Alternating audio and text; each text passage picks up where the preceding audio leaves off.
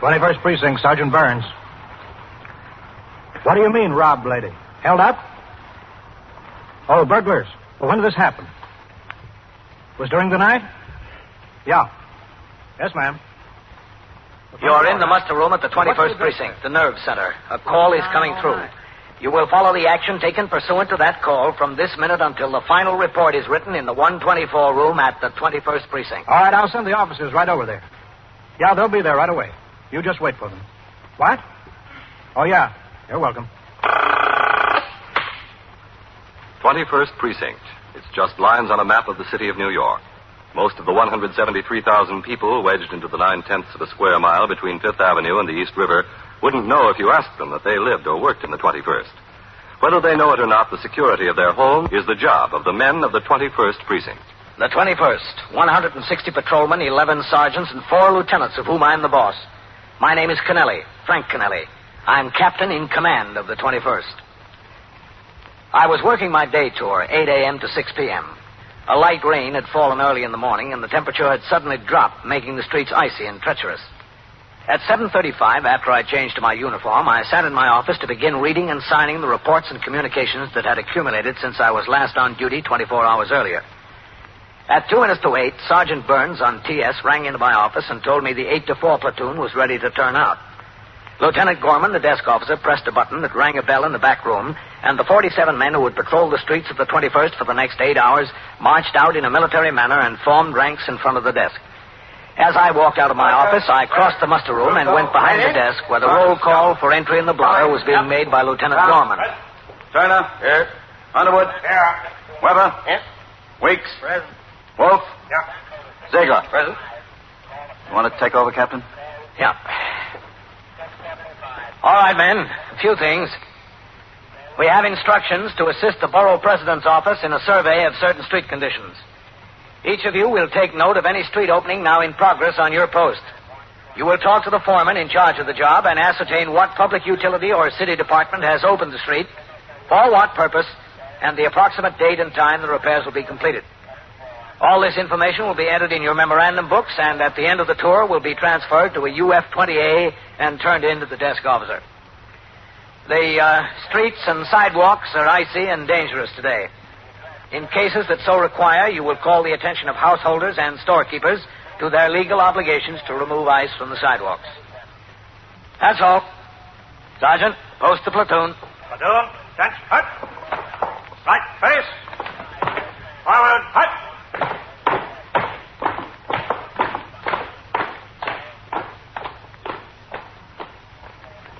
I'll be in my office, Lieutenant. Yes, sir. Sergeant. Yes, sir. Go ahead, take the call. Yes, sir. 21st Precinct, Sergeant Burns. Would you excuse me, please? You'll have to take Yeah? your business over here at the desk, mister. Well, what kind of a wreck? Automobile? Well, I'd just like to talk to the captain a minute. What is it you want? Was anyone hurt? Oh, that's all right, Lieutenant. I'll talk to him. I know him. Well, how bad? You need an ambulance? Hello, Ralph. What can I do for you? Captain, how are you? Oh, I'm fine. When did you get out of the service? Oh, 2 or 3 months ago. Yeah? I'm in business again over at 690 7th. I opened a little radio and TV repair shop. Well, what hospital? Oh, yes. I think I passed the place. I didn't know it was I'll yours. send the officers over there right away. What is it you have on your mind? Well, I got a kid brother, Paul. Mm-hmm. He's 16. He'll be 17. I'm a little worried about him. Yeah, you just wait there. Oh, well, come on in my office. The officers will be right there. He's a good kid, I guess. But he gets himself into some awful jams. Go ahead. Thanks. All right, Ralph, have a seat. Yeah, thanks. What kind of jams? Well, it might be the other kids he runs with in the neighborhood. I don't know. Mm-hmm. Does he live in the precinct? Oh, yeah. In the same block as the store. My mother. I used to live there, too, before I got married. My folks lived there for years. That's how I come to open the store on the block. Well, what's this trouble he's had? They had him down here last night. Yeah, who? The detectives, he said. They came around to the candy store. He hangs out with the other kids, and they picked him up. They brought him in here and talked to him a while. And then they let him go home. Well, what'd they talk to him about? Stealing. I don't think he'd done anything like that, though. What does he need it for? He doesn't need to steal. Well, what specifically did they talk to him about? About some flats in the neighborhood that have been broken into. And a store. Florist over on 2nd Avenue. One of the kids ran over and told my mother he'd been arrested. She got all excited and called me on the telephone at home. By the time I got here, they let him go. Maybe they decided he had nothing to do with it. Maybe. But what I would like, Captain, would be for you to talk to him. You know what I mean. I can't do it. He don't have much respect for what I say. And we got no father. He always said he wanted to be a cop. He still says it. I figure if you could talk to him, maybe that'll straighten him out. He'll realize what the score is. Oh, wait a minute. I thought you said that you thought he didn't have anything to do with that Well, stuff. to tell you the truth, I don't know what to think. My wife, Stella, can't stand him. She thinks he's sneaky. My mother thinks he's an angel. The kid, when you talk to him, butter wouldn't melt in his mouth. I don't know what to think. Would you talk to him, Captain? Oh, that's a job for our youth patrolman. Well, the kid needs somebody to make an impression on him, Captain. A real impression. Couldn't you just spend a couple of minutes with him as a personal favor to me? All right, if you want. I'll bring him in here this afternoon, if that's okay. At school. No, I don't think it'd be a good idea to talk here. He might be a little uneasy. Yeah, he might at that after last night. What time does he get home from school? About 4, a little after. Well, could you have him in your shop at 4:30? I'll come by and see him there. Yeah, sure, that'll be fine. I'll have him there. 4:30 this afternoon. Yeah, I'll see you there. Thanks, Captain. Thanks a lot. That's all right. Bye. Bye, Ralph.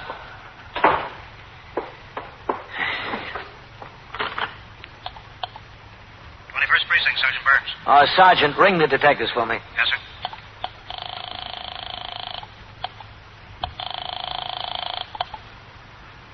Squad, Detective Cassidy. This Captain Kennelly. Is Lieutenant King around? No, sir. The lieutenant's swinging today. Oh, yes. Look, somebody was talking to a boy up there last night about some burglaries. Paul Hance. Can you find out for me who was handling those squeals? Yes, sir. It was me, Captain. What did you want to know? Well, what about it? Was he right for them? About breaking into the flats, I don't know for sure, Captain. But that kid was inside the florist shop for sure. Oh, why'd you turn him out? He denies the whole thing, and I had nothing to hold him on.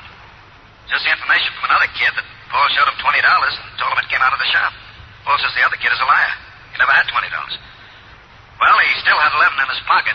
Oh? I asked him where he got it. He said he wanted playing cards in a club room. The boy just sat here and lied to me for 2 hours. And polite. You never met anyone so polite. He's the politest liar I ever saw. What are you doing about him, Cassidy? Well, I'm going to keep my eye on him and talk to him after every break-in. His brother wants me to talk to him. See if I can straighten him out. Does he? Yep. I'm going to see him this afternoon. Well, I wish you luck, Captain. That boy's a walking corkscrew. At 4:15, sector car number 3 came by the house and drove me to 690 East 70th Street, an old law tenement building. The first floor had been converted to commercial purposes. The front rooms on one side were occupied by a beauty parlor. Those on the other by Ralph Hant's radio repair shop. I walked up the stoop and into the hall. Through the glass door, I could see a young woman sitting at the counter, thumbing through the pages of a magazine. Hello.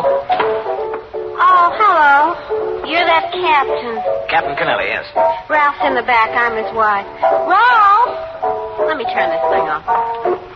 Ralph, that captain's here. All right. He's back there working on a rush job. The customer wants it back in time for the fight tonight. You're going to talk to the kid, huh? Paul. That's right. You're wasting your time. Ralph! All right. He'll smile at you and say, yes, sir, no, sir, and he'll go right out and do what he pleases. Boy, look at that casserole. The magazine gives you a recipe and a picture in color and tells you how to make it in every detail. You think it ever turns out like the picture? Never. Ralph! 1 second. You know, that kid's been lying and stealing since he was able to walk. He's just rotten, through and through. But don't quote me. Ralph's mother will jump down my throat. She thinks he's an angel. Excuse me, Captain. That's all right. I was soldering a new condenser in the radio. I couldn't let it go. Sorry. Well, where's Paul? He'll be here. Well, a captain's a busy man. Paul should be here waiting for the captain instead of the captain waiting for Paul. Oh, it's just 4:30. It's a waste of time and effort with that kid. How do you know it's a waste of time and effort? He's no good. Now, you got no right to say that, Stella. Just because some kid in the neighborhood is mad at Paul and lied to the police about him, you've got no right. The detectives let him go, didn't they? Just because they couldn't prove it. I don't have to prove it. I know. So do you. I don't know. Sure. You're still a little boy. You listen to everything Mama tells you. If Mama told you to go jump in the river, you jump. All right, Stella. Mama tells you Paul's an angel, so he's an angel. All right. Well, it's true. I'm sorry, Captain. That's all right, but instead of arguing over what the truth is, I think we'd all do better for him if we pay a little more attention to the future. The boy needs help. Whether he's guilty or not, he's been suspected, been questioned by detectives. That might have some detrimental effect in itself. The job is to see that he's headed in the right direction and stays headed that way. That's what I meant, Captain. That's why I wanted you to talk to him. Exactly. Oh, sure. Paul? No, it's not Paul. Me. Well, where's Paul, Ma? I didn't tell him to come. He's home. But the captain made a special trip to talk to him. This is Captain Kennelly, Ma. Miss Hans? How do you do? There's nothing to talk about, so I didn't tell him. Why should he talk to the captain if there's nothing to talk about? Something to talk about, all right. Stella, I'm ashamed of you. Ashamed. Your own brother-in-law. You know that Paul is a good boy, a very good boy. He goes to school. Every day he goes to school and to church on Sunday. He's a good boy. Well, he would never do anything like that. Go ahead, convince yourself. I don't need to convince myself. I know my own sons. I know them better than anybody. Well, there wouldn't be any harm in speaking to him, Mrs. Hans. There's been plenty of harm already. To take a nice boy like that to the police station, to ask him all kinds of questions, to make a criminal out of him. No one can make a criminal out of him, Mrs. Hans. He's got to do that himself. A good boy like that. You know what it is, don't you? It's the neighborhood. No matter how good a boy he is, if he grows up in this neighborhood, he hasn't got a chance. You don't give him a chance. I wouldn't say that, Mrs. Hans. Look at Ralph. He grew up in exactly the same place. He seems to have turned out okay.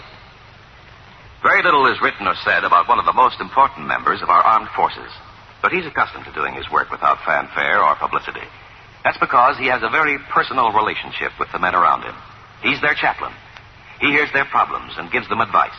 He joins a couple in marriage, christens their children, gives them religious counsel. His job doesn't begin with reveille and end at taps. It's a 24-hour job when he's needed by the sick or wounded or imprisoned. No matter what his faith may have been before he joined the chaplain's corps, he's prepared to help men of any faith in their religious activities. To him come the most personal thoughts of the men he serves, for religion is always a personal thing. The problems are many times more complex than he would find in a civilian community, but he finds his reward in seeing those problems solved. The emergency furlough he's been able to arrange for a man with illness in the family. The private talk that helped a new recruit with a touch of homesickness. The words of encouragement and advice to a man in trouble. These are important to the people he serves. They are the things that make the chaplain an important part of life in the armed forces. Now back to 21st Precinct and Captain Frank Kennelly. After a few more minutes of discussion, Mrs. Hans was finally convinced by her older son, Ralph, that no harm could possibly come from my speaking to Paul, and that the conversation might do a lot of good. We left Ralph and his wife in the shop, and Miss Hans reluctantly led the way out of the store to a building down the block, the house in which she resided. We walked up 3 floors to the flat she occupied with Paul. Someday, if my sons ever become successful enough, maybe I'll live in a house with an elevator. Someday. Well, I hope so. And a nice kitchen with a brand new icebox. He's in the kitchen with his homework. You'll see. He's doing his homework. He don't wait until the last minute late at night to do it. As soon as he comes from school. And that's a good boy, isn't it, if he's prompt with his homework? Well, it's a good sign. You'll, let me talk to him alone, Miss Hans. I think that would be best. Oh, yes, sure. I got some ironing in the bedroom to do. Fine. Got my keys someplace. Yeah, here it is.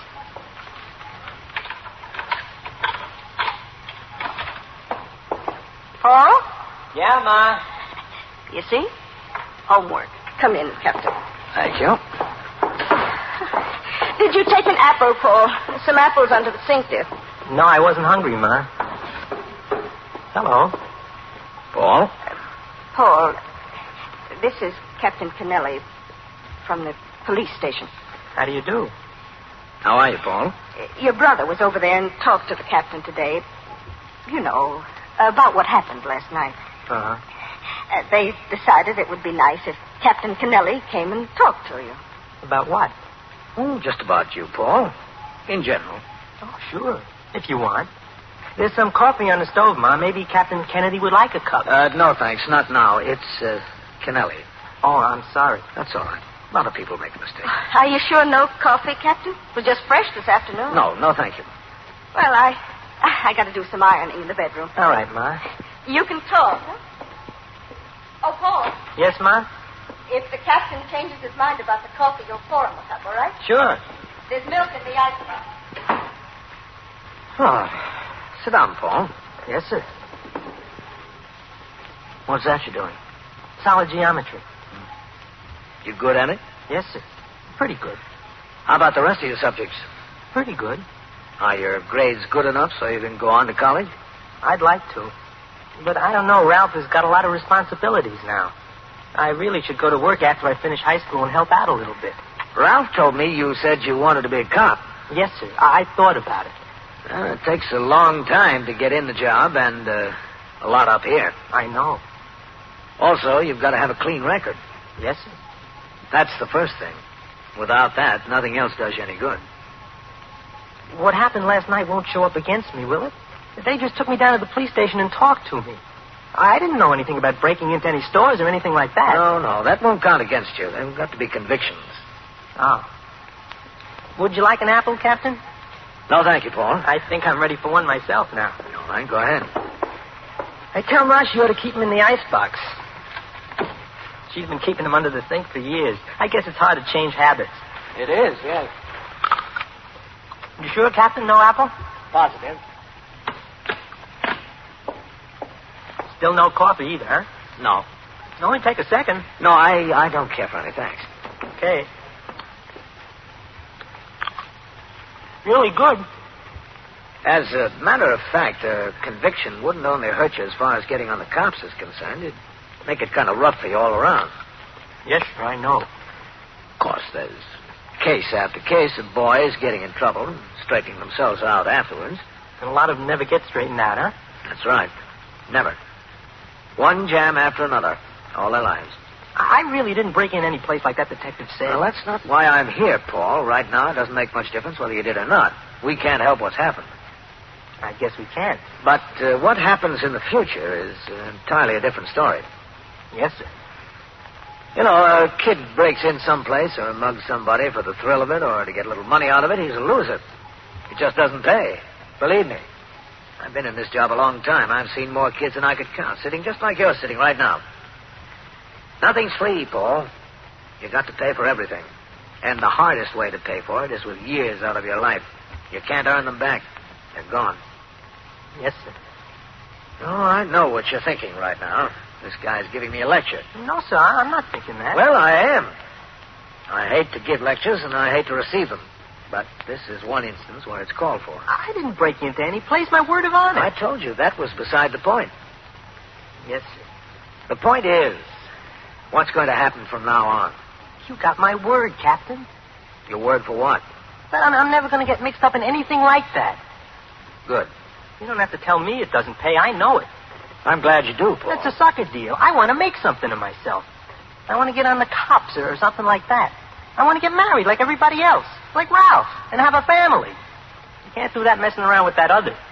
Okay, Paul. I think you understand what I was driving at. Yes, sir, I do. And I really appreciate you coming over to talk to me like this. I know you didn't have to.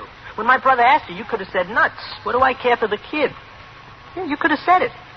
But I want to tell you something. If more cops would come around the kids' houses and sit in the kitchen like this and talk, there'd be a lot less trouble you'd have with, juvenile delinquency. I thoroughly agree with you, Paul. That's why I'm here. The only thing is, I don't go for getting picked up in a candy store by a detective and taken into the station house like I was last night. Being sat down in a chair and tossed a lot of questions. And then not being believed when I tell the truth. You weren't mistreated in any way, were you? No. Unless you want to call being arrested in front of all your friends being mistreated. Maybe it is. Well, I'll tell you the truth. I was getting mad up there last night. What's the use, I thought? Why go through this for nothing? If you're going to get the business like this, it might as well be for something. Okay, if they think you break into flats and stores and they won't believe anything else, go ahead, break into flats and stores. That's what I was thinking. But you're not thinking that way anymore. Oh, no, sir. Thanks to you. Good. But don't blame the detectives. They've got their job to do. I guess they have. How about that cup of coffee now, Captain? All right, I think I will, Paul. Good. You take milk in it? No, just black. It's good and hot. Well, that's the way I like it. Whoa, that's enough. Sugar, Captain? Please. There's none in the bowl. I'll ask my ma. Oh, that's all right. Ma, Yes, Paul. where's the sugar? I'll come in and get it. Okay. You didn't have to bother your mother. I like it this way, too. She doesn't mind, I'm sure. There's no sugar in the bowl? No, Ma, it's empty. Well, there's a 5-pound bag in the closet, Paul. Over here? In this closet? That's right. You see it? Yeah, I see it, Ma, yeah. He's a good boy, Captain. I've got a good boy. I think he'll turn out that way, Miss Hance. A good boy. It was 5:15 when I returned to the station house. I signed the blotter and went into my office to read and sign reports and communications that had accumulated during the tour. At 6 o'clock, I changed from my uniform to civilian clothes and walked out into the muster room. Oh, Captain. Did you get to talk to the Hance kid? Yes, I spent about a half an hour with him at his house. What do you think? I think he might turn out all right. For you, Captain? Yeah. He's an intelligent kid. Told me he wants to do the right thing. Seems to know the direction he's headed in. Yes, sir, that's the trouble. He knows, but we don't. I left Cassidy and went over behind the desk and signed the blotter to go off the job. It had started to snow as I walked to the subway. By the time I got off the train near my home in Queens, the streets were already covered. It continued to snow all night, and by morning, 6 inches of it was on the ground. I was due back on the job at 4 p.m. the next afternoon, but because of the weather, I started out a little early. I got into the station house at 3:25 and walked toward the desk to sign the blotter. Hello, Captain. Oh, Sergeant, what's doing? Oh, it was a quiet tour. Good. Except for the weather. I'll sign the blotter. Yes, sir. All right. 21st Precinct, Sergeant Burns. Hello, is Captain Kennelly there? Oh, he's busy right now. Who's this calling, please? This is Ralph Hance. Ralph who? Hance. H-A-N-T-S? He knows me. I was there yesterday. He was to my shop. It's very important. I'll be in my office, Sergeant. Hold on a second, please. Captain? Yeah. Mr. Ralph Hance on the phone for you. He says he knows you. Oh, yes. I'll take it on the extension here. Yes, sir. Hold on, Mr. Hance. Captain Kennelly will talk to you. All right, go ahead, Captain. 21st Precinct, Captain Kennelly. Ralph Hance, Captain. I'm glad I caught you in. Oh, what's the trouble, Ralph? Don't you know? I thought maybe you could give me some help. Well, I just now came in. What's the trouble? Well, I was out on a service call. My wife says my mother came in the shop all excited. A detective was at the house and went through Paul's things. The detective told her another detective went to the school to get him. Why? I don't know. That's why I'm calling. My wife said my mother ran out and went to the police station. I don't know what happened. I thought everything was all right. So did I. Can I find out something? As soon as I do, Ralph. You call me back or come over here. Did you see my mother there? No, I told you I just got in. You call me back, Ralph. Yeah, all right, Captain. In about a half an hour. Bye. Is Cassidy upstairs, Sergeant? Yes, sir. I saw him go up about 25 minutes ago. He had a kid with him. Oh? 16, 17 years old. Good-looking kid, blonde? Yes, sir. Shall I ring upstairs for Cassidy? No, I'll go up myself. Yes, sir. I'm going upstairs to the detective's, Red. Yes, sir.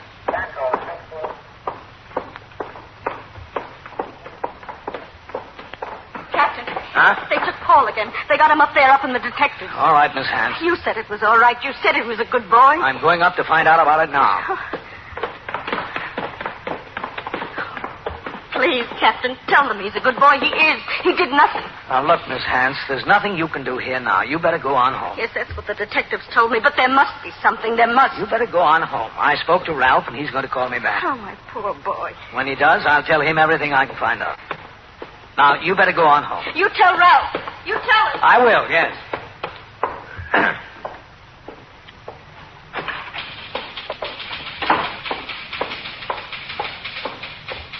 Hello, Captain. I know, Beck. Cassidy, Hello, Captain. you got Paul Hance in here, huh? Yes, sir. He's sitting in the lieutenant's office. Lieutenant King with him? No, sir. I'm waiting for him to get back to talk to him. What's the trouble? There was a candy store broken into on 2nd Avenue last night. They took about $40 in cash, 2 boxes of cigars, and lifted a postage stamp machine off the counter. Yeah? We got some information out of it this afternoon and picked up one boy. He admitted being in on the deal. He said Paul Hance was with him. We went over to Paul's house this afternoon and found the stamp machine under his bed. I sent down and got him out of school. Uh-huh. In addition to this, he now admits burglarizing the florist and 3 flats in the neighborhood. I want to talk to him. Yes, sir. Help yourself, Captain. Well, Paul, looks like we wasted a lot of time yesterday, huh? Yes, sir, I guess we did. You're in it up to here now, Paul. I don't know what the cure is, do you? Look, I know I've been greasing you along, you and my mother and my brother. And even me. But I made a mistake, that's all. I made a mistake, and I'm sorry. So did I, Paul. I made a mistake, too.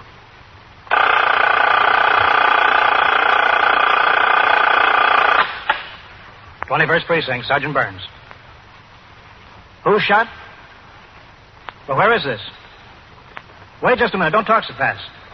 That's 3422, is that right? Yeah? And arrest him. Well, who shot him? Oh? Yeah. Well, who are you? All right, now, just take it easy. Calm down now. Talk slowly. All right. And so it goes, around the clock, through the week, every day, every year. A police precinct in the city of New York is a flesh and blood merry-go-round. Anyone can catch the brass ring, or the brass ring can catch anyone. 21st Precinct, a factual account of the way the police work in the world's largest city, is presented with the official cooperation of the Patrolmen's Benevolent Association, an organization of more than 20,000 members of the Police Department, City of New York. Everett Sloan in the role of Captain Kennelly. Featured in tonight's cast were Eileen Palmer, Bryna Rayburn, Wendell Holmes, Joe DeSantis, Santos Ortega, and Martin Newman. Written and directed by Stanley Niss. Produced by John Ives. Art Hannes speaking. This is the United States Armed Forces Radio and Television Service.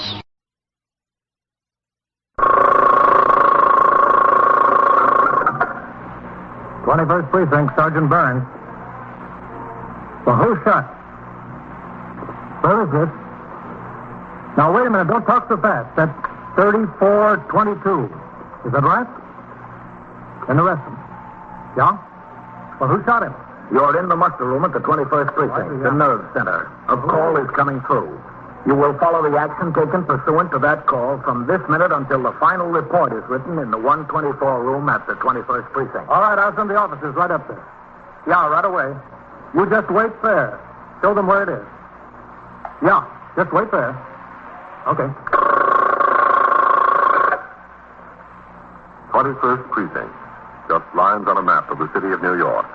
Most of the 173,000 people wedged into the 9/10 of a square mile between Fifth Avenue and the East River wouldn't know if you asked them that they lived or worked in the 21st. Whether they know it or not, the security of their homes, their persons, and their property is the job of the men of the 21st Precinct. The 21st, 160 patrolmen, 11 sergeants, and 4 lieutenants, of whom I'm the boss. My name is Kennelly, Frank Kennelly. I'm captain in command of the 21st. I was working my night tour, 4 p.m. to 8 a.m. It had been raining hard when I came on the job, and it continued to rain through the night. After I turned out the 12 to 8 platoon at midnight, I went on patrol of the precinct in sector car number 3. It was another quiet tour. The rain helps policemen as well as farmers. It keeps troublemakers off the street. At 2:25, I returned to the station house where I signed reports and communications and caught up generally with the voluminous paperwork that plagues commanding officers. A meeting of all precinct, division, and borough commanders had been called by the police commissioner for 9 a.m. in the lineup room at police headquarters, 240 Center Street. In order to get some rest, at 3:40 a.m., I lay on the couch in my office with instructions to Lieutenant Gorman, the desk officer, that I be awakened in time to turn out the platoon for the day tour. Captain. Excuse me, Captain. Yeah? Oh, I'm sorry, Captain. Yeah, what is it? We got a homicide. Oh? Where? 3422 Lexington Avenue at the restaurant. Pastry chef. You know, the baker. He was shot twice. Is there a car on the way? Yes, sir. I put out a radio call for a car. He'll be here for you any minute. What time is it? It's 5:25. What was it, robbery? Well, Is it still raining, Sergeant? Yes, sir. You better take your raincoat. The information we got so far is that the pastry chef comes to work at midnight. Uh-huh. The restaurant closes at 1 in the morning. But the pastry chef works all night in the kitchen, baking. The kitchen help starts coming in a little after 5. Go ahead, Sergeant. That's it. The first one there went in the kitchen door, found the baker on the floor. The place was a wreck. Call went direct to CB. So when the sector men got on the job and saw what they had, they rang in here. Gorman desk off. They said it looked like a robbery. It's not a homicide. The car will be here right away, Captain. I better get back on the switchboard. All right, go ahead. Yes, sir. Yes, that's right. Okay.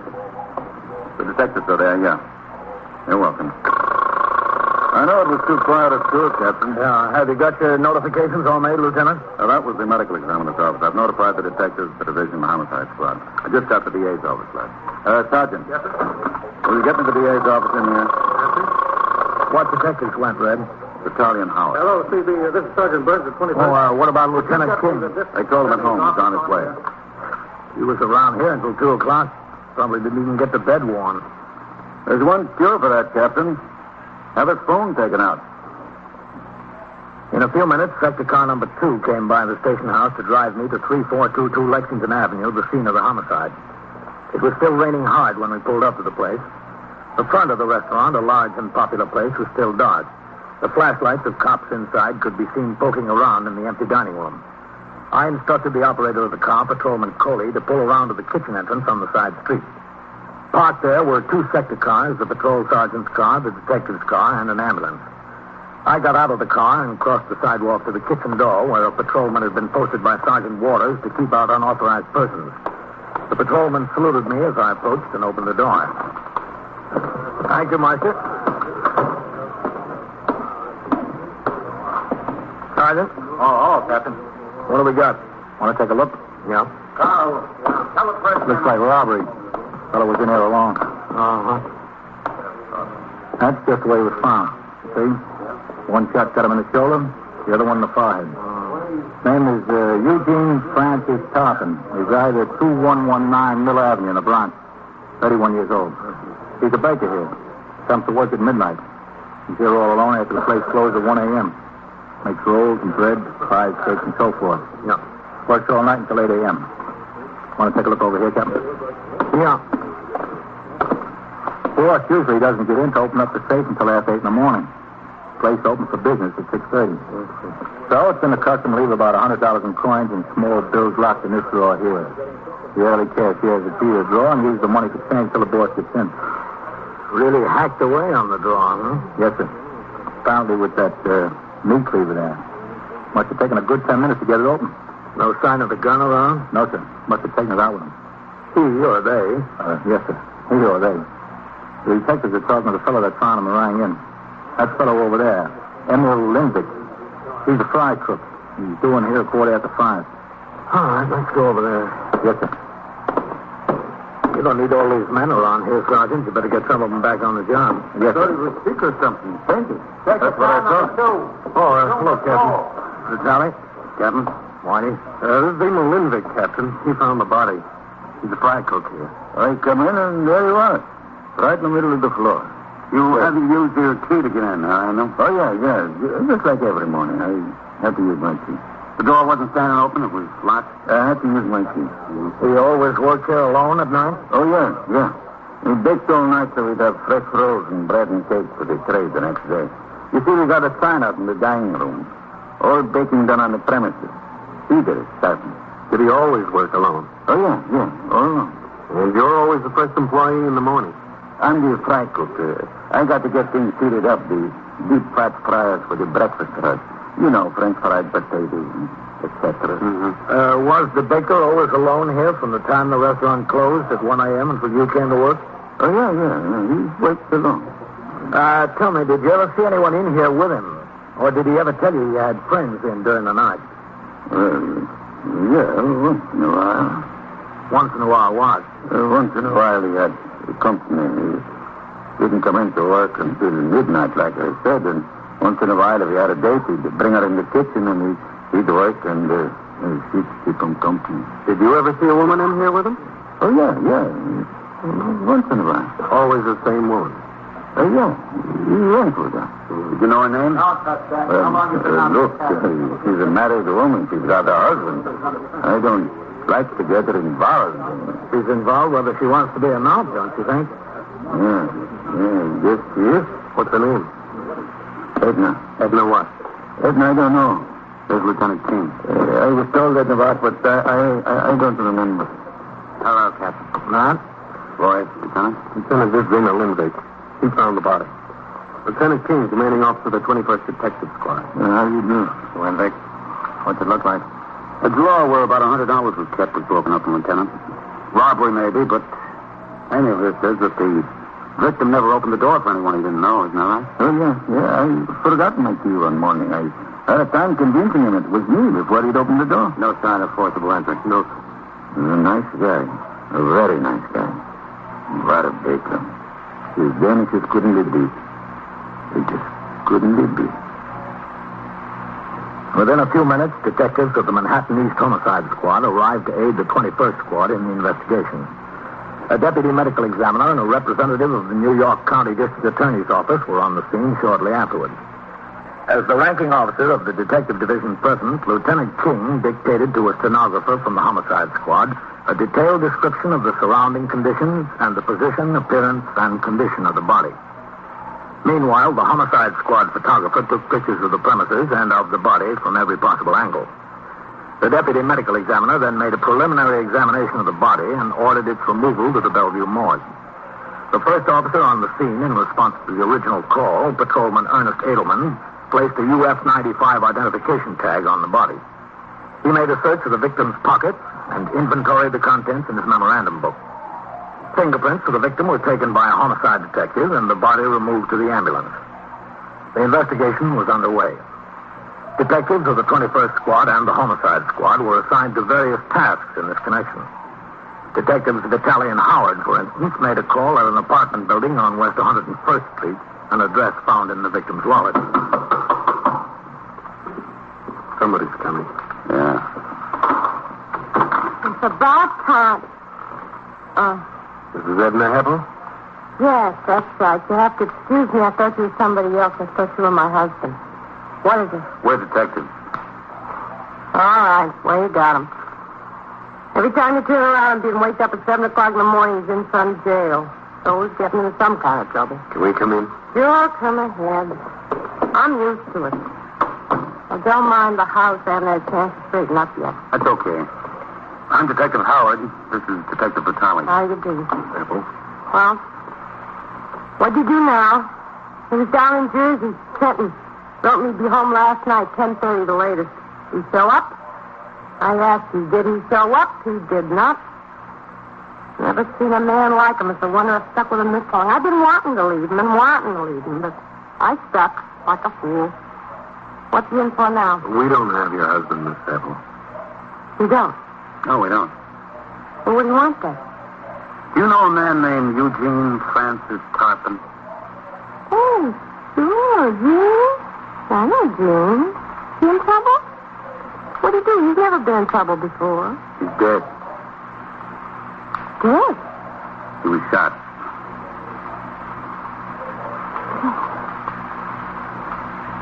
Mind if I sit down? No, Loretta. Who did it? That's what we're trying to find out. How long have you known him? I don't know, 3, 4, 5 months, something like that. I was thinking of marrying him.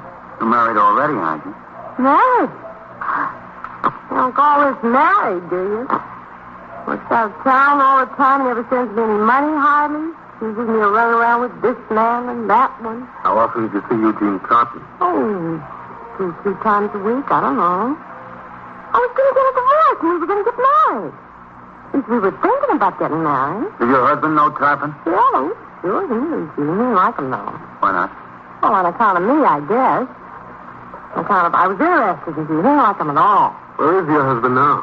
Look, don't ask me where he is now. I don't know. That was due 5 days ago, and here I am with hardly a nickel in the house, and he hasn't showed up. He got off this construction job near Trenton last night. He's supposed to be home. I thought you were him at the door. Listen, you don't think he killed Jim, do you? What do you think? Don't ask me. I don't know. I didn't ask you what you know. I asked you what you think. Well, I wouldn't put it past him, I'll say that. Poor Jim. Such a nice guy. Really a nice guy. Yes, so we understand. Yeah. Guess it always happens to nice guys, huh? I guess.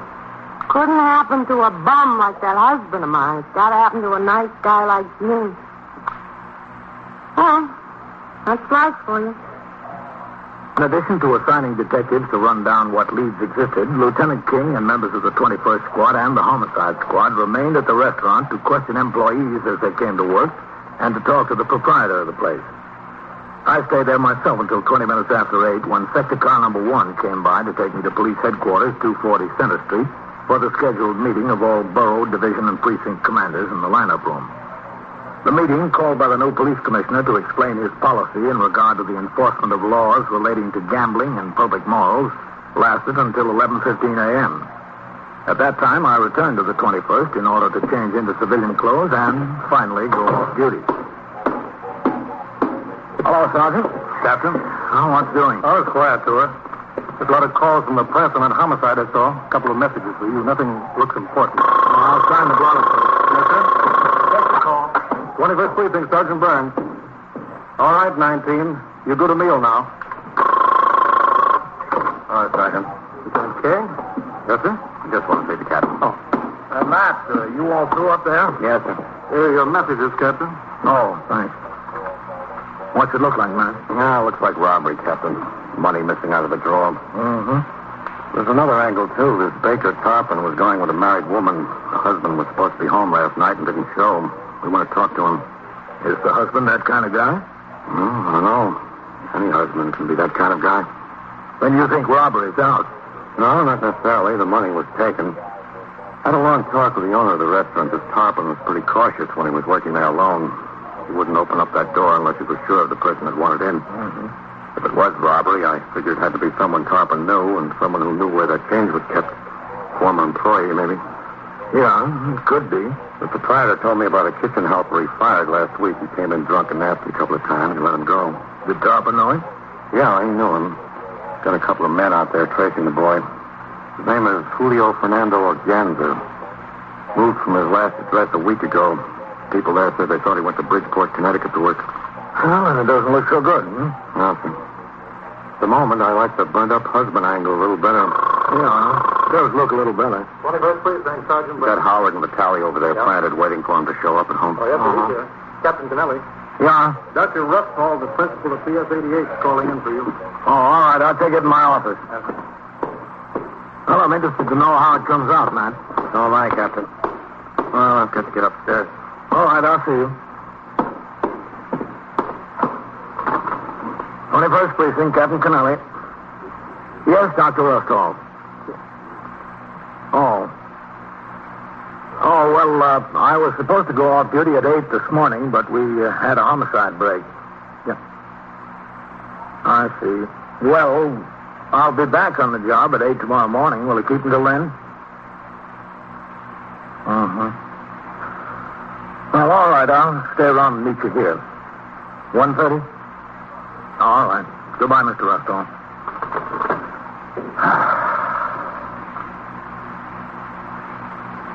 I had more than 2 hours to wait before the visit from Dr. Ruffhall, the principal of Public School 88, on what he said was an urgent matter. In the meantime, Detectives Vitale and Howard maintained their plant at the apartment of Mr. and Mrs. Phil Heppel, waiting for him to return. The woman of the house, Miss Edna Heppel, was in the kitchen. Detective Howard watched out the front window down onto the sidewalk as Vitale sat on the studio couch. What do you see down there, Whitey? Nothing. Hey, you know what?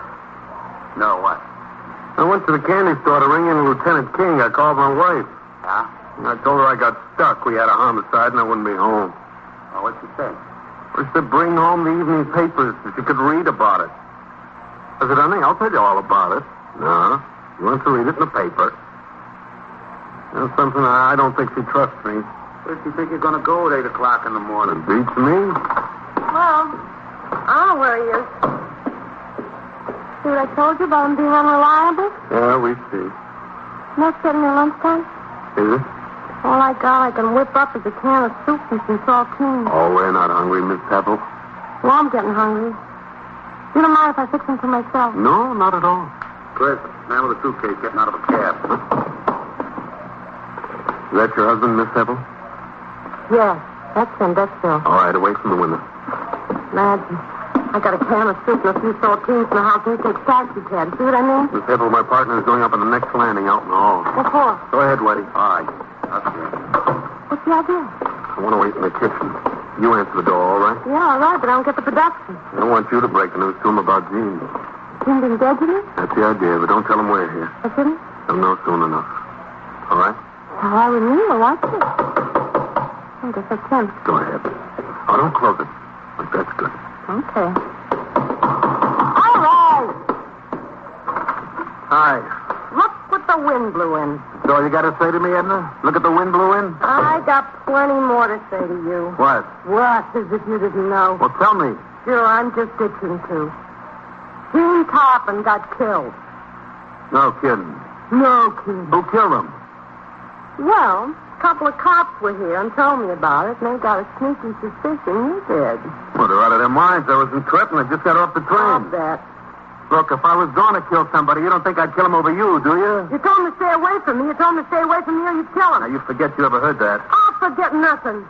You didn't say anything to the cops about What it. if I did? You did. I'll break every bone in your body. That's what I swear. I'll break every bone in your body. Oh, fine husband I got. You don't go home when he's supposed to. If he does, he brings me nothing but a load of dirty laundry. Now he's going to break every bone in my Now, you're body. asking for it, Edna. You're asking for it right between the eyes. You go ahead, Wise I don't need much encouragement.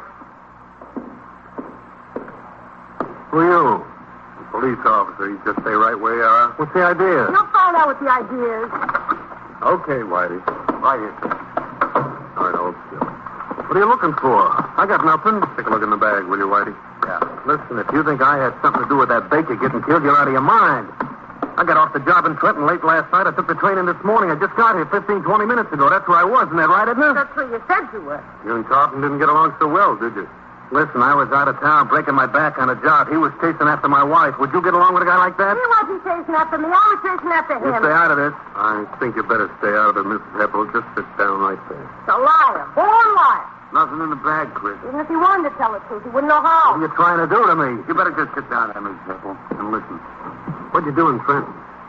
Well, it wasn't exactly in Trenton. It was outside of Trenton on a road job. I ran a bulldozer. For who? For the state of New Jersey on a road job. You got finished up last night? That's right, last night. I got finished up and paid off. Where'd you spend the night? Down there in Trenton. It's the rooming house where I stayed. The name of the rooming house. It's got no name. Sent by Mrs. Wymark. Mrs. Wallace Wymark. You can call her. Stayed there last night, took the train this morning. Is that right? Told you it was right. Have you ever been arrested before, Phil? What do you mean before? Arrested now? Were you ever arrested? Yeah, I was arrested. He was arrested, but big. Keep your mouth shut. Ever do any big time? Yeah, I did some big things. Where? Precinct. For what? Felonious assault. I got into a fight with a guy. What'd you get out of it? I did 22 months. Must come close to killing him. It was touch and go. Phil, this time it looks like you made it. Maybe I had. Let's go. It was 1:45 when I finished with Dr. Rusthall, the principal of PS 88. As soon as he left my office, I went upstairs to the 21st Detective Squad. The suspect in the homicide case, Phil Heppel, was sitting next to a desk where Detective Howard was taking his pedigree. Detective Vitale was on the telephone on the other side of the room. And what year was that? 1945. Oh, excuse me, Whitey. Oh, yes, sir, Captain. Is Lieutenant King in his office? Yes, sir. Thank you. Was this an honorable discharge? Yeah, it was an honorable discharge. What made you think it wasn't? Captain Kennelly. Hello, Matt. Look, I know you're up to your neck. I'm sorry to bother you. No, that's all right. I'm just waiting for the thing to wrap up while we're checking on his Trenton story. I got Bender and DeLuca out tracing the dishwasher, so he looks better. Mm-hmm. What is it, Captain? Well, Dr. Rusthall, the principal of PS 88, was just in here. He's got 3 boys over there who've been flashing a lot of money around the school today and yesterday. He says he thinks there's only one way they could have gotten hold of it. Yes, sir? Pretty bad actors, he says, and he thinks we ought to take a look into it. I asked him to come up here with me, but he had to get back. I told him you'd send a man around to talk to him, okay? Yeah, sure, Captain. I'll send someone over this afternoon. Yeah. Come in, Chris. Trenton just called back. Yeah? Hello, Captain. Chris. They checked out that road project and rooming house both. Uh-huh. Heppel didn't stay at the rooming house last night. He was fired off the road job on Monday. Didn't work yesterday as he said he did. Oh. Well, looks like that wraps it up, huh? Yes, sir. Tell Whitey to bring him in here again. Yes. Whitey. Yeah. Lieutenant wants you to bring him in here. Okay. He was at the rooming house night before last, they said, but not last night. I got an idea where he was last night. So have I, Captain. All right, go on in, sir. Come on over here and sit down. Where? Right there. Shut the door, Whitey. Yes, sir. All right, Phil, what do you say we stop wasting time? I'm willing. By your own admission, you didn't like Tarpon. He was running after your wife. Listen, if he'd asked me, I'd have given it to him. You killed him, you know it. I was in Trenton. You were, huh? Let's get this straight. You worked until yesterday afternoon. You slept in that rooming house last night. Took a train from Trenton this morning. Went right from Penn Station to your house. That's what I told you. You've been telling us nothing but lies. You were in New York. You went to that restaurant, knocked on the door. Tarpon knew you, let you in. You got in there, you shot him. Broke open that drawer to make it look good. That's not so. I'll get it, Lieutenant. I was in Trenton. 21st Squad. Went to get it settled about your wife, and you shot him. Bender on the outside line for you, Lieutenant. All right, thanks. 21st Squad, Lieutenant King. Yes, son. Yes. What? Oh, he did, huh? All right. Yeah. You coming in with him? Okay, good.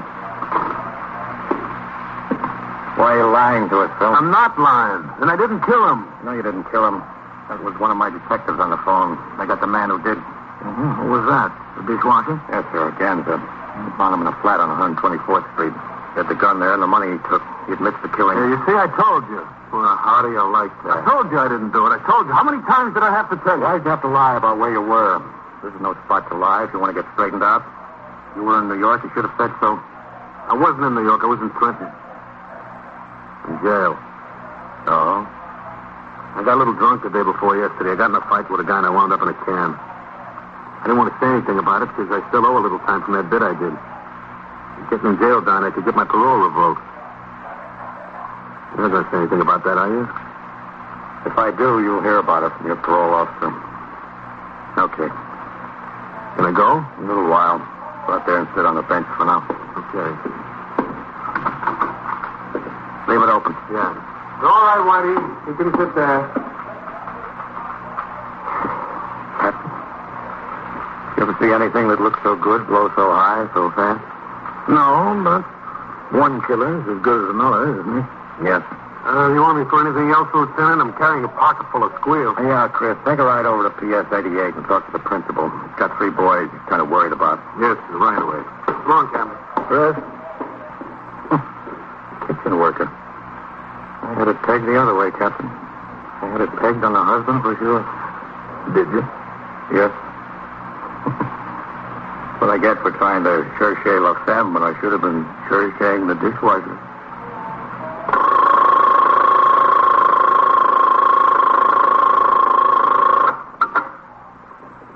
21st Precinct, Sergeant Waters.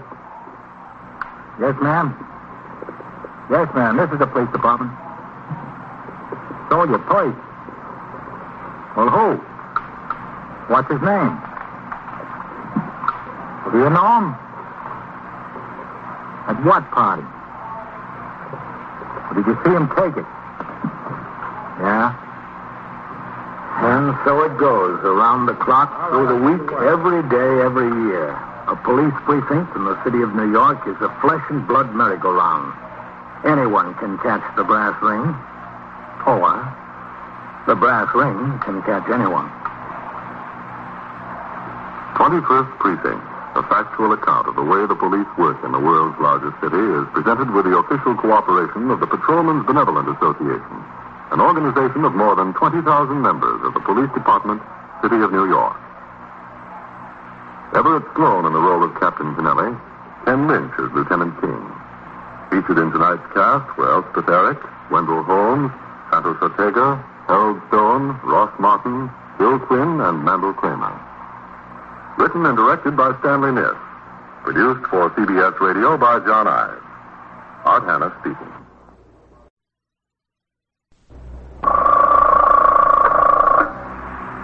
21st Precinct, Sergeant Collins. Yes, ma'am, this is the police department. Stole your purse? Well, who? What's his name? Do you know him? You're in the muster room at the 21st Precinct, the nerve center. A call is coming through.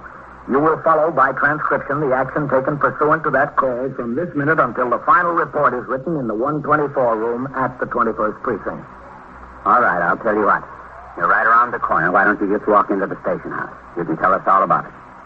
That's right. You come in here. 21st Precinct. It's just lines on the map of the city of New York. Most of the 173,000 people wedged into the 9/10 of a square mile between Fifth Avenue and the East River wouldn't know if you asked them if they lived or worked in the 21st. Whether they know it or not, the security of their homes, their persons, and their property is the job of the men of the 21st Precinct. The 21st, 160 patrolmen, 11 sergeants, and 4 lieutenants, of whom I'm the boss. My name is Kennelly, Frank Kennelly. I'm captain in command of the 21st. It was 8:20 a.m. I had just turned out the platoon for the day tour and was in my office changing from my uniform, about to go off duty after having been on the job since 4 the previous afternoon. Come in. I'd like to see you a minute, Captain. Oh, come in, man. Well, what have you got? I don't know, really, Captain. Maybe just an idea. Yeah? You lent a girl 50 cents to get home last night? That's right. I saw the US 61 this morning. Yeah, that's right. I had them take a complaint from her. She didn't know whether the man intended to steal her purse or whether she left it in his car by mistake. What about it? Well, from the way she described the car and the man, I think he's wanted for homicide and robbery in Philadelphia. He and the fellow he's with. Oh? Just happened to see a wanted flyer yesterday. Everything fits like a glove. Well, her name and address is in the US 61. You can send out and talk to her. I'm going to, Captain. Right away. While I finished changing, Lieutenant Matt King, the detective commander, used my telephone to call upstairs to the 21st Squad. He instructed Detectives Louis DeLuca and Ralph Scanlon to come to my office immediately. We went into the lieutenant's room and found that Lieutenant Harry L. Snyder, the desk officer during the 12 to 8 tour, had not yet left the house. In my office, the detectives got such additional information as Lieutenant Snyder, who also had spoken to the girl, and I possessed. Then, as I left the station house, the 2 detectives started to drive to Brooklyn to seek her out. A half hour later, they parked their car on a busy street in the Borough Hall section and walked toward the entrance to a beauty parlor. It had started to rain. Every time I come to Brooklyn, it pours. That's because you're a Giant fan. They look a little bit busy. And this is where all the husband's money goes. Come over here, sir. That looks like the boss. What do you want? Good morning, gentlemen. Morning. Does a Miss Grace Burgess work here? Why, yes, she does, but she's not allowed callers during working hours. None of my operators are allowed callers during working hours. I make that a strict rule. We'd like to see her. We're police officers. Police officers? Oh, what's she got? Well, she hasn't done anything. We just want to talk to her. Well, if you want to talk to her, she must have done something. We just want to talk to her. Do you really have to? Yes. Well, all right. Oh, I'll tell you what. You can talk to her in my office. It's right over there. Now, please don't make any scene and disturb any of my customers. I have a high-class clientele. There won't be any trouble. Well, I'll bring her right away. You think we were poisoned? Let's go in and wait, huh?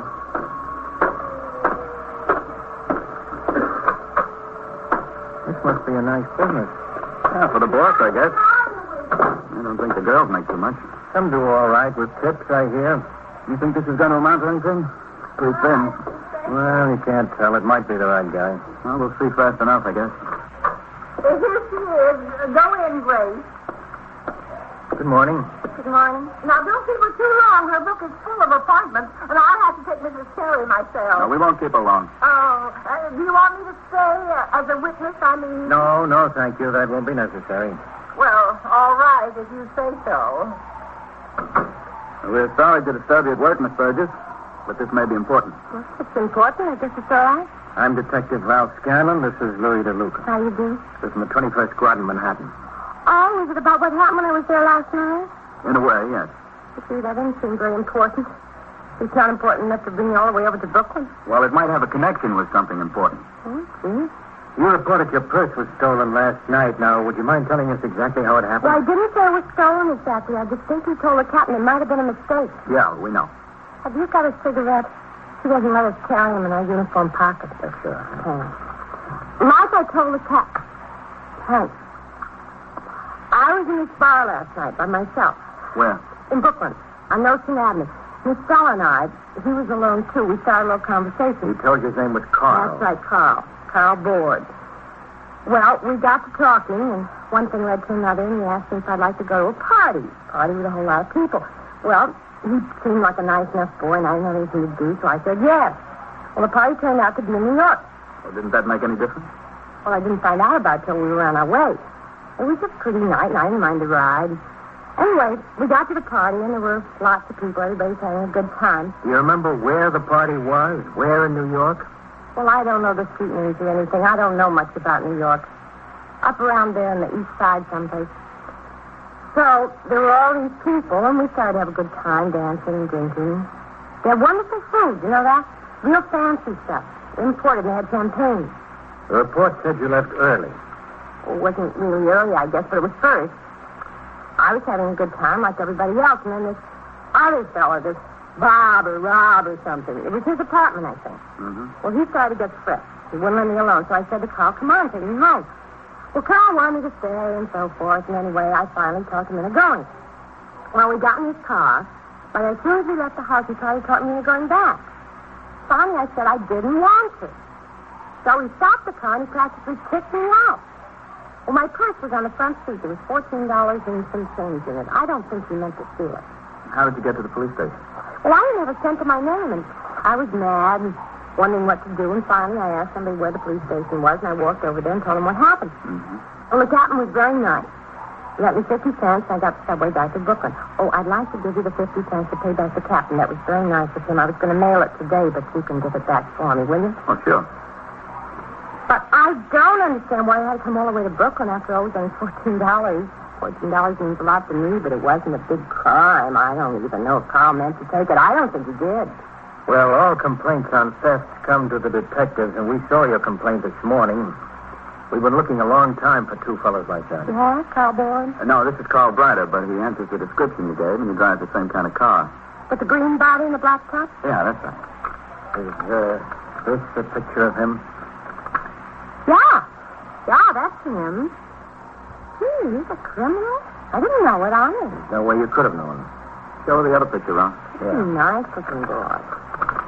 You recognize this one? That's the one that tried to get rough with me. That robbed, or Bob or something. With his apartment we were at. His name is Rick Nayland. Gee. Almost got mixed up with some crowd, didn't I? What'd they do? What are they? The two of them were wanted in Philadelphia. They stuck up a payroll messenger, shot and killed him. Gee. Now, you think you could remember where that building was? Oh, I don't know. I don't think so. I told you, I don't know New York very well. Would you try to help us? Sure, if you want to. Now? If you can. She'll be awful sore. Well, we'll see if we can fix it with her. All right, you can fix it. I don't know. Look at the trouble a girl can almost get in. All I want was to have a good time. Gets to be a fun. How do? You make a date with a boy, you have to ask him for his fingerprints. You are listening to 21st Precinct, a factual account of the way police work in the world's largest city. Back to 21st Precinct and Captain Frank Kennelly. The two detectives telephoned to their commanding officer, Lieutenant Matt King, and passed on the information they had obtained from the beauty operator, Grace Burgess. They were instructed to bring the girl to New York and make a search for the apartment house where she had attended the party the previous night. They did this, and 3 hours later, at 1 p.m., they parked their car in front of the station house, walked through the muster room, and up the stairs to the 21st squad. All right, let's wait right here, Miss Burgess. What happens now? I'd like to know that much. 21st squad. We still want to see if we can find that apartment house. Oh, he's not in. We tried, didn't we? I don't know what more good I can do. Oh, the lieutenant wants to talk to you. Oh. You want to see if he's busy, Lud? Yeah. Listen. What? I'm hungry. Don't you think we're entitled to lunch? Oh, we'll get you lunch. Whitey, Lieutenant tied up? No, he's all alone in there. Thanks.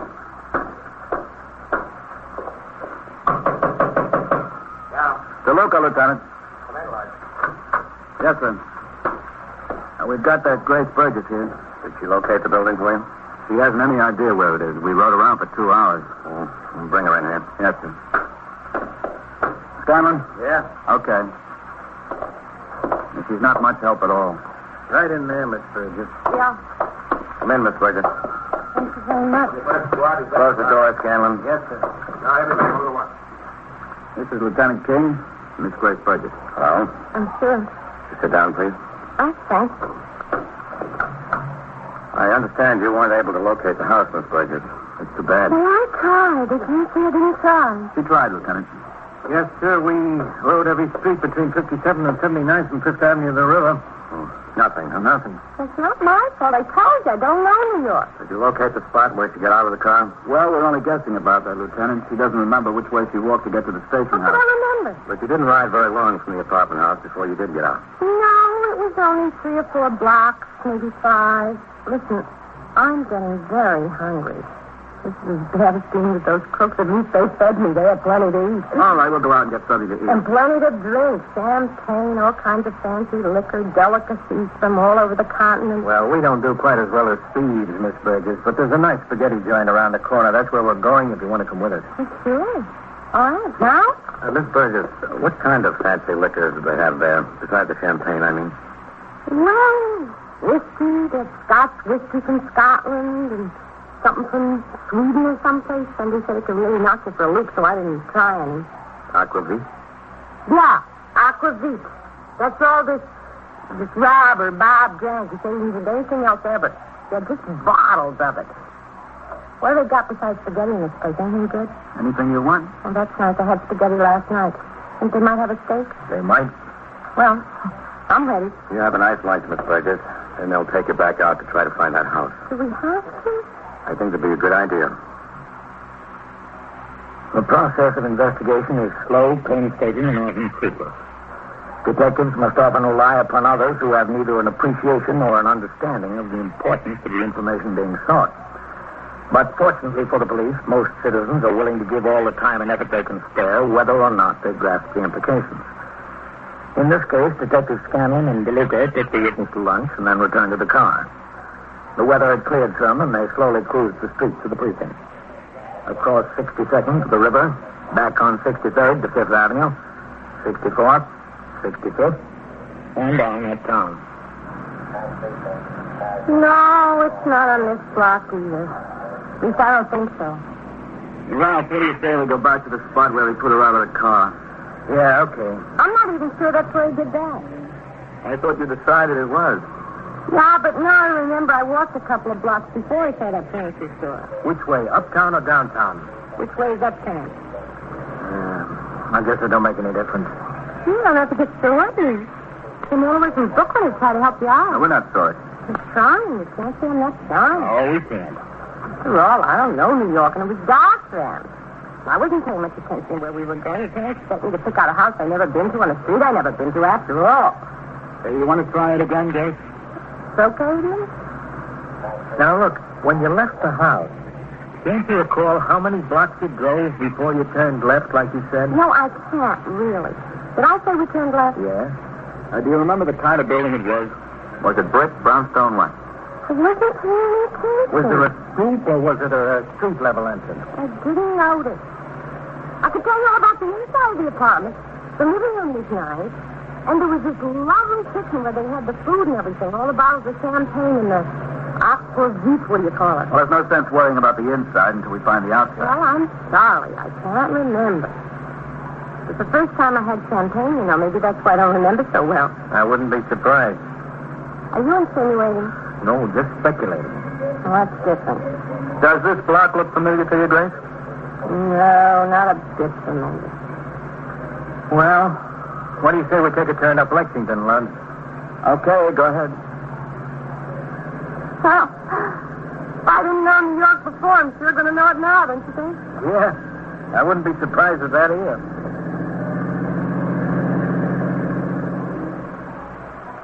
The search for the apartment house continued all that afternoon and into the night.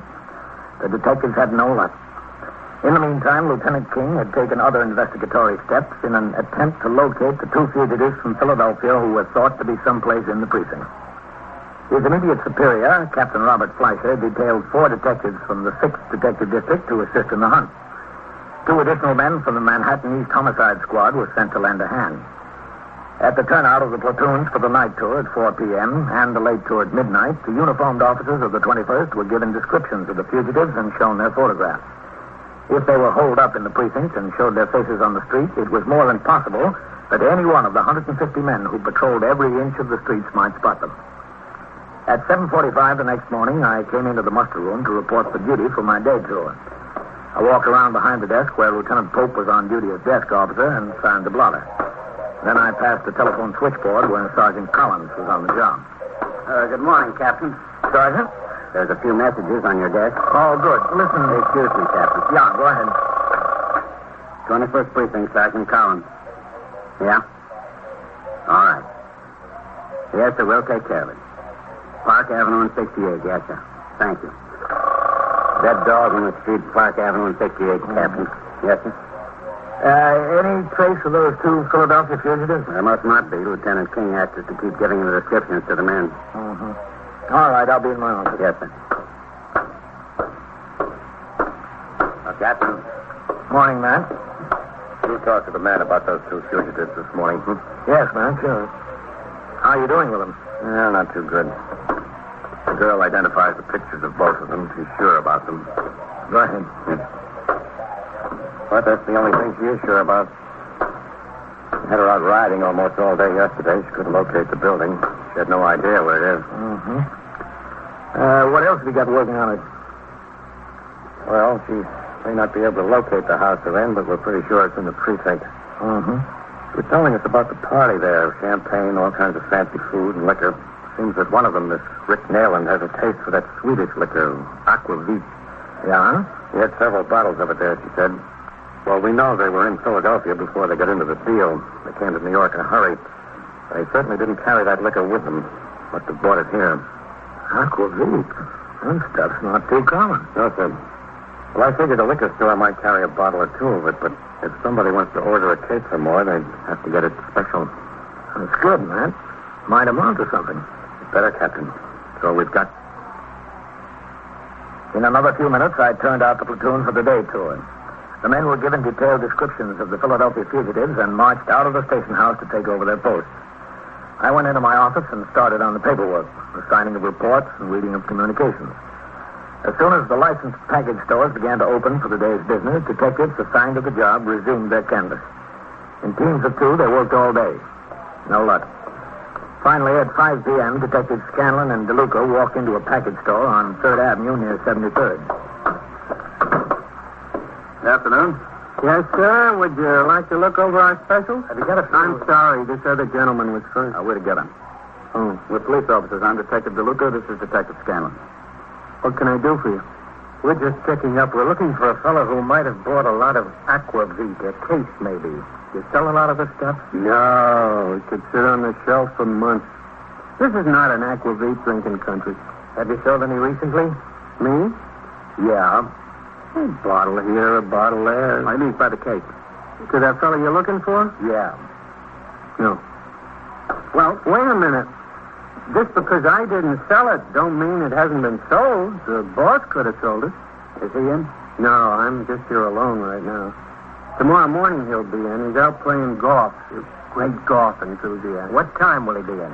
Well, he don't have to be in. If somebody wanted a case of aquavit, we wouldn't have it in stock. Not in this store.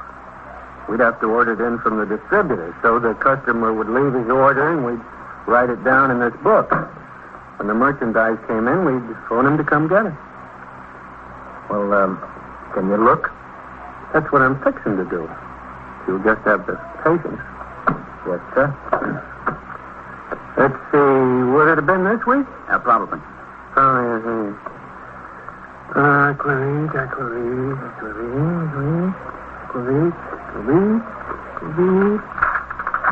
Aquavit. Yo, 1 case. Helgerson's. Good brand. Imported. Let's see. 1 case at $69.25. The stuff ain't cheap. What name did he give? Let's see. Robert, Newfield. Well, it could be Nayland. The initials tie up. Yeah, Eldorado 58098 there. Don't you take an address? Why? They order the stuff. When it comes in, we call them on the telephone. They come and get it. When was this ordered? Well, the order went in on Tuesday. It says it arrived here Wednesday afternoon. They came and picked it up. That's what it says. Who sold them? That looks like the boss is writing. He won't be here until tomorrow. Where can we get in touch with him? Well, about the 16th hole, I'd say. Well, we can check out the telephone number and get the address that way. Yeah, let's hope there isn't another aquavit drinker around here. There ain't many. Take my word for it. That stuff gathers dust on the shelves. It's a long time between aquavit customers. They're scarce. Are they? We're going to make them even scarcer. This information was telephoned immediately to Lieutenant King. The telephone number, Eldorado 58098, was checked out. The address listed turned out to be a brownstone house converted into apartments on 74th Street near 2nd Avenue. A plant was put on the building. In order to avoid observation, the superintendent of the building was called on the telephone and asked to meet Lieutenant King in a drugstore on the corner. He was taken to the lieutenant's car and questioned concerning the fugitives. He said that an apartment, 2B, had been subleased furnished to a Robert Newfield just 10 days earlier by a tenant who would be out of town for 3 months. In the 10 days, he had seen Robert Newfield only once. The superintendent was shown the photograph of the killer, Richard Nayland. Although he said he thought it resembled the new occupant of the apartment, Robert Newfield, he would not make a positive identification. He was shown the picture of the other fugitive, Carl Brider. The superintendent could not remember ever having seen him. At 5:30 p.m., Lieutenant King sent Detective DeLuca to Brooklyn to get the girl, Grace Burgess, and bring her to the 21st Squad. Then, with them, he rode to the 74th Street address. I hope this isn't another wild goose chase. Well, believe me, you don't hope so any more than we do. I had the steak tonight. I gave the boy some silly excuse when I broke it. Probably thought I was lying. Well, we'll give you a letter. Will you? All right, slow down, lad. Yes, sir.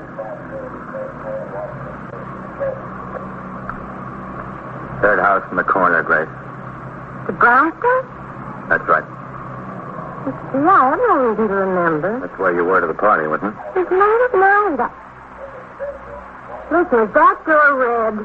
The front door of the house, I mean? Yes, it's painted red. Well, I do remember the building had a red front door. Remark at the time to call. What a nice front door, I said. When you went in, how many flights of stairs did you go up? Well, just inside and up one flight, if my memory serves me. Was the apartment toward the back or toward the street? Uh-huh. Well, which? Honest to goodness, I expect you to remember. I can't remember every little thing. Oh! You know what? What? I do remember something. When we were going in, there was a lady coming out. She had the nicest little French poodle you ever saw. Little bitty thing. Just as big. Very little dog. I remarked the car at the time. I never saw a cuter dog. What color was the dog? Black, I think. Yeah, black. All right, lad, let's go back. Yes, sir. Oh, if I can't say definitely, I can't say definitely. You've been a lot of help, Miss Burgess. Have I? A lot of help. Yes. After Lieutenant King returned to the precinct, he sent Detective DeLuca back to 74th Street to talk once more to the superintendent of the building. The super confirmed that there was a tenant who owned a dog exactly as described by Grace Burgess. The plant was maintained on the building. Neither of the suspects was seen to enter or leave. There was no indication whether anyone was in the apartment being kept under surveillance. Because the fugitives were killers and both probably armed, it was decided to wait until early in the morning. In the meantime, the raid detail was organized. It consisted of 6 detectives from the 21st Squad, 2 from the 6th Detective District, and 4 patrolmen from the 21st Precinct. I stayed on the job to go along with Lieutenant King. The pass key to the apartment was obtained from the super, and at 4 a.m. all the men were given their various assignments. With Detectives DeLuca, Scanlon, and Howard, Lieutenant King and I walked toward the street entrance of the building. All right. Yes, sir. Let's go.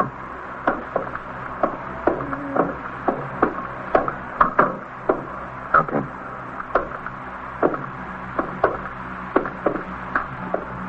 Now, what, Nat? I wanted to get a haircut today. I forgot. Did you?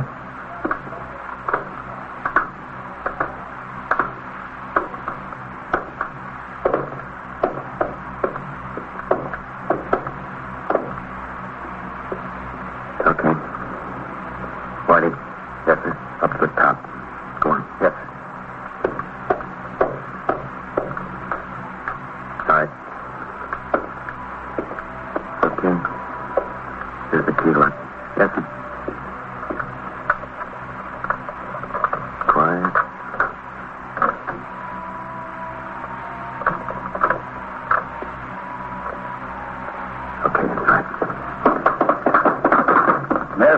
couch. He's sleeping, Cap. Yes, sir. That's the bedroom. Come on.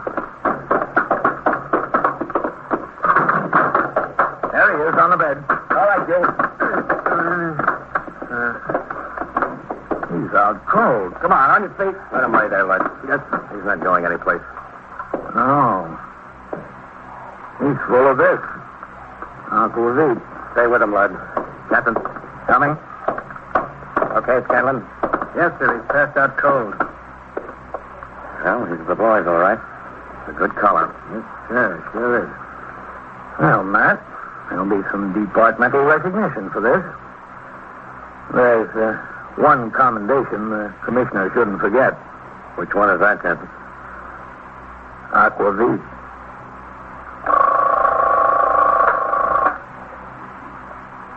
'21st Precinct, Sergeant Collins.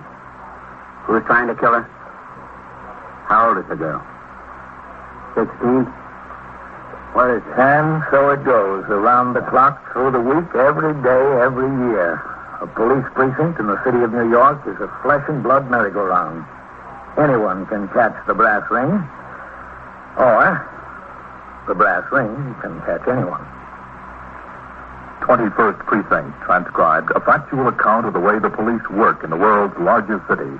It's presented with the official cooperation of the Patrolmen's Benevolent Association, an organization of more than 20,000 members of the police department, City of New York. Everett Sloan in the role of Captain Kennelly, Ken Lynch as Lieutenant King. Featured in tonight's cast were Elspeth Eric, Evelyn Barden, John Sylvester, Eric Drexler, John Gibson, Joseph Julian, and Jack Orison. Written and directed by Stanley Niss. Produced for CBS Radio by John Ives. Bob Pfeiffer speaking.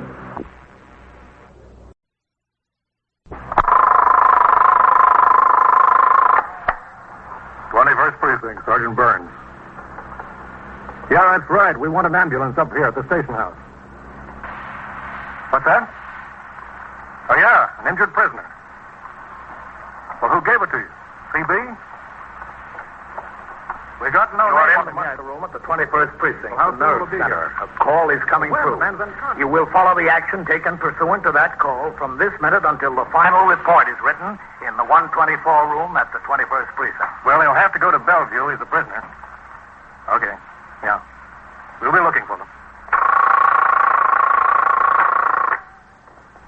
21st Precinct. It's just lines on a map of the city of New York.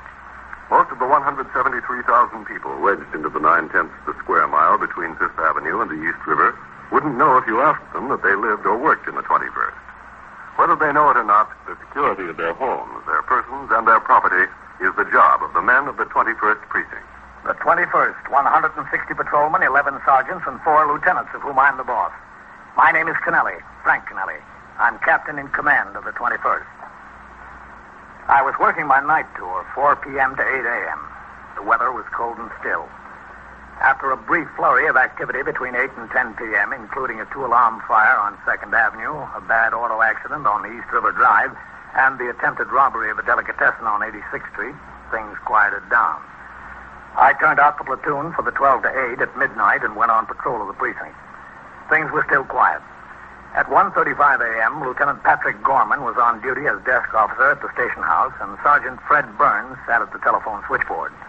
The stillness was broken occasionally by the hum of the switchboard or a call over the monitor of KEA, the police radio.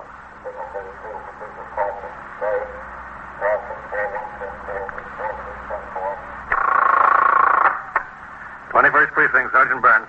Could you connect me with the detectives, please? Yes, sir. Just a second. Sergeant?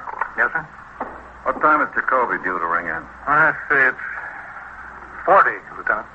When he does, ask him what the delay is on that notification from the 92nd. Yes, sir, I will. Oh, that's 12 to 8, getting me down, Lieutenant. When do you swing? After this tour, thank goodness. That's Jacoby. I hope you'd better let me talk to him. Yes? No, it's not him, Lieutenant. The call for the detectives, they're finished. Oh, okay. What time did the skipper say he'd get back to the house? He didn't say. How about a cup of coffee, Lieutenant? There's some hot back there. Oh, no, thanks. I've got a lot of stuff to write up here, and I've got to file all the cards. That's Jacoby. You still want to talk to him? Yeah. 21st Precinct, Sergeant Burns. Is this the police? Yeah, that's right. Oh, there's a burglar in my apartment. There was or there is right now? There is right now. I saw him. I came home and opened the door. And there he Lady, was. wait a minute. There he was. Do you live in the apartment all alone? Yes, all alone. I got scared and I ran out. I couldn't find any place open, so I used this phone on the street. It says to call police. You get a good look at the man? No, I didn't wait to get a good look. I was scared. You sure it's not someone you know? I'm sure. I'm positive. Or is he still in the building? I think so. I think he's still up in the apartment. All right, I'll send the officers right over there. What's the address of your apartment? 194 East 68th Street. You're talking to the police call box on the street right there? Yes, that's right. All right, lady. You just stay right there. Wait for the officers. Will I be here soon? Yeah, right away. If you see the man come out of the building, remember which way he went. See if he's got a car. All right. Officers will be there right away. What have you got, Sergeant? A lady with burglars, Lieutenant. Communications Bureau, Patrolman Donahue. This is Sergeant Burns at 21st. Will you send a car to 194 East 68th? A woman rang in on the call box and said there was a prowler in her apartment. She's waiting on the street at the call box. Okay, right away. One burglar? How many does she need? Car 681, car 681 at 70th and 2nd Avenue. Son of 194 68th Street. Need a woman complains of the back of the car in her apartment. Case 10-4. Better ring upstairs to the detective sergeant and give it to them, too. Yes, sir. But they'll hate me for it. As soon as the call was received by Sector Car Number 3, Patrolman Paul Vacano, operator, and Patrolman William Coley, recorder, they started on the 3-block run to 194 East 68th Street. Following instructions in the manual of procedure, they did not sound the siren in order to approach the scene quietly and apprehend the criminal, if any.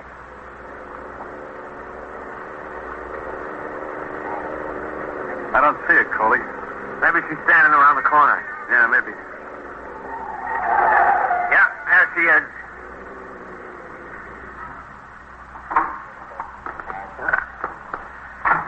You're the one that called the police? Yes, that was me. Is she the one? Yeah. Which building is it? That one across the street. How do you know it was a burglar?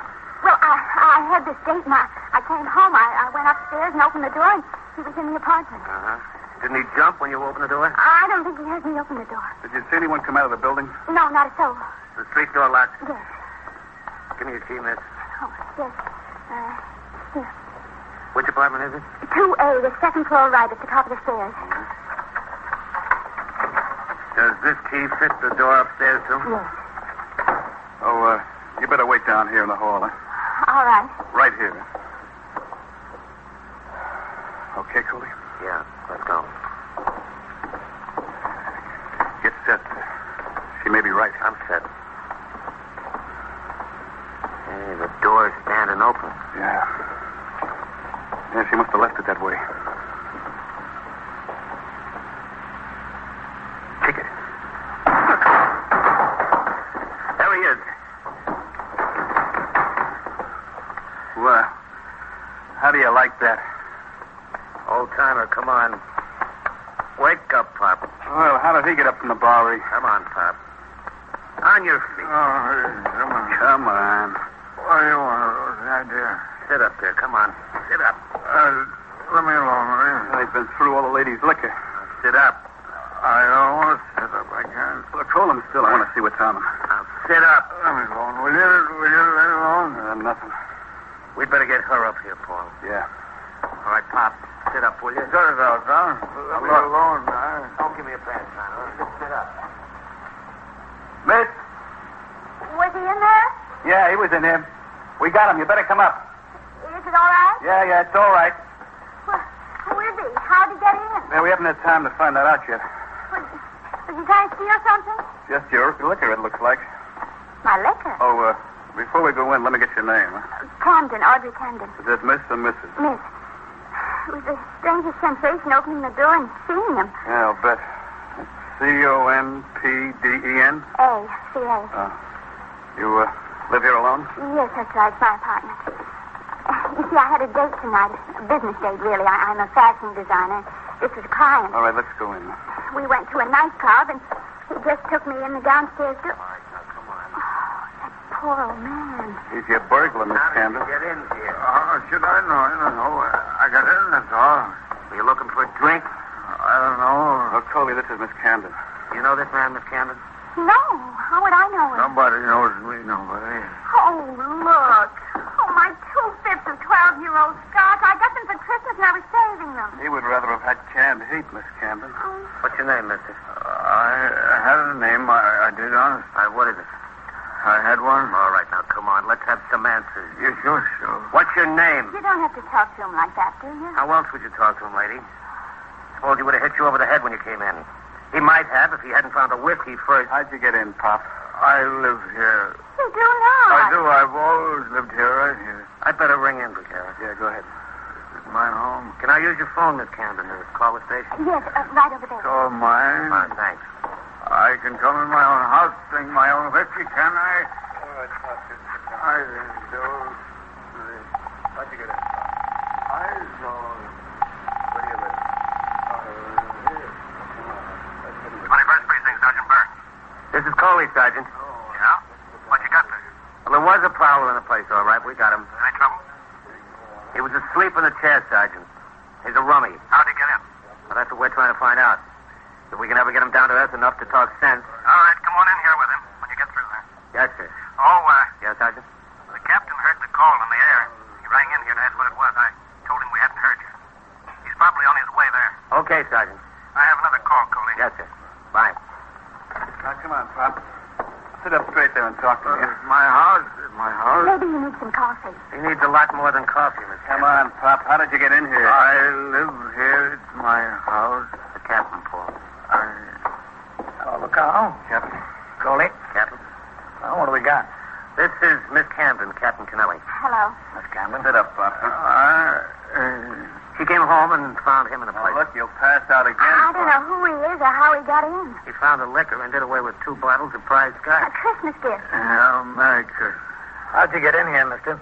My house. I live here. It's mine. Now, look, Pop, we played around long enough. How'd you get in and what are you doing here? I live Now, here. come off it, will you? I do. I got the key. Proves I live here. Stay out of that pocket. Getting the key. Yeah, give me that. I live here. All right, let's try it in the door, Carl. Yes, sir. Go on with my key. All right, now sit. I want my key back. Don't worry about your key. You'll get Go it. ahead, try it, Carl. Yes, sir.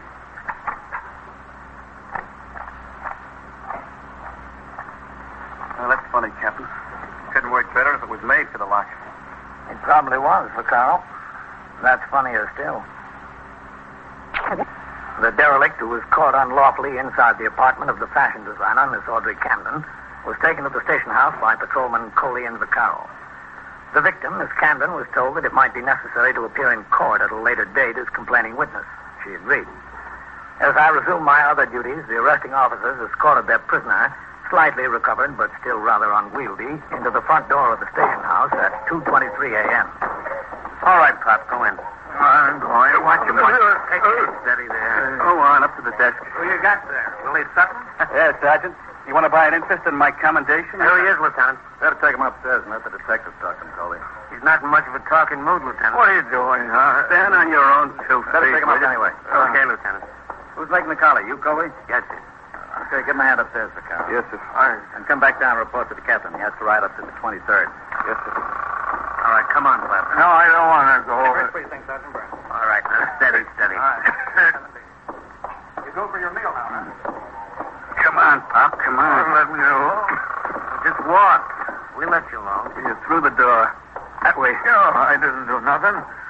I was in my own house. You're living in a dream world, Pop. You should stick to bay rum. That scotch is poison. Go on up the stairs. I live there. Upstairs. Go I ahead. do. Well, you live here now. Get going, will you? I bought the furniture. I paid the rent.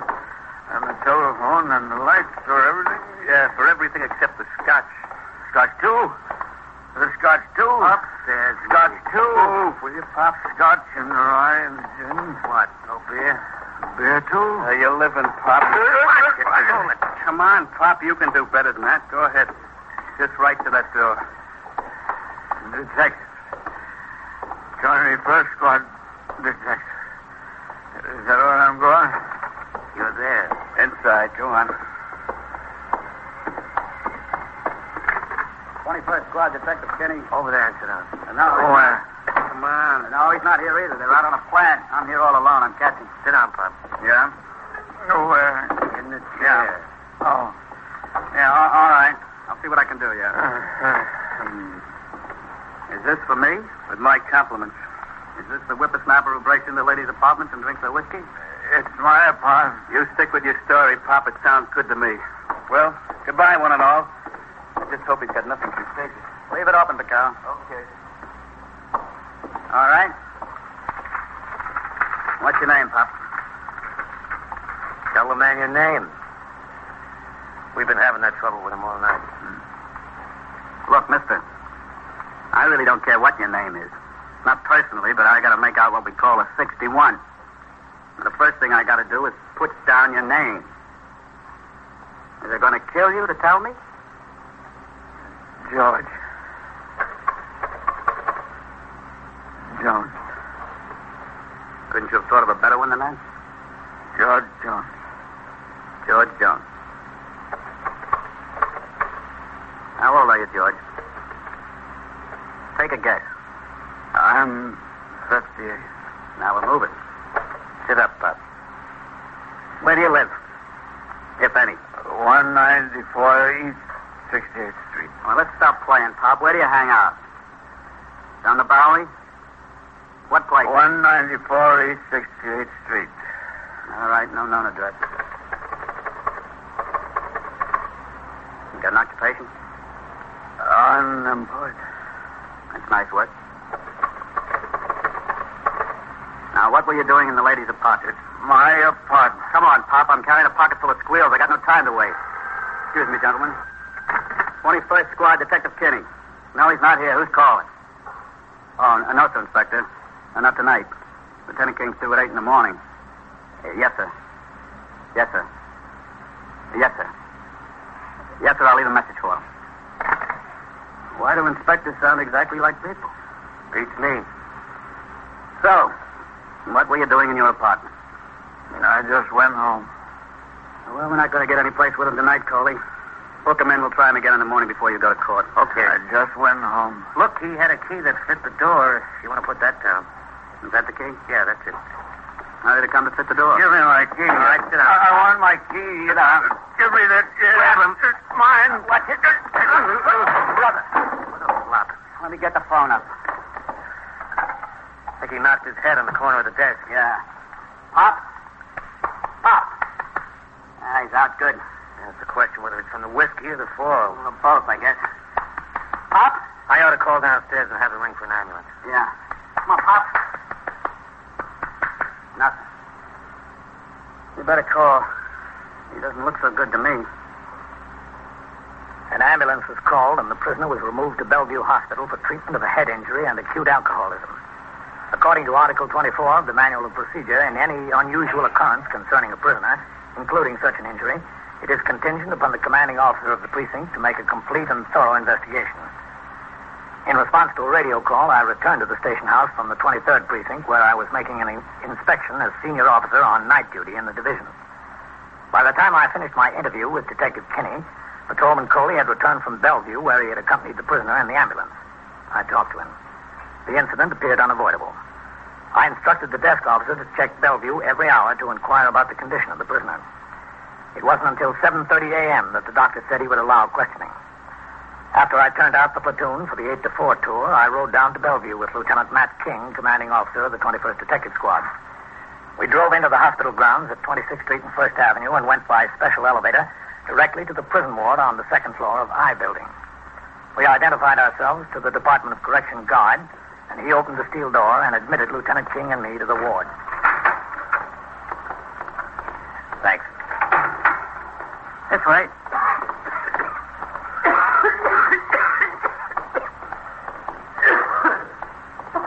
That's him there. Okay, thanks. Okay, he's been washed, fed, and he's a new man. Almost. Thank you. Pleasure. Well, how do you feel this morning? All right. Not bad. I'm Captain Kennelly. This is Lieutenant King. Yes? You gave the name of George Jones at the station house last night. That's not your real name, is it? No. What is? Jetley. George Jetley. Where do you live? No place in particular. Do you remember what occurred in the detective squad office upstairs? Not too well. Do you remember how you got hurt? I remember I wanted my key. I wanted to get it. I fell, I think. I fell and hit myself. Where were the officers when you fell? They were right there. They tried to help me, but I fell anyway. I think that's what happened. I had a lot to drink. Why did you break into that woman's apartment last I night? didn't break into any place. Well, that's where you were found. I didn't break in. I used my key. Where'd you get the key? Well, it's mine. How'd you know it fit that particular door? I knew. How? Oh, I used to live there a long time ago. In that apartment? Yeah, right there. When? Oh, a long time ago. Before the war. Way before the war. 1935, 36. Come on, George. You didn't live there. Where'd you steal the key? I didn't steal it. It's mine. I used to live there. I didn't mean any harm. I just wanted to see if she was still there. Who? My wife. My boy. I got a son. He's 22 now. 22. Did you expect to find them there? I didn't know what to expect. You see, I was away. I didn't know. Have you ever looked for them? No. I was away. Away where? Oh, California, Minnesota, Chicago, every place. What made you think they'd still be there? I didn't think. I just hoped.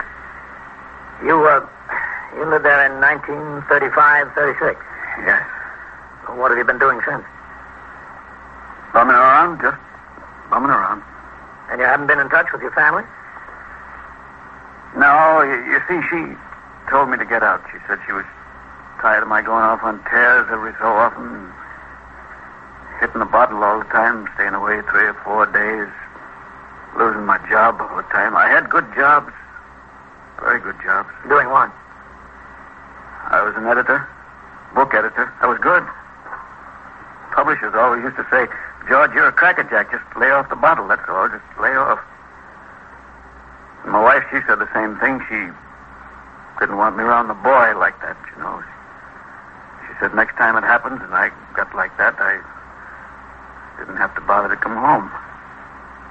Well, then I was all right. I was all right for a long time. The first thing I realized, I was in Philadelphia in a hotel. She said if it ever happened again, don't come home, so I didn't. Didn't you come back to New York at all? No, she didn't want me. I didn't think there was any use, so I just started bumming around. All these years? Yeah, all these years. The only thing I kept was the key. You know, you get drunk and guys roll you for whatever you got in your pockets. They didn't steal my key, though. I got $2 and I bought a little silver chain. Wore it around my neck. All these years, I wore the key around my neck. When did you get back to New York? Oh, a couple of days ago, I don't know. Decided to come uptown and just walk by to see what the place looked like. Just walk by. Well, I didn't have the courage. I had a couple of dollars for some dishwashing I did, so I bought some wine just to get courage. I guess it gave me too much courage. I used my key and got into the downstairs door, and I went upstairs. I was going to open the door and walk in and say, here I am. She wasn't there. And the whole place was different. Not my furniture or anything. So I just found the whiskey and sat down and drank it. I didn't mean to do any harm. Well, you certainly did some harm. Yeah, I know. Would you tell the lady I'm sorry? I am sorry. You know I am. Yes, I guess I do. You want to find your family? No, why should I do that? Why should I break in on their lives now? I want to, yeah. They're probably happy. I only bring them trouble.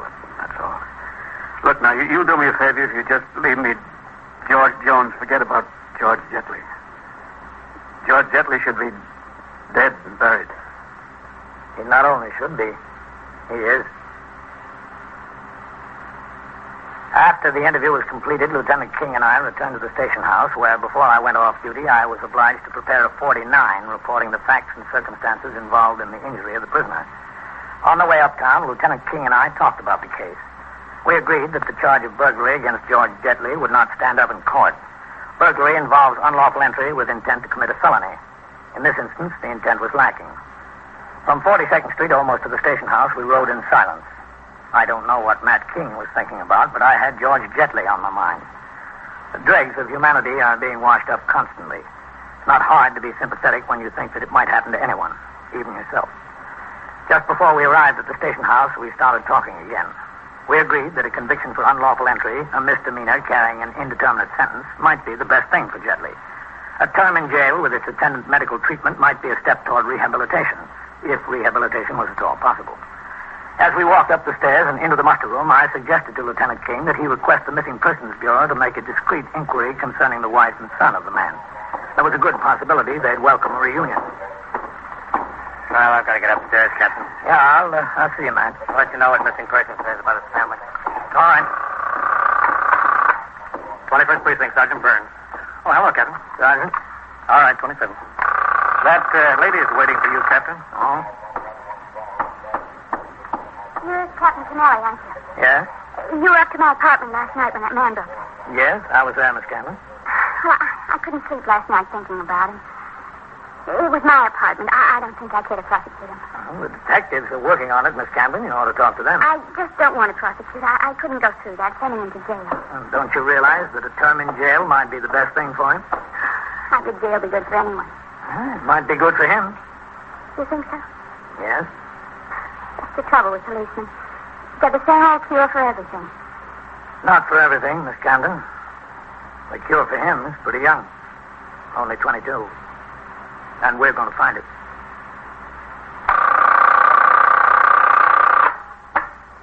'21st Precinct, Sergeant Burns. No, Captain Kennelly isn't here. Detective who at Missing Persons? Yeah? Oh, yeah? Oh, you located Jetley's son, huh? Yes, all right, I'll tell the captain. Son's going to visit him at Bellevue this afternoon. Yeah. Uh-huh. Well, the captain will be glad to hear that. Yeah. Okay, I'll get the message. And so it goes, around the clock, through the week, every day, every year. A police precinct in the city of New York is a flesh and blood merry-go-round. Anyone can catch the brass ring, or the brass ring can catch anyone.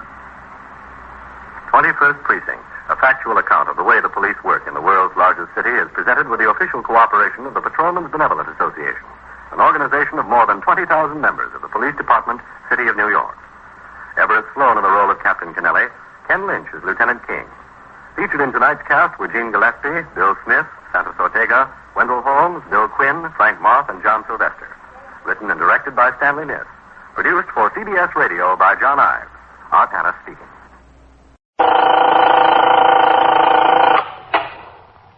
'21st Precinct, Sergeant Waters. Wait a minute, just a second. Burglars where? Yeah? Yeah? Well, what is that, an apartment house? Oh. Yeah? You're in the muster room at the 21st Precinct, the nerve center. A call is coming through. You will follow the action taken pursuant to that call from this minute until the final report is written in the 124 room at the 21st Precinct. No, you stay right there. We'll send the officers over. That's right.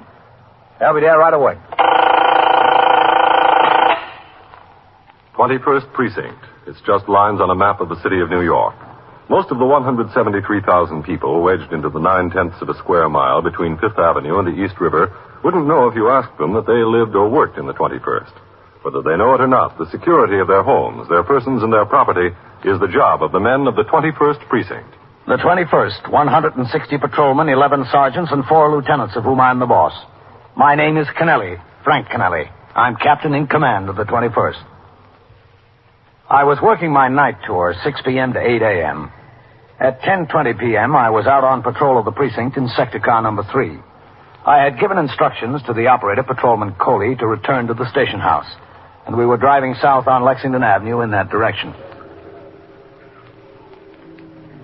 So they pulled the curb, Captain.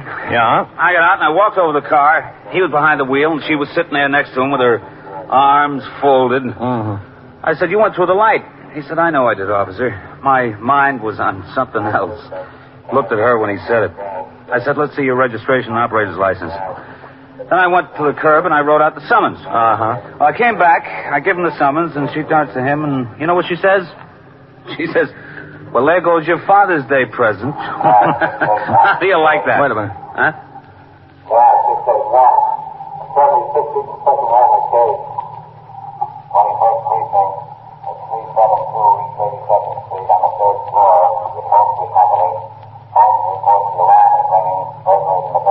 Let's go, Coley. Yes, sir.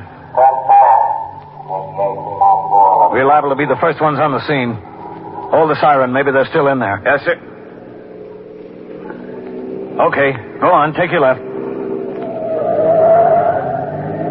It's a break, Captain. Street looks clear. All right. Go through the light. Give him the horn. Right. Okay, you're clear. Got it. Come on, move, taxi. Nose in the middle of the street. You know the building? 372, I know it. Cross 2nd Avenue and pull up right in front of it. Yes, sir. And hold the horn going across. Captain, somebody come running this way. Yeah. There he goes, into the bar and grill there. All right, pull him. I'll check him out. You go on to the scene. Yes, sir.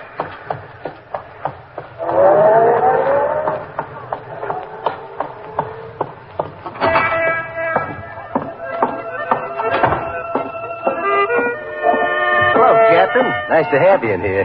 What'll it be? Where's the fellow that just walked in? What's the matter? Where is he? I think he went in the booth back there. Yeah, that's him. Is he the one that just came in the door? Yeah. What's the trouble, Captain? Look, I don't want any trouble in here. You won't have any trouble. I'd like to know what the trouble is.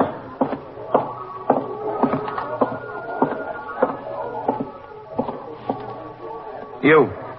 Did you just come in here? No, I've been in here for a little while. Why are you so out of breath? Who's out of breath? I'm not out of breath. How long you been in here? About 15 minutes. Yeah, about. And where's your drink? I don't know. Service is slow, I guess. What's your name? Bogner. Jack Bogner. How do you spell it? B-O-G-N-O-R. Come on. Stand up a minute. Why? Come on, stand up. What's the idea? What's it I'm supposed to have done? Well, I don't know that you've done anything. And what's the idea? Lean up against the booth there. Why? Go on. Yeah? Oh, listen, what's the idea? What are you looking for? You won't find anything. No? What are you going to do with these? Oh, I just happen to have them. That's a new one. You just happen to have 6 .32 caliber cartridges. I did. Listen, Captain, is there anything I can do? Yeah, just get behind the bar. I don't want any trouble in the place. When did this fella come in? Just walked in the door a second before you, that's all. Just a second before me. Yeah, a second or two. All right. Get behind the bar and see that those other people stay back. All right. I don't want any trouble in here. I don't know that guy from Adam. So, 15 minutes you've been in here, is that right, Jack? More or less. Mostly less, I think. All right, mostly less. Where's the gun these go in? I don't have a gun. You searched me, didn't you?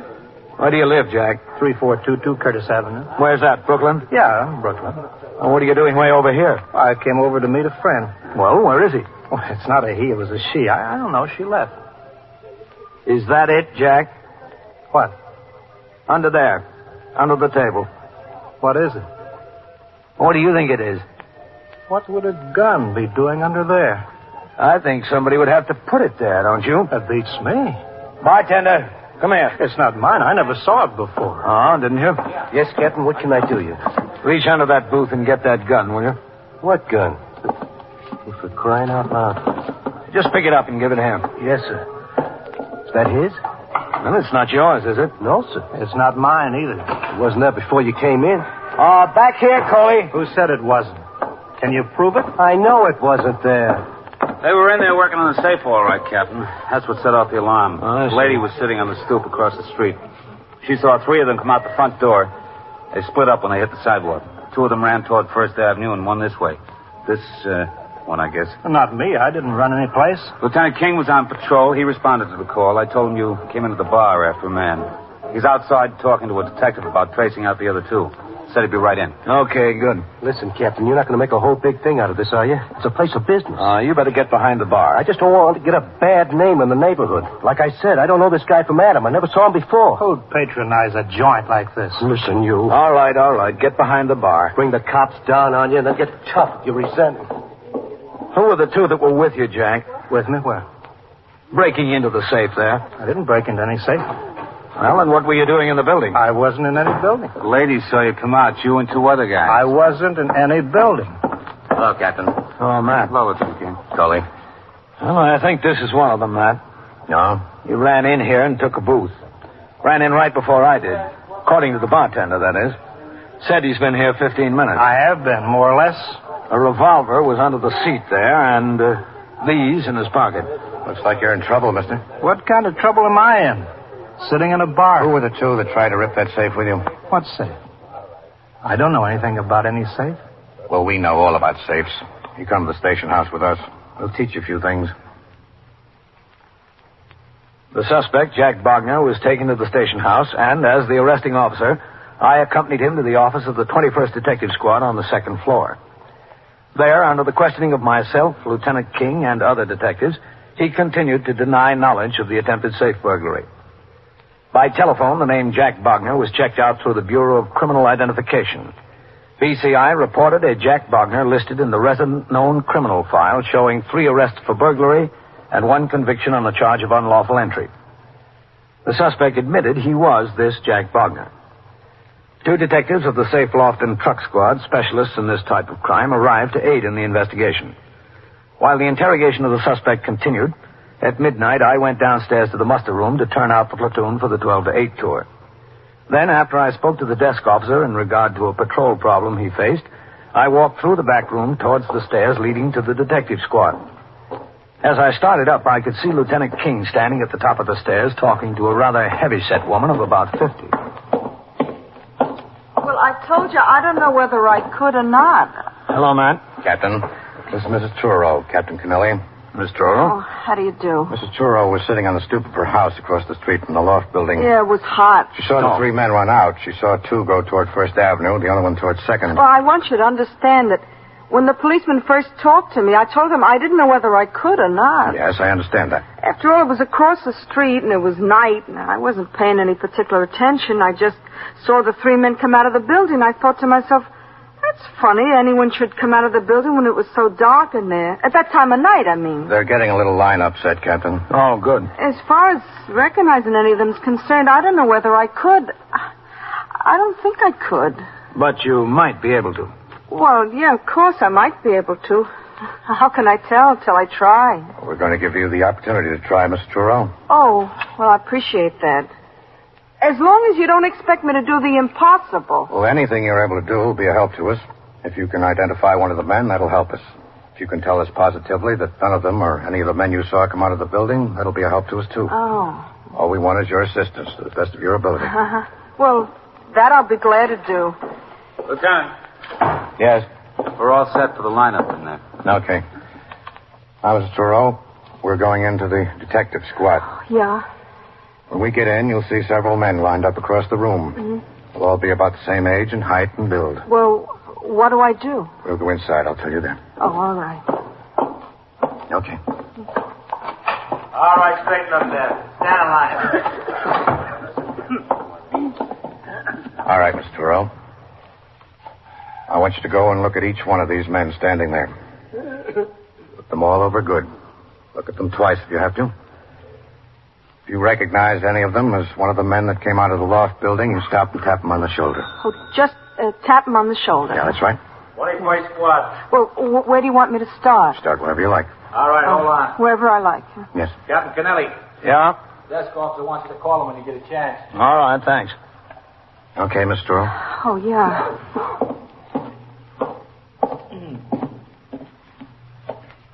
Just walk down the line, huh? Yes, that's right. Just walk down the line and look at each one. All right.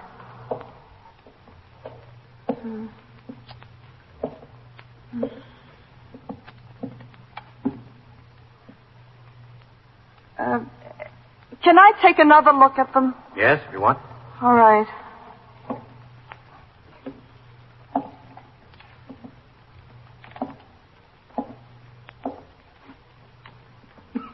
Oh, one of them had on a sports shirt, something like this one.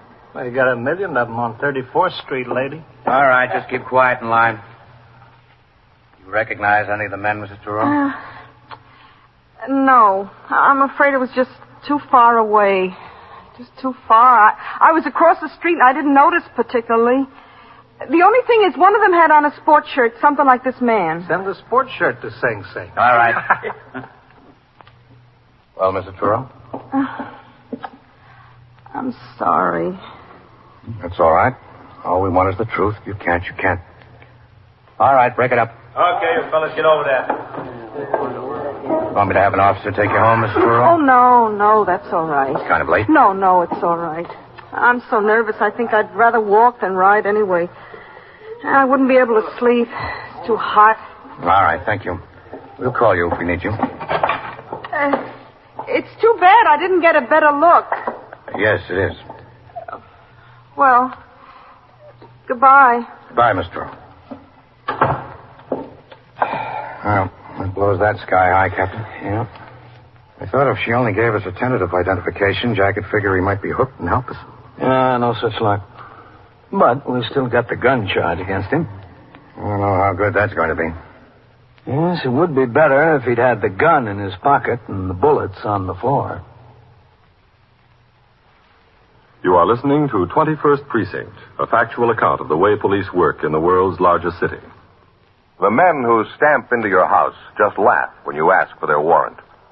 As they go about their dirty job, pulling out your desk drawers, looking through your private papers, shoving your family into another room for interrogation, you plead with them to tell you what it's all about. But it's no use.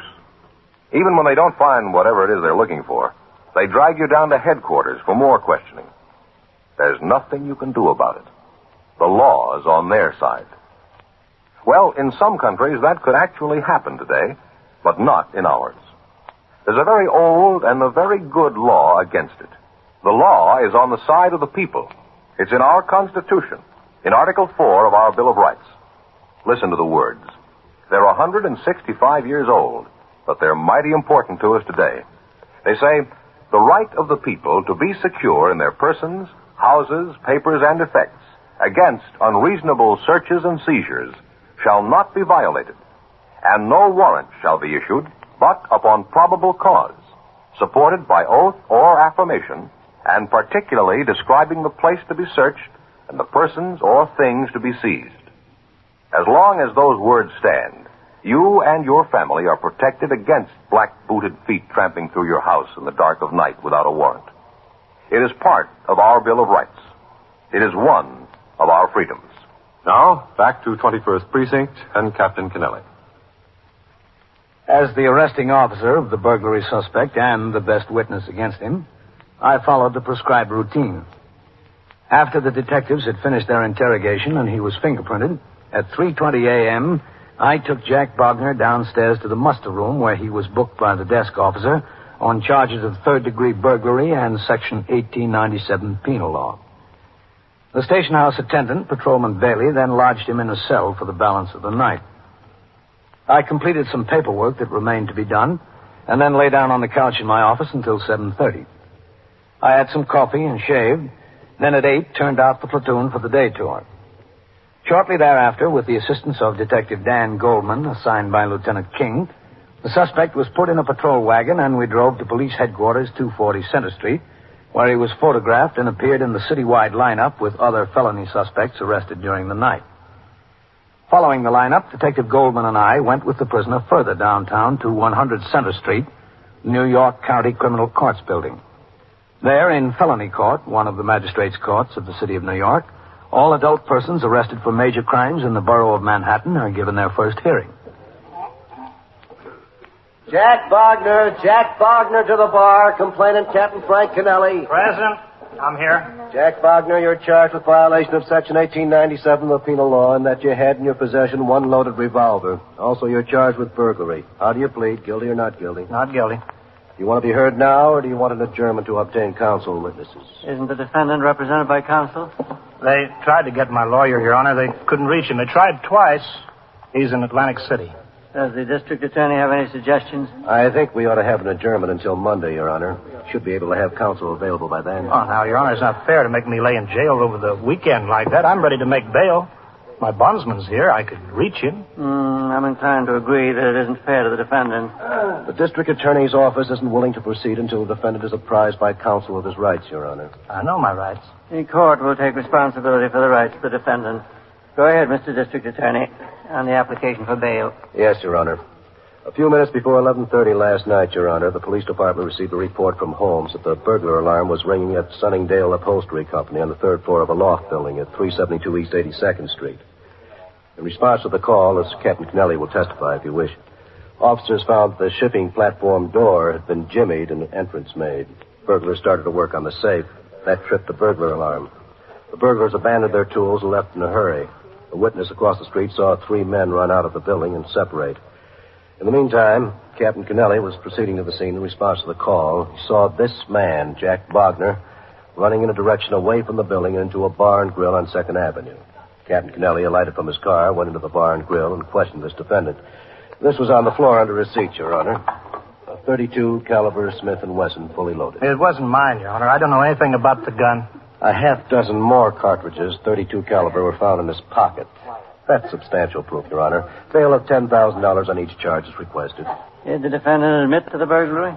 He denies it, Your Honor. Has he been identified, or do you have any other proof? Not at this time, Your Honor. Bail is set at $2,500 on each charge. Returnable for hearing when?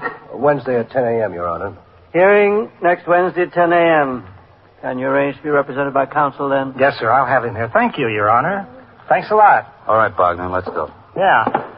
When Captain, Oliver, when Captain, I'll see you Wednesday, Captain. Oh, just a second, officer. Listen, I want to make bond and get out of here. How long do you think you're going to stay out? What do you mean? Jack, you know it and I know it. You were ripping that safe last night when the bug hit. Well, you prove it. Hello, Captain. Oh, what are you doing here, man? I was over at the lineup. I came down to see how things went. I can tell you, Lieutenant. Not so good for your side. We still got that gun charge against you, Jack. Well, maybe you have, maybe you haven't. We'll make it stick. We make it stick hard. We'll see. Gun was on the floor. Conviction will put you away for a good long time. Who were the other 2 guys, Jack? Look, what do you want from me? Come on, let's go make my bond. Let me get out of here. My bondsman is waiting. You ought to make it easy on yourself, Jack. Why take it all alone? I'm not taking anything. You get tapped for the gun law with a previous conviction, that's plenty. Well, we can talk about it some other time. You better talk about it now. Listen, give me a break, will you? Don't bother me. If you nailed me inside the place, nailed me clean, then I'd say, okay, you got me. I'd take what you're dishing out. But you missed. That's what you think. We didn't miss. Fair is fair. Lay off, will you? You deserved a break, Jack. Maybe you'd get it. Why don't you tell me about the safe job and who's with you? Well, look, you ought to play it smart. That gun deal could go either way. Oh, what do you think I am? If I made a statement, that'd put me into the burglary. That's another felony. I'm looking one in the face already, so what difference does it make? We can work it out. Maybe we can reduce it to unlawful entry for you. That's no felony. Who are the other 2 guys, Jack? And the gun beef goes out the window? I said we'd work it out. Maybe you got an idea. I know I have. Let's get you signed out of here and take a ride uptown. In the police business, like any other business, it's both permissible and customary to give a little in order to get a lot. And the lot Lieutenant King wanted was the rest of the safecracker gang. Lieutenant King waited in the clerk's office while Jack Bogner completed arrangements to be released on bail. I reported to the police lieutenant who maintains a desk at felony court to record in a special blotter the arrival and departure of all police officers. Then I went downstairs and got the subway to go home. I was not due back on the job until 8 o'clock the following morning. I arrived at the station house at approximately 7:30, signed the blotter, and went directly to my office to change into uniform. Come in. Can I see you a minute, Captain? Yeah, sure. Come in, man. Well, how are you doing with the safe burglars? That's what I want to see about, Captain. Yeah? Not doing much good at all. Well, I thought you had Jack convinced. So did I. Oh, excuse me a minute. Yes. 21st Precinct, Captain Kennelly. Who? Oh, well. Yeah. Yes, all right, Sergeant. I'll talk to him. Yes, Mrs. Hedgerly. No, there's no way we can keep the trucks from going through that street. Well, I'm sorry, Miss Hedgerly, but it's a public street and they're entitled to use it. They what? Yeah, well, I can't make any promises, but I'll look into the matter. Oh, yes, I will. I'll look into it. Yes, sir. Thank you for calling it to our attention, Miss Hedgerly. Yes, that's all right. Goodbye. Her husband gave $1,000 to the Police Athletic League last year. Now she wants us to keep the trucks off her street. I thought that Jack was ready to open up, man. Well, he didn't. He got released on bail, and we drove back up here. He'd started to change his mind before we even got down to the car. By the time I got him to the station house, he said he'd take his chances with the gun deal. Why? I think he's afraid of those two guys he was with. It's a pretty thin case against him. The gun was on the floor. Only the cartridges were in his pocket. Either he knows that or he's really afraid. Where is he now, do you know? I don't know, but I'm sure the Safe and Loft Squad does. While he was up here talking to me, they sent 2 men to put him under surveillance when he left. Imagine they're keeping their eye on him. Mm-hmm. I spoke to Captain Larkin down there about Jack and the others. He said that job they tried at the upholstery company gives them an idea that these are the boys who've been causing a lot of trouble lately. Thinks they're right for about 5 or 6 safe jobs in the last month or 6 weeks. Oh, well, they could be. Well, what do you want me to do about it, man? Well, I don't know exactly, Captain. It's your case. Gun charge, anyway. Just wanted to get you up to date on what's happened. Well, thanks. Don't know what there is to thank me about, sir. You're welcome, anyway. I worked the rest of the tour without hearing any more from Lieutenant King regarding the safe burglars. At 6 p.m., I signed the blotter and went off duty until the following afternoon when I reported for my night tour. Lieutenant King told me that the surveillance of Jack Bogner had borne fruit. Detectives who had been following him for 3 days finally observed him make contact with 2 other known safe burglars, apparently his companions in the previous crime. The detectives were watching when the 3 of them looked over a plumbing supply house on East 76th Street, also in the 21st Precinct. The place was to be planted that night by detectives of both Safe and Loft Squad and the 21st Squad. At 10:30 p.m., Lieutenant King came to my office and told me that the burglars had been observed breaking into the building. They were now at work on the safe. He drove to the scene while I made arrangements to get the required uniformed officers there. Then a sector car came by the house to drive me there.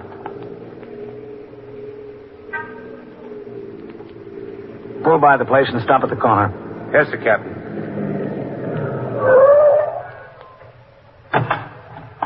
All right, let's go. Yes, sir.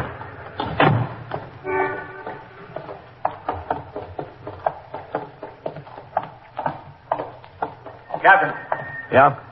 Lieutenant King is over in the doorway of that shoe repair shop. Everything okay, Sergeant? Yes, sir. All right, let's go. Yes, sir. Coley, come on. Coming, Captain.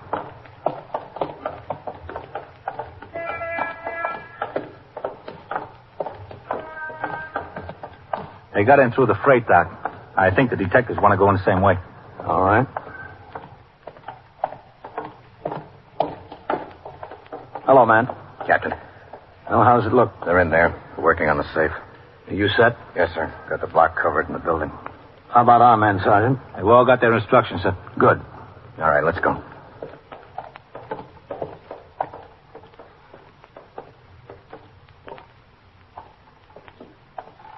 We'll go in the freight entrance.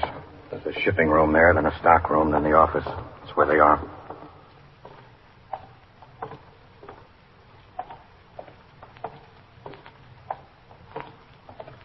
Watch it going up the freight dock, no talking. Okay. Go on. Come on, come on. Okay, let's go.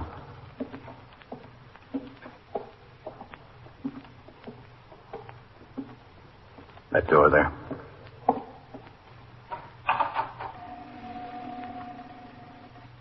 Rather quiet. All right, inside.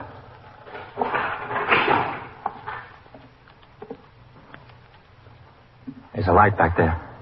That's them. Let's take them.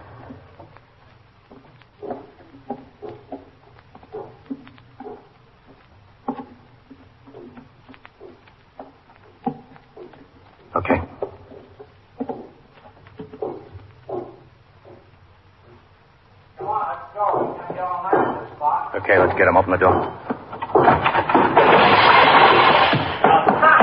right, police officers, raise up. Get him up, all of you. Watch him. Get out! Shoot! Okay, we're throwing it up. Okay, that's enough, all right. All right, stand up. Yeah, we're standing. Don't shoot. Get those hands in the air. Put your lights on them. Okay, there we are. All right, let's go. Keep him up. Watch him now. Get that other one over there. Yes, sir, we got him.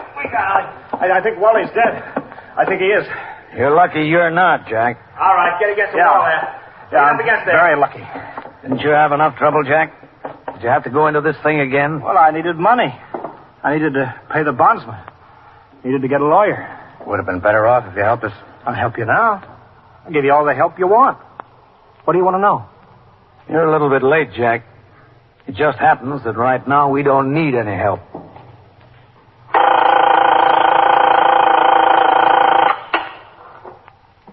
"21st Precinct, Sergeant Waters." Yeah. Well, how long has it been since you've seen him? Yeah. You're sure he didn't move out? Well, who told you that, lady? Yeah. Yeah, sure, we'll make an investigation. And so it goes. Around the clock, through the week, every day, every year. A police precinct in the city of New York is a flesh and blood merry-go-round. Anyone can catch the brass ring, or the brass ring can catch anyone. 21st Precinct, a factual account of the way the police work in the world's largest city, is presented with the official cooperation of the Patrolmen's Benevolent Association, an organization of more than 20,000 members of the Police Department, City of New York. This is the United States Armed Forces Radio and Television Service.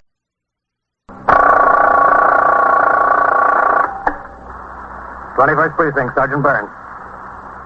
Shooting? Where? Well, who shot? Then how do you know there's a shooting? Yeah, I see. Well, who told you to call the police? You are in the muster room at the 21st Precinct, the nerve center. A call is coming through.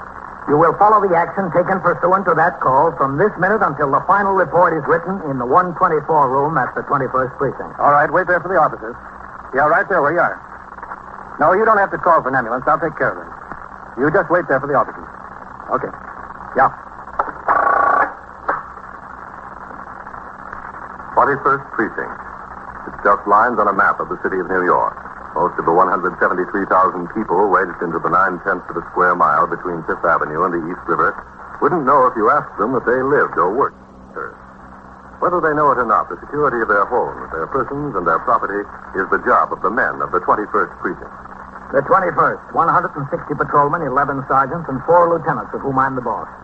My name is Kennelly, Frank Kennelly. I'm captain in command of the 21st. I was working my night tour, 4 p.m. to 8 a.m. At 11:15, I returned to the station house from patrol, and after signing the blotter, went directly to my office to read and approve a file folder of reports that had accumulated during the tour. I had also instructed the 124 man to post on the bulletin board the names of 2 patrolmen working the 12 to 8, informing them to see me on their arrival at the station house. Yes, come in. You want to see me, Captain? Oh, come in, Hanneman. Yes, sir. Close the door. Yes, sir, Captain. Hanneman, I got a 49 from the chief clerk concerning you today. Yes, sir. And after I got the 49, I asked to see the payroll sheet. Yes, sir. I just want to know how you do it. Do what, Captain? After deductions for federal withholding tax, the pension fund, the uniform loan account, health insurance, and the garnishment the chief clerk's office sent the 49 up about, the city will give you exactly $52.20 for half a month's pay. I'd like to know how you're going to live on that. I'd like to know, too, Captain. What's this garnishment about? Who'd you owe? Nobody, Captain. Well, you must have owed somebody, or they wouldn't have garnished your wages. I went co-signer on a note, Captain, for my brother-in-law, my sister's husband. And he defaulted? Yes, sir. Well, why did you let it get to court? Garnishment doesn't look good on your record. Well, sir, when I got served with the complaint, I called him up, and he said, don't worry about it. He'd take care of it. He'd get it straightened out. So I didn't worry about it. You ought to see what a man's prospects are before you go on his note. My sister married him, Captain. I figured that was good enough. Excuse me, Captain. 21st Precinct, Captain Kennelly. Yes, put him on, Sergeant. I told him you were. He said he was coming downstairs. Oh, all right. Tell him to come right in. A $52.20 paycheck. You'll have to do better than that, Hanneman. Yes, sir, but don't worry about me, Captain. You see, I'm single and living at home with my folks, so I'm not in too bad shape. You still have to do better. I expect to, Captain.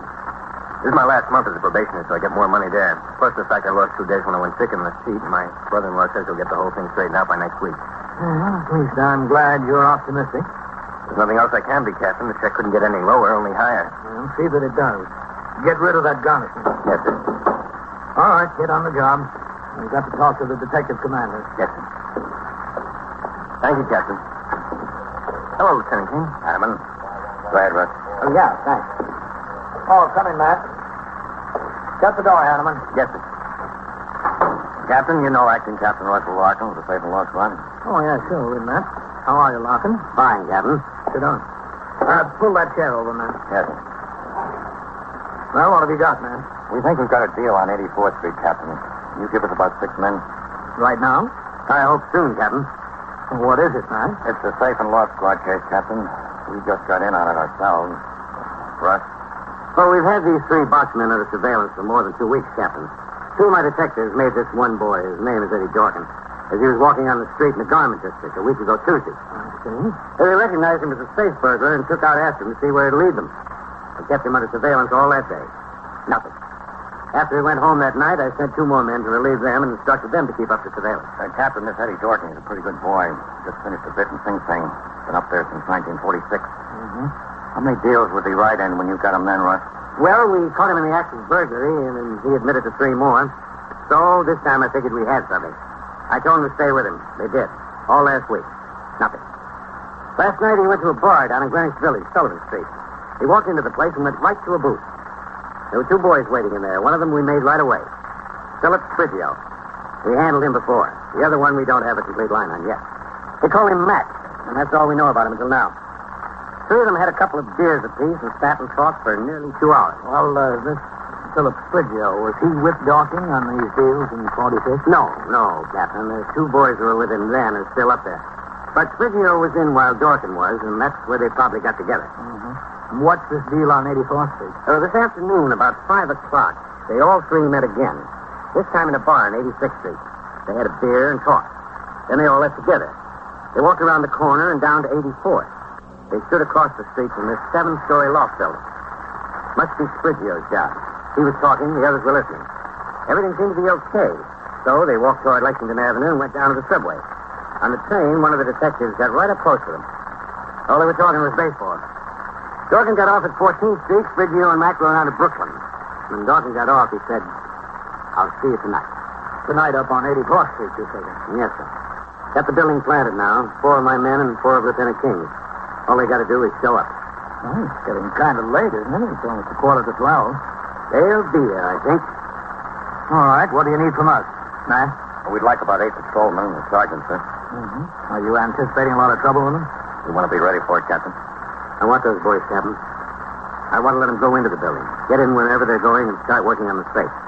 I want a good case against it. We grab them at the front door in the hall before they break into the offices. They're liable to squeeze out of it with unlawful entry. I want them in the act of committing burglary. So we'll need the street well covered, and we'll need men on the roof for the adjoining buildings. All right. You'll get the men. Yes, sir. Excuse me. 21st Precinct, Captain Kennelly. Sergeant Burns, yes, Captain. Is Captain Larkin of the Safe and Law Squad in there? Yes, he is. One of the detectives is waiting in the outside. Oh, all right. Look, see you. Oh, thanks, Captain. Captain Larkin. You'll be turning out the 12 Yes, boy. soon, huh, Captain? Yeah, in a few minutes. Yeah? Where's Sawyer? Yeah. What? Have you ever seen her before? Where are they now? Yeah, all right. We'll be right over. Yeah, that's right. Okay. Well, they got there. All 3 of them, right? Yep, all 3 of them plus another. A girl. A girl? Yeah, they drove up in Spriggio's car. They parked it down the block. Spriggio, Dorkin, and Mac took the tools and walked down to the building. They left the girl sitting in the car. They went around to the side and started to work on the door to the loading dock. They just got in. What floor did they go to? I don't know yet, Captain. Let's go and find out. Before I left the station house, I told the desk officer, Lieutenant Snyder, to replace Sergeant Burns on telephone switchboard duty. Sergeant Burns was then instructed to select 8 men from among those who were reporting for the 12 to 8 tour. He was told to take these men to a point around the corner, out of sight from the loft building, until he received further instructions. Then, with the 2 detective commanders, I rode to the opposite end of the block, where it had been arranged that we meet Detective Morton Little of the Safe and Loft Squad.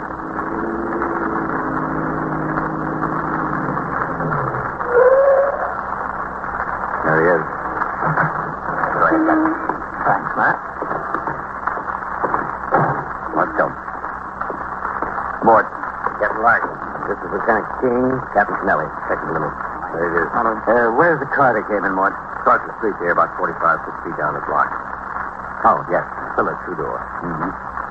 I don't see the girl in there. Oh, she isn't in there, Captain. As soon as they got inside the building, she left the car and went to the bar and grill there. She's been sitting in there at the bar ever since. Mm-hmm. Alone? Well, she may think she's alone, sir, but there's one of the men from the squad here is drinking beer right next to her. Kenny, is that right? Kenny, James Kenny. Oh, yeah. How've you got the block planted, Russ? There were 4 men in cars in front of the building. There's 6, Captain. Sawyer and Dick Schreiber drove up 2 minutes ago there in front of the building, too. Oh, good. There's 2 men on foot close to the loading dock. 2 men in the doorway down the street. Are they still there, Mort? Yes.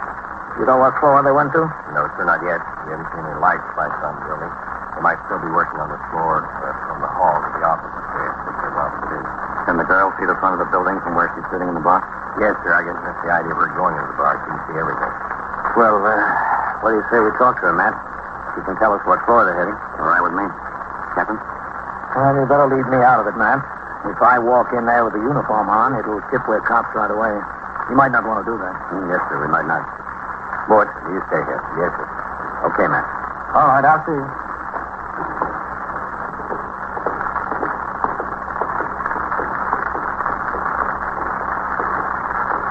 You've got a good skipper, this precinct, Matt. He knows what the score is. Well, he came up to the detective division. Yeah? He was a squad commander before the war. Oh. Now, let's see what we can get out of this girl before we tip over the law. Where the law, huh? Okay? Okay with me. Well, there's the 2 men planted at the loading platform. Yeah. Those boys come out, they won't know what hit them. Don't expect them to come out for a while yet, do you? Not if they're at the safe. Your man Kinney in the bar, he won't tip anything when we walk. Walk in, will he? He won't even know it. Good. Well, we got a string of about 11 safe jobs. I hope this clears. Hope so, too.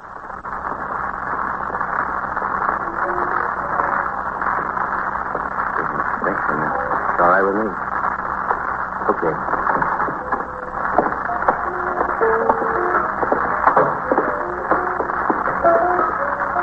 That's her, I guess. Yeah.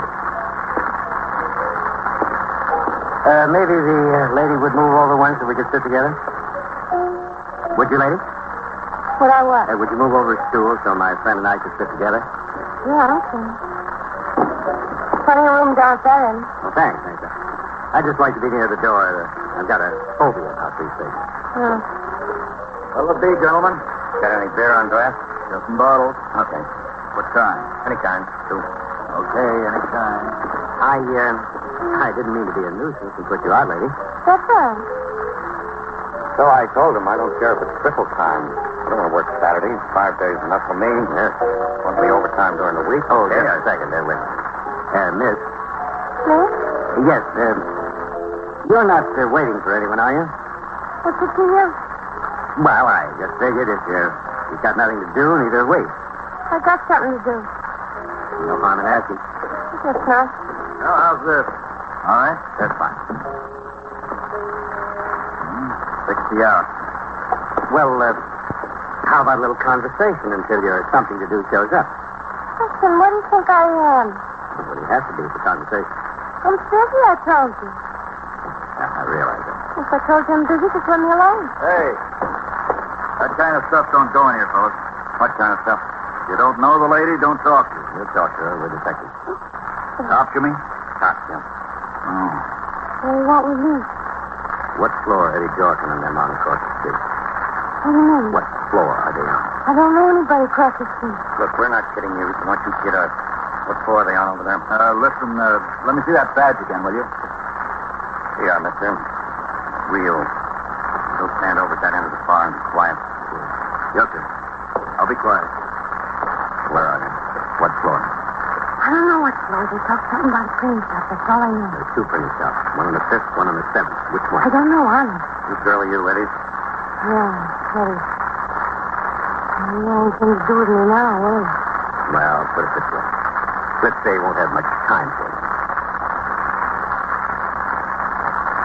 You are listening to 21st Precinct, a factual account of the way police work in the world's largest city. The young woman friend of the safe burglar, Eddie Dorking, identified herself as June Keesham. She gave her address as 334 Perry Street, Greenwich Village. While acting Captain Russell Larkin of the Safe and Loft Squad moved her to a booth in the bar and grill for further questioning, Lieutenant Matt King, commander of the 21st Squad, instructed Detective Kinney, who had been in the place, to inform me and the Safe and Loft Detective Mort Little that the girl was in custody. The detectives and uniformed officers on the job were to move in closer as planned while all the information available was obtained from the girl. All right. Sit down there in the booth. Where? Which side? Either side. Take a seat. Now, you're not going to waste any of our time, are you, June? No, I don't want to waste any time. What are you doing here? Why'd you come along? Because Eddie asked me. He asked you to commit burglary and you're just doing it? You must like him a lot. I didn't know anything, Now, look, come off it, will you? You know why they're here, and you know why you're here. You're not baby. I'm not committing burglary. Am I? What are you getting out of it? I don't know. He didn't promise me anything. What'd you get last time? How'd you know I did it before? I guess. Okay, Russ. Kenny's on his way. Don't get stressed. Good. Did Eddie tell you to wait in the car or in here? In here. Listen, how's that thing start up? I put a nickel in it. Pull out the plug. Yeah? Why in here? He thought if I was sitting in a car, a cop or somebody might pass by and start asking questions. If I was in here having a drink, nobody would ask me questions. And you could see the front of the building across the street and the loading dock, couldn't you? Yeah, I could see. You were supposed to watch them, weren't you? Yeah? What were you supposed to do if you saw the cops come up? Nothing. Now, look. Told you to stop kidding around. Got no time to play. What were you supposed to do? I was supposed to sit in the car while they were working on the door. Behind the wheel. If I saw a cop car down the street, I was supposed to turn on the headlights and start the motor. If I saw a cop walking down the street. Yeah? Then what? After they got inside, I was supposed to get out of the car and come in here and sit at the bar and have a drink. I'd watch the building. And watch the building. The cops. For anything that didn't go right. Somebody going inside, for instance, not cops. What were you supposed to do? Well, fellows, you got your beer sitting there. Want me to bring it over? No, just get over there behind the bar, will you? Hey, whose place of business is this, anyway? Keenan, we appreciate the favor. Now, what were you supposed to do, Kitty? What was I supposed to do when? If you saw the police coming up to the building. Oh, well, Sure, yeah. if I saw the cops or somebody, I was supposed to go to the phone booth and call the number. What number? The number Eddie gave me. What number is it? Colorado 5098. All set outside. With you in a minute more. Yes. You were supposed to call that number and what? I was supposed to call her, ring 3 times and hang up, to warn him. That's the phone number up in this place they're making a safe. Oh, I guess it is, don't you think? Mort. Yes, sir. They're making one of the printing shops. Either the 5th floor or the 7th floor. The number up there is Eldorado 52098.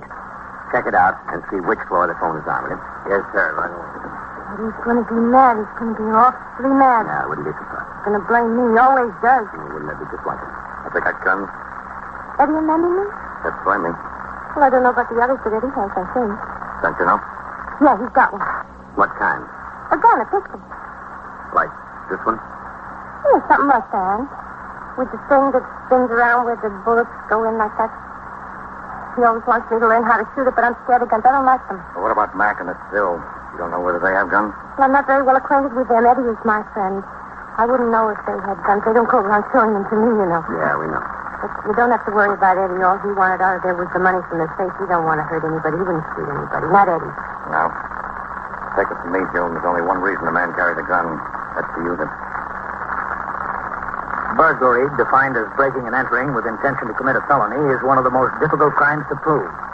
The big-time burglars, the safe crackers, are so law-wise that a conviction against them is seldom possible unless they're unlucky enough to be caught in the act of committing a crime. They are often caught in the act, but it's seldom due to chance.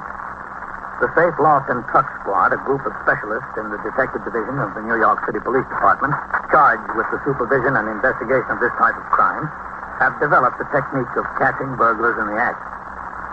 The girl, June Cheesham, already in custody, was taken to the station house. The telephone number was checked, and it turned out to be that of the concern on the 7th floor. Officers were posted on the roofs of the two adjoining buildings, both only 4 stories high. All doors and exits from the loft building were covered. We waited until 12:30, then 1 o'clock, 1:15. At 1:20 a.m., Acting Captain Russell Larkin of the Safe and Loft Squad, Lieutenant Matt King, commander of the 21st Squad, and I held a conference in a doorway across the street from the loft building. Well, what do you think, man? I don't know. Either they're having an awful time getting that safe trip, or they spotted the activity on the street. They're not going to come out if they know we're down here waiting for them. Captain? Well, they could be taking this long with the safe, couldn't they, Russ? Yes, sir, they could. These boys know their business. They wouldn't tackle anything and be too tough pockets. They want something they can rip it fast and get out. Well, you think we ought to go get them? Yes, sir, I think it's about time we did. Okay. There's no elevator. Got to walk up. If we turn on the power for the elevator, they'll know we're coming. If they don't know it already. If they don't know, there's no sense in telling them that. Agreed. Now, we've got to cover the inside fire stairs. If they hear us coming up the main stairs, they're liable to head down the others. Yeah. We'll detail 4 men to start up the fire stairs at the same time we start at the main stairs. Fire stair doors are locked on the stair side, all up and down the building. So are the main stairs. Well, how do we know we're going to be able to get on the 7th floor from the stairs? And that's the way they went up. They jimmy the door. If they know we're down here, they might have left the 7th floor and gone to some other. Yeah, possible, Captain. We'll examine all the locks and try the doors on the way up. Okay. Matt, you lead the detail up the firewells. All right? Well, okay. You take one of my men, one of yours, and 2 uniformed officers. You instruct somebody to open up and let us on the floor the first thing. As soon as we get up. Okay. I'll take 2 of my men, 2 of yours, Matt, and 2 patrolmen up the main stairs. What about me, Ross? Do I go with you? Well, sure, Captain, if you want to. I want to. That's the building manager just got here, Captain Larkin. Oh, good. What does he say about the layout? Pretty much as we understand it? Yes, sir, except the 6th floor. It's unoccupied, all right, but there are a lot of shipping crates on the floor. Okay. Has he got the keys to the doors all up and down on the main stairs? Yes, sir, he's got a master key. Good. Tell him I'll be with him in a minute, huh? Yes, sir, I'll tell him. All right. Guess that's it. Except what? Oh, one of us ought to stay in charge down on the street. Who do you suggest, Russ? Well, I know what's on your mind. If there's any fireworks up there, you don't want the ranking officer to get hit. Well, if there's any fireworks, the ranking officer would look awfully silly waiting down on the street, wouldn't he? I'm sorry, Captain. Forget it. I would have tried the same thing if there were an inspector on the job. And it wouldn't have worked either. The men were given their assignments and told of their duties. At 1:28 a.m., we crossed the street and entered the building via the main door. Lieutenant King and his detail went to the rear and started up the firewell. Acting Captain Larkin, Detectives Mort Little and Richard Schreiber of the Safe and Loft Squad, Detectives James Kinney and Daniel Goldman of the 21st Squad, Patrolman Hanneman, Sergeant Burns, and I started up the main stairs toward the 7th floor. En route, we examined the doors and locks on each floor. The 2nd and 3rd floor doors had not been tampered with. Neither had the 4th. Nor the 5th. With guns drawn, we continued up to the 6th.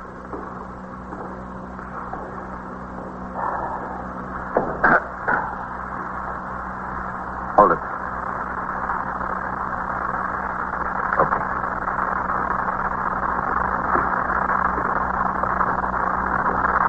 Well, let's explore. Quiet. Let's take a look at that door. The workhouse. Yeah? That's been forced open, Captain. You want to take a look on the floor? Yes, sir. There's one of them on the stairs. Watch him. Police, stop that. Out of your way. I see him down here. He's down. Watch out. Stay off the stairs. I can key to the top. He was the only one. All right, Mort, go ahead. Yes, sir. I'm going. Burns, Kitty. Yes, sir. Go up with him. Take a look around on the floor. Yes, sir. Okay, Captain. Let's try the door here. All right. He's through. Let's go out. It's open. March it.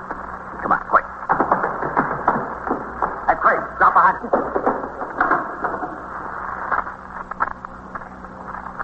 You think they're here? Beats me. Look, Captain, I want to get behind that pillar. You cover me from here, huh? Okay. Here goes. That's why I'm go.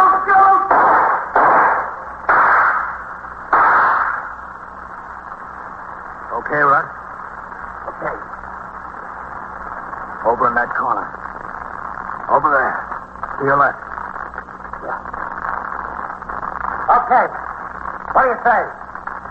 You want to walk away from here or not? We'll walk away.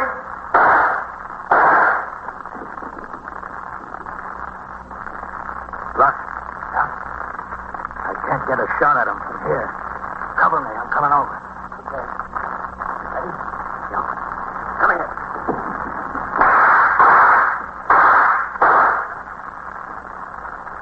Okay.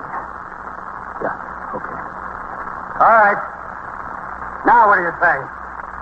This is what we say. You hit one of them. That's all right. Stop calling. He's not going to answer you. Listen, I had enough. Don't shoot anymore. All right. Stand up where we can see you. Yeah, okay. Just don't shoot anymore. I'm dead. See? Throw that gun out here. Where? Over here, over this way. Here it comes. All right. Get those hands way up over your head. Yeah.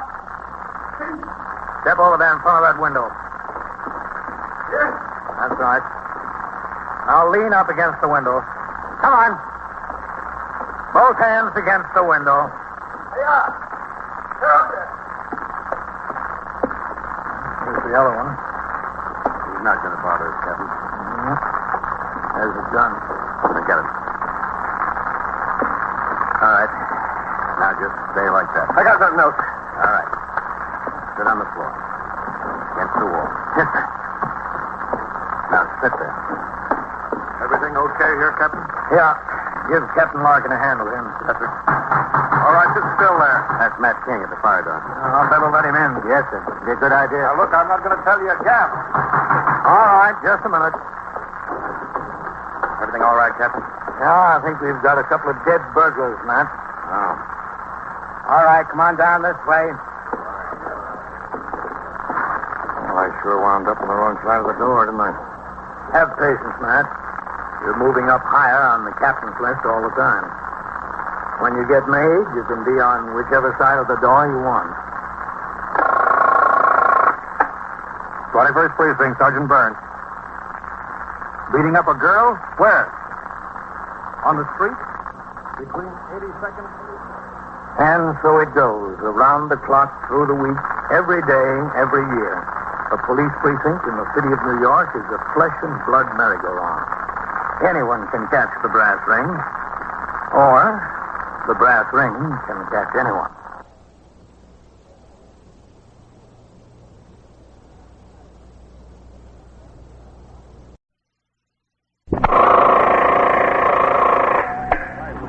'21st Precinct, Sergeant Tierney.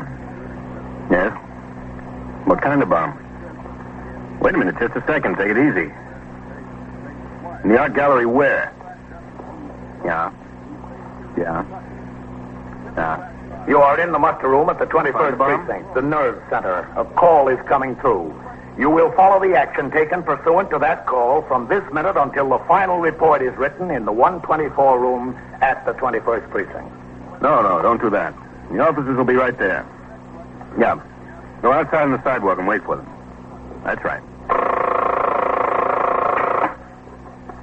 21st Precinct. It's just lines on a map of the city of New York. Most of the 173,000 people wedged into the 9/10 of a square mile between Fifth Avenue and the East River wouldn't know if you asked them that they lived or worked in the 21st. Whether they know it or not, The security of their homes, their persons, and their property is the job of the men of the 21st Precinct. The 21st, 160 patrolmen, 11 sergeants, and 4 lieutenants, of whom I'm the boss. My name is Kennelly, Frank Kennelly. I'm captain in command of the 21st. I was working my day tour, 8 a.m. to 6 p.m. It was warm and sunny. After I turned out the platoon, I cleaned up the paperwork that had accumulated since I was last on duty 24 hours before. Then, after seeing 2 visitors in regard to their applications for gun permits, Secretary number 3 came by the station house for me, and I went on patrol of the precinct with Patrolman Eugene Dillon as operator. Well, the kid comes home, Captain. He says to me, Pop, you promised me this year I could have a new mitt. Uh-huh. Trapper he wants. You know, the new style for outfielders. The movie house down on the next block, Dillon. Yes, sir. I wanted to stop in the candy store next door. Yes, sir. Well, he's got it all picked out. Took me down to the sporting goods store. $13 for a mitt. $13. That's a lot of money. Well, it used to be the best mitt you could buy with $5 tops. $13. Now, they expect anybody to spend $13 for a mitt for a kid, a 10-year-old. Says all the kids are getting them. I said, not $13, Buster, not $13 for a glove. Well, he was holding back the tears, Captain, and I started a weekend. And I thought his mother could use an Easter dress, and I could use some shoes, and well, the kid needs some clothes himself, so I said a big final no. Yeah, well, that's a lot of money for a glove. Yes, sir, you're telling me. I'll be out in a minute. Yes, sir, Captain.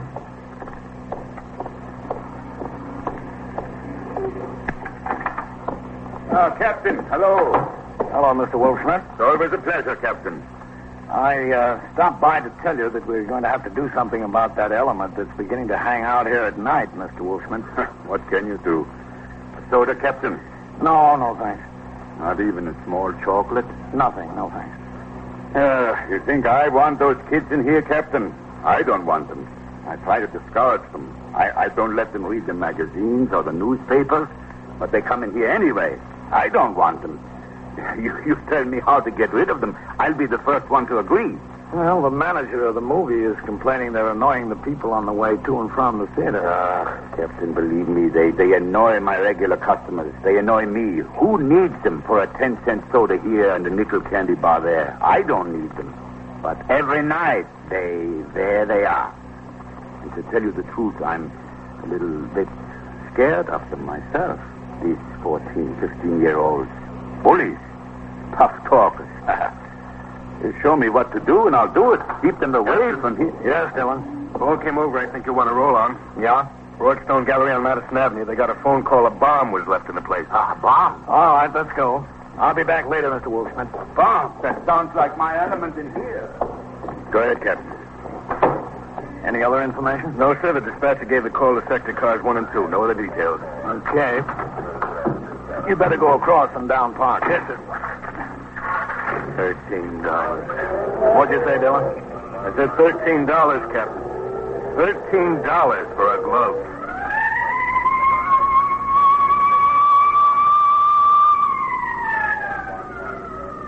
We made the run across and downtown. The traffic was heavy, and the Broadstone Gallery was in the exact opposite corner of the precinct. It took nearly 5 minutes. As we sped to the scene, I called to mind a picture of Broadstone. It was a combination auction room and art gallery. Good reputation. Large sales of estates and collections. Showings by famous painters and sculptors. Located on the ground floor of an apartment building.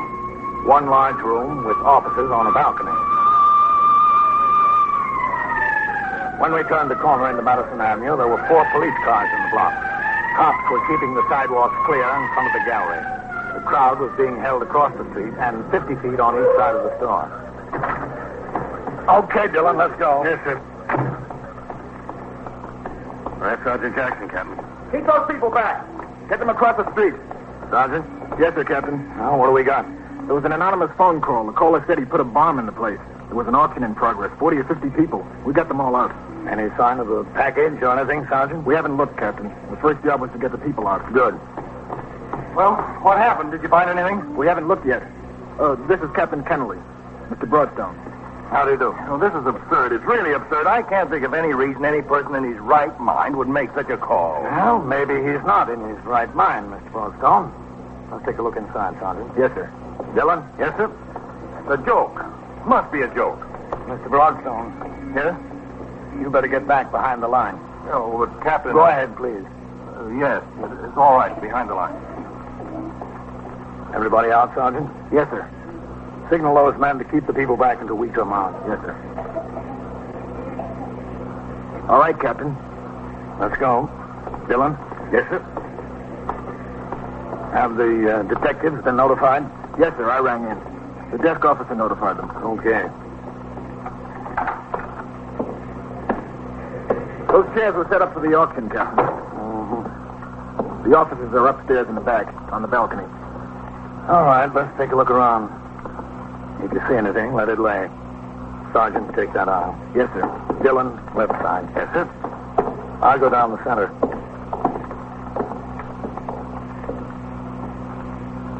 Go ahead. There's a room on the side there, Captain. All right, we'll look at that last. Yes, sir.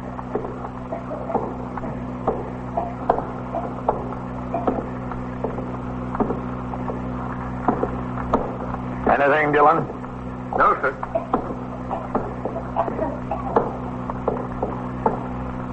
Somebody left an umbrella. Captain. Yes? Under a chair, a package. Don't touch it. Don't worry. Through here, Captain, this row. There it is, Captain. See it? Yeah. That's just about the right size. Just about the wrong size, you mean, Sergeant? Yeah. Well, it can't stay here. No, sir. Can you move that chair without disturbing it? Yes, sir. Easy. Oh, that's good. All right. Move that one, too, Dillon. Yes, sir. That's good. I don't hear anything ticking to you. No. See that big, heavy carpet on the platform up there, Sergeant? Yes, sir. It was being auctioned off. If we get it under there, that'd hold any blast down to a minimum. Yes, sir. We could fold the rug over the box a couple of times, but the rug is too heavy to carry over here. All right. We take the box over there. Go on over, Sergeant. Lift the corner of the rug up. Yes, sir. Let me know when you're ready.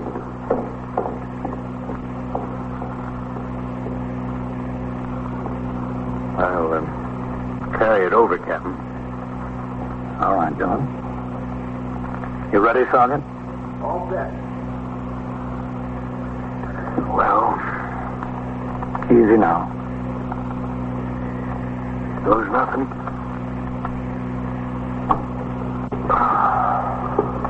Oh, brother. What's the matter? Nothing's the matter, Captain. Everything's great. It doesn't weigh 2 ounces. Everything all right, Captain? Relax. It's too light for explosives. You know something, Captain? What? I think I'll buy that glove for my kid. These days, $13 isn't so much. We opened the cardboard box to examine the contents. Inside was a lady's hat, apparently left under the chair by an excited auction patron. By that time, Lieutenant Matt King, commander of the 21st Squad, had arrived on the scene with 2 of his detectives. Together, we conducted a thorough search of the premises. No trace of a bomb was found. The people were readmitted to the gallery, and upstairs in the office, Lieutenant King, Detective William Novak, and I began to talk to Mr. Ernest Broadstone, the owner of the gallery, and his secretary, Miss Helen McLeese.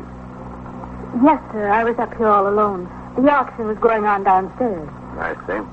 And you, Mr. Broadstone? Well, I was on the floor downstairs watching the auctioneer conduct the sale. This was what time? 10:30, 10:35. Isn't that right, Helen? Yes, sir, about. All right. Yes, sir. And you answered. Yes, Where were you when you answered, Mr. McLeese? right outside at my desk there. Can you remember exactly what the man said? Well, not exactly, but pretty close. What? Well, I said, Broadstone Galleries, good morning, and he said he'd like to talk to Mr. Broadstone. What tone of voice did he use, Miss McLeese? What do you mean? Well, was it high-pitched or low? Was he trying to disguise it? Oh, no, I don't think so. He was using a normal voice. He was very polite, really very polite. And what did you say after he told you he'd like to talk to Mr. Broadstone? Well, I said Mr. Broadstone was very busy at the moment. He was downstairs on the auction floor. I wanted to take a message. He said he had to talk to Mr. Broadstone right away. I told him that was impossible. And he said it was very important. It's a matter of life and death. I didn't know what to do. So I told him to hold the wire, and I'd see if I could find Mr. Broadstone. And that was the extent of your conversation with the men? Yes. Did it sound like anyone you know or had spoken to before? Oh, no. It sounded familiar in no degree. No, sir. Do you think you'd be able to recognize the voice if you heard it again? Well, I couldn't say. I might be able to. But when you went downstairs, Miss McLeese, did you leave the phone off the hook? Lay it on the desk? Oh, no, sir. You see, we had 3 lines. There's a button on the phone for each of the lines. Also, one for local. That's into office calls. And one for hold. I pressed the hold button and put the receiver back on the phone. You went downstairs to find Mr. Broadstone? Yes, I went downstairs to find Mr. Broadstone. Where were you, Mr. Broadstone, when she found you? Well, I was standing on the right-hand side of the gallery, observing the bidding on the particular item that was up for auction. The right-hand side as you face the door, or as you face the rear of the room? No, as you face the rear of the room. That's on the same side as the stairs leading down from the office. Yes, that's right. What did Miss McLeese say to you when she found you? Well, essentially the same thing she told you, that the man said it was a matter of life and death. You decided to take the call. Well, Lieutenant, I have a wife and children, a lot of friends. A matter of life and death can take in a lot of territory. So I went to the phone. Did you come up here, upstairs, to take the call? No, Captain. I stayed downstairs. I went to a little anteroom off the main gallery. We have an extension in there. The salesman's phone. I see. What was the conversation you had on the phone? Well, I picked up the phone. I said hello. And he asked, is this Mr. Broadstone? I said yes. And I asked who it was calling. He said something like, never mind. And he told me there was a bomb in the place. Well, I thought somebody was kidding me. Well, that's hardly something to kid about. Yes, sir. That's what I told him. But he said he wasn't kidding. It might go off any minute. Well, I started to ask him some questions, but he wouldn't talk to me. He hung up. What did you do? Well, I stood there for a minute. I didn't know exactly what to do. Whether to call the police first or get the people out. There were 50 or 60 people out there in the gallery at the auction. I decided to call the police first and not to tell the people. Let the police handle that. Because if I got up there and said there was a bomb in the place, there might be a mad rush for the door and somebody would be sure to get hurt or killed. But I couldn't believe, really, there was a bomb in the place. I thought somebody might be pulling a joke. So I called the police and went out to the sidewalk to wait for them. Well, that was the wisest thing to do. Oh, thank you. Well, the first ones got there almost as soon as I got outside, that sergeant. I explained to him what happened. Meanwhile, another police car came up, and they told me to stay on the sidewalk. They went in and handled the whole thing. They must have handled it fine because the people started walking out slowly, no disorder, pushing, anything like that. They did a good job, all right. Well, Mr. Broadstone, did the voice of the man on the phone sound in any way familiar to you? No, I can't see that it did. Miss McLeese, you said he was extremely polite and rather well-spoken. Yes, that's right. Did you get the same impression, Mr. Broadstone? Yes, I did. His delivery was slow and even. I'd say even polite, yes. How many employees do you have here, Mr. Broadstone? Well, it was 9 altogether, myself and Miss McLeese. Also upstairs in the office is the bookkeeper. She's across the hall. There's a porter and a shipping clerk and the 4 men on the floor. Have they all been with you a long time? I hope you're not inferring that any of my employees is involved in this, Lieutenant. They were all here at the time. I was thinking more of a former employee, Mr. Broadstone. Oh. Well, our turnover we have is very slight. Very slight. Captain. Yes, Sergeant? The bookkeeper says there's a call from Mr. Broadstone. Well, tell her to take the message, will you? The man says it's a matter of life and death. Well, have the bookkeeper say he'll be right with him, Sergeant. Yes, sir. Now back. Yes, sir. Get on another line outside. Yes, sir. See if you can find out where it's coming from. Go to the bookkeeper's phone. Okay, Lieutenant, right. You're going to listen in, man? Yes, Captain. Pick it up, Mr. McLeese. Take your time, but don't lose him. Turn him over to Mr. Broadstone. Now? Yes, go ahead. I'm going to listen out at your desk. The Broadstone's office? Yes. Who? Okay, Matt? Okay, all set. Just ask Mr. Broadstone to come to the phone, please. But I have to tell him who's calling. You know very well who's calling. Now, please, I don't have much time. All right. Just a moment. Hello? I just want to tell you, Mr. Broadstone, it's still a matter of life and death. Oh, look, who is this? It's me, Mr. Broadstone. I spoke to you a little while ago. I know you did, but this is a very poor excuse for a joke. That's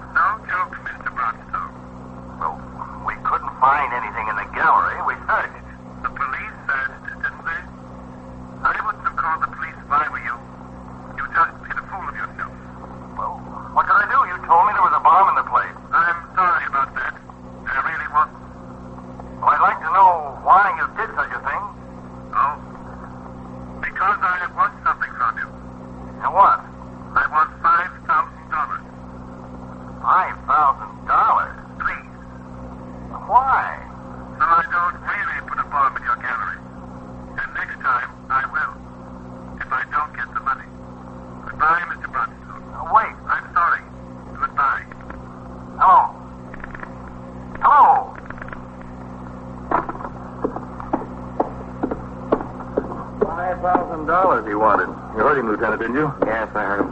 What do you think, man? Sounds like a psycho to me, Captain. Scared. I'm really getting scared. Well, there's nothing to be afraid of, Miss McLeod. Oh, you can say that. He didn't threaten to bomb the police station. He threatened to bomb my place of business. Lieutenant. Yes, Novak. We couldn't trace the call. Didn't stay on long enough. Another minute and maybe we would have made it. That's too bad. Well, now how can you catch him, Captain? I don't see how you can possibly. We will. This had to happen to me. Why did it have to happen to me? Nothing's happened to you yet, Mr. Broadstone. We'll try to see that it doesn't. Lieutenant King was soon convinced that the man we sought was not a professional extortionist. A telephone check with the Bureau of Criminal Information showed that no complaint of this type had been reported in a considerable period of time anyplace in the city, although extortion by threat to bomb was once quite common. He leans rather to the theory that the call was from a disgruntled and psychopathic former employee or a disappointed artist whose work had been turned down by Mr. Broadstone. Two detectives, assisted by employees, were set to work on the records of the gallery to look for just such possibilities. In addition, Mr. Broadstone was questioned closely about his personal life. The threat might have its basis there. Mr. Broadstone said he was happily married and went out with no other women. He could think of no enemies he had made through business dealings. He discounted entirely the possibility of a personal vendetta. Lieutenant King, however, instructed two of his detectives to make a thorough check to verify Broadstone's assertions. By noon, all the uniformed officers who answered the call had been instructed to resume patrol, and the case was left entirely in the hands of the detectives. I returned to my other duties. At 4 p.m., I turned out the platoon for the night tour, after which I worked with a 124 man at our first attempt to arrange the vacation schedule to the satisfaction of as many men as possible. At 6, I changed to civilian clothes, signed the blotter, and left the precinct to go off duty until the following day, when I walked into the station house at 3:30 p.m. Hello, Captain. Go ahead, take the call. I'll sign the blotter. Yes, sir. 21st Precinct, Sergeant Jackson. Well, what's doing around here? Another much, Captain. Pretty quiet. Yes, sir. He just got in. Captain? Yeah? Lieutenant King wants to know if he can see you for a minute. Yeah, sure. Before the turnout? The captain wants to know before the turnout, Lieutenant. Yes, sir. Yes, sir. All right. Is he coming down? Yes, sir. He'll be right downstairs. Okay. There's some messages on your desk, Captain. I've got a couple more here. Oh, thanks. And Sergeant Collins went sick. Yeah? What's the matter with him? His wife rang in. She says it looks like the virus. We've got a doctor coming. Okay. Is Lieutenant Snyder in the house yet? I didn't see him come in, Captain. Well, tell him to come into my office when he gets here. Yes, sir. I'll be in there. 21st Precinct, sign. Hello, Captain. Oh, Matt, come in. Thanks. How do you plan to proceed? Sit down, Matt. Yeah, thanks. I want to talk to you about that bomb case at Broadstone Gallery, Captain. Yes, man. How are you doing on it? Nothing. I haven't heard from the boy again. No? No, sir. I've had two men planted over there around the clock. I've had a man planted at Broadstone's apartment building. Well, how does his story check out? Oh, he's all right. No women. Pretty square dealer in business. No enemies that we could find. Good reputation all around. Mm-hmm. Well, how can I help you, man? Well, the squeals are piling up on me, Captain. I've had almost the whole squad tied up in this thing since yesterday morning. I've got two men planted over at the gallery now. They closed at 6 o'clock. Last night I had men sitting outside in the car all night. I want to pull them off. Yeah? This guy's a psycho for sure. If he's going to put a bomb in there, he won't do it at night. I don't think. But just in case, what I'd like is for you to instruct your men on post over there and the sector men to take a look as often as they can. Yeah, sure, man. But what are you going to do when they open up tomorrow? Well, I'll send a couple of my best hawkshaws over there when they open up in the morning. All right, man. I'll give the instructions. Excuse me. 21st Precinct, Captain Kennelly. Sergeant Jackson on TS, Captain. Novak is ringing in for Lieutenant King. All right. Novak for you, man. Oh, thanks. He's one of them over there. Lieutenant King. Just a second, Lieutenant. Go ahead. Lieutenant King. Novak, Lieutenant. Yeah, what is it, Novak? Mr. Broadstone got a letter from the bombardier. Just now? Well, he was out this afternoon. He just got back. When the letter came, the secretary put it on his desk unopened. It was marked personal. What's it say? Well, just a second, Lieutenant. No, that's all right. I can see it. It's made up of words cut out of a newspaper and pasted down. It says, deliver $5,000 by tonight at midnight. You must not fail. As I said, this is a matter of life and death. That's all? Yes, sir, that's all. Well, how do we know where the money's supposed to be delivered? All right, no problem, Lieutenant. After getting further details over the phone, Lieutenant King instructed Novak to bring Mr. Broadstone and the letter into the station house. In the meantime, I turned out the platoon for the night tour at 4 p.m., giving special instructions to the men concerned to keep a close watch on the Broadstone galleries during the night. Lieutenant King told me the letter was signed Carlton Adbury.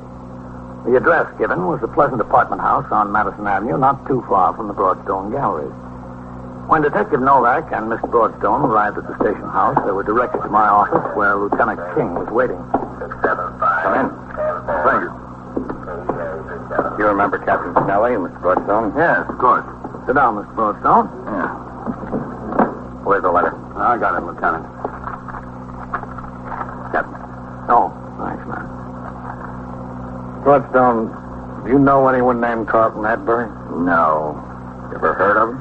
No, I can't say I have. Does it sound familiar? No, not at all, Lieutenant. If there is such a person, how could he be so foolish as to sign his name? That's the first question I'm going to ask him. But I'm grateful to him. Don't misunderstand me. Then you really think he's the right one? The story was in all the newspapers. Couldn't it be some crank, another person entirely? There are people like that. I've read about them. I've handled them, Mr. Broadstone. I read all the newspaper stories. Not one of them mentioned the fact that the man consistently referred to this as a matter of life and death. Oh. I think this is the right man.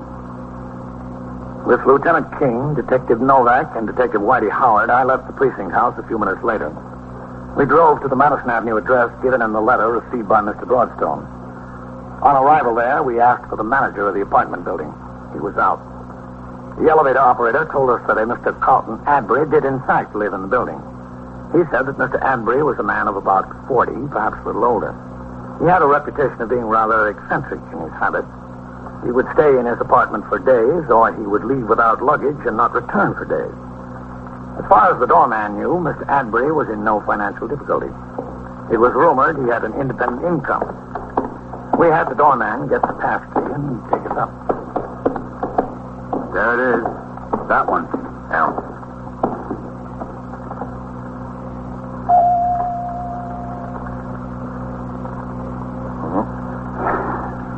He hasn't gone off on one of his 3-day jaunts, man. I don't think so. He's waiting for the 5,000.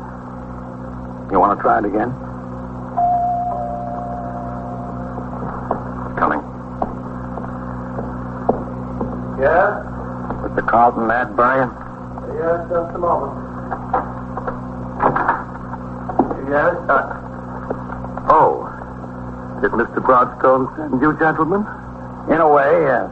Well, please come in. Have you been standing here long? I didn't hear the door at first. The electric razor, you know. Well, there's so many of you. Won't you come in the living room? Now, Howard. Yes, sir, Lieutenant. I got you. Where are they going? Just to look around. Oh. Well, it's a very attractive apartment. Did you bring the money? No. You didn't? But that was my understanding with Mr. Broadstone. We're police officers. But I need the money. How did you happen to pick on Mr. Broadstone? Why should he give it to you? Well, because I need it. But why him? Where have you been getting it up until now? From the bank. But they won't send me anymore. They said I have to go back to the hospital. And that's not fair, is it? It's my money. It was left to me by my mother. Why shouldn't they send it to me? I don't have to go back to the hospital just because they say so. I don't like it there. What made you think Mr. Broadstone should give it to you? Because I walk past his gallery every day. And every day there were different paintings in the window. Never the same. Always different. I don't want to go back to the hospital. Why did you threaten to leave a bomb in the place? Well, if I didn't, why else would he give me the money? Had to be a reason. Has to be a reason for everything. Nothing back there, Lieutenant. Okay. I don't want to go back to the hospital. Do I have to? Is that where you're going to take me? Where's the stuff you were going to make the bomb out of? Oh, I wasn't going to make a bomb. I really wasn't. I knew I wouldn't need to if I frightened him enough. Did you think of what would happen to you if you didn't frighten him at all? Yes. But what difference did that make? I was going back to the hospital anyway. Well, I guess you will. After a few stops on the way. 21st Precinct, Sergeant Tierney. Yeah? What is it you lost? Briefcase, huh? Yeah. Well, where'd you get out of the taxi? Yeah. Yeah. And so it goes, around the clock, through the week, every day, every year. A police precinct in the city of New York is a flesh and blood merry-go-round. Anyone can catch the brass ring, or the brass ring can catch anyone. 21st Precinct, a factual account of the way the police work in the world's largest city, is presented with the official cooperation of the Patrolmen's Benevolent Association, an organization of more than 20,000 members of the Police Department, City of New York. Everett Sloan in the role of Captain Kennelly, Ken Lynch as Lieutenant King. Featured in tonight's cast were Jan Owen, Terry Cotter, Bill Lipton, Don McLaughlin, Ken Delmar, and Ivor Francis. Written and directed by Stanley Niss. Produced for CBS Radio by John Ives. Art Hanna speaking. 21st Precinct, Sergeant Burns. Where is this? Yeah? Yeah? Well, who is it? His wife? Hitting her with what? Oh. All right, I'll send the officer. You are in the muster room at the 21st Precinct, the nerve center. A call is coming through. By transcription, you will follow the action taken pursuant to that call from this minute until the final report is written in the 124 room at the 21st Precinct. Okay, the officers will be right there. You wait out in front. Show them what flat it is. Yeah, out in front. All right, okay. 21st Precinct. It's just lines on a map of the city of New York. Most of the 173,000 people wedged into the 9/10 of the square mile between Fifth Avenue and the East River wouldn't know if you asked them that they lived or worked in the 21st. Whether they know it or not, the security of their homes, their persons, and their property is the job of the men of the 21st Precinct. The 21st, 160 patrolmen, 11 sergeants, and 4 lieutenants, of whom I'm the boss. My name is Kennelly, Frank Kennelly. I'm captain in command of the 21st. I was working my night tour, 4 p.m. to 8 a.m. The weather was unusually mild for the time of the year. At 10:45 p.m., I was on patrol of the precinct in sector car number 1. I had instructed the operator of the car, Patrolman Charles Lasky, to stop at a garage on 1st Avenue in the 90s so that I could verify the investigation by Sergeant Waters of an application for a towing car license. While I was inside the garage talking to the night manager, Patrolman Lasky entered and informed me that a Signal 30 ambulance responding had been broadcast over the car radio. The address was 710 East 78th Street. We left the garage, got in the car, and made the run. A Signal 30 denotes an armed felony, and all patrol cars in the vicinity, regardless of precinct boundaries and other less pressing assignments, are required to respond.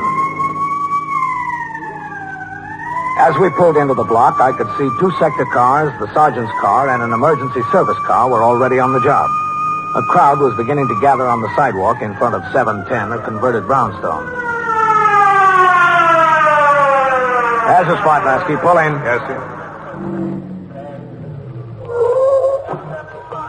All right, help him keep the sidewalks clear. Yes, sir.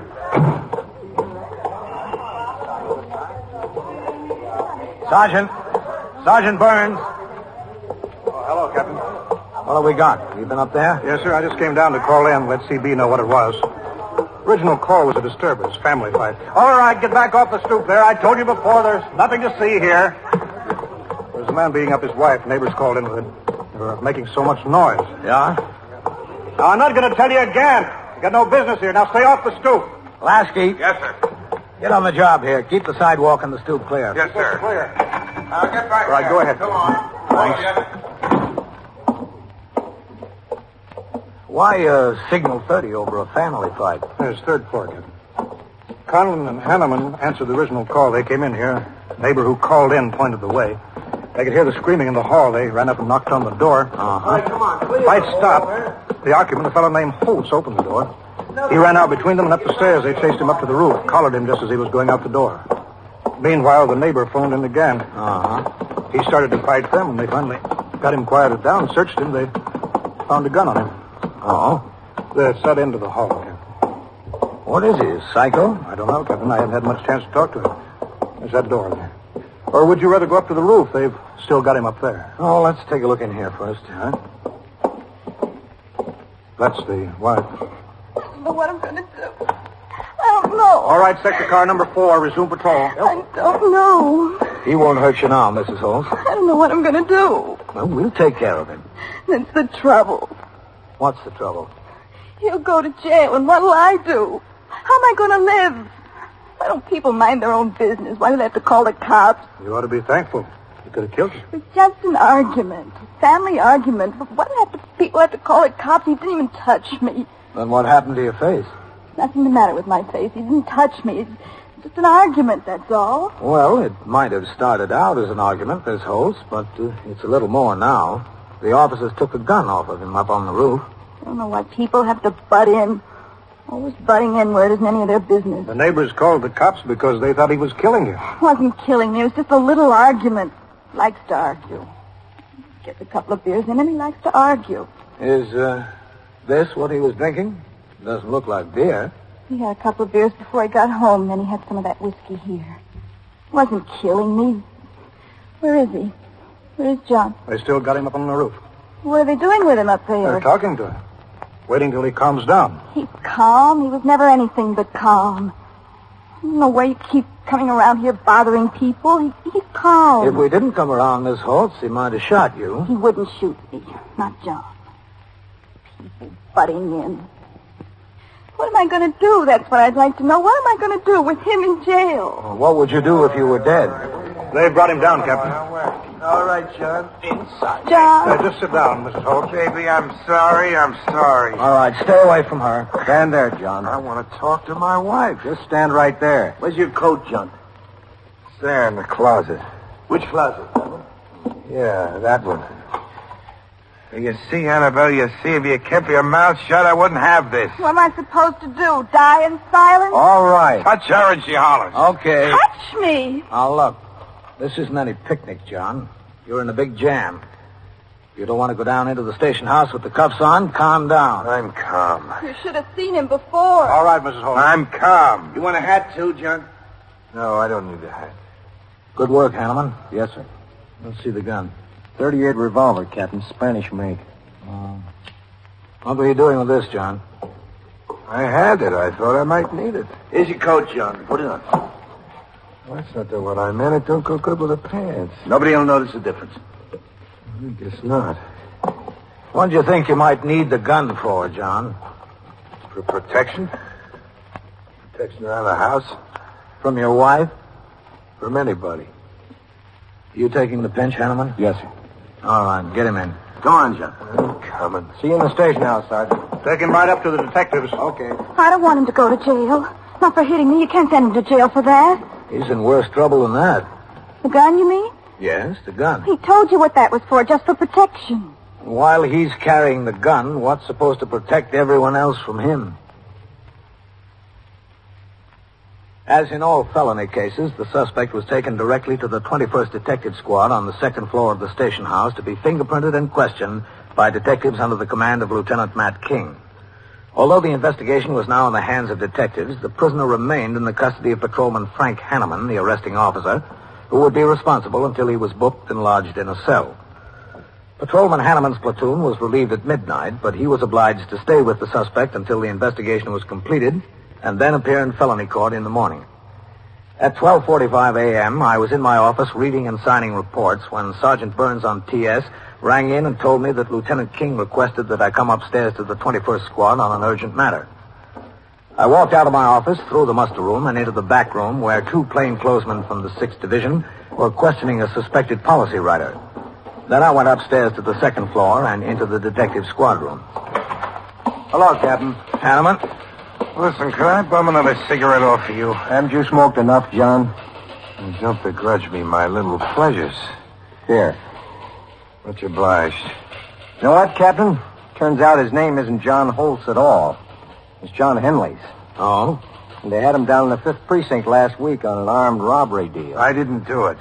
The victim couldn't identify him, so they had to turn him out. He didn't have the gun then. I didn't do it. And he's done a bit in Sing Sing, grand larceny. Isn't that right, John? That's right, yeah. You got a match? Please. You don't have anything, do you? It's a good collar, Hanneman. Does Conlon know about his record? No, sir. He went on home at midnight. We didn't hear about this till 15 or 20 minutes ago. Oh, Lieutenant King wanted to see me. Is he in his office? Yes, sir. He's got John's wife in there and a couple of detectives. I don't know what they want with her. Okay. Give me back my matches, John. Come on. Captain Kennelly. Come in, Captain. Hello, Matt. Goldman. Hi, Kirk. Hi, Captain. You met Mrs. Holtz or Mrs. Henley is over at the scene? We met, yes. What is it, Matt? Goldman and Kirk have been talking to her, Captain. Turns out that when the officers hit the door and John broke and ran to the roof, Conlon took out after him. Hanneman had his hands full with Annabelle. Well, I told you I didn't like the idea of anybody butting into our business, that's all. We're entitled to have our spats without cops coming in from all over. Annabelle, Patrolman Hanneman, the officer who's outside with your husband now, was busy with you while the other officer chased your husband up to the roof? Well, I was trying to keep him busy. Well, how long was it before Patrolman Hanneman went up to the roof? Him out there with John, you mean? Yes, that's right. A couple of minutes. He took me. And when you and Patrolman Hanneman got up there, what did you see? There was nothing to see. John was sitting down there by the side of the wall, and this other cop, what's his name? Patrolman Conlon? Yeah, the other one. He was standing there. Did Patrolman Conlon have anything in his hand? You know what he had in his hand. He had the gun he took off John in his hand. Uh-huh. And then what happened? I don't know. Nothing. Some more cops came right away, and they took me back downstairs to the flat. The new one's one of them. Hanneman and Conlon remained up on the roof with your husband? Yeah. Him out there now and the other one. What's the big idea? I don't get it. You don't have to, Annabelle. Hanneman. Yes, sir. Bring John in here a minute. Yes. They did a good job, Captain. It's a nice collar. I know it was. All right, get in there, John. He treating you all right, baby? Better than you. Sit down over there, John. They want to talk to you, Hanneman. Yes, sir. Goldman, keep your eye on them.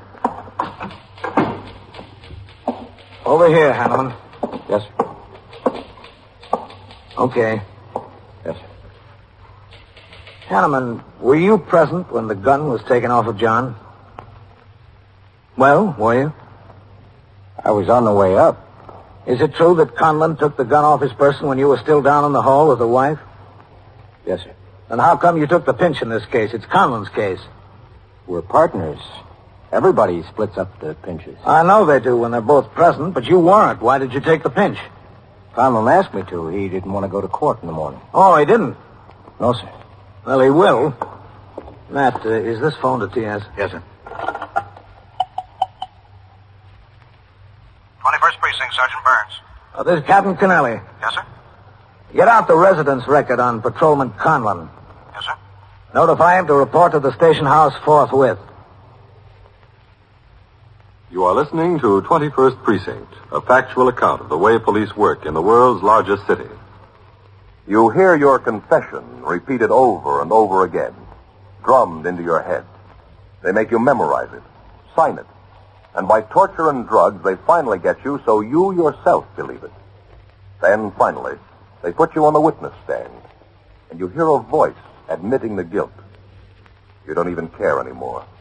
You hardly realize that it's your own voice, repeating the words they want you to say. Yes, that has happened in some countries. But there's a very good reason why it couldn't happen to you. 15 words in our Bill of Rights are your protection. They say very clearly, no person shall be compelled in any criminal case to be a witness against himself. When we read about the rigged trials, the phony witnesses, the drugged confessions that take place in certain countries today, we're pretty glad that our Constitution was written by men of foresight. Well, maybe they couldn't look ahead to our day, but they were determined to protect us against such things happening in this country. For ourselves, for generations to come, this right exists, assuring us of fair trials, due process of law, and no one can compel us to be a witness against ourselves.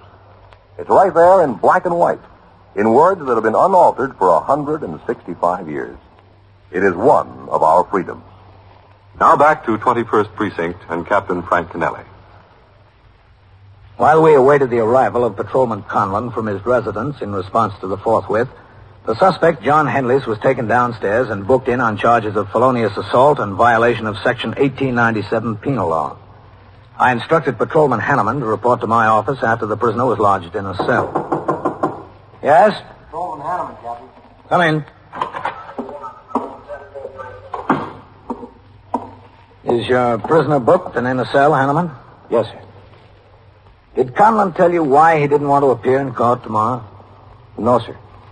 Was it that he didn't want to appear in this case or didn't want to appear in general?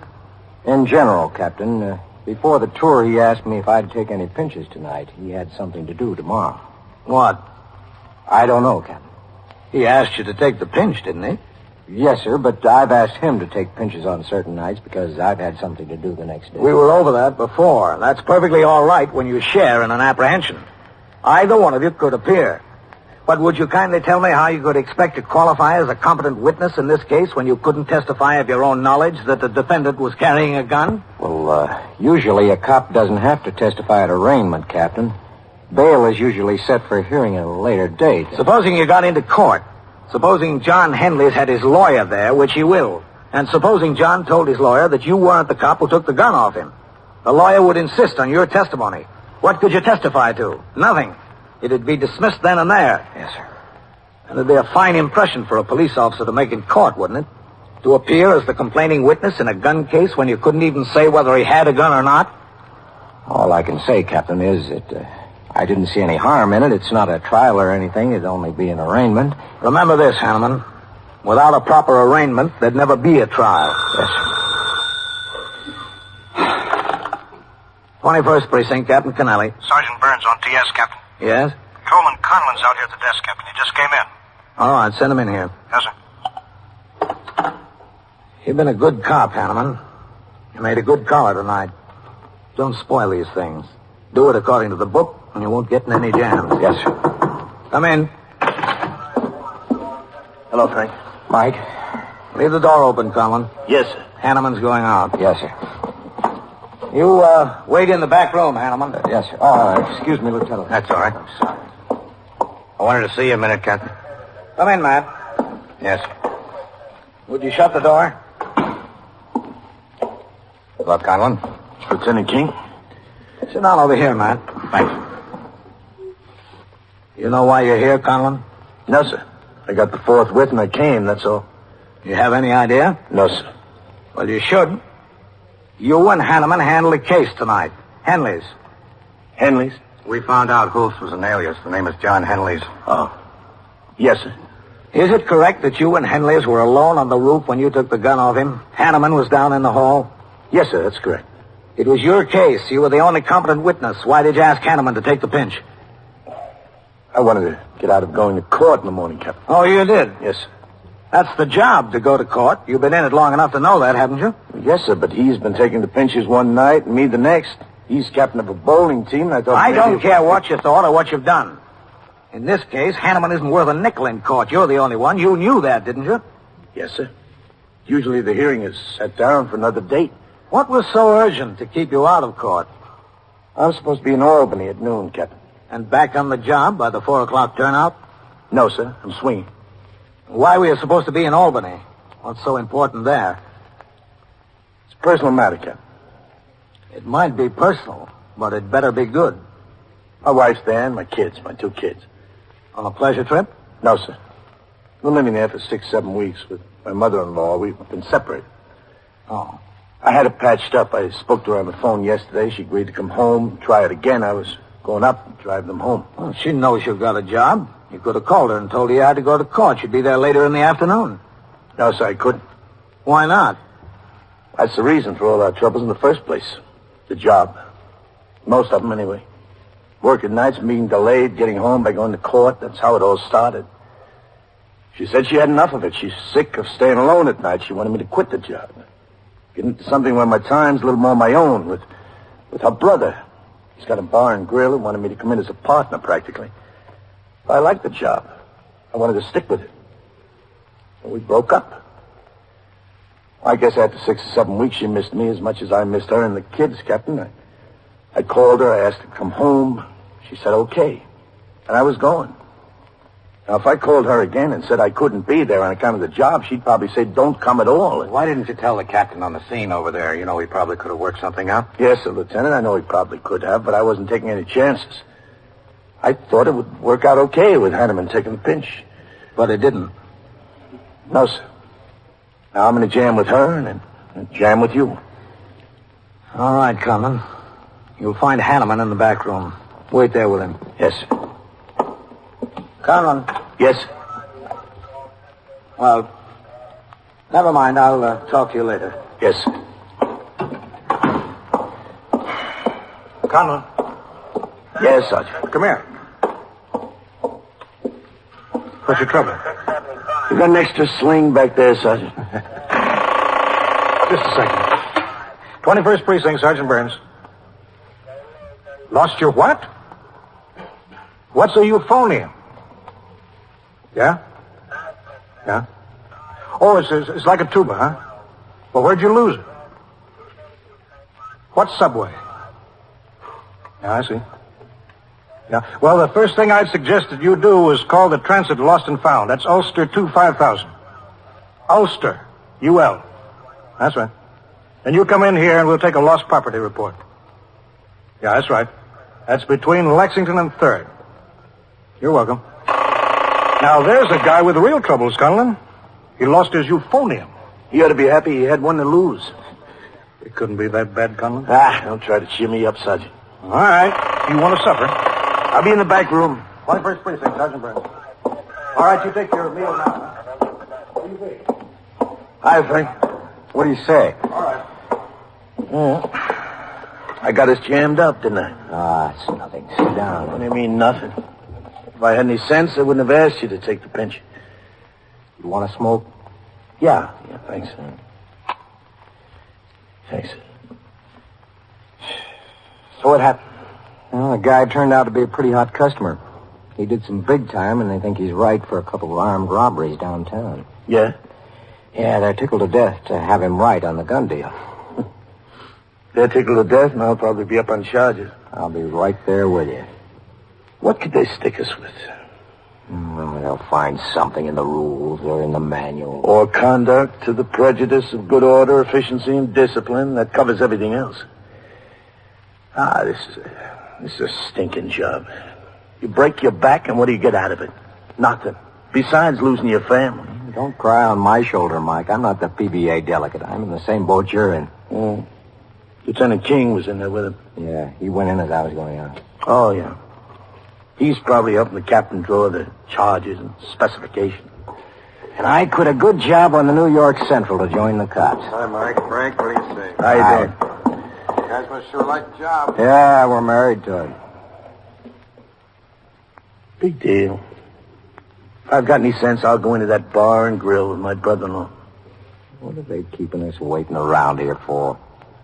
Don't they know we've been on the job since 4 yesterday afternoon? What time is it, 2 o'clock? It's 2:10. It's worse. They're waiting for us to tell them we're sorry. Maybe they're getting the deputy PC up here to suspend us on the spot. No, they wouldn't be doing that. That's all I'd need. There you are. To put John in jail, they'd keep me upstairs with questions for 3 hours. Did they tell you could go home? Yeah, they told me. Cops are supposed to help people. Tell me, what am I going to do with him in jail and back in Sing Sing? Lady, I don't know what you're going to do. As far as I'm concerned, I wish I'd never seen you or John. I wish you lived on the west side. I wish I'd had enough sense to stay in the Coast Guard. I don't know what I'm going to do. I don't know what. Well, listen, Mike. Yeah? Why did you want me to take the pinch? Oh, I've got to go up to Albany tomorrow to bring my wife and kids home. For good? Yeah, I hope for good. We got to straighten out. Congratulations. Thanks. Hey, even if we get that $720 more a year, the job isn't worth it. You think they'll give it to us? I don't care. I'll be tending bar in my own store, right? What are they waiting for? Suspense. Yeah? That's part of the technique of command. You learn it at Delahanty's. Wear them down by cooling their heels. then even bad news is a relief to get. How long was your wife away from the kids? 6, 7 weeks. That's a long time, too. Yeah. That uniform allowance in addition to the $720 a year is a good thing to ask. Yeah, but that's a bargaining point. I think the PBA would settle for the $720 and let the uniform allowance go by the board. Well, I don't know whether we should. Mike, here they come. Uh-huh. Skipper and Lieutenant King. Bad news. On your feet, Mike. Yeah. Hanneman? Yes, sir. Come on back to the cells with us. We want to talk to Henry's. Yes, sir. You wait here, Conlon. Yes. Let's go. You been out for a meal yet, man? No, sir. Well, let's walk around Lexington Avenue after we get this settled and grab a sandwich. Sure, Captain. Go ahead, Hanneman. Yes, sir. The attendant's out for his meal, Captain. Do you want me to go back and get the keys from the desk officer? No, we can talk to him through the bars.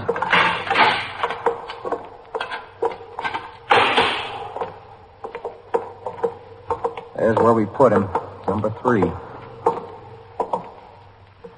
John, wake up. On your feet, John. Come on. What is it? Come here.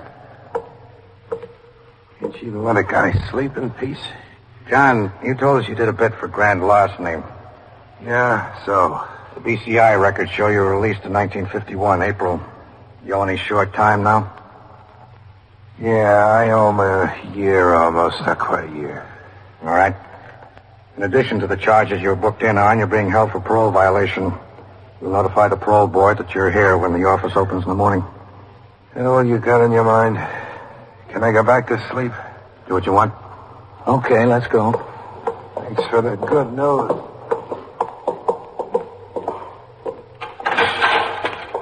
Go ahead. What's the story, Lieutenant? You'll see. I've got it, Captain.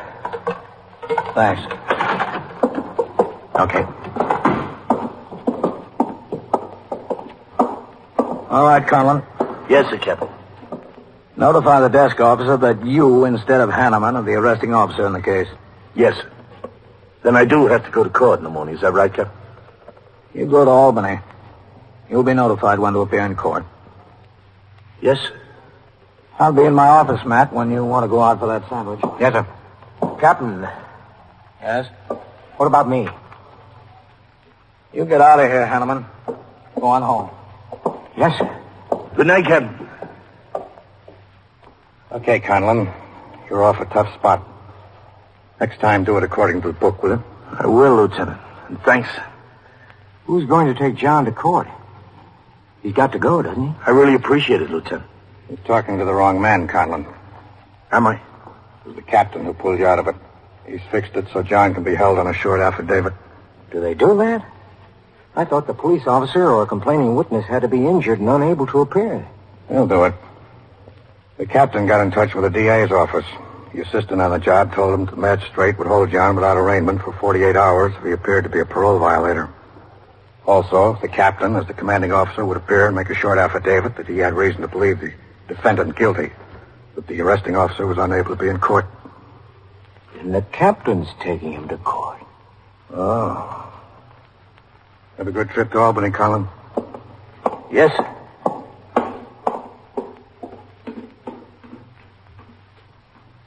Well, I guess we're off the hook. Yeah, I guess so. How about this, Skipper? Is that part of the technique of command? I don't think so, Frank. You don't learn that at Delahanty's. So it goes, around the clock, through the week, every day, every year. The police precinct in the city of New York is a flesh and blood merry-go-round. Anyone can catch the brass ring, or the brass ring can catch anyone. 21st Precinct, transcribed, a factual account of the way the police work in the world's largest city, is presented with the official cooperation of the Patrolmen's Benevolent Association, an organization of more than 20,000 members of the Police Department, City of New York. Everett Sloan in the role of Captain Kennelly, Ken Lynch as Lieutenant King. Written and directed by Stanley Niss. Produced by John Ives. Art Hanna speaking. This is the United States Armed Forces Radio and Television Service.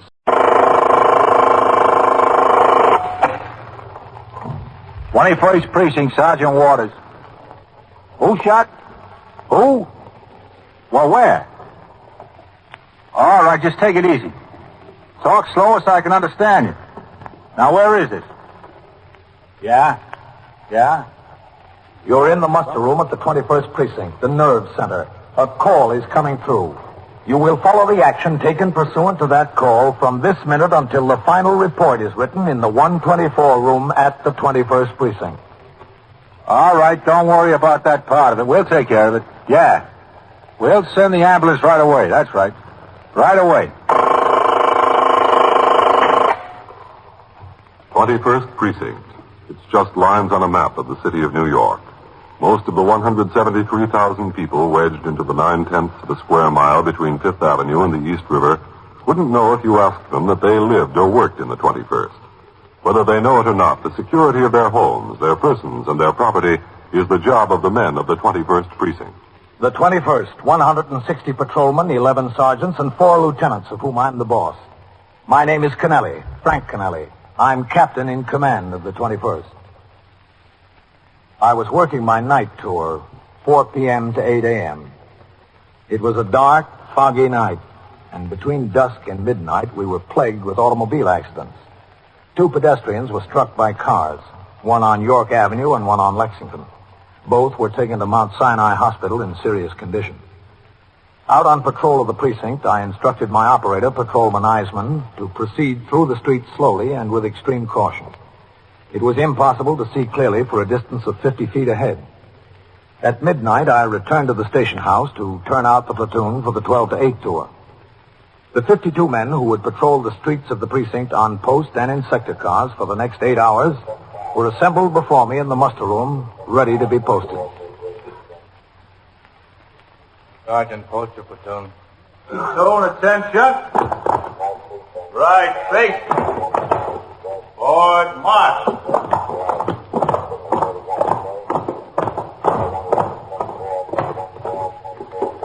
I'll be in my office, Lieutenant. Yes, sir. 21st. Who? Well, wait a minute. Where is it? Yeah?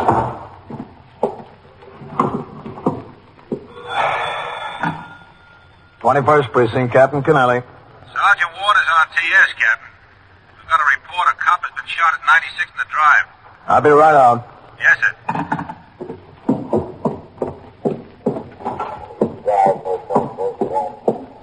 That's all I got, CB.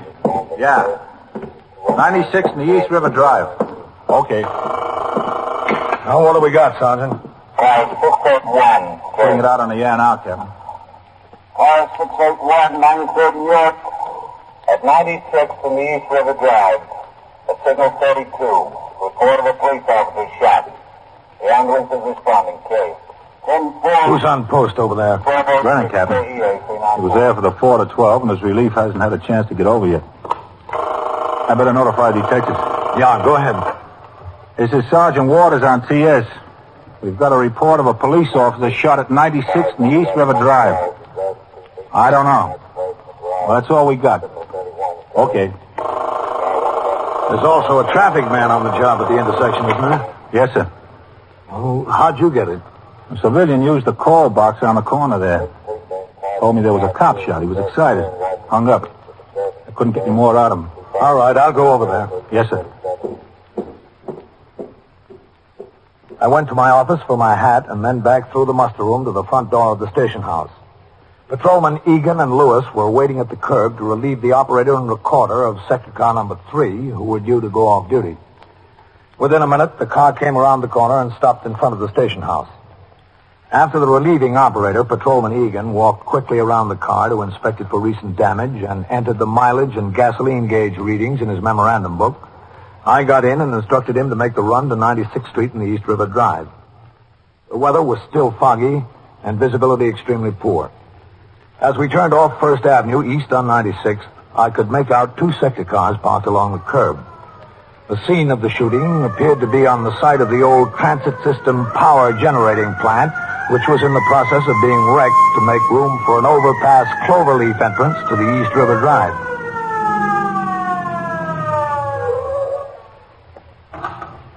All right, Egan. Hey, watch it, Captain. Watch those loose stones. Over here, Captain. Look over there. Sergeant? Where are you? Sergeant Tinney. Over here, Captain, with the light. Oh, okay. Hey, some of you men there, take a look at that pile of bricks there. You, McCarroll. Barron, right. Well, who was it, Sergeant? Who shot? We don't know yet, Captain. He's not identified. The traffic man? Oh, no, sir. It wasn't a cop that was shot. No? Nothing over here, Sergeant. Well, look on the other side there, will you? Well, who was it? Cop shot a thief. Brennan. Oh. Over there, Captain. It's pretty bad. Hey, watch your stuff there, Captain. Kind of treacherous. All right. The civilian he sent to ring in got it kind of mixed up. Never did get over this far, Sergeant. Well, look the other way then, huh? What are they looking for, Sergeant? The gun the boy had. Oh, wasn't it right near him? No, sir. Did he have a gun? Well, Brennan says there were 3 shots fired at him. All right, you men. Put the captain in there, huh? Yeah. Yes, sir. Hello, Captain. Hey, you. Put your light on him there. Oh. See pretty bad, huh, Captain? You say anything, Sergeant? No, sir. He was unconscious when I got here. Hey, that ambulance better get here. Hey, Picardo! Barron! Yes? Why don't you go to the car, ring him again for that ambulance? Pretty young kid. Yes, sir. Yeah, about 17, I'd say. Maybe 16, huh? How many shots did he fire at Brennan? 3, Captain. That's according to Brennan. Any identification on him? Yes, sir. He had a wallet in his pocket. He says he's Harry Mickleton, 733 East 107th. How many times was he hit? Well, just once, it looks like, Captain. That's all I can see. Get Brennan over here. Yes, sir. Hey, Brennan! Hey, you two. Stick with him until the ambulance comes. Yes, sir. Hey, Brennan! Yes, Sergeant. Over here. Where? Over here. The captain wants to see you. Yes. Who was next on the scene after Brennan, Sergeant? Well, I was, Captain. My operator and I. Underwood. Well, what'd you find? Well, we stopped the car on the street out there. I saw a flashlight back in here. I called. Brennan answered. I came on back. He was over there trying to do something for the boy. Did he tell you what happened? Yes, sir. He said he jumped them trying to break into a parked car. Chased him back in here. There's some shots fired at him. He fired back. Oh. Sergeant? Have you? Yeah, right here. Oh, Captain. Brennan? Any sign of the gun, Brennan? No, sir. You better go help him look for it, Sergeant. Yes, sir, right away. And, Sergeant. Yes, sir. Check on that ambulance again. Yes, sir. Hey, is anyone taking a look over here? Yes, sir. Well, what happened, Brennan? Well, I was walking my post, Captain. It was just about 12 o'clock, almost exactly. I turned the corner of First Avenue onto 96th. Yeah. There was this car parked on the street about 35, 40 feet from the corner. So this fellow standing right at the door there looked to me like he was trying to pry open the vent window. 35 or 40 feet? Yes, sir. Well, how could you see that far ahead of you in this fog? Also, the car was parked right under a street lamp. That one there, Captain. I could see what he was doing. All right. And? Well, I saw him, but he didn't see me. I figured I'd get up on him and catch a thief in the act, so I started to him. Yeah? He spotted me when I got within 15 or 20 feet of him and took off. I hollered at him to hold up, but he kept on going. He cut right in here into the rubble. I came in after him. Well, I didn't see exactly which way he went at first. Then I spotted him again. He was hiding over there, around there someplace. I called into him to stand up. He stood up all right. He stood up and fired 2 shots at me. I thought it was 3. It was 3 altogether, Captain. I had my gun out and I fired at the flashes. Fog was so thick, that's all I could see. I started to come in on him, and I saw him up on top of that pile of bricks over there. He took another shot at me from there, the third one. I fired 2 shots back at him, and then I heard a scream. I thought for sure I hit him, so went over to the pile of bricks and looked around. There he was. I examined him. He looked pretty bad. I looked for the gun he had. Wasn't anywhere around. I left him and ran back out to the street, stopped the first civilian I saw, and told him to go to the call box and ring in. Then I came back in here. I looked for the gun some more. I couldn't find it. That must be the ambulance, huh? Yes, must be. When you spotted him working on the car window, didn't you see how young he was? It was pretty hard to see anything, Captain. You saw enough to convince you he was trying to break into the car, didn't you? Yes, sir. You chased him off of the sidewalk and into here, over the rubble. That's right, yes. He turned and fired 2 shots at you. Yes, sir. And it wasn't until after he fired the first 2 shots that you returned to fire yourself. No, sir. And when he got up on top of that pile of bricks, he fired at you again. Yes, sir. Then you fired 2 more shots. Yes, sir. There's no possibility you could be mistaken about him firing the shots? No, sir. All right, over this way. I mean, it's not possible that what you thought were shots were, in fact, an automobile on the drive backfiring? No, sir. I saw the flashes. All right, let's go over there. Yes, sir. All right, here we are. He was shooting at me, Captain. Hey, come on, Underwood. Picato, Barron. Yes, sir. A little help getting him on the stretcher here, huh? All right, get his legs. I got it. Put him on. That's it. Now, easy. He was shooting at me, Captain. There's no question about that. Isn't there? All right, now watch the front. Hey, watch it there, will you? Lift. That's it, easy. So clear up ahead. Move on. Come on. All right, go ahead now. Watch the loose stones. Easy now, easy. Take your time. Okay, go ahead, straight ahead. I hope the kid makes it, Captain.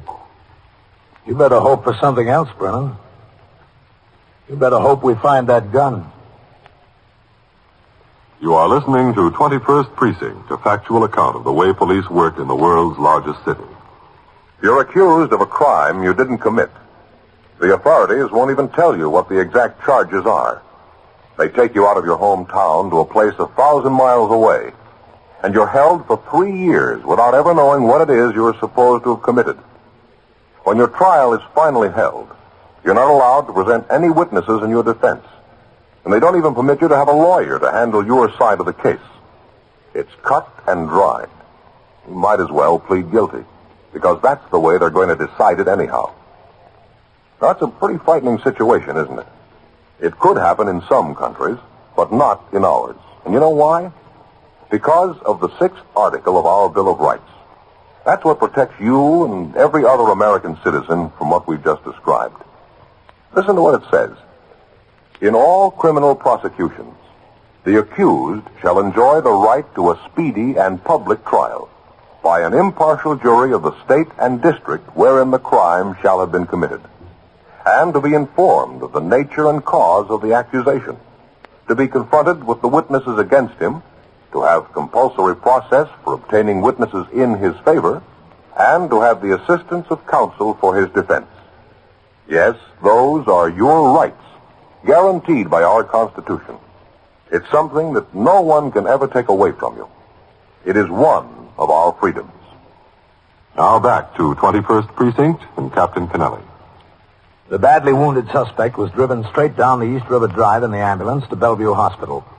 Meanwhile, detectives of the 21st Squad, under the command of Lieutenant Matt King, arrived on the scene to take over the investigation. They and the uniformed officers continued to search the area for the gun which Patrolman Edward J. Brennan said had been fired at him. An emergency service truck was sent for. Portable gasoline generators were set up to furnish power for giant floodlights. The search for the gun continued. Extra men were detailed to keep the traffic moving on both 96th Street and the East River Drive, and to keep the curious off the site. At 1:20 a.m., while the search of the rubble was still going on, Sergeant Tierney was sent to the address 733 East 107th Street, the address found in the wounded suspect's pocket. His purpose was to make a notification of the family. 733 is an old and run-down tenement building. Sergeant Tierney walked up the stoop and found the name Mickleton on a mailbox. He tried the hall door. It was opened. He walked up 3 flights and approached a door in the front of the building.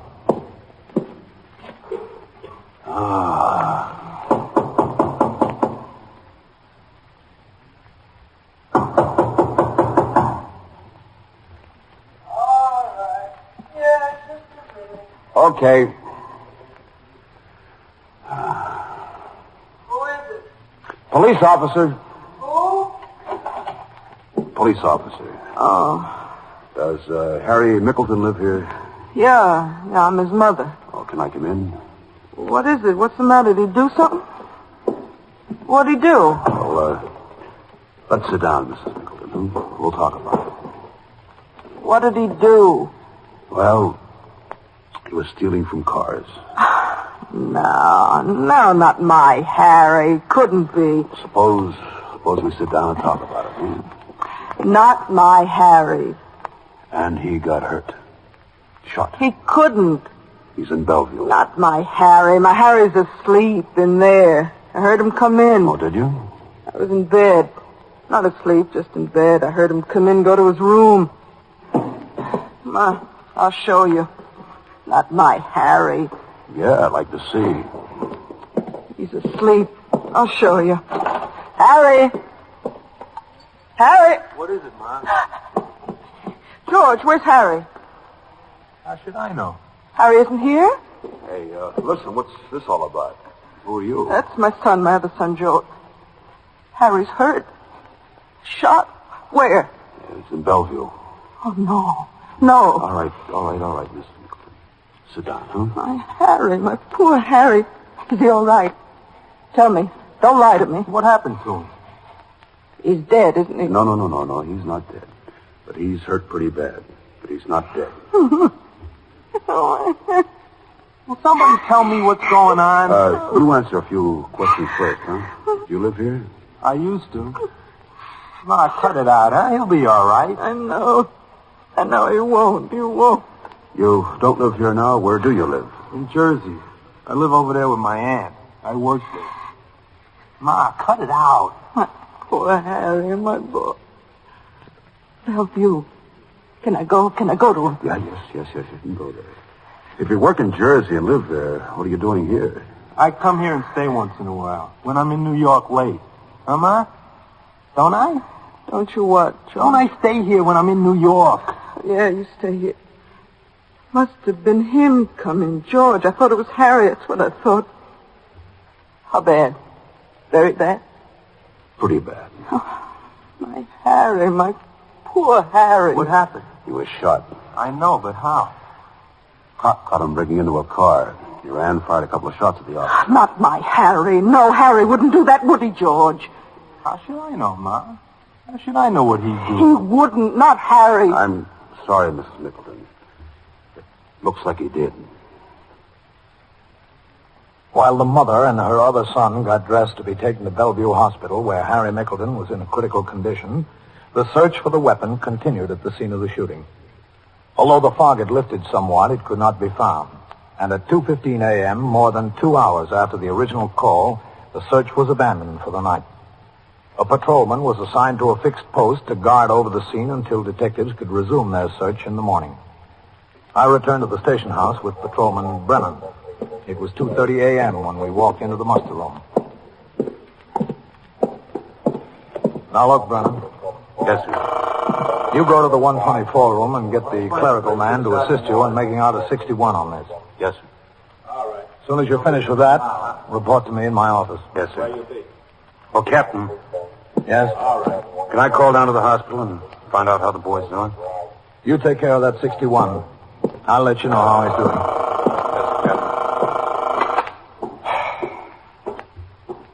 Hello, Captain. Did you hear from Bellevue on that boy? Yes, sir. What about him? Not so good, Captain. It was right through the back and into the stomach. They got him on the operating table now. All right, keep me informed. Yes, sir. Can I see you a minute, Captain? Oh, hello, Matt. Sure. Lieutenant King? As soon as I sign the blotter, I'll be right with you. Yes, sir. That was a rough deal tonight, huh, Lieutenant? Yeah. I heard from the hospital. Not so good. I know. I've got a detective down there myself. Oh, yeah? You want to go into my office, Matt? Yes, sir. That'll be all right. Rough deal, 21st Captain. Precinct, Sergeant Walker. Yeah. Go ahead. Yes, sir. Who told you that? Sit down, Matt. Thanks. I don't know Brennan very well, Captain. What kind of 42 has he got?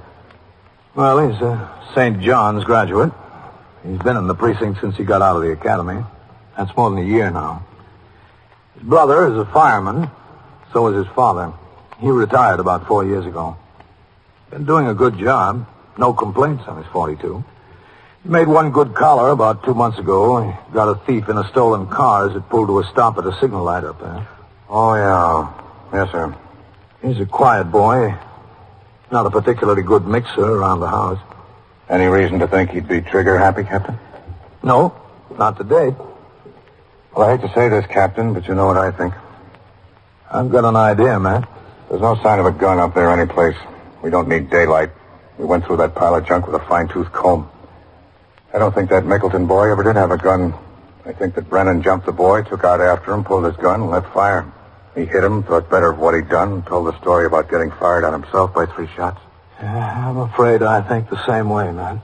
Worst of it is, Captain, we can't find any evidence the boy was trying to break open that car. Not a mark on it. I examined that window, not a scratch. I checked the boy through BCI. There's no record on him. No one ever has been arrested in the city of New York under the name of Harry Mickleton. Well, that doesn't mean he's not a thief. No, sir, but it certainly doesn't mean that he is. Closest thing BCI shows under the name of Mickleton is the arrest of a boy named George Mickleton. Couldn't be the same. The other one's over 20. He's done a bit in Elmira. He's on parole now. Living and working in Jersey. Oh? Is that so? Records show nothing else. Yes? Brennan, Captain. Come in. Oh, hello, Lieutenant King. Brennan. I made out the 61, Captain. All right. Brennan. Yes, sir. Lieutenant King and I have been talking about this. Yes, sir. If you haven't told us the truth about what happened, I'd suggest you change your story right now. It'd be a lot easier all around. I've told you the truth, Captain. You said that 3 shots were fired at you. Where's the gun? I don't know, sir. It must be there someplace. We looked for 2 hours, It Brennan. must be there. Brennan, a cop carries a revolver for his own protection, for the protection of the public, and for use in the apprehension of dangerous fugitives. This boy was not a dangerous fugitive. He fired 3 shots at me. I was entitled to defend myself, sir. The boy is 17 years old. He has no previous record. You say you jumped him trying to break into a car. There's no evidence that the car was tampered with. We can't find the gun. Now, how about giving us a straight story on what happened there? I told you exactly what happened, sir. I don't think you did. I did, Captain. Just a second. 21st Precinct, Captain Kennelly. Sergeant Waters on TS, Captain. Yes, Sergeant. We just heard from Bellevue, Captain. Boy died on the operating table. Oh. Mother was down there. Yeah. She insists on coming up here and seeing you. She's on her way. Shall I send her up to the detectives, Captain? No, I'll be here, Sergeant. Yes, sir. The boy died. Oh, it's too bad. I'm sorry, Captain. Brennan, you should be.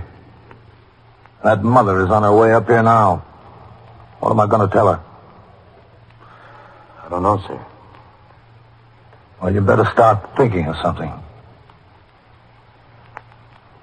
We questioned Patrolman Brennan further in regard to the events leading to the death of Harry Mickleton. He stuck to his story without a variation. After a few minutes, Lieutenant King left my office to return to the detective squad upstairs. I instructed Patrolman Brennan to take a chair across from my desk and wait. As I tackled some of the paperwork that had accumulated on my desk, he sat looking straight forward out the open door leading to the muster room. It was a long wait. At 25 minutes to 4 in the morning, Patrolman Brennan saw the front door of the station house open and Mrs. Mickleton walk in. Captain. Yes? I think the mother just came in. If it's her, we'll know about it. Yes, sir. 21st Precinct, Captain Kennelly. Sergeant Waters, Captain. Mrs. Mickleton is here. All right. Ask her to come in. Yes, sir. Right. Just a second, sir. What? Who is he? Oh. She has her older son with her, Captain. She wants to bring him in, too. That's all right, Sergeant. Yes, sir. It's her, Brennan. Yes, sir. You still fired 3 shots at her? Yes, sir. Come in. Go on, Ma. You don't have to be afraid of them. I'm not afraid. You're Mrs. Mickelson? Yes. This is Patrolman Brennan. I'm Captain Kennelly. Mrs. Mickelson? I came here so you could tell me what to do. My boy is down there dead. What am I going to do? I don't know. Cop shot him. Is that what a cop is for, to go around shooting boys? Is it? What am I going to do? I don't even have money to bury him. Don't worry, Ma. You'll get taken care of. There's laws about something like this. What about those laws? I can assure you that we're making a thorough investigation. Yeah, I bet. I understand you're Mrs. Mickelton's older son. That's my George. He's the only one left now. How do you do, George? You don't have to be polite to me. Is this the cop that shot Harry? Yes, I'm the one. What's going to happen to him? Nothing, I bet. How could you do it to my boy? How? Tell me how. Don't talk to them, Ma. You won't get any satisfaction. Please, George. Cold blood like that. I guess you ought to know about cold blood, huh, George? After I get a lesson or two from you, maybe. You ran away and left your brother dying tonight, didn't you? What are you talking about? You were with him. You thought you got rid of the gun, but we found it. You did not. How could you? We didn't. But we will. George, you were with Harry. Yeah, Ma, I was with him. See what's on him, Brennan. Yes, sir. Hold still, George. George, why didn't you tell me? Harry was dying. You didn't say a word. Clean, Captain. Okay. What happened, George? It was me and Harry together. We had a few beers. I said to him, come on, I'll show you how to make some money. My Harry. So I took him over there. I stood him on a lot there off the sidewalk where they were wrecking the building. I had a gun. I told him to hold it. I said, watch me, and I went to open the car. Then this cop comes along, and I run into where Harry was. Oh, no, my boy. We lit out across the place together. The cop hollered, and Harry turned and shot. I only saw one, Captain, just one. The cop shot back and hit Harry. He dropped, and I tried to see if he was all right. And I picked up the gun, and I ran to the top of a big pile of bricks. The cop saw me up there, and he hollered again. I took a shot at him. He took a shot back. No. He missed me, but I hollered anyway, so he wouldn't shoot anymore. What am I going to do? I ran out across the drive and threw the gun in the river. Almost got hit by a car going across. It was so foggy. Oh, George. I didn't know what to do. I went to Ma's house. I was going to tell her before I went back to Jersey. But I couldn't. I just couldn't. I just went to bed. You should have told me. Ma, please, I'm telling you now. Georgie, what am I going to do? What? I don't know, Ma. I got my own troubles. Thanks, Captain. Thanks for getting me off the hook. How'd you know? Tell me how you knew if he didn't. He only saw one, that's all. I'm entitled to know. Sure, George. I'll tell you. I had a little information, and I took a big guess.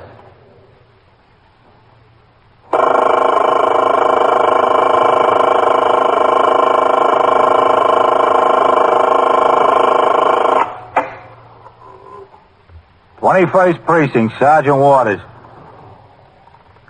What kind of a ring? Diamond? Yeah. Yeah, I understand. Well, how do you know she's the thief? Yeah. I see. Uh-huh. Are you holding her there? All right. Sure, I'll take care of it. That's right. I'll send the officers right over there. And so it goes. Around the clock, through the week, every day, every year. A police precinct in the city of New York is a flesh and blood merry-go-round. Anyone can catch the brass ring, or the brass ring can catch anyone. 21st Precinct, a factual account of the way the police work in the world's largest city, is presented with the official cooperation of the Patrolmen's Benevolent Association, an organization of more than 20,000 members of the Police Department, City of New York. Everett Sloan in the role of Captain Kennelly, Ken Lynch as Lieutenant King. Featured in tonight's cast were Bryna Rayburn, Harold Stone, John McQuaid, Bill Quinn, and Martin Newman. Written and directed by Stanley Niss. Produced by John Ives. Art Hannes.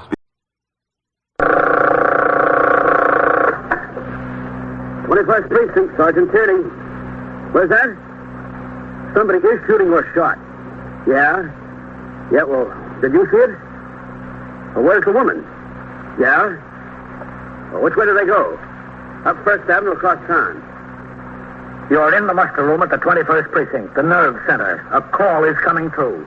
You will follow the action taken pursuant to that call from this minute until the final report is written in the 124 room at the 21st Precinct. All right, you just wait right there. I'll send the officers right over here. And an ambulance here. Just wait there and show them where it is. Okay. 21st Precinct. It's just lines on a map of the city of New York. Most of the 173,000 people wedged into the 9/10 of a square mile between Fifth Avenue and the East River wouldn't know if you asked them that they lived or worked in the 21st. Whether they know it or not, the security of their homes, their persons, and their property is the job of the men of the 21st Precinct.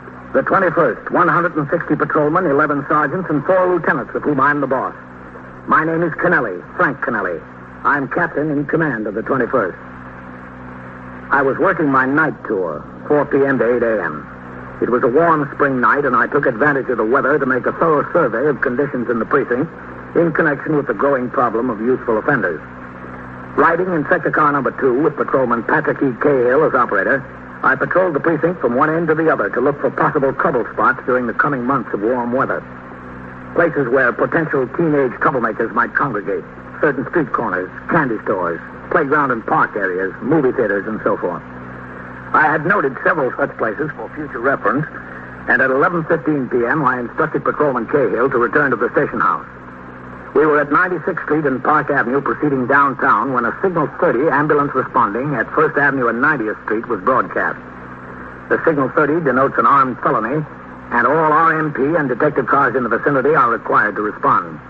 I instructed Patrolman Cahill to make the run. With the siren open, we headed for the scene. As we neared 90th Street, I saw that the sector car and the sergeant's car were already on the job. As Patrolman Cahill pulled into a stop, I could see a small crowd gathered around an object lying on the sidewalk. The object appeared to be the body of a man.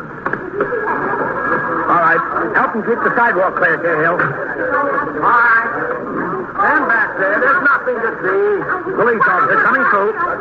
Coming through. Get back there. What we got, DeLuca? Oh, he's shot, Captain. He doesn't look good. He's unconscious. All right, I'm not going to tell you again. Stand back there. How did it happen? It appears to be a robbery, sir. He was with a woman. Sergeant Tierney has her sitting over in his car. All right, get back. Go on, get back. Get back. There's nothing to see here. You. Come on, get on the job here. Help keep the sidewalk clear. Okay, Captain. I'll be with Sergeant Tierney. Yes, sir. All right, let me through there. All right, give him a little air. Will you stand back there? We're coming through. There's nothing to see here. Hello, Sergeant. Captain. How is he? You all right to talk to him? All right, miss. Just take it easy. There's nothing we can do now. The ambulance is on the way. Really? It does get soon. He'll die lying like that. He'll die. She's not dead already. This is Captain Kennelly, Miss June Nayland. Miss Nayland? Is he gonna die, dear? The ambulance will be here right away, Miss Nayland. What happened, Sergeant? She said they were in the nightclub downtown, Greenwich Village. You ought to go over and see if I can do anything for him. There's nothing you can do, Miss Nayland. I think you ought to sit right in the car. Yeah. They come out, walk to where the car was parked. We were going to go to another place, a place on 52nd Street. When they got in the car, 2 men come up, opened the door. One of them had a gun. The one with the gun got him back. The other one forced her to move over and got behind the wheel. You were going to do the driving? Well, it's my car. And he'd already had a few drinks. Walter, that is. Him. It's taking an awful long time. When's the ambulance going to get here? Right away, Miss. While they were driving uptown, they took the wallet and money off him. Did he carry much money? Well, he always carried pretty much since he called me, He's just visiting in New York. Mm-hmm. About how much? I don't know exactly, but usually he never has less than $1,000 with him. In cash? Yes, in cash. They stopped the car here, told Miss Nayland and, Walter Ehrig. Mr. Ehrig to get out. Mr. Ehrig tried to pull one of them out of the car. Fired 2 shots at him. They got back in the car and went off. Which way? That way. Up First Avenue? Is this First Avenue? Yes. That's the way they went, up that way, up First Avenue. Got an alarm out on the car, Sergeant? Yes, sir. I rang in as soon as she gave me the description of it. It's a 1952 Pontiac convertible blue, light blue. Did you give in the registration number? No, sir. He doesn't know it offhand. The registration's in the glove compartment. I always leave it there. New York plate? Oh, yes. He lives in Chicago. I live in New York. On 67th Street. He thinks he's very bad. He won't die. We'll see what the doctor says. He was just out to have a good time, that's all. Just a good time. And something like this has to happen. Yeah, it's pretty rough. Have you known him very long? Oh, yes. Several years. We see each other whenever he comes to New York. Is that often? Yes, he's here frequently on business. The ambulance. Oh, that's good. Seems like it took forever. Can we go over there now? I just have to see him. In a minute. Where will they take him, do you know? In what hospital? Mount Sinai is the closest. He'll have the best doctors, won't he? He can afford the best. Yes, he'll have the best. All right, Sergeant. Okay, Mr. We'll go over there now, huh? Okay. Can I go right to the hospital? Well, the detectives want to talk to you, Miss Nana. About what? Yes? He has a wife in Chicago. Will someone get in touch with her? I wouldn't want to do it. Yes, we'll take care of it, Miss Nana. Oh, that's good. I wouldn't know what to tell her. All right, let's go over there. No. The shooting victim was carefully put on the stretcher by the ambulance attendant and police officers. The first officer on the scene, Patrolman Daniel Ricci, rode the ambulance to Mount Sinai with the victim to secure the balance of the information for his aided case report. As the ambulance was pulling away, Lieutenant Matt King, commander of the 21st Detective Squad, arrived with two of his detectives. Sergeant Waters introduced them to Miss Nayland, gave them the names and addresses of other witnesses, and such information concerning the crime as had been gathered. The uniformed officers were then instructed to resume patrol, and the investigation of the case was left in the hands of detectives. I returned to the station house, where at midnight I turned out the platoon for the 12 to 8 tour. During the course of the night, I had occasion to confer with Lieutenant King in regard to the case. He told me that an alarm had been put out for Miss Nayland's car. This one, including the registration number. No luck. The victim had undergone surgery at Mount Sinai, and the doctor said his condition was critical. At 8 a.m., I turned out the platoon for the day tour and signed a blotter to go off duty. Shortly after noon, Detective Louis DeLuca was sent to Mount Sinai Hospital by Lieutenant King. He went to the third floor orthopedic section and walked from the elevator to a pair of swinging doors behind which the floor nurse sat at her desk. Good morning. Oh, good morning, too. I'm Detective DeLuca. Are you the nurse I spoke to on the phone? Yes, that's right. Miss Miriam is waiting out in the solarium. Which way is that? Turn right there and through the French doors. Poor girl, she's been here every minute. I wanted to get her some coffee. She wouldn't have any. Mm-hmm. How is he this morning? Any better? Still unconscious. Does it look like he'll make it? Well, that's not for me to say. Oh, good morning there, Detective. Oh, hello, DeLuca. Oh, yes, I'm sorry. There's a lot of excitement when you were here during the night. There was? Yes. You won't be able to talk to him. He's still unconscious. Yes, I know, Doctor. I came to see the young woman. I told her to go home some hours ago. She's still here, Doctor, out in the solarium. Well, thank you. I'll go see her. You're welcome. What do you think his chances are, Doctor? Well, it's hard to say. 50-50? 50-50, or less. Any chance of his regaining consciousness? Not so that you could talk to him. Well, the solarium is that way. Yes, thanks. Oh. Yes, sir? That young woman ought to go home and get some rest. I haven't been able to do anything with her. Maybe you can. I'll try. Is she very close to him? Friend. Oh. Well, you see what you can do. Yes, sir. I will. Thanks.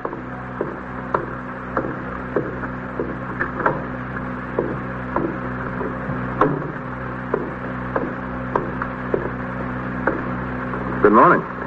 Good morning. Doctor says you should have gone home a long time ago. I know. I can't. That's why I found out it was going to be all right. Oh, it was a tough break. Why did they have to shoot him? They didn't have to shoot him. They could have had the money without shooting him. Well, they could have, but they didn't. He's going to die, isn't he? The doctor says he's got a 50-50 chance. You know he's going to die. Why did they have to do it? The money was nothing to him. He would throw it away. Throw it away like that. They didn't have to shoot him. Why did they do it? We can ask him. Ask him? What do you mean? We had the alarm out on your car. The New York State Police picked him up near Albany this morning. They did? Yes. Lieutenant King wants to see you. When? Right now. But I should wait here till I find out about Landon. Maybe you can come back and wait after you talk to the lieutenant. What does he want to see me about? I told him everything I know. He wants to talk to you about the two that were arrested. Oh. He sent a couple of men up to Albany to get them. We want you to see if you can identify them. What about my car? They get that too? Yeah, they went up on the train. They'll drive back in your car. Oh, that's good. Is this your coat? Yes. Thanks. They shouldn't have done it. That's the last thing they should have done, shoot him. He got his money. What makes him so crazy? Don't ask me. I've been in this job 13 years. I haven't found out yet.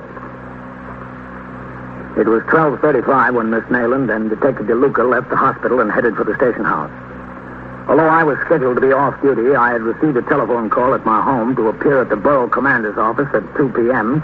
for a meeting of precinct commanders to discuss the assignment of men from the various commands to plain clothes work, which consists of enforcing the laws relating to gambling and public morals. In this connection, before going to the meeting, I stopped at the station house to pick up the personnel files of the men I plan to recommend for the job. Oh, Captain. Sergeant? We expect you in today. Who's the clerical man on the job, Sergeant? Fallon, Captain. All right, ring him there and tell him I want to see him in my office right away. Oh, yes, sir. Oh, left some messages on your desk, Captain. Okay, good. Hello, Captain. Oh, Matt. Lieutenant King, Sergeant. Well, I understand we got those two who did the shooting on First Avenue last night. Yes, sir, that's right. The state police got them on the road up near Albany. Well, that's good. Yes, sir. Got them in the car, and they admit the shooting. I sent Fitzpatrick and Goldman up to bring them in the car back. How's the man doing, man? That's a good, sir. Touch and go whether he'll live or not. That's too bad. The doctor told me that one bullet wound in the shoulder wasn't too bad, but the other one in the chest is rough. Okay, Miss Nayland. Straight on through. Hello, Lieutenant. DeLuca. Hello, Miss Nayland. Hello. You met Captain Kennelly last night? Yes. Miss Nayland? Will I be here long? I really should get back to the hospital. Well, you go upstairs with Detective DeLuca. I'll be right up. I really can't stay too long. Right. Yes. Come on, Miss Nayland. I really have to get back to the hospital. What about the wife, Mrs. Eric? Well, the Chicago police made the notification. She's flying here. Oh. Was Miss Nayland at the hospital all night? Yes, sir. Huh? She must have some feelings about it. Yeah, I'm sure she does, Captain, but I don't know what kind of feelings. Fitz called me from Albany. He said the two boys they've got up there told him the whole deal. The kidnapping, the robbery, even the shooting was all her idea. I talked to Lieutenant King about the case for a few minutes more until Patrolman Fallon, the clerical man, came out of the 124 room. I went into my office with Patrolman Fallon, and Lieutenant King walked through the back room and up the stairs to the second floor where the 21st Squad is located. He opened the door and was met by Detective DeLuca. Where's Miss Nayland? In your office, Lieutenant. The floor nurse over at the hospital just called. He didn't die? No, sir. The wife showed up. She's been talking to the doctor. Nice thing. She got in by plane, took a cab straight to Mount Sinai. I told the nurse to ask her to come over here later. You want to talk to her. Good. Let's go see Miss Nayland. Yes, sir. You didn't say anything to her, did you? Oh, no, sir, not a word. Well, Miss Nayland? Hello. Sit down, let's. Yes, sir. Sorry to get you back here. I know you didn't have much rest last night. I didn't have any. Have you really got them? Are you sure they're the right ones? They were in your car, Miss Nayland. We put out a teletype alarm last night, and the state police spotted the car on the road. Oh, that's good. I'm glad. I'm glad the Walter's safe. How long have you known Walter, Miss Nayland? Oh, for quite some time. See him very often? Every time he comes to New York, he lives in Chicago, you know. Yes, we know. Every time he comes to New York on business, we go out. Restaurants, theater, nightclubs. We have a good time. How often does he come to New York? Oh, I don't know. Every month. He only has business here. How long does he stay? Usually, you mean? Yes, usually. 2 or 3 days, maybe sometimes a week. How'd you meet him? Do you remember? Yes, I remember. It was some friends. They had a party, and I was there, and Walter came. That's how we met. He's awfully nice. He has a big business in Chicago, and he's really a sweet guy, really. It's a shame something like this had to happen to him. How long have you lived in New York, Miss Nayland? Does it make any difference? We'd like to know. Just like to get things straight. I've lived in New York most of my life. Do you work? No, I don't work. How do you get along? I have my alimony. I thought it was Miss June Nayland. And when I got my divorce, the judge said I could use my maiden name again. That's the way I wanted it. Oh. How much alimony do you get? Isn't that a little personal? Maybe it is, but I'd like to know how a young woman living alone with no job can dress so well. That's such a nice apartment, such nice furniture. I don't see what that has to do with it. I don't see what that has to do with it at all. How much alimony do you get? $300 a month. Your former husband been regular in his payments? Of course he has to. $300 a month enough way to live on? It's adequate. Nayland, you know a man named Philip Creedy? No. How about Arthur Harrods? No, I don't know any Arthur Harrods. I don't know either of them. What's this all about? I've got a right to know. You bring me over and ask me these personal questions like I was a criminal or something. Philip Creedy and Arthur Harrods are the two men who were picked up in Albany by the state police. They were in your car. Well, I don't see what that has to do with how much alimony I get or how I live or what kind of clothes I wear. They told the officers who went up to bring them back that you hired them to rob Mr. Harrods. I did? That's what they said. That's ridiculous. They said they met you in a bar in Greenwich Village. You told them you had a date with this rich manufacturer from Chicago. That's crazy. They said you told them you always carried a lot of money. That's absolutely crazy. You were going to this certain nightclub. They said you told them where you parked your car, what time you'd be there, what time you'd be out. That's not so. They said you told them exactly what to do, where to be, where to go, even to wreck your car so you could collect the insurance on it. That's so ridiculous I don't even want to talk about it. No, it sounds ridiculous. That's what they said. I don't care what they said. Why would they want to put you into this thing if you had nothing to do with it? I don't know why, but I had nothing to do with it. Nothing at all. It's the silliest thing I ever heard of. It's crazy. It's a crazy lie. Oh. Well, we'll get it straightened out. It won't be hard. I'm so glad to hear that. Now, Mr. Arridge got into town on Monday. Yes. You saw him, you said Monday night, Tuesday night, and last night. That's right. Whose idea was it to go down to Greenwich Village last night? It was his, Wally. Go to Greenwich Village Tuesday night? We went to the theater. After the theater? Well, Get that, will you, Lynn? Yes, sir. we went to my place. 21st Squad. And Monday night? Yeah? Night clubbing. All right. In Greenwich Village? Hold on a second. No, in Midtown. Lieutenant. Yeah, Lynn. Now? Yeah, right now. I'll tell you what. Yes, sir. Hello, Whitey. I'll be right out. Go ahead. Yes, sir, Lieutenant. Did you go to a club in Greenwich Village the last time Mr. Arridge was in New York? No. Has he ever taken you to the village? No. Then why'd you go last night? There was an act there we were interested in seeing. Well, who was interested? You or Mr. Arridge? Oh, this is so ridiculous. I don't even want to talk about it anymore. I refuse to talk about it. All right, we'll skip it for a while. Mrs. Arridge is outside. Oh, is she? You know her? No. She went right from LaGuardia to the hospital. There was nothing she could do there, so I asked her to come over. I think she'd like to hear from you how it happened. Yes, I think she's entitled to hear from me. Does she know that I was with Walt at the time? Imagine she does. I imagine she knows the whole story about Walt and me. I imagine. Well, all right. Saloka? Yes, sir. Okay. She'll be right in. I don't know what I can tell her. Right in there, Mrs. Arridge. Come in, please. Thank you. Close the door, Lynn. Yes. Mrs. Arridge, this is Lieutenant King. How do you do? Lieutenant King. And Miss Nayland. I'm sorry about what happened, Mrs. Arridge. Very sorry. I know, I suppose we all are. I just came from the hospital, Lieutenant. I understand his condition is quite critical. Yes, I know. I want to thank you for the interest you've shown, Miss Nayland. I heard you were there all night and practically all this morning. Yes, I was.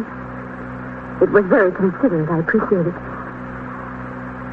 Have you known Walter a long time? Yes, for quite some time. I see. I knew you'd understand, Mrs. Arridge. You see, he's spoken quite often about you and the boys in the house and all about you. You do. I'm sorry that I can't say the same. After the two women concluded their conversation, Lieutenant King spoke privately to Mrs. Arridge for a few minutes. Then she returned to the hospital. The interrogation of Miss Nayland was then continued. She vehemently denied any connection with the two men who had been arrested by the New York State Police near Albany. Shortly after 2 p.m., Lieutenant King received a phone call from Detective Fitzpatrick in charge of the detail driving the suspects back from Albany. He was calling from a filling station on the Henry Hudson Drive in the Bronx and informed the lieutenant that they would be at the station house within a half hour. After a few more minutes of questioning, Lieutenant King reminded Miss Nayland that she had had nothing to eat all day. She agreed that she was hungry and was escorted to a restaurant on Lexington Avenue by Detective Whitey Howard. I was still at the meeting of the borough commander's office at 2:20 p.m. when the two suspects arrived at the station house. They were taken upstairs to the detective squad where they were immediately fingerprinted and their pedigrees taken. Then, together, they were taken to Lieutenant King's office. All right. Where are you taking us now? Right in here. Oh, what's in there? DeLuca, Lieutenant. The lieutenant, Art. All right, go on. Go on, Art. I'm going. Come over here and sit down. Where? Where do you want us to sit? Right there. Sit down. Sit down, Art. Close the door, Len. Yes, sir. You're Creedy? That's right, yeah. You're Harrod. I'm Harrod, yeah. You ever in trouble before, Creedy? Well, yeah. Where? In New York. For what? Grand larceny. What'd you get out of it? 3 years suspended. Ever do any time? Yeah? Well? Elmira. I did 22 months of burglary. What about you? Me? Yeah. Were you ever in trouble? Just in the Army, that's all. I did some time in Leavenworth. Not the penitentiary, the DB there. For what? For stealing. I understand you two admit shooting the man. Did you? Yeah, we shot him. Didn't we, Art? Yeah, we shot him. How much did you get off him? I don't know, $1,100. $1,100, yeah. Yeah, it was that girl that June got us into this thing. She put the whole thing up to us. Is that right, Art? Yeah, that's right. I mean, we didn't want any trouble. We were just out for a good time. She saw us in that bar in the village, and not the place where they went together, another joint. Tuesday she saw us. When? Tuesday. What time Tuesday? In the afternoon. Is that right, Art? Yeah. Yeah, that's right. I mean, we didn't want any trouble. Did you ever see her before that? Oh, sure. Lots of times we've seen her around. I knew her for years. When I introduced her out, didn't I say meet an old friend of mine? Yeah, that's what she said, Phil. I mean, she put us up to it. I didn't want any trouble. I had enough trouble all my life. I want to stay out of trouble. She told us she had a date with this fellow, that he always carries around a lot of money, and she'd take him to this place. He'd get a little tight. It'd be a cinch. She didn't tell us we'd have to shoot him then. She said then it's a simple operation, didn't she, Art? That's right. We thought it would be simple. She denies she even knows you. Well, of course she'd deny it. What do you think she's going to do, admit it? She put us up to it. It was all her idea. It'd be a cinch, nothing to it. Art'll bear me out, won't you, Art? Yeah, I'll bear you out. She put us up to it. Where's the gun you shot him with? We threw it out in the parkway someplace. I can tell you where. I know just where, don't I, Art? Yeah. It's a fine thing putting us up to something like this. We didn't want any trouble. She gives us a sob story about how she can't make ends meet. Wouldn't be so bad now she's trying to squirm out of it. Well, she's not going to get off with nothing. Isn't that right, Art? Yeah. Yes, so. Do look and see if they're back, will you? Yes, sir. In here, Lieutenant? Yeah. Yes, sir. Okay. How's the guy today? About the same. I hope he don't die. You'd better hope so. I wasn't thinking about myself. I just didn't mean him any harm, that's all. I don't mind somebody getting hooked for something they did, but when they try to lie their way out of it, when you got them 14 ways to breakfast, that's something else. Is that right, Art? Yeah. Yeah, there she is. That's her. What are you trying to lie your way out of it for? I don't even want to talk about it. Sure she don't want to talk about it because anything you say might get you in deeper, that's all. What are you trying to do to me? I just want you to get what's coming to you. Okay, all right. She's lying, that's all. All right, Phil, keep it quiet. Nayland, you ever see these two before? Yes. They're the two that held us up in St. Walter. Now, you see? She don't mind telling the truth about that. It don't hurt her. All right. She told us exactly what to do and how to get the money. She even told us where he kept it. What pocket? I didn't want anything to do with it. She told us. Isn't that right, Art? Isn't that the honest to goodness truth? It's nothing. No, it isn't. Tell him, Art, isn't it? No, she had nothing to do with it. Are you crazy? Still, he thought up the whole idea while we were laying over in Albany. He said when the New York cops get here, let's put it over on the girl and it would go better for us. It was his idea to do that. How do you like that? He said if we could put some of the blame on her, we won't get so much out of it. It would go easier on us if we got to be witness against her. Wait till I get you along. That'll be a long wait. I'm sorry, lady. I didn't want to hurt you. There's enough people hurt already. Thanks. Now, let's go outside, Miss Nayland. How do you like that? Keep your eye on them, Lud. Yes, sir. Guy won't make it easier on himself. Well, guess that settles it, Miss Nayland. I hope so. I'm sorry for any anxiety we caused you, but we've got to check these things through. Well, it's over. Thank goodness for that. Hello, Matt. Oh, hello, Captain. You've met Miss Nayland, Captain Kennelly? Yes, we met. Hello. Well, how's it going, Matt? Miss Nayland is just leaving. Oh? We've got your car downstairs, Miss Nayland. You have to put in a claim with the desk officer for it. Do I have to do it right away? No, there's no hurry. I want to get back to the hospital. Well, I can't say it was a pleasure. Bye, Miss Nayland. We'll call you when we need you. Yes. Goodbye, Captain. Goodbye. Well, I'm glad she's cleared, Matt. Would have been too bad. Yes, sir. Well, you want to hear what I've got to say to those boys who are wasting our time? No, thanks, Matt. I'm sure you don't need any help from me.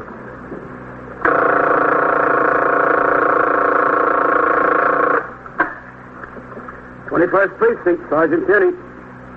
What do you mean, robbed? Held up? Well, where is this? Where? 11:05 or 11:09. Well, who got shot? Who? Yeah? Well, which way do they go, uptown or downtown? And so it goes. Around the clock, through the week, every day, every year. A police precinct in the city of New York is a flesh and blood merry-go-round. Anyone can catch the brass ring, or the brass ring can catch anyone. You will follow the action taken pursuant to that call from this minute until the final report is written in the 124 room at the 21st Precinct. All right, you stay there. I'll send the officers right over.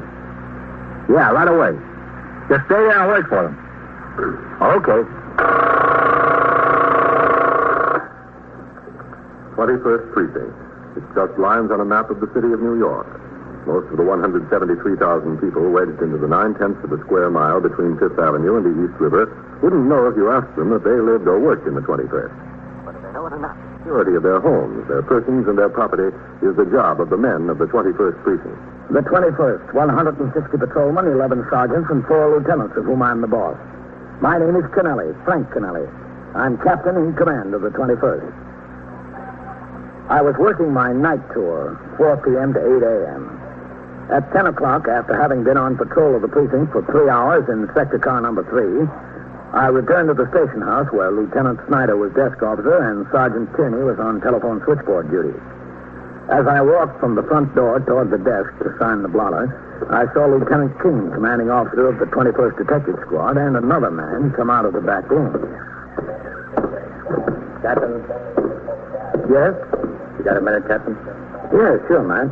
This is Detective Kagan of the Manhattan West Homicide Squad. Kagan? Pleased to meet you, Captain. Oh, what have we got, man? 21st Precinct. Still Waters on the job tonight? Yeah, he's working this door. 17. What's the trouble? Kagan. Well, the liquor store on 8th Avenue was stuck up. The clerk shot tonight. Yeah? The boys ran down the street. A civilian witness saw one of them throw something into a DS trash basket. The officers searched the trash basket when they arrived, and it was a revolver. Well, what's that got to do with Sergeant Waters? It's his gun. Oh. Sergeant Tierney. Yes, sir. Where's Sergeant Waters? On patrol, Captain. You want to talk to him? Yes, sir. All right, I've got to sign the blotter. You wait in my office, and I'll have a radio call put out for him. Yes, sir, Captain. Sergeant? Yes, sir, Captain. Have Sergeant Waters ring in here, will you? Yes, sir. Oh, we got a couple of messages here, Captain. All right, I'll sign the blotter and be with you in a minute. Yes, sir.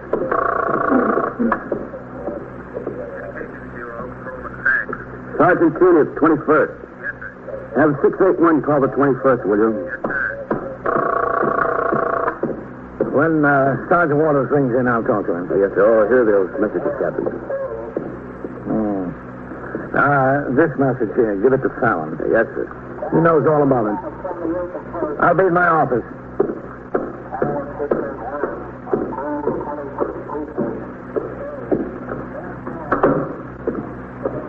Oh, sit down, Matt. Kagan. Yes, sir. Thank you, Captain. Sergeant Waters spent the first 4 hours of the tour on TS, and he's been out on patrol since 8 o'clock. Oh, there's no suspicion he's involved, Captain. The 2 young men, about 20. Oh? Had he reported the theft of the gun? Oh, it's lost? No, sir. He's got a son about that age, Captain. Oh, yeah. Since we checked the numbers on the guns with the pistol index cards we sent out to his residence, there's nobody home there. No one? No, sir. There's 2 men planted out there waiting. Oh, neighbors, mate? Yes, sir. 21st Precinct, Captain Kennelly. Sergeant Hitching on TS, Captain. Yes? Sergeant Waters is with you. All right. Sergeant Waters? Yes, sir, Captain. Where are you? 72nd Street and 2nd Avenue, Captain. Well, come on in here right away. Yes, sir. He's close. Be here in a couple of minutes. Good. That boy of his hasn't been in any trouble before, has he? Nothing. I checked the kid's name through BCI. No arrest shown. What is his name? Edward, Captain. Edward Waters. Doesn't sound right to me. Sergeant Waters is pretty proud of that kid. He's in college, I believe. Spent 2 years in the Army. Was overseas. Yes, sir. Always talking about the boy. How ambitious he is. You look for the Captain. He got a little too ambitious. What happened exactly? It was about 8:15 tonight. Yes? Clerk was alone in this liquor store. These 2 young fellows walked in. One boy pulled the gun, said he'd take the money. Clerk didn't move fast enough for him. He fired 2 shots at him. One hit him in the chest, this side, and the other missed. 2 boys ran out, and this civilian saw them running. He saw them throw something into this trash basket on the corner. When the cops came, he showed them. How's the clerk? He'd be all right. I think he's in Roosevelt Hospital. Uh-huh. He checked out the numbers on the gun, sent out to Sergeant Waters' residence. That's about it, sir. Does the clerk say he can identify the boy? I haven't talked to him, Captain. We've got a man over at the hospital waiting until the doctor says it's okay. Oh, I see. Gonna be kind of rough on him, Waters. Yeah, sure is. His son fits the description of the one who did the shooting. Boy about 20, tall, slender build, light hair. Any trace of them after the holdup? Well, Captain, the civilian who saw them throw the gun away tried to keep his eyes on him. They ran up 8th Avenue. And does this civilian think he can identify them? He's not sure, sir. Oh, excuse me. 21st Precinct, Captain Kennelly. Sergeant Hitching on TS, Captain. Sergeant Waters is here. All right. Tell him to come in. Yes, sir. He's here. Kagan, want to give the captain the gun? Yes. Yeah. Thanks. Come in. Hello, Captain. Come in, Bill. Now, close the door. Yes, sir. Hello, Lieutenant King. Sergeant. This is Detective Kagan of the Manhattan West Homicide Squad. Sergeant Bill Waters. Hello, Sergeant. Bill, is this your gun? I've got one just like it, Captain. Where do you keep it? At home. Locked up in a cabinet. That is when I'm not carrying it. I carry it occasionally when I'm off duty and feel like wearing a shoulder holster. What's the trouble, Captain? This is your gun. Is it? The numbers check out with what's listed in the pistol index cards. What you doing here? The gun was used in a stick-up tonight, Bill, on the west side. I'm sure my gun's at home, Captain. It was a liquor store. Clerk was shot. He's in serious condition at Roosevelt Hospital. Oh. Well, that's too bad. The gun was thrown in the Department of Sanitation trash basket on the street there by the boy that used it. Have they got the boy? No. Not yet, sir. He's described by a witness as about 20 years old, tall, slender build, light hair. Another boy about the same age was with him. A little heavier, a little darker. When was the last time you saw the gun where you generally keep it, Bill? When I was swinging last Saturday. I cleaned it. You think my boy is involved. Is that the idea? That's what it looks like, son. He lives at home, studying. He goes to Queens College. He's not at home, Bill. There's no one at your home. Are you sure? You've got a man planted there. Oh. Where's your wife? Well, since I was working tonight, she decided to visit her sister in Hempstead. Are you sure that he's not home? He should be. I know he's got some tests coming up. He wanted to study. Nobody's home. Captain, I know that boy. He's a good kid. Has he ever been in trouble, Bill? No. He's never had a day's trouble in his life. He's been all right. He's worked hard in school ever since I can remember. And he made good marks. How long has he been home from the Army? He got out in January. Where was he? In the Army? Yeah. In Germany. That's where he wound up. Spent a year there, more. What'd he wind up as? PFC. He had no ambition to get any place in the Army. Did he get an honorable discharge, Bill? Yes, sir. Of course. When he got home, did he enroll in the college right away? He enrolled right away. Yes, sir. But he didn't start until the new term began in February. So he went to Florida for a couple of weeks. Kid was entitled to it, don't you think? 2 years in the service. And he had a little money saved up. He was entitled to it. No argument about that, Bill. I'm sorry, Captain. I understand. That's all right. Take my word for it. He's all right, Captain. He's not that kind of a kid. He never was. Sure, he's had his problems since he got home, but who wouldn't after 2 years in the Army? Takes a little time to get adjusted. What kind of problems, Bill? Same kind of problems everybody's got. Just living. Trying to make up your mind what you want to do, what you want to be. Whether to go back to school or get a job or what. And his girl. What about his girl? Well, she's not his girl anymore. He got a Dear John letter over there. She married somebody else. Oh, that's all right. He understands. Can't expect a girl to wait until somebody gets out of the Army and finish his education and then first get to start. He understands. Oh, Kagan, take my word for it. He's not that kind of a kid. Something's wrong someplace. My gun's home in the cabinet. Let's go over to your house and look, all right? That's what I'd like to do. All right, go ahead, Sergeant. Take the rest of the tour. Thanks, Captain. It'll take me a minute to change. Sergeant. Yes? I'll go down to the locker room with you. I want to talk to you, okay? Okay, if you want. I'll see you before we ride out there, Lieutenant. Okay. What do you think, man? I don't know, Captain. Doesn't look good to me. Guy breaks his neck all his life to raise a boy. 20 years old. He ought to know better. He ought to know better. Or learn. You are listening to 21st Precinct, a factual account of the way police work in the world's largest city. Back to 21st Precinct and Captain Kennelly. As soon as Sergeant Waters changed to civilian clothes, he left the station house with Detective Kagan. They got into Kagan's car and drove across the Triborough Bridge to Queens. It was 10:45 p.m. when they pulled to a stop in front of the house in which Sergeant Waters lived. Detective Kagan spoke to another detective who was planted there. No one had entered the house. Then he and Sergeant Waters walked up the front steps to the small porch.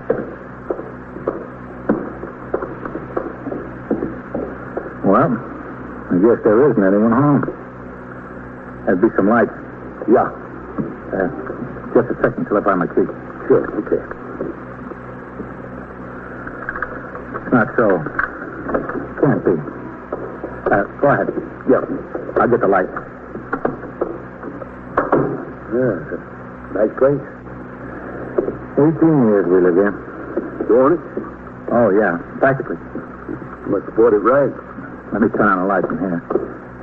Yeah. 18 years ago, you could buy anything right. It looked like a lot of money at the time. My wife's father had just died, and she had some insurance money, $2,000. So all we needed to put down. You expect her home soon? I don't know. I told you she's out of her sister's. Yeah. She goes out there for an evening once in a while when I'm working nights.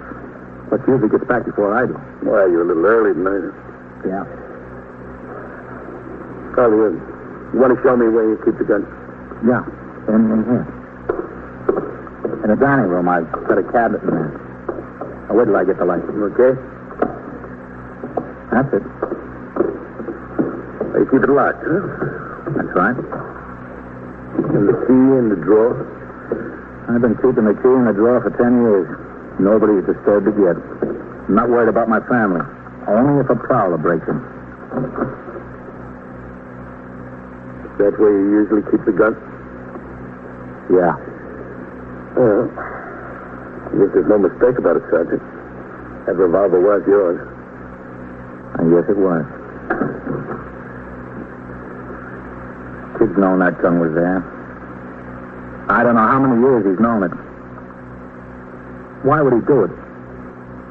He wouldn't do anything like that. You don't have any idea where he is, huh? He's supposed to be home, study.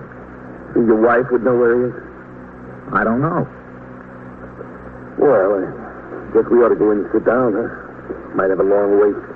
Yeah. It's like getting hit on the head. You don't know what's coming. Then you're in a daze. Sit down, Kagan. Yeah, thanks.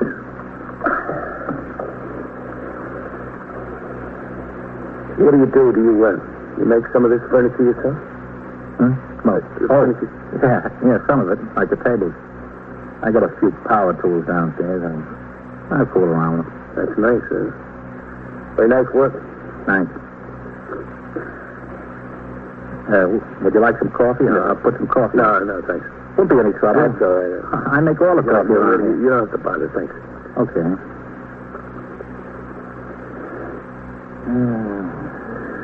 Raise a kid. I don't know. Yeah. Not that. Did the Army do it, Tony? You were through up on a lot of them. Can't blame the Army. There's been millions of them in and out. I don't know. We tried. Me and my wife. We thought we did a good job. I guess you never can tell. I guess you can. How long you got in on the job, son? 19 years. That's a long time. Huh? Yeah. It sure is. It's the door. Yeah. Eddie? No, Martha, it's me. What are you doing home? Something came up, honey. What came up? Martha, this is Detective Kagan. Mrs. Waters. How do you do? What came up? Martha, do you know where Eddie is? Where's he home? No. He said he was going to stay home and study. Well, he's not here. What's the matter? Was Eddie here when you left? Of course. I gave him supper and he said he was going to study. What time was that? About 6 o'clock, a little before 6. What's the matter? What happened to him? I don't think anything happened to him. Well, something happened. What is it? Do you know whether he took a gun I had locked up in the dining room cabinet? What would he want with your gun? I don't know what he'd want with my gun. But a liquor store on 8th Avenue in New York was held up tonight and the clerk was shot. With my gun. You think Eddie did it? I don't know what to think. Did Eddie do it? That's what it looks like, Mrs. Waters. He was home.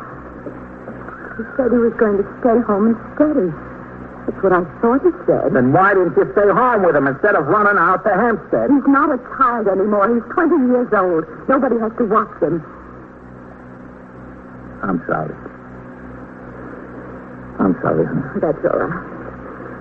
I can't believe it. I just can't believe Eddie would do something like that.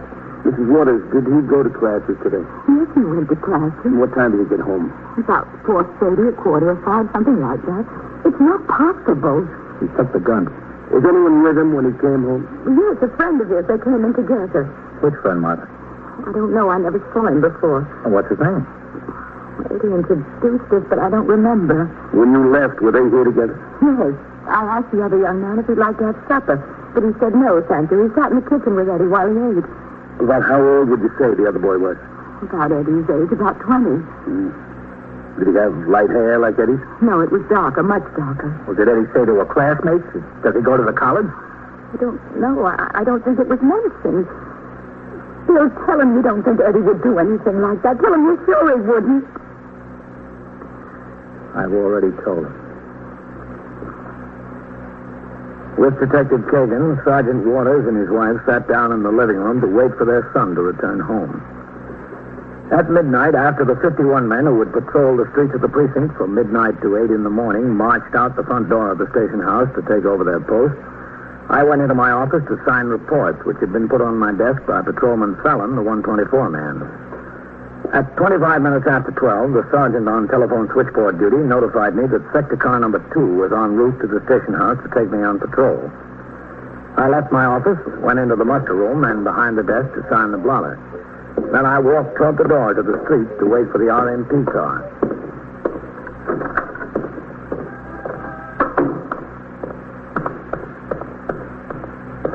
Oh, hello. Yeah? You're Captain Kennelly, aren't you? That's right. Well, do you know whether Sergeant Waters left the station house yet? I've been waiting here for him since a few minutes after 12. You're Eddie Waters, huh? That's right, yes, sir. I didn't think you'd remember.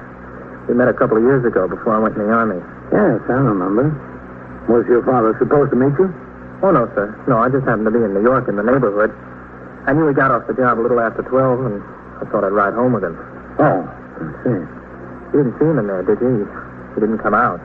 Why don't you come on in, Eddie? We'll see if we can locate him. Oh, I wouldn't want to bother you. I know you're busy. No, that's all right. Should have gone on home, I guess. No, that's all right. Go ahead, Eddie. Thank you.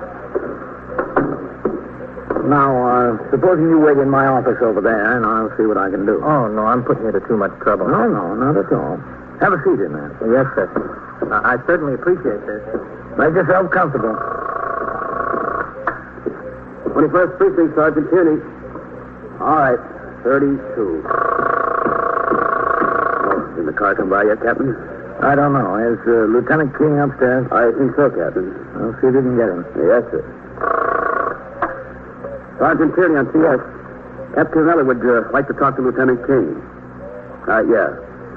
You want to take it in your office, Captain? No, I'll take it on this extension here. Yes, sir. Captain Ellie, it's for you, Lieutenant King. Yes, Captain. Matt, can you come down to my office? Eddie Waters just came into the house. Sergeant Waters, boy? That's right, yeah.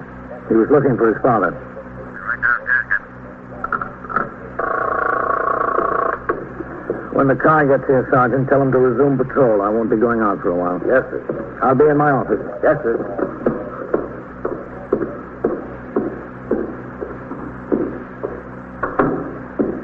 Oh, did you see him, Captain? No. Oh, well. I don't want to be any trouble. Sit down, Eddie. Oh, I don't want to miss him if he's down in the lockers. You won't. It's very nice of you, Captain. I wouldn't say that. Oh, yes, sir, it is. Come in. Is that him? Come in, Matt. Yes, sir. You want to shut the door? Sure. Eddie, this is Lieutenant King in charge of the detectives here. Eddie Waters, Sergeant Waters' boy. I'm glad to know you, Lieutenant. Yes, same here. Haven't seen my father around, have you? No, he went out home about 10:30. He did? That's right. What's the matter? Was he sick? No. There's nothing wrong with my mother. She's all right. Yes, she's all right. I just spoke to your house on the phone about 20 minutes ago. Well, then, what's the matter? What time did you leave your house, Eddie? I don't know, about 6:30. Listen, what's the matter? I'll tell you what's the matter in a minute. Just answer my questions. Yes, sir. That was how long after your mother left for her sister's? Oh, about half an hour, I guess. As soon as I finished dinner. Who is this friend you had at the house? What's he got to do with it? What's his name? Joe Curley. P-U-R-L-E-Y? Yes, sir. Where does he live? Near us. Knowing him long? For years, I went to high school with him. When you left the house, you leave together? Yes, sir. Captain, I'd like to know... Just answer the questions, Eddie. Where'd you go? We walked to the subway together. Come to New York. Eddie, why did you come to New York not a half hour after you told your mother you were going to stay home and study? I didn't tell her that. What'd you tell her? I didn't tell her anything. Why did you come to New York? I had an appointment. Where? On West 77th Street, 409. With whom? A man named Carnwood and Mrs. Carnwood. They run a summer camp for boys up in Maine. I went to see him about a job. What time was your appointment? 7:30. Get there on time? I was there before time. How long did you stay? Till almost 9 o'clock. Incidentally, I got the job. Got to go up there on June 16th to Maine. I'm going to be their swimming counselor. You were at 409 West 77th Street between 7:30 and 9 o'clock. That's right. Who else was there? Mr. and Mrs. Carnwood and their head counselor and their boy and a couple of more fellas. What's the telephone number of Mr. and Mrs. Carnwood? Oh, just a second. I got it in my pocket. Academy 24599. Listen, Lieutenant, it was hard getting this job. I want it. Eddie, these people will vouch that you were there between 7:30 and 9 o'clock? Well, of course. Why shouldn't they? Listen, Captain, what's going on? What's the matter? Eddie, how did you happen to bring this Joe Purley home to your house? I met him on the street. We started talking about some of the fellas we used to run with. And you just brought him home? No, he asked if he could come. He remembered I used to save stamps, and he said he was in that business now. If I wasn't interested anymore, he'd like to buy my collection. Well, I hadn't thought about the stamps for years, so I thought I could pick up a few dollars, and I said, sure. He went home with you? Yeah, that's right. Had he ever been to your house before? Well, I haven't seen him in about 4 or 5 years. Oh, yeah. Yeah, he was there. Yeah, once, I think, when we were in high school. Do you remember back then? Did you show him where your father kept a gun? Well, it was a long time ago, kid. Yeah, I remember. Yeah, I was proud of Dad because he just got made a sergeant that week. And I brought a couple of kids home from school. You know, I gave them a thrill. I got the key out of the drawer, and I opened the cabinet, and I showed them my dad's gun. Yeah, I think Joe was one of them. Yeah, he was. Listen, has Joe done something? Did you leave him alone in the house tonight? Yes, sir. He waited in the living room while I got ready to go to the appointment. Alone? Yes, sir, all alone. Has he done something? It looks like he stole your father's gun. Oh, no kidding. What was he doing in New York tonight? Why'd he come? Said he had to meet another fellow about some stamps. We rode over together. He got off at Times Square. I went on uptown. Now, how do you like that? I thought there was something screwy. I showed him my stamps. He said they weren't worth anything. Well, they were worth something, all right. Just to get the gun. The place was held up and a man shot. Oh, brother. I'd like you to come upstairs with me, Eddie. Sure, Lieutenant. Hello, Sergeant. Would you ring the residence of Sergeant Waters? Are you calling my father? That's right, yes. Well, would you tell him I'm here? They're probably wondering what happened to me. I'll tell him. Yes, Eddie. Do you know where Joe Purley lives? Well, I know where he used to live. I think he still lives there. Oh, I'll see you before I go when I capture him. Yeah, sure. That way, Eddie. 21st Precinct, Captain Kennelly. Sergeant Hilliard, yes, Captain. I got Sergeant Waters for you. Okay. Go ahead. Hello, Captain. We've got Eddie here, Bill. Is he all right? Sure. You better tell Kagan to ring in to Lieutenant King. I'm sure everything's going to be all right. You mean Eddie didn't have anything to do with it? Don't act so surprised, Sergeant. You're the only one who knew it all the time.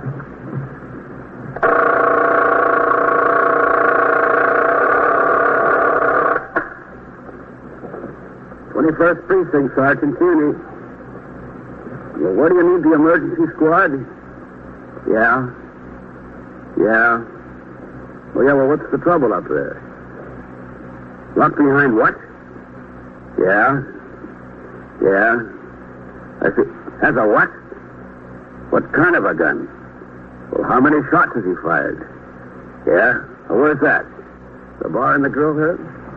And so it goes, around the clock, through the week, every day, every year. A police precinct in the city of New York is a flesh and blood merry-go-round. Anyone can catch the brass ring, or the brass ring can catch anyone.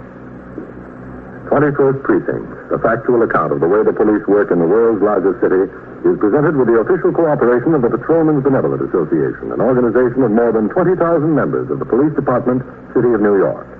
Everett Sloan in the role of Captain Kennelly, Ken Lynch as Lieutenant King. Featured in tonight's cast were Ethel Everett, Harold Stone, John McQuaid, Bill Zuckert, William Redfield. Written and directed by Stanley Niss. Produced for CBS Radio by John Ives. Art Hannah speaking.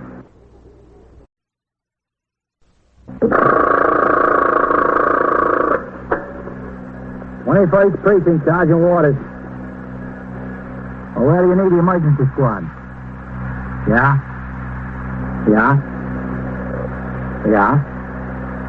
Well, what's the trouble there? Locked behind a what? Yeah? You're in the muster room at the 21st Precinct, the nerve center. A call is coming through.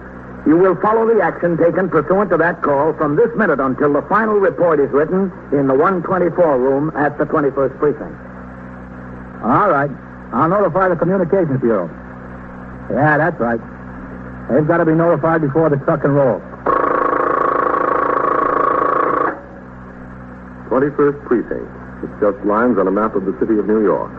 Most of the 173,000 people wedged into the 9/10 of a square mile between Fifth Avenue and the East River wouldn't know if you asked them that they lived or worked in the 21st. Whether they know it or not, the security of their homes, their persons, and their property is the job of the men of the 21st Precinct. The 21st, 160 patrolmen, 11 sergeants, and 4 lieutenants, of whom I'm the boss. My name is Kennelly, Frank Kennelly. I'm captain in command of the 21st.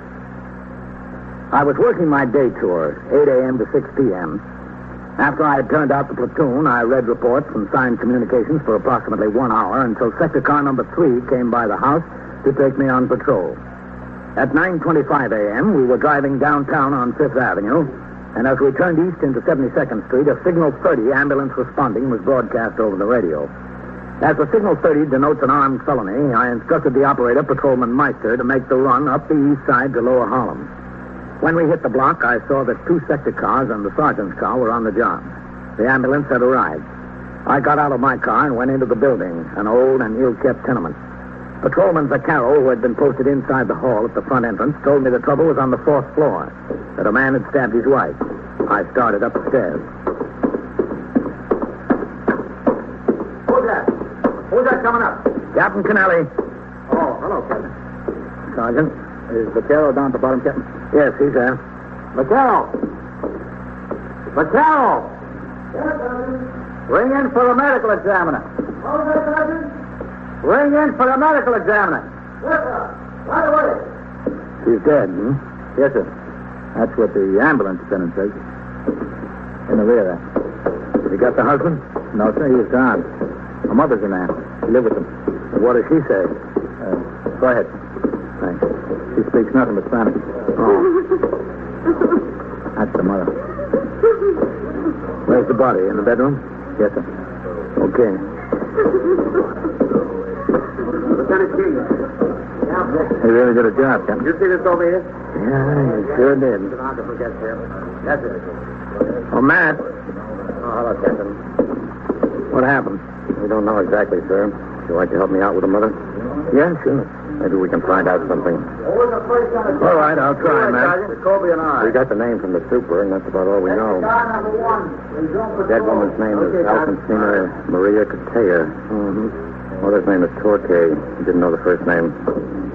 Husband is Bernardo. Captain? Hello, Captain. Ziegler, Ryan. First call came over as a family. The husband did it? Yes, sir. That's what it looks like. Fit? Yes, sir. Any idea where he went? No, sir. She's smart. It'll be pretty far. Yes, sir, Lieutenant. You come with us. The captain's going to help us talk to the mother. Sergeant Waters. Yes, sir. Right here, Lieutenant. We're going to talk to the mother. Did the first officer on the job get the ambulance attendant's name? I'll find out. We'll be in there. Let me know. Yes, sir. Pobrecita niña. Okay, Captain. All right. ¿Qué dice, señora? Pobre Alfonsina. Sentimos mucho lo que pasó y comprendemos cómo usted se siente, pero tenemos que hacerle algunas preguntas. Sí, trataré. Trataré si usted lo desea. Muchas gracias. ¿Cómo se llama la muchacha ahí dentro? Es mi hija, Alfonsina María. Her daughter, all right. Alfonsina María. Tan linda. Era tan linda. ¿Qué es su nombre casada? ¿El nombre de su marido? Sí, eso es. Pues está casada con Bernardo Cotella. Me vino a casa en toda la noche. Vino borracho. Me dijo que ella salía con otro hombre. Wait a minute. No tan deprisa. Yo no hablo el español muy bien. Están bien. The husband's name is Bernardo Cotella. Yes, sir. That checks with what the super said. ¿Quién la cuchilló? Bernardo. Bernardo lo hizo. She says the husband did it. ¿Usted se lo vio hacer? Sí. Estaba aquí mismo, en este mismo cuarto. Entró en el cuarto y dijo que... No, we'll get to that. Calma, por favor. Queremos coger todo bien. She saw him do it. Does she know where he went, Captain? ¿Cómo se llama usted? ¿Cómo me llamo yo? Sí. Pues, señora Chispa Torque. Señora Torque, ¿sabe usted a dónde fue Bernardo? ¿Bernardo? Sí. No lo sé. Salió. Mató a Alfonsina. Yo tenía miedo que me matara a mí también. Solamente salió, no lo sé. Tenía miedo, mucho miedo. Sí, entendido. She doesn't have any idea where he went. The ambulance attendant is bonita. Thanks, Sergeant. ¿Cómo pudo hacer eso a mi Well, I'll try and find out how it happened. Yes. Señora Torque, ¿puede decirnos exactamente lo que pasó? ¿Lo que pasó? Exactamente lo que pasó. desde el principio y muy despacio para que pueda comprender. Sí.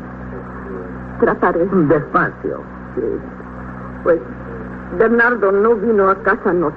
The husband was out all night. Eso ha pasado a menudo. Not the first time. Alfonsina y yo nos acostamos.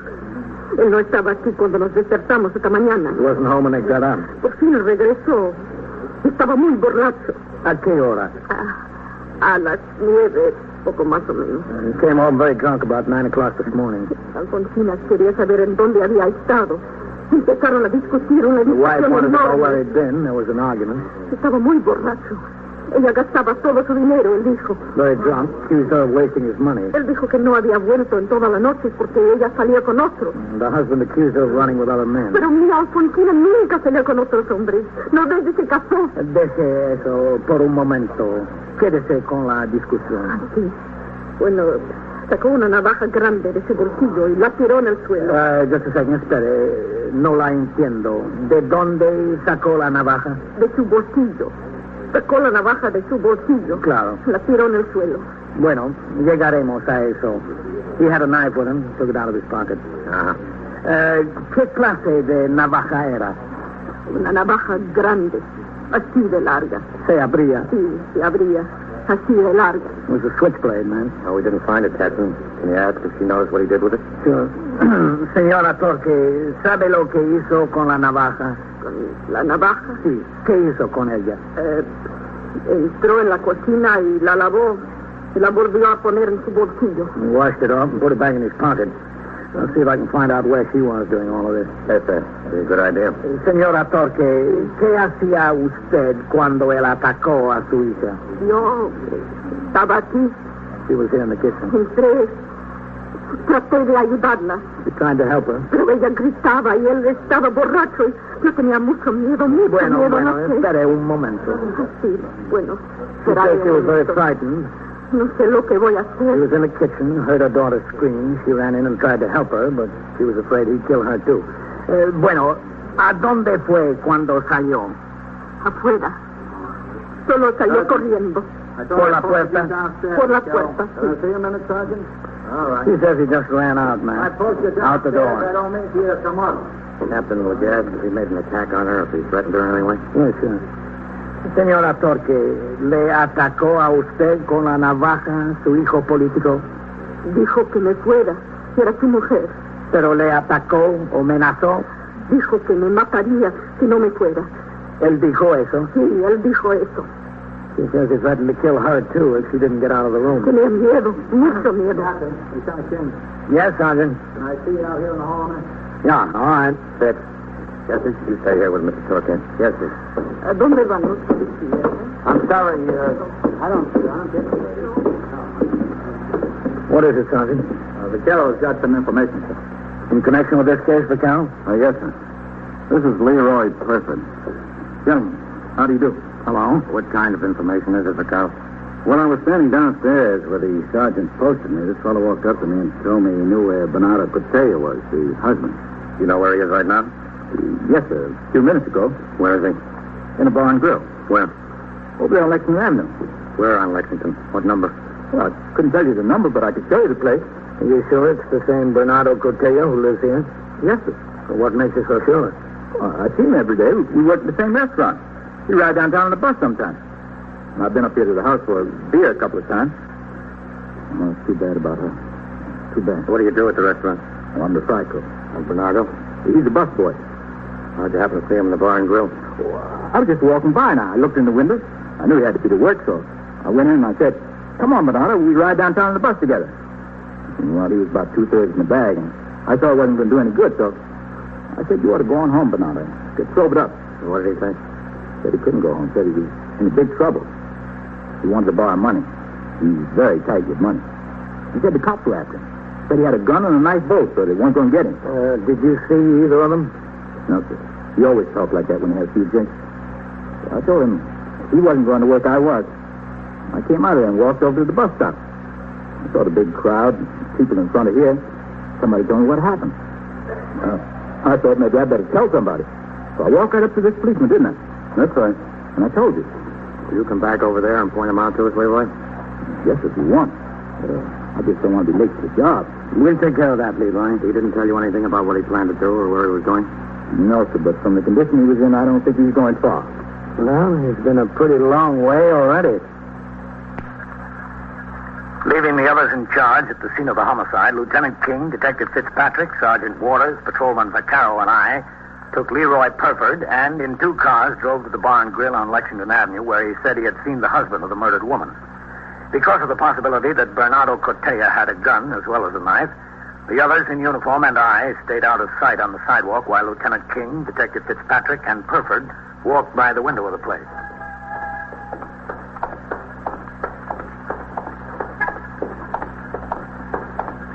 Well, see him in there, Leroy? No, sir. All I see is the bartender. That's all I see, too. He was in there. He's not now. How did you see him, Matt? No, sir. I didn't see anybody but the bartender. Maybe he's in a booth. Well, maybe, Captain. We couldn't see in the booths walking in that direction. Let's go back the other way. That's okay with me. Sid. Yes, sir? You wait here this time. Yes. Okay, Leroy.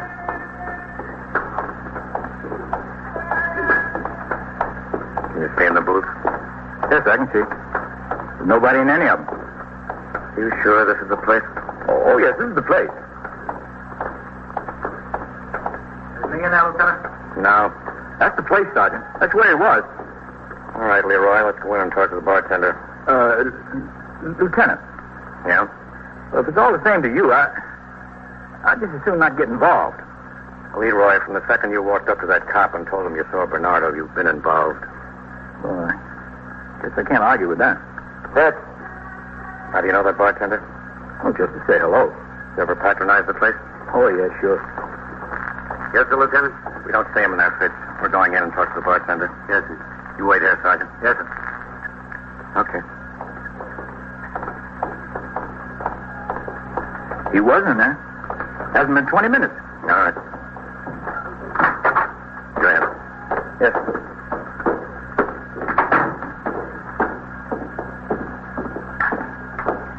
Yes, sir, gentlemen. That's the room. Oh, hello, Leroy. Hello, Gabe. We're police officers. You the owner here? Me? No, I just work here. The bartender. What's your name? What's the trouble, Leroy? Did something happen? What's your name? Protea. Gabriel Protea. Do you remember Leroy being in here a little while ago? Sure. I remember him being in here. What's the trouble? Was there someone else in here at the time? Yeah, there was someone else. Bernardo. See? Bernardo Protea. Where'd he go? He didn't go no place. He's back there in the washroom. There? Yeah. The door's open. What's the trouble? Leave that door open. Open up. Open up, Bernardo. Open the door. Bernardo. Go away. Go away from there. We're police officers. Unlock that door and come out here. You go away from me. Now, come on. We've got no time to play around. You go away. I warn you. Okay, Fitz, kick it in. Yes, sir. All right. Hey! What are you doing with the boss's property? I'm responsible. Stand back over there. But listen, Just you stand can't... back. How about it, Bernardo? Bernardo. Okay, Fitz. Get away! Stop. All right? I told you you had a gun. I told you. I'm okay, Lieutenant. Get over there in the booth, Leroy, over there. I just as soon get out of here altogether. Just stay there. You'll be all right. What's the matter? What's the trouble? Second. Fitz. Yes, sir. Why not and tell the captain and them? Yes, sir. Right away, Lieutenant. Bernardo, what do you think shooting's going to get you? You're not going anyplace. You beg or you risk your life. I stay right here. Crazy drunk fall around the door. He did more than that. He killed his wife. Him? That's right. That nice gun? Hey, Bernardo. All right, just let him alone. Crazy fool, I thought something was the matter. Drunk in the morning before breakfast almost. Back here, Captain. Asked to buy my razor and shave. Shave in a saloon. You should have known something was crazy. All right. Stay away from the front of that door. Yes. Look at the hole that one made in the door, Captain. Yeah, heard it whiz by me. Bernardo? What do you say? Bernardo! Go away. Go away from there. Crazy, plain crazy. You get out of here. Get behind the bar. Don't worry. You don't have to be told twice. What do you think, man? Yeah, it beats me. We can't work on the door without him taking a pot shot at us. Is there a window in there? I never thought of it. Six, stay here. Yes. I doubt if there's much of a one. Not in a building like this. Gabe. Bartender. Here I am. All right, you can stand up. He can't hit you from there. With my luck, the bullets could go around the corner. Is there a window in the washroom? Yeah, a little one. It's big. Could he get through it? It's got bars like a jail, to keep our thieves. No, he couldn't. What does it lead to? To no place, to an air shaft. Just up to the roof? Is that the only place? That's the only place. How many stories is this building? 4 stories. He couldn't get out there anyway.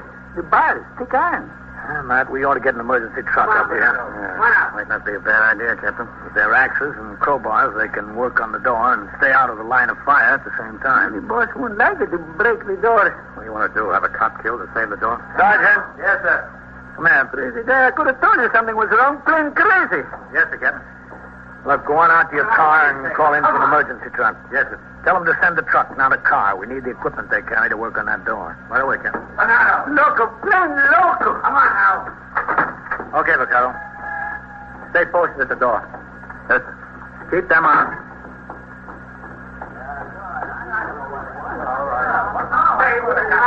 There's nothing to see, folks. Just keep moving.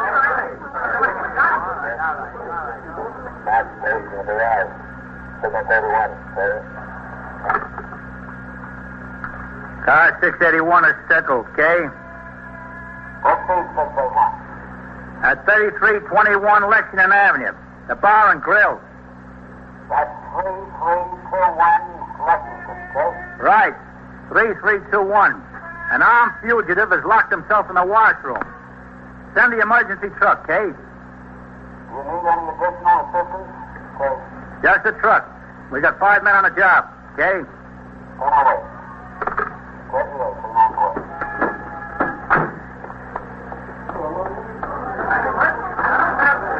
All right, keep moving, folks. Better get out there, Vaquero. Yes, sir. Keep the sidewalk clear. Yes, sir. Now, look, Bernardo. Do you think this is going to get you? Sergeant. Oh, yeah, Leroy. Do they still want me to stay in the booth? Or who tells you to stay there? The lieutenant. Bernardo. Then you'd better stay. But I'm losing time on the job. All right, get back there. Get around that way. Yes, sir. We don't want any dead heroes here. Emergency truck's on the way, Captain. Good. Emergency truck is on the way, Matt. Okay, we can use them. Bernardo.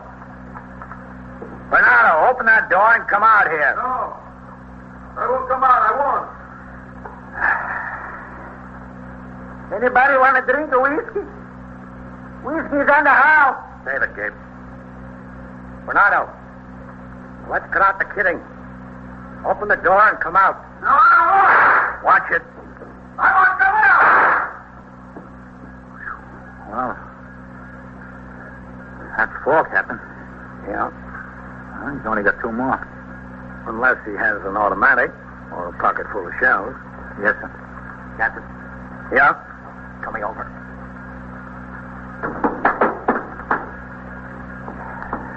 What if we got his mother-in-law over here to talk to him? No, she'd get hysterical. You don't think she could talk him out? Wouldn't do any good. This is what comes with desperation. Silly idea. Wait a minute. Ask him if he knows his wife is dead. Maybe that'll have some effect on him. Yes, it might. Bernardo! Bernardo! Stay back there. I'm not going out. Not me. You know what we want you for, don't you? I know. I know what. Did you know that you killed her? She's dead. But Mosina, I did. Yeah, you did. I didn't mean it. I didn't. You did, though. I only want to figure an effort. Not to go out with other men. To spend my money. You killed her. No. No, I didn't want to. She knows I didn't want to. I know her. I know Aunt Mosina. Who said she's dead? The doctor. Yeah, that's right. The doctor. It's the doctor's fault. He let her die. I didn't mean it. Now, come on out and we'll talk about it, Bernardo. No! No, I want them out!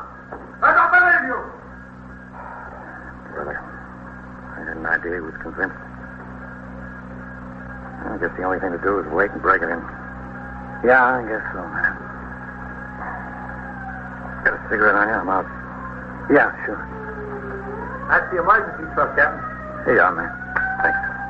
Yeah, go on out and meet him, Sergeant. Tell him what we need in here. Yes, sir. We need plenty. It's all right, I've got matches.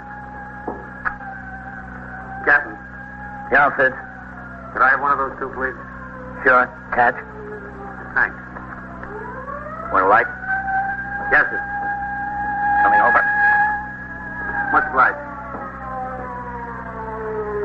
Bernardo. Bernardo. No, don't ask me. I know someone else. How many bullets you got left in the gun? You think I'm crazy. Why should I tell you? The answer to the first question was yes. No, we'll send a couple of men from the truck up to the roof and let them go down the air shaft with a line. I don't know. That might give Bernardo a pot shot at them. No, we'll see what it looks like. Okay, in the back. Now watch it now. Back there in the washroom. Over here, come on. Over this side. All right. Take it easy. There's no hurry. All right, hold it there. You two with the axes, can you work on this side? Sure. Yes, yes. Okay, come on. You with the crowbar. Yes, sir. Yeah. Over there. Over here, come on.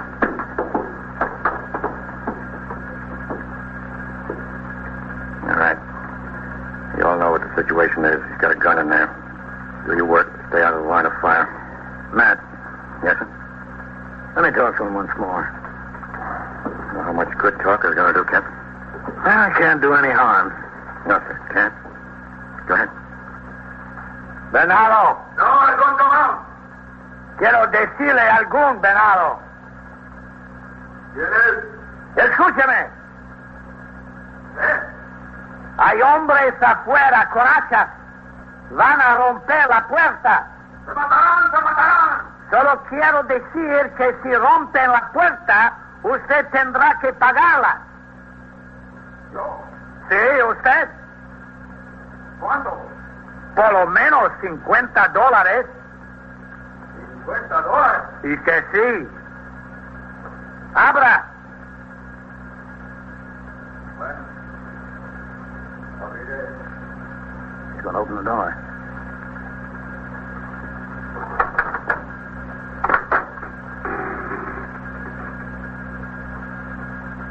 Throw that gun out. And the knife. Throw the knife out, too. All right. Now come out yourself. I didn't mean it. I didn't mean to kill it. Grab him. All right. Come here. Hold still there. Hold still. I'm holding. I hold still. Okay. All right, Lieutenant. Take him into the station house. Come on, Bernardo. You've been enough trouble for one day. No trouble. I'm over very much. Excuse me, Lieutenant. Well, you still here, Leroy? You told me to wait in the booth. Oh, yeah. Well, you can go on now. Has the detective got your address? Oh, yes, sir. He's going to alibi me. Goodbye, Captain. So long. And thank you. Oh, the boss is going to ask me where I thought up this. All right, you men. You can get back on the job. Yes, sir. Yes, sir. Well, you going to the station house, man? Yes, sir.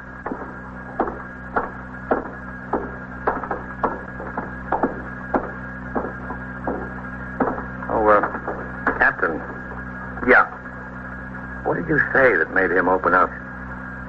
Nothing important. Just that if we broke down the door, he'd have to pay for it.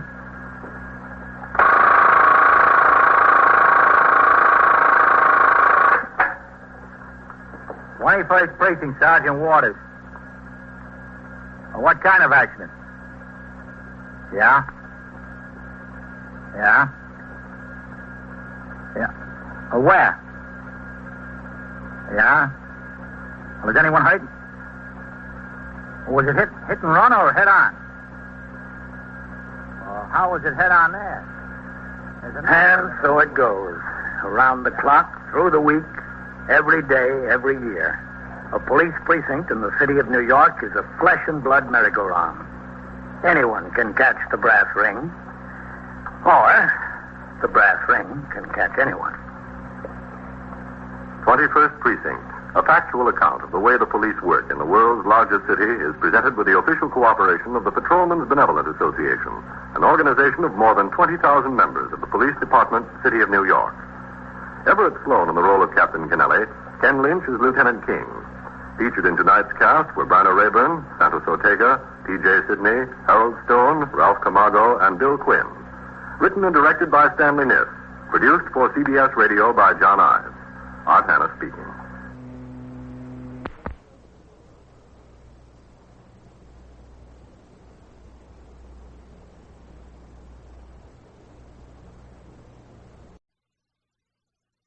The square mile between Fifth Avenue and the East River wouldn't know if you asked them that they lived or worked in the 21st. Whether they know it or not, the security of their homes, their persons, and their property is the job of the men of the 21st Precinct. The 21st, 160 patrolmen, 11 sergeants, and 4 lieutenants, of whom I'm the boss. My name is Kennelly, Frank Kennelly. I'm captain in command of the 21st. I was working my day tour, 8 a.m. to 6 p.m. I had reported for duty at 7:40, signed the blotter, and changed to my uniform in time to turn out the platoon which would patrol the precinct until 4 p.m.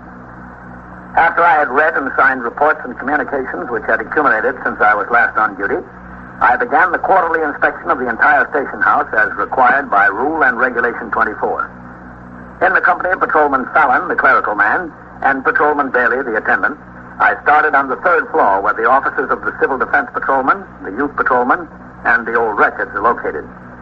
We then proceeded to the 2nd floor and the 21st Detective Squad office and the Precinct Hack Inspector. Then to the 1st floor and my office, the muster room, the 124 room, the back room, and the cells. At 9:35 a.m., we finished up in the locker rooms in the basement.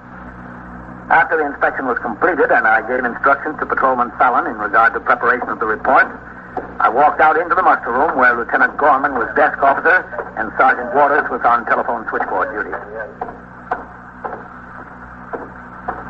Oh, what's doing, Red? Nothing much here, Captain. Teletype order eliminating the 11th precinct. Oh? Patrol force in the 11th divided between the 9th and the 13th. Well, what about the captain? Didn't say. Lieutenant? Yes. A call he's bringing in. Still hasn't been able to make that notification on 83rd. Well, tell him.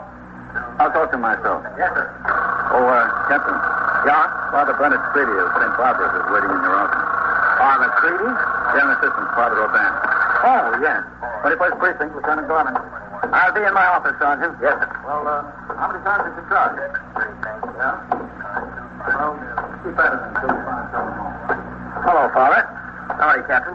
Just fine. What can I do for you, Father? Well, Father O'Ban thought you might be able to help me. Well, I will if I can. I'm about to go in the Navy, in the chaplain's course. Oh, yes. I'm supposed to get my fingerprints made. And send them in on this card? Well, the detectives can do that. Oh, good. I'll take you upstairs. Well, I certainly appreciate your trouble, Captain. No trouble. That way.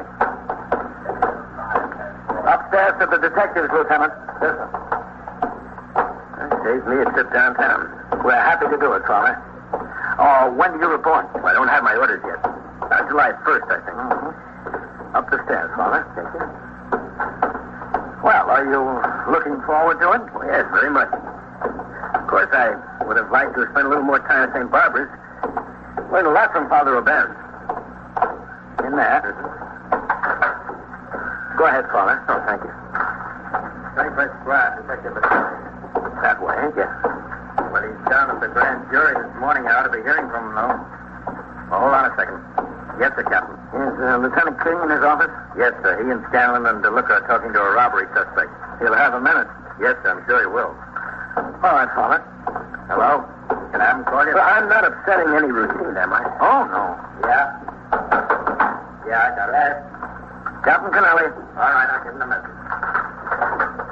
Yes, sir, Captain? Oh, Matt, this is Father Bernard Creedy, assistant to Father O'Ban at St. Barbara's. This is Lieutenant King. Father, glad to meet you, Lieutenant. Excuse me. I'll be back in a minute, Scanlon. Now, what can I do for you? Oh, Matt, Father Creedy is going into the Navy Chaplain's Corps. Oh, yeah? He's got to have his fingerprints made. Sure. I'll be glad to do it. Battalion? Oh, I certainly appreciate it, Lieutenant. Yes, sir. Ma'am? On this card. Yes, sir, Lieutenant. To Father Creedy. Detective Vitale. Hello, Father. Hello. Father Creedy is going into the Navy. Take his fingerprints in the car he got? Yes, sir. Over this way, Father. Yes. Have you ever had this done before? No, I've never had the pleasure. Well, thanks, Matt. All right, Captain. Oh, yeah. Are you interested in a good rumor? What's that? Well, I had to send Fitzpatrick down to 240 this morning. He picked up the rumble that the commissioner is going to make 4 deputy inspectors today. Is that so? That's what he brought back. Besides what I sent him for. Yeah, well, I know the vacancies exist. Do you think you'll be one of them, Captain? If I am, I haven't heard anything about it. How much more money is it? $900. Not bad. No, it's not. I wish you luck.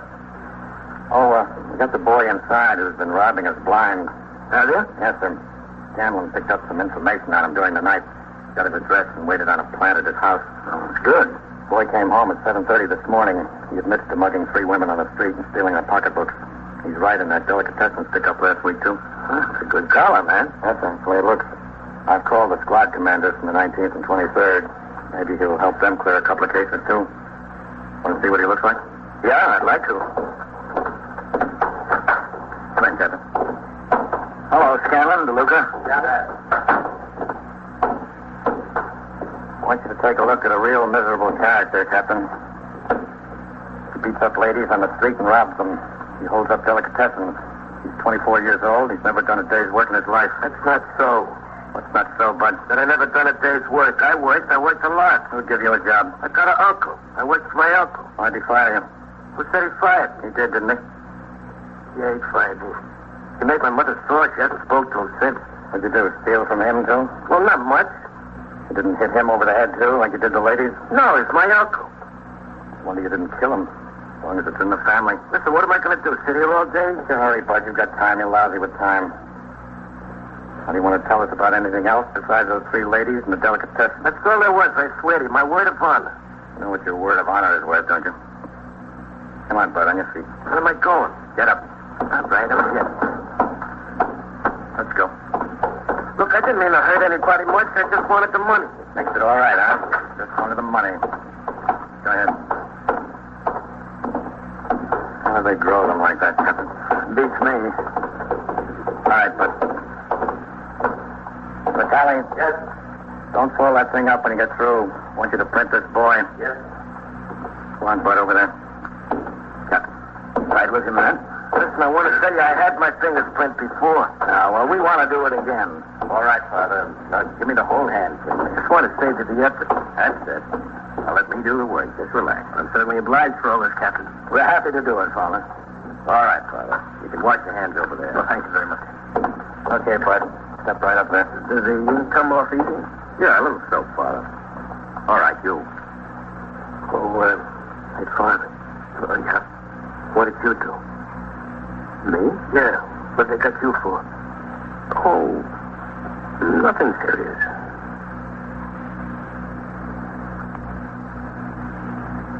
I returned to my office where I received a telephone call from Captain Lawrence Kay, commanding officer of the 12th Precinct. He wanted to know if I had heard anything of the rumor that the commissioner would make 4 deputy inspectors sometime during the day. I told him I'd heard the rumor, but nothing further. Neither had he. The rank of captain is the highest under civil service, and all above, including the 54 deputy inspectors, are made by appointment of the police commissioner from among the 250-odd men holding the civil service rank of captain. At 10:50 a.m., I instructed the desk officer to have a car come by the house to take me on patrol of the precinct. In the course of that patrol, I made 3 stops to check on various complaints and conditions. At 11:55, I told Patrolman Eisman, the operator of sector car number 2, in which I was riding, to return to the station house. En route, a call was broadcast reporting an automobile accident, ambulance responding, on the East River Drive near 92nd Street. I instructed him to make the run. We entered the drive at 96th Street and drove downtown with the siren open. As we neared the scene, I could see that one car was turned over on its side. Another, badly damaged, straddled the island between the lanes. Traffic, fortunately light at this time of day, was confined to one lane in either direction. We still had difficulty getting through. Broken glass nearly covered the roadway. Beside the overturned car, I saw the still figure of a man. All right. Help and keep the traffic moving, Meister.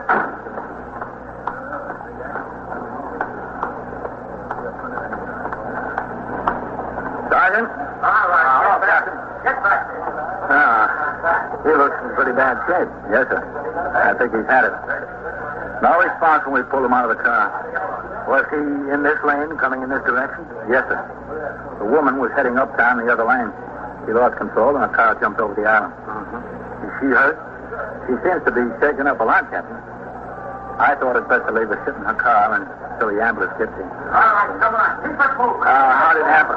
We didn't get the full story yet, Captain. But from the best I can make out, another car cut in front of her. She jumped the island and hit him head on. Meister, Underwood, keep that traffic moving, will you? Get on the job. Right, sir. Did you look for identification on him, Sergeant? No, sir, not yet. The only thing is I had the first man on the job call in with the registration numbers of his car. That's all.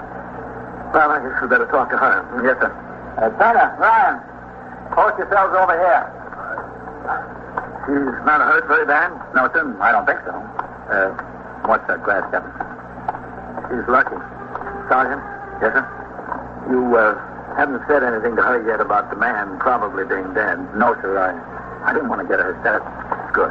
All right, Coley, Farrell, let us in there. Hello, Captain. Coley? Farrell? You feel a little better now, lady? Yeah, I think so, a little bit. My legs are kind of numb. Well, the ambulance will be here right away. Oh, I don't want to go to the hospital. Well, we'll see what happens about that. If I could only get out and walk around a little bit, then maybe it wouldn't feel so numb. I think you better just sit there. What's your name, please? Mrs. Rowland. Mrs. Marion Rowland. Is that R-A-W-L-I-N-N? No, R-A-W-L-E-N-S-E. Mrs. Marion. My arm hurts a little bit, too, this one. Where do you live, Miss Rowland? 1232 Clinton Avenue. In the Bronx? Yeah. Can we see your registration? What registration do you mean? For the car. Oh. And your operator's license. Oh, sure. I didn't... Where's my purse? I think my purse... There it is, on the floor. Oh. I'll get it. Oh, I'm sorry. Thank you. My leg is beginning to hurt a little more now. Well, you'll be all right. You want to see my license? Yes, that's right. I couldn't help it. That station wagon cut right in front of me. He didn't even stop. He just went right on going. And... Oh, here they are, I think. Yeah. Thank you. I couldn't do anything. I just lost control. I went right over, and this car was coming the other way, and I thought I was going to be killed. I really thought. Here you are, Miss Rowland. You can put these back in your pocketbook. Okay, thank you. I'd like to get out and see how bad my car's damaged. Well, I think you better sit there until the ambulance comes. I'm all right. You said your leg hurts pretty bad. Well, I really ought to take a look. Is there much damage? This car is new this year, you know. There's a lot of damage, yes. Oh, dear. But I don't think it's beyond repair. It's brand new almost. I better look. No, Miss Lord. I suggest you just wait until the ambulance gets you. Captain Kennelly. Yes? I'd like to see you. Heisman said there was a call broadcast for you to ring in. Oh? It wouldn't hurt to take a look, would it? Just now? That's what he said. There's a call box right across the roadway there, Captain. All right. I'm entitled to that much. Sergeant, yes, sir? I'm going to ring in. Yes, sir. Underwood, hold up that traffic a minute. Okay. Thanks. All right, move. Come on. Keep rolling. All right, keep rolling. Let's keep rolling.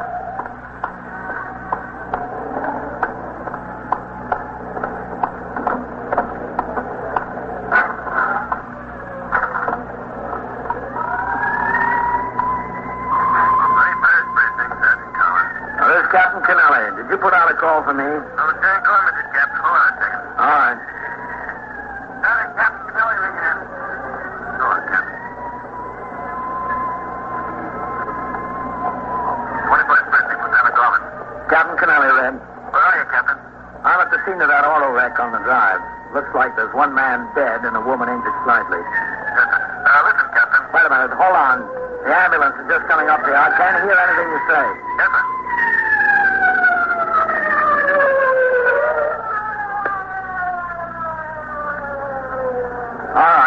What is it, Ren? Lieutenant Altman at the police commissioner's office called up a few minutes ago. Just a second. What'd you say? I said Lieutenant Altman at the commissioner's office called up a few minutes ago. Yeah? He asked if you were in the house. I told him no. He asked me if I could get in touch with you. Yes? I told him you were out on patrol. What? I can't hear you. I told him you were out on patrol, Captain. He said the commissioner wanted to see you in his office. In the commissioner's office? That's right, sir. Yes. When? As soon as you can make it. All right. Thanks, Ren. Captain. Yeah? I heard a rumor that the commissioner is going to make 4 deputy inspectors today. Did you? Yes, sir. I heard the same rumor. Well, anyway, it looks good for you. I wish you luck. Thanks, Ren. You're welcome. I'll ring in from downtown.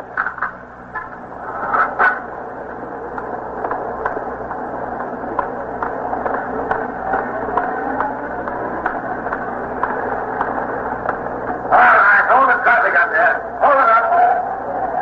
Okay, Captain, come on across. Come on. All right, start him up. Thanks, Vitaly. You're welcome.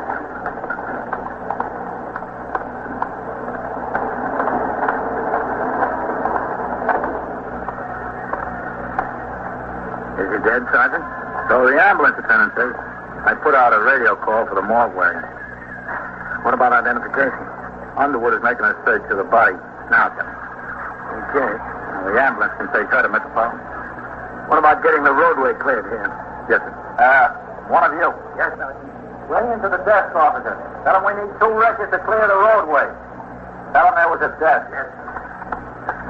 Well, I guess we ought to tell her. Yes, sir.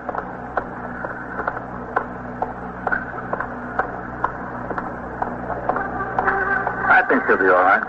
She's not hurt bad at all. I don't think. He's lucky. Yes, sir. Miss Rollins. I wish you'd let me get out and take a look at my car. We're going to send you to the hospital. I'm all right, I think. Is the front end of my car all smashed up? I'm afraid it is, Mrs. Rollins. Oh, no, that's terrible. Miss Rollins, the man in the other car is dead. Awful. They're taking him to Bellevue I Morgue. don't know what I'm going to do. What am I going to say to him? You say he's dead? Yes. But you claim you were cut off and lost control. If that's the case, it wasn't your fault that the man was killed. How am I going to explain it? What am I going to say? My husband will murder me. He'll just murder me. That car was brand new this year. Mrs. Rollins, still in a state of shock, was put into the ambulance and driven to Metropolitan Hospital to be treated. In the meantime, detectives from the 21st Squad and the Manhattan East Homicide Squad, which investigates all deaths and serious injuries resulting from motor vehicular accidents, began to arrive on the scene. So did the tow trucks. At 12:15, I got into sector car number 2 and instructed Patrolman Eisman to drive me to police headquarters at 240 Center Street. We drove straight down the East River Drive to Houston Street, over to Lafayette, and down to the headquarters building. I reported to the police commissioner's office and found him not in. I sat down to wait. Meanwhile, back in the 21st, where Lieutenant Gorman was on duty as desk officer and Sergeant Waters was back on TS, the robbery suspect had been booked and taken to felony court. The victim of the automobile accident had been identified and his family notified. The business of the precinct went on. 21st Precinct, Sergeant Waters. Yeah, okay, 17. Walk around the 40th floor there. Super called in and said there's a drunk sleeping in the hallway. Can't get him out. Okay, yeah. Sergeant? Yes, sir. Give me a CVI, will you? Yes, sir. Hello, PD. Lieutenant Gorman at the 21st. You notified the 40th Precinct. We've still been unable to make that notification for them. No action. Yeah, hold on. Sergeant, see if that's the promotions on the teletype, will you? Yes, sir.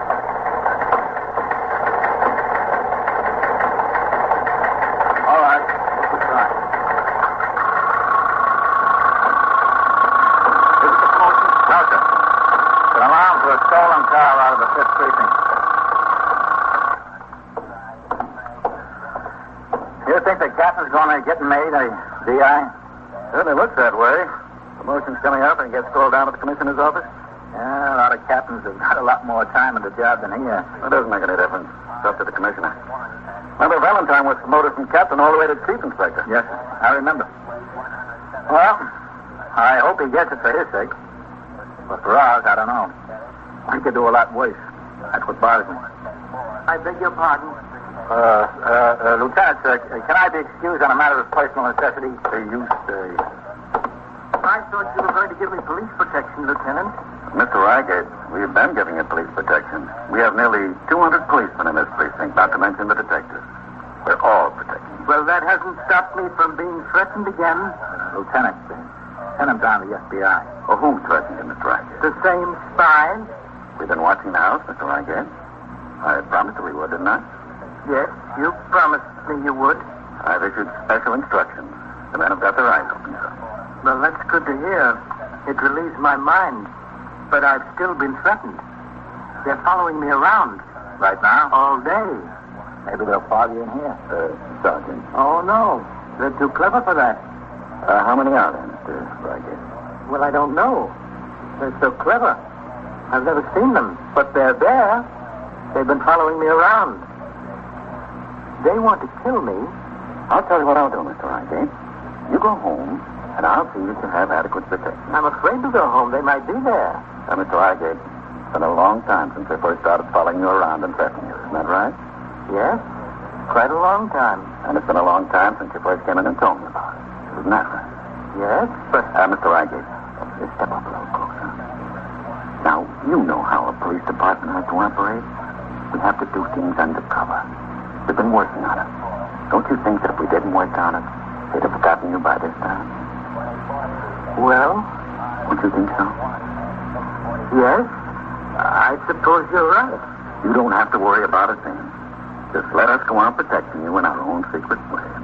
You'll be all right. Ah, yes. I want to thank you, Lieutenant. You've renewed my confidence in our free institution. You're welcome, Mr. Reigate. Goodbye. I'll keep in touch with you. You should have sent him to the FBI, Lieutenant. We'd have been rid of him for good. What do you want to get rid of him for? He can brighten up a dog, too. Oh. Any CO orders and promotions yet, Rick? No, man, not yet. You just missed your favorite cycle, Lieutenant King. I missed him on purpose. I stayed in the back room until he went out the door. Well, he cornered me one night, and I couldn't get rid of him for an hour. How do you do it, Rick? He agrees with him, Lieutenant. I'll try that next time. Is the captain still downtown, Rick? As far as I know. All right, you stay there until you're released. Except for the fact there's more money in the job, I think the captain would rather stay here. Deputy inspector has no command. It's plainclothes work, which is pretty thankless. Especially these days. There it is.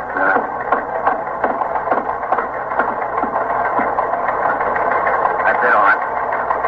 The following captains, having been promoted to the rank of deputy inspector, are transferred and assigned as indicated, to take effect at the time and date specified. Lawrence, hey, do you know him, man? Yeah, 12th Precinct. Sounds right. We were still handy together.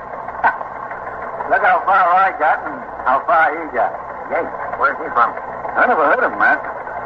This could be the last one coming up. This better be it. Vincent Keenan. Well, that does it. He might be making more than 4. The rumor could have been wrong. The rumors are never wrong, Lieutenant. See? Yeah, see. Well, I thought he was in. Then what did the commissioner have him down there for? Why don't you send the commissioner a 49 and ask, Sergeant? I would. But I'm not independently wealthy. I need the job. All right, I want it. There's a skipper. Hello, Captain. Captain? Oh, what's the big meeting? Nothing, Captain. Just about an alarm I want to announce the turnout. I'll have a tally bring it down to you, Red. Okay. Well, all right. Better get upstairs. Excuse me. I'll sign the blotter, Red. Yes. 21st Precinct, Sergeant Waters. The promotions just came through. Teletype, Captain. Did they? You didn't get married. I'm sorry. Oh, that. I know. But I got invited to lunch. That's more than any of the new deputy inspectors can say.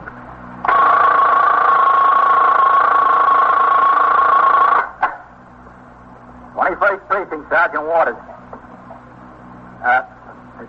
Wait a minute, lady. Talk slower. I can't understand you.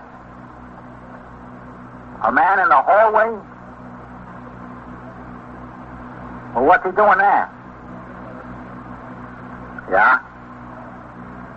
Yeah? Yeah? And so it goes, around the clock, through the week, every day, every year. The police precinct in the city of New York is a flesh and blood merry-go-round. Anyone can catch the brass ring, or the brass ring can catch anyone. 21st Precinct, a factual account of the way the police work in the world's largest city, is presented with the official cooperation of the Patrolmen's Benevolent Association, an organization of more than 20,000 members of the Police Department, City of New York. Everett Sloan in the role of Captain Kennelly, Ken Lynch as Lieutenant King. Featured in tonight's cast were Catherine Bard, Harold Stone, Eric Dressler, Larry Haynes, Santos Ortega, and Bill Lipton. Directed by Stanley Niss. Produced for CBS Radio by John Ives. Art Hannah speaking. 21st Precinct, Sergeant Waters. Wait a minute, lady. Talk slower. I can't understand you. A man in the hall? What's he doing there? Yeah? Yeah? Was he drunk? You are in the muster room at the 21st Precinct, the nerve center. A call is coming through. You will follow the action taken pursuant to that call from this minute until the final report is written in the 124 room at the 21st Precinct. All right. I'll send an officer over right away. Well, don't worry about it. He'll be there right away. He'll take care of it. Yes, ma'am. 21st Precinct. It's just lines on a map of the city of New York. Most of the 173,000 people wedged into the 9/10 of a square mile between Fifth Avenue and the East River wouldn't know if you asked them that they lived or worked in the 21st.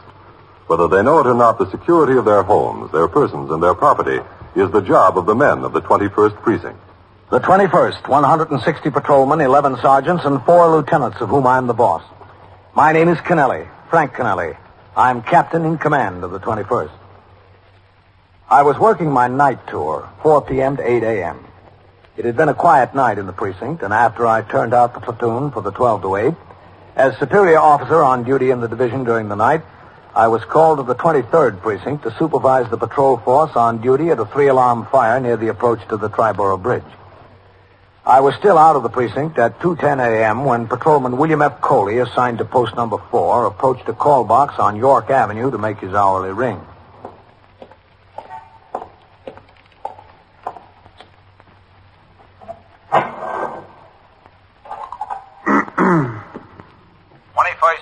Sergeant Waters. Patrolman Coley, box 31. Hold on a second, Coley. I've got something for you. Yes, sir. Listen.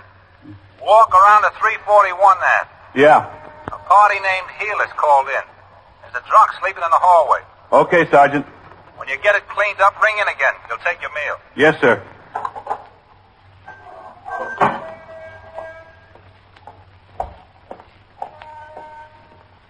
Officer? Yes? I hate to bother you, but I'm a little confused. Which way is the subway station? The Lexington Avenue subway? Yes, that'll be all right. That's 4 blocks this way and 1 downtown. Oh, thanks. It's all right. I got sort of mixed up. Is that a local or an express station? A local. Which way are you going? To Brooklyn. Well, then take the local to Grand Central, then change for the express there. Oh, thanks.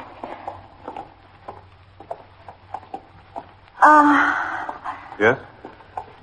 Do you smoke? Yes, ma'am, but not on the job. Look, officer. What? There's just 1 or 2 cigarettes smoked out of this package. I'd like to sell it to you for a nickel. Madam, I Please. I've got 10 cents. I need 15 to ride the subway. Oh. Please take what's in the pack of cigarettes and give me a nickel. It's a bargain. It's really a bargain. Look, I don't want your cigarettes, lady. You can see I'm dressed all right. I'm not a tramp. Yeah, I can see that. That's right. It's really a long, sad story. I'd rather not go into it if you don't mind. You don't have to. You want to borrow a nickel? I want to sell you my cigarettes. That's not necessary.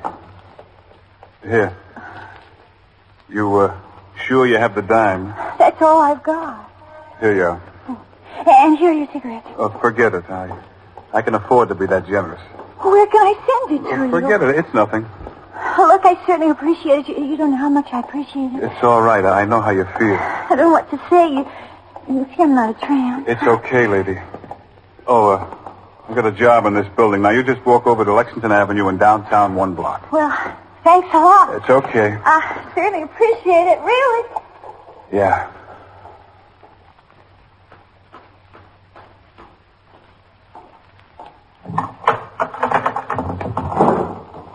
Are you the policeman? Yeah, that's right. He's on the second floor landing, passed out drunk, right outside of my door almost. Look, the downstairs door is locked. Can you press the buzzer? All right. Just a second.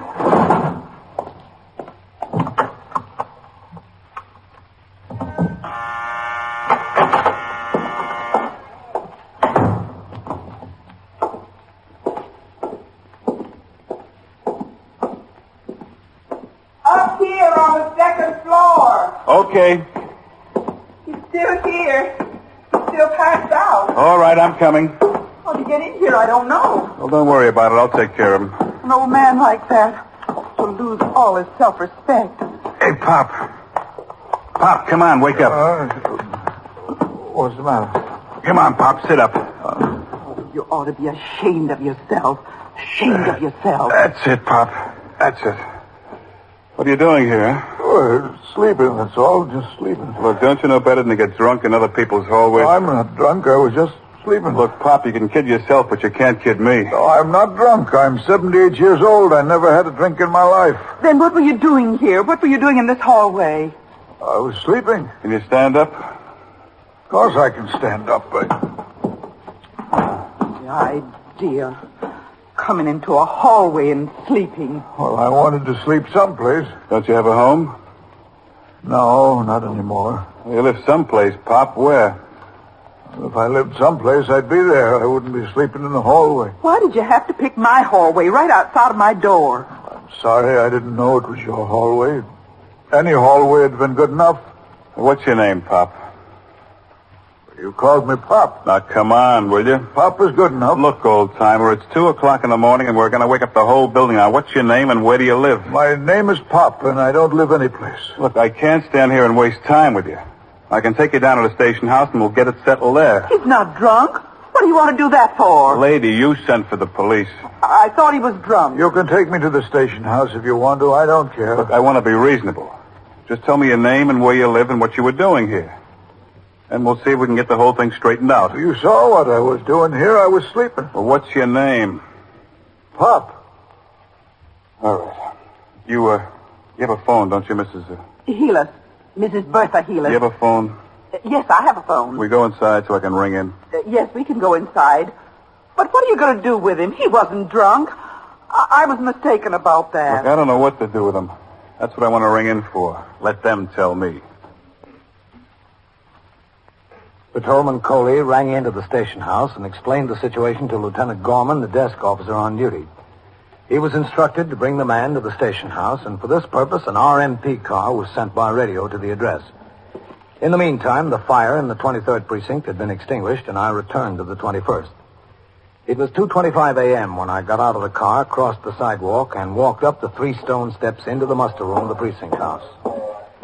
It is required by the manual of procedure that the commanding officer sign the blotter immediately upon leaving or entering the station house, and I went around the desk to comply. Hello, Captain. Sergeant? 21st Precinct, Sergeant Waters. Hello, Red. Captain? All right, hold on. Lieutenant. Yes. Cahill is ringing in. He reports 1 male at Roosevelt Hospital in that auto wreck. Kessler went over in the ambulance. All right, tell him to resume patrol until Kessler rings in that he's ready to be picked up. Yes, sir. Okay, Red, it's all yours. Resume Big patrol. fire up there, Captain? Yeah, Red. Call when you're to pick up Kessler. It burned out this one building almost completely. Ran about 30 families out on the street. Lucky it's a warm night. Yeah. And we had to reroute bridge traffic. Nobody hurt, was there? No, the alarm was turned in fast. Come on, Pop. Right up to the desk. Where? Where do you want me? Right here is all right. Here he is, Lieutenant. Hello, Captain. Coley? You still won't tell you his name, Coley? No, sir. Will you tell me, Pop? Well, if I wouldn't tell him, why should I tell you? What's this all about, Coley? Well, he was sleeping in the hallway, Captain. The lady who called in thought he was drunk. All right. I wasn't drunk. I never had a drink in my life. Well, what were you doing there, Pop? Sleeping. Now, look, Pop, we don't want to put you in jail. Let's get it straightened out. What's your name? Well, I'm not so sure jail would be so bad. At least there's a bed in jail. The floor in that hall is kind of hard. What about your family? What about them? Where are they? Can we get in touch with them? I'd rather go to jail. It wouldn't be any problem. Sleeping in a hallway, that's disorderly conduct. Maybe you call it disorderly conduct. I was just sleeping because I was tired. How old are you? 78. I was 78 in March. Don't you have any money? Well, I've got $3, $4. Look, don't you want to tell us your name? No, I thought I made that clear. Well, how can we help you out? I don't know that you're trying to help me. If you are trying, I don't know that I want your help. We are trying to help you. Maybe so, but I'm still not going to tell you my name. All right, Coley. Let's see what's in his pockets. Put your hands up on the rail, Pop. Well, I don't want to let you search me. Oh, look, it's the law, Pop. We're required to search all prisoners. Well, if it's the law, I don't want to go against that. Oh, Lieutenant. Yeah. I think I saw an alarm yesterday. A missing persons report on a 78-year-old man. Did you? I think so. Well, and go see if you can locate it. Yes, sir. Right away, Captain. $3.88. Yeah, I was pretty close about the money. I said between $3 and $4. A pipe, some tobacco. You're not going to take that pipe away from me. I've had that 16 years. You'll get it back, Pop. One key, a door key. You can throw that away. I don't know why I'm carrying it around. Well, that's all. No identification, Coley? Not a thing, sir. Look inside his suit coat pocket. See if there's a label. Yes, sir. You won't find the thing now. There's no use looking. No label, Captain. Nothing here. I think I found the alarm, Captain. Now, come on, Pop. We don't want to waste any more time. Description fits. We should be out catching robbers. I better get that. Excuse me, Captain. Yeah? Put me in jail if you want to. Pop, is your name John W. Lowfield? 21st Precinct, Sergeant Waters. Is it? We have a missing persons alarm for a John W. Lowfield, age 78 years old, put out yesterday morning by his daughter, Mrs. Elizabeth Heppel, 42 West 79th Street. She says he's missing from home and describes him as 5 feet 8 inches tall, 145 pounds, medium build, gray, almost white hair, glasses, wearing a brown suit, gray sweater. Well, this suit's brown, isn't it? And the sweater's gray. Are you John W. Lowfield? The description says he has a 2-inch cut scar in the palm of his right hand. Let's see your right hand, Pop. He's got it, Captain. I'm not going back there now. There's no use you calling her. I'm not going back there. I'm just not. Why not? They don't want me. She's your daughter, isn't she? That doesn't make her want me. She got word that you were missing. What did you do, run away? No, I didn't run. I'm too old to run. I just walked. You are listening to 21st Precinct, a factual account of the way police work in the world's largest city. If you were to sit down and list some of the rights and freedoms that you have, you'd probably list the big things like, freedom of speech, freedom of the press, freedom of religion, and others. Well, those are mighty important.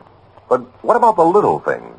Things you don't think about much because you pretty well accept them as a matter of course, like choosing the business or profession you want to go into. You know, in some countries, you work at the job assigned to you with no free choice at all. Or like getting as much education as you can in schools that are open to all. In some countries, education is only for the privileged few. Or take a little thing like buying a house or renting an apartment for your family. There are places in this world where you live right where you're told. Have you ever thought about why you're allowed these free choices? Why you accept it as your right? It's because such free choices are guaranteed to you and your children and to generations in the future. To be exact, it's in Article 9 of our Bill of Rights. The men who wrote our Constitution and our Bill of Rights put this in just in case they forgot to mention something important in the others. It says, the enumeration in the Constitution of certain rights shall not be construed to deny or disparage others retained by the people. You get that? It's not left to Congress or the President or any special group. These rights belong to all of us, to the people. It's one of our freedoms. Now back to 21st Precinct and Captain Kennelly. Because John W. Lowfield, the 78-year-old man found sleeping in the hallway at 2 o'clock in the morning, was the subject of a missing persons alarm, he was not booked in on the charge of disorderly conduct. Instead, he was taken upstairs to the 21st Detective Squad to await disposition of the case. In the meantime, Lieutenant Gorman, the desk officer, informed the Manhattan Communications Bureau, which in turn put out a cancellation of the alarm on the teletype. According to established procedure, the desk officer in the 20th Precinct on the west side of Manhattan sent a patrolman to the residence of Mrs. Elizabeth Heppel, the daughter of John W. Lowfield, who reported him missing, to notify her that he'd been located. At 3:15 a.m., while I was out on patrol of the precinct, Detective Edward D. McInerney returned from his meal. Carrying a paper bag, he walked in the front door of the station house, through the back room, and up the stairs to the 21st Detective Squad.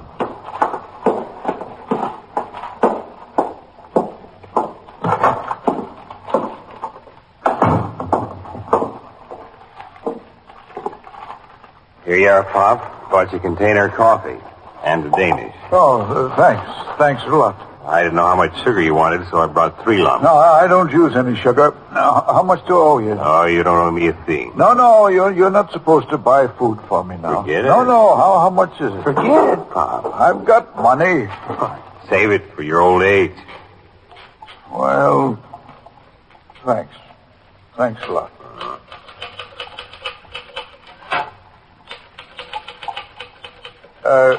Excuse me. Yeah? Are you sure they notified my daughter? Well, that's what the desk officer says. Says you'll be here in a little while. I didn't want them to do that. Pop, that's life. We can't have things the way we want them all the time. Yeah, that's life.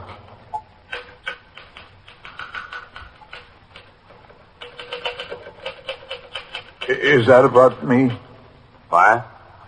Is what you're writing there about me? Oh, no, Pop. It's about something else. It's a 61. Oh, that's so? Yeah, it's a crime report. It's about a lady who left a package in the car and the door's unlocked. She came back. She was very surprised to find the package gone. Oh. Do you have to do that with every little thing? With every little thing, yeah. This day and age, Sherlock Holmes make a lousy detective. He couldn't type. Hello, Ed. Lieutenant? Did Fitzpatrick ring in? No, sir. You were up early this morning, Lieutenant. Yeah. I hope it wasn't anything I did. No, it wasn't anything you did, Pop. Lieutenant King, Mr. John W. Lowfield. How do you do? Lowfield? He was the subject of missing persons report. Daughter's on her way over here to get him. I didn't ask her to come. I don't want her to come. I wish they'd just take me back where they found me. That's all right, Pop. You'll be better off at home. If I had a home. Look, Ed. Yes, sir. Who's on the job? Goldman, Vitale. Where are they? Out making an investigation. Have them ring in here. Yes, sir. I don't want her to come for me. 21st Precinct, Sergeant Waters. Sergeant, would you have CB put out a call for 419 to ring in, please? Okay. Thanks. What have you got hanging, Ed? Nothing much, Lieutenant. Just Pop here. All right, Ed, you come with us. I'll take care of him downstairs. No one has to take care of me. I can take care of myself. Hello, Matt. Captain? Well, at 6 o'clock, you said you were going home to get a good night's sleep. Yeah, that's what I planned, Captain. What's doing? Ed. Yes, sir? Go in my office and ring up Cassidy and DeLuca at their homes. Yes, sir. Tell them to meet us at the 44th Squad at 4 o'clock. Yes, sir. Right away. Well, I just came up to see that you were getting taken care of, Mr. Lowfield. Oh, I'm getting taken care of. I'm getting taken care of fine. Except you won't let me go. Well, your daughter will be here right away. That's the reason I want to go. What's doing, man? Well, the two boys that stuck up the laundry on York Avenue last week, remember them? Yeah. Fitzpatrick got a line on them, traced them out to a flat up on the 44th. He's got the place planted. Rang into me at home. We're going up there to see if we can collar them. Well, you sure they're the right ones? Well, according to Fitz, they are. He said he had some good information on them. Said he woke up the super of the building they're staying in. They answer the description of the boys we want. Well, it'll be a good collar. They're probably right for a lot more beside that laundry. Yes, sir, I know they are. Here, where can I put this in? Right in the wastebasket there, Pop. 21st Squad, Lieutenant King. Where are you, Goldman? All right. Come on in here right away. We've got a job. I wanted to pay that detective for the coffee and the sweet roll, but he wouldn't take the money. I don't want anyone to pay for me out of their own pocket. He comes from a rich family, Pop. Still, I wish he'd take the money. You're not going to leave home anymore, are you, Mr. Lowfield? All you'll do is wind up in the police station. No, I haven't made up my mind that I'm going home. I don't think I am. Why did you leave in the first place? You're half my age, aren't you?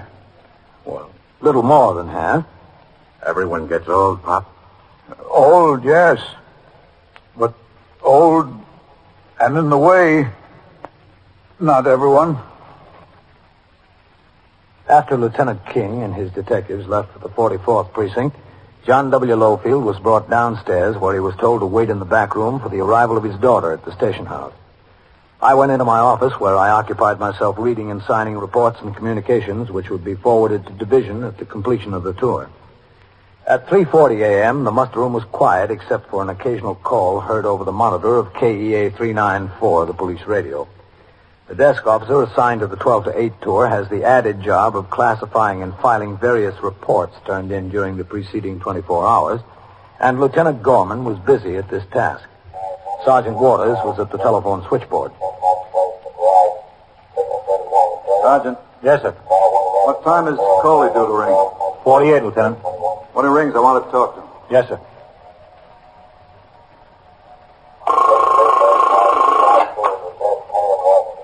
"21st Precinct, Sergeant Waters." Well, there's nobody up in the detective, sir. They're all out on a job. Yes, sir. Yes, sir. Yeah? Well, hold on a second. I'll give you the 124 man. Maybe he can help you. Sergeant Waters, Fallon. A lieutenant from the Manhattan West Homicide Squad is ringing in for some information about an armed robbery we had in the 21st last week. Well, the detectives are all out. See if you can help them. Okay, hold on. Go ahead. Sergeant. Yes, sir. Give me a line on there, would you, please? Yes, sir.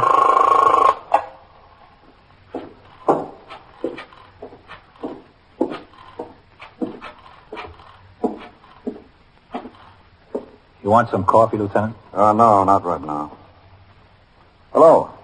Mr. Reynolds Sturgis? This is Lieutenant Gorman of the 21st Precinct. Yes, that's right, the police department. We're holding a Joseph Gilliam here. Yes, he's been arrested. Simple assault. He got in a fight in a bar and grill on 3rd Avenue. He asked that we notify you. He's being held on $200 bail. Yes, we'll accept the bail here. Well, you better get here before 8. Yeah, 8 in the morning. He goes to court then. Okay. Okay, I'll tell him. Okay. You'll have to wait until the lieutenant gets off the phone, lady. I'll tell him. Oh, thanks. Bye.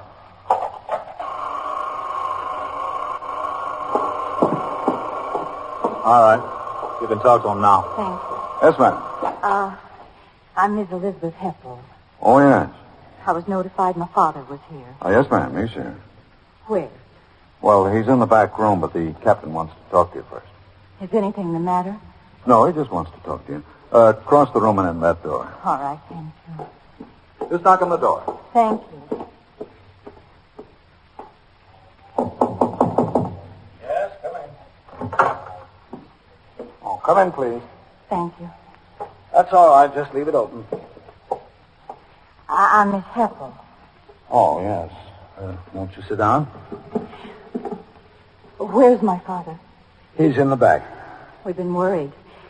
We've been worried to death. He left the house yesterday morning before breakfast. We didn't know what happened to him. We didn't hear from him all day. We thought he was sick or hurt in an accident or something. He's 78 years old, you know. Yes, I know. We found him sleeping in a hallway. In a hallway? That's right. It doesn't sound like my father. It is. I don't understand him. He doesn't want to go back. He doesn't? No. Well, he has to come back. There's no place else for him to go. Why did he leave? You know? He's been living with us 8 years since my mother died. He's never done this before, never. Well, he must have had a pretty good reason. Especially if he doesn't want to go back. I don't understand him. Do you want him back? Well, yes, of course we want him back. Of course we do. Where else is he going to go? After all, he's my father. Why did he leave?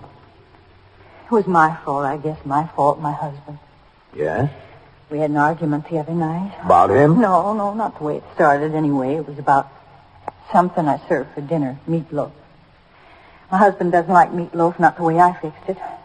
Well, he got started on the meatloaf right at the dinner table. Was your father there?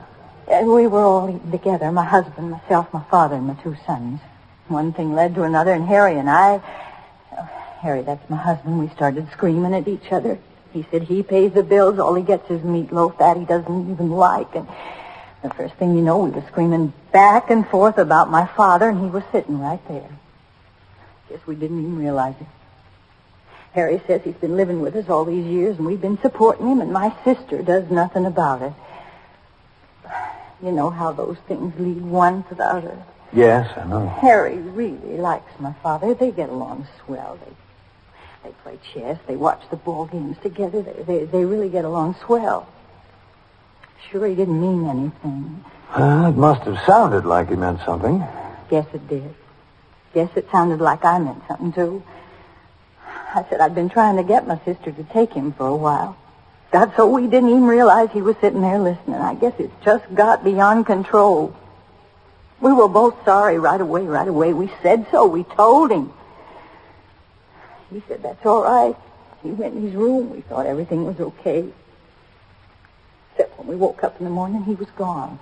I see. Well, he'd never done that before. Like I said, we didn't know what to do, so I waited a couple of hours until after lunch. He didn't show up then. I knew he didn't take any of his clothes except what he wore. I started to get worried. Called Harry at his office, and he told me to call the police, and that's what I did. You're sure you want him to come home? Of course I'm sure. He's my father. He seems determined not to go. Well, where is he? Can I talk to him? Yes? Oh, we'll have to go in the back. I don't know where he'd go if he doesn't come home. He has no place to go. My sister's out in Ohio. He's got no money. No money at all except what we give him. I don't know how I can explain to him what happened. You understand, don't you, Captain? Yes, I understand. In back, Lieutenant. Yes, sir. If he slept in a hallway tonight, he must have slept in another one last night. He must have, yes. Right in here.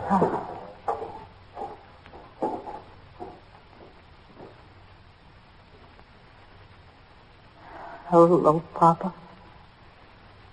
I'm sorry to cause you more trouble, Elizabeth. I'm sorry you had to get up in the middle of the night. It's all right, Papa. Why'd you run away? Oh, because I didn't want to be any more trouble. You're no trouble, Papa. Yes, I am. An old man with no money, living in his daughter's house, making more work. Causing arguments with her husband, that's trouble. That's a lot of trouble. You know, we were sorry we had the argument. We told you. Right away, we told you that. Because you told me, that doesn't make me less trouble. Please come home. We want you to come home. Harry and me and the boys, we all want you to come home. Where's Harry? Why didn't he come and tell me himself? Well, one of us had to stay with the boys. Well, he should have come and told me himself. He's sorry. You know he's sorry. No, I don't, Elizabeth. Not for sure. I can only hope that he is. He is, believe me. Well, all right. If you want me. We want you. Captain, thank you. That's all right, Mr. Lofield. Come on, Papa. We'll get a taxi cab. Taxi cab? I guess they really want me back, Captain. Taxi cab. Yes, sir. I guess they do, Mr. Lofield. 21st Precinct, Sergeant Waters. He caught a thief or he saw a thief? Yeah? Yeah? Where is it? And so it goes, around the clock, through the week, every day, every year. A police precinct in the city of New York is a flesh and blood merry-go-round. Anyone can catch the brass ring. Or the brass ring can catch anyone.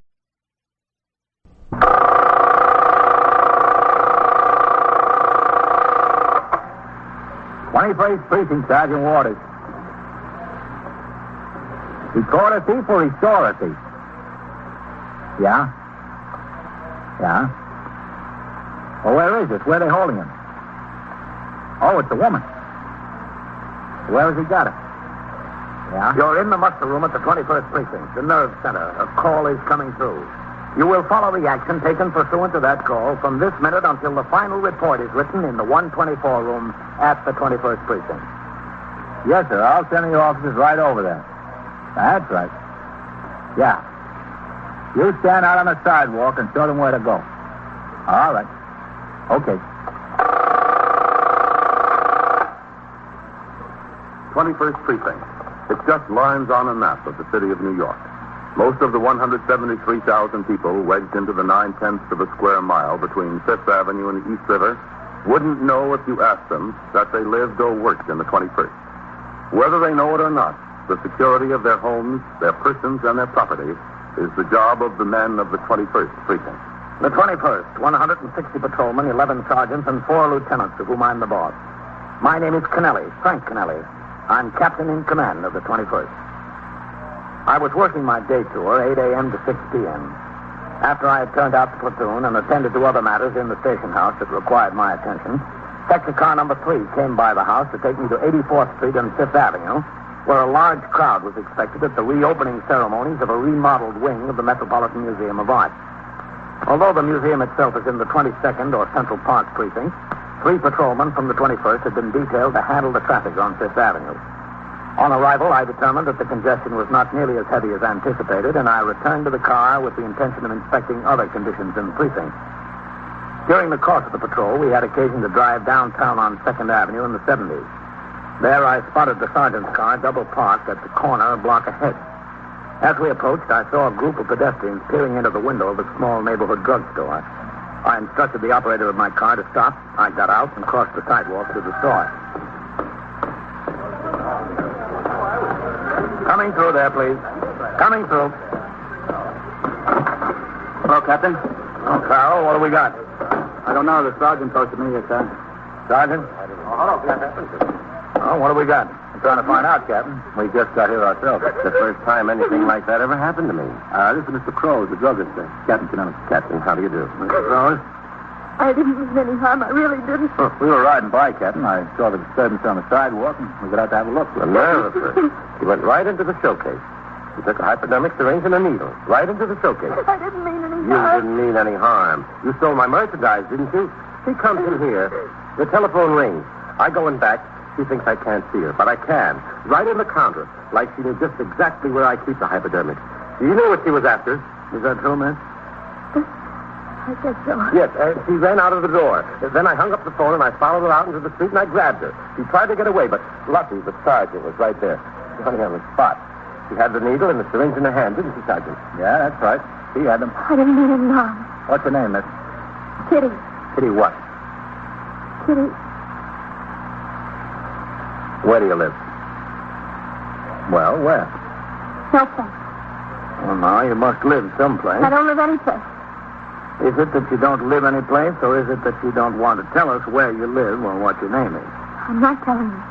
We'll find out. If you do, that's up to you. I'm not telling you. Did you ever see her in the store before, Mr. Crowe? Well, I don't know. Maybe. She looks familiar, but she's not a regular customer. Well, do you think she lives in the neighborhood? She couldn't prove it by me, Captain. Your first name is Kitty, isn't it? Well, I'll call you that anyway. I don't care. Call me what you want. Why did you want a hypodermic syringe and needle? Just wanted it. Are you a narcotics user? Yes. Let me see your arm. Roll up your sweater. No. Look, kid, you're in a lot of trouble now. It might as well be a little help. Roll up your sleeve. Let me see your arm. All right. Now, let me see the other one. Why did you tell me you were a user when you're not? You thought I was? I guess I didn't want to disappoint you. What did you want the needle and syringe for? I just wanted it. You sure must have wanted it. You had to go all the way in back of the counter for it. It's not for you, is it? It is for me. Is it for a friend of yours who's a user? Yes, it's for a friend of mine. Who? It's a friend of mine. Did she have a purse, Sergeant? No, sir, I didn't see any. Did you notice that she was carrying one, Mr. Cruz? Well, I don't remember. Why didn't you ask me? I could tell you. I wasn't carrying any purse. I never carried a purse. Well, then you're not very far from home, are you? What difference does that make? I could be 1,000 miles away. I still wouldn't carry a purse. I don't like to carry them. How old are you, Kitty? Don't care for purses, that's all. I'm entitled not to carry them, don't you think? How old are you? 19. I've got a pocket in my sweater. That's all I need. I carry the money I want to carry in the pocket. See, I got $1.80. What do I need a purse for? $1.80. Want to count it? You want to count it? It's all there. It's $1.80. Put it back. Well, I guess you better take her on in, Sergeant. Let the detectives stick her out. Yes, sir. Take me in where? Into the station house. I don't want to go. Well, I don't think you have any choice in the matter. We'll have to take this needle and syringe along for evidence, Mr. Close. Well, that's all right. It's all right with me. Will I get them back? The detectives will be around to talk to you. You'll have to appear against them. In court, you mean? Yep. How can I get away from the store in the daytime? It's hard for me to get away. You'll get that straightened out with the detectives. Come on, miss. I don't want to go. Look, honey, don't give us any more trouble now. I don't want to. I can't. You better go along, Kitty. I can't go. I can't. You want me to pick you up and carry you? No. Well, then come on. All right. I'll see you at the station house, Captain. Okay. I don't know, Captain. Okay, pal. Day and age. Customer comes in, you don't know whether they're a thief or a millionaire. Pretty young girl like that. I don't know. Well, you can take one thing for granted, Mr. Crowe. There are a lot more thieves than millionaires. After I left the drugstore, I had my operator drive to Public School 79, where I conferred with the principal in regard to a delinquency problem he was experiencing among a group of older boys. I suggested a course that could be taken in connection with the situation and told him I would send the precinct youth patrolman and a detective of the Juvenile Aid Bureau around to talk to him and aid in correcting the conditions. When I came out of the school and got into the car, I instructed the operator to return to the station house. It was 10:40 a.m. when we arrived. I crossed the sidewalk, walked up the stone steps, and into the muster room where Lieutenant Snyder was desk officer and Sergeant Waters was now on telephone switchboard duty. Hello, Captain. Sergeant? You got a call from the borough commander's office. No? Yes, sir. Go ahead, take your phone. I left a message on your desk. All right, I'll sign the blotter. Hello, Lieutenant. What's doing? 21st Precinct, Sergeant Waters. Yes, ma'am. Yeah. Yeah. Well, we can't stop them from building the building, lady. Yeah. Well, they need rivets to hold the girders together. They can't help the noise. It's the machine they use. Yeah, I understand. But it'll only be a couple of more weeks and they're through, lady. Well, and after the steel workers come the bricklayers. They work quietly. Yes, ma'am. You're welcome. What happened to the girl, Sergeant? What girl? The one you arrested in the drugstore. Oh, yes, sir. Well, she's upstairs in the detective. Did she say who she is? Not that I know of, Captain. They've been talking to her. Mm-hmm. Have they booked her in yet? No, sir. What do you think she wanted with the hypodermic outfit? She's not a user. Didn't she have any identification on her at all? No, sir. A policewoman came up from the 19th Precinct and searched her. Found nothing. Strange. Pretty little girl, too. Yeah? Captain. No, Matt. Oh, Lieutenant. Sergeant. You on your way in or out, Captain? I just got in from patrol. Oh, good. Got time to talk for a minute? Yeah, sure, man. What's on your mind? Well, let's go in my office. All right. Lieutenant Snyder. Go ahead, man. Thank you. Wanted to talk to you. Have a seat. I just want to wash some ink off my hand. That pen we got out there is like a sieve. Hey, you find anything out about that girl with the hypodermic syringe and needle? What'd you say, Captain? I said, you find anything out about that girl with the hypodermic syringe and needle? Who is she? Haven't said a word yet, sir. Nothing? No, nothing. She's a strange one. Sure is. Well, what are you doing to find out who she is? Well, we made her fingerprints. We sent them downtown to be checked out. If she's been arrested before, we'll know right away. Well, what if she hasn't? Well, they put out a general appearance description on a teletype, checking through the alarm. Funny kid. Well, what's on your mind, man? Oh, sir. Have you got just a second? I want to make this call. Yes? What's the time? 21st Precinct, Sergeant Waters. Sergeant, would you see if you can get Deputy Chief Caruso at the borough office? Yes, sir. Do you want to wait on, or shall I ring in there? No, I'll ring in. Yes, sir. Yes, man. Well, I understand you're in the process of making your inspection of the building and equipment. Yeah, that's right. Captain, could you put in an extra special plea for a coat of paint up in the detective squad? Yeah, I'm trying to get them to paint the whole building, man. I know, but there hasn't been a painter upstairs since before the war. Which war? Civil War, it looks like. Plaster's cracking. Where it isn't cracked, might as well be. Well, I'm trying to get the superintendent of the buildings up here in person to take a look around. If he comes, you'll bring him up to the squad, huh? Matt, if he comes, I'm going to take him into every corner of this building. In addition to painting, something's got to be done about the heating system. You fellows burned up from too much heat all winter, and downstairs we froze to death. Oh, excuse me, man. Yes. 21st Precinct, Captain Kennelly. Sergeant Waters on CS, Captain. Yes. Chief Caruso is in his office, sir. Okay. I left a message to return his call. The patrolman on his guard there said he put the message on his desk. All right. And I want to see if I can get them to give us some new lighting fixtures. The good eyes being ruined around here. Well, that's another thing we could use in the squad, some decent lights. Well, if I can get the superintendent of the buildings up here, maybe that'll accomplish something, but don't hope for too much, man. I'll settle for the paint job. You see, they've got very little money for maintenance and repairs and about 90 departmental buildings that need it. That spreads it pretty thin. Well, I figure if we holler long enough and loud enough, Captain, we'll do something. 21st Precinct, Captain Kennelly. Sergeant Waters on CS, Captain. Lieutenant Kington there, will you with me? Yes, he's here. My tally wants to talk to you. The tally wants to talk to you, man. No. Here he is. Right. Lieutenant King. Yavi. Who called from down there? They sure about it? Yeah, when? All right. I'll be right upstairs. Well, that pretty little thief that took the hypodermic outfit, Captain. Yeah? Think we know who she is. Who? The wife of a boy named Victor Gerard. And who's he? Took up 2 delicatessens downtown on the west side. Oh? He went to stick up the third one. There was a detective planted in the back. Detective fired 2 shots, and Gerard fired 3. Well, the officer got hit, didn't he? Yes, sir. He's still in St. Vincent Hospital. Caught one in the side. Yes, it was in the 10th precinct last week. That's right.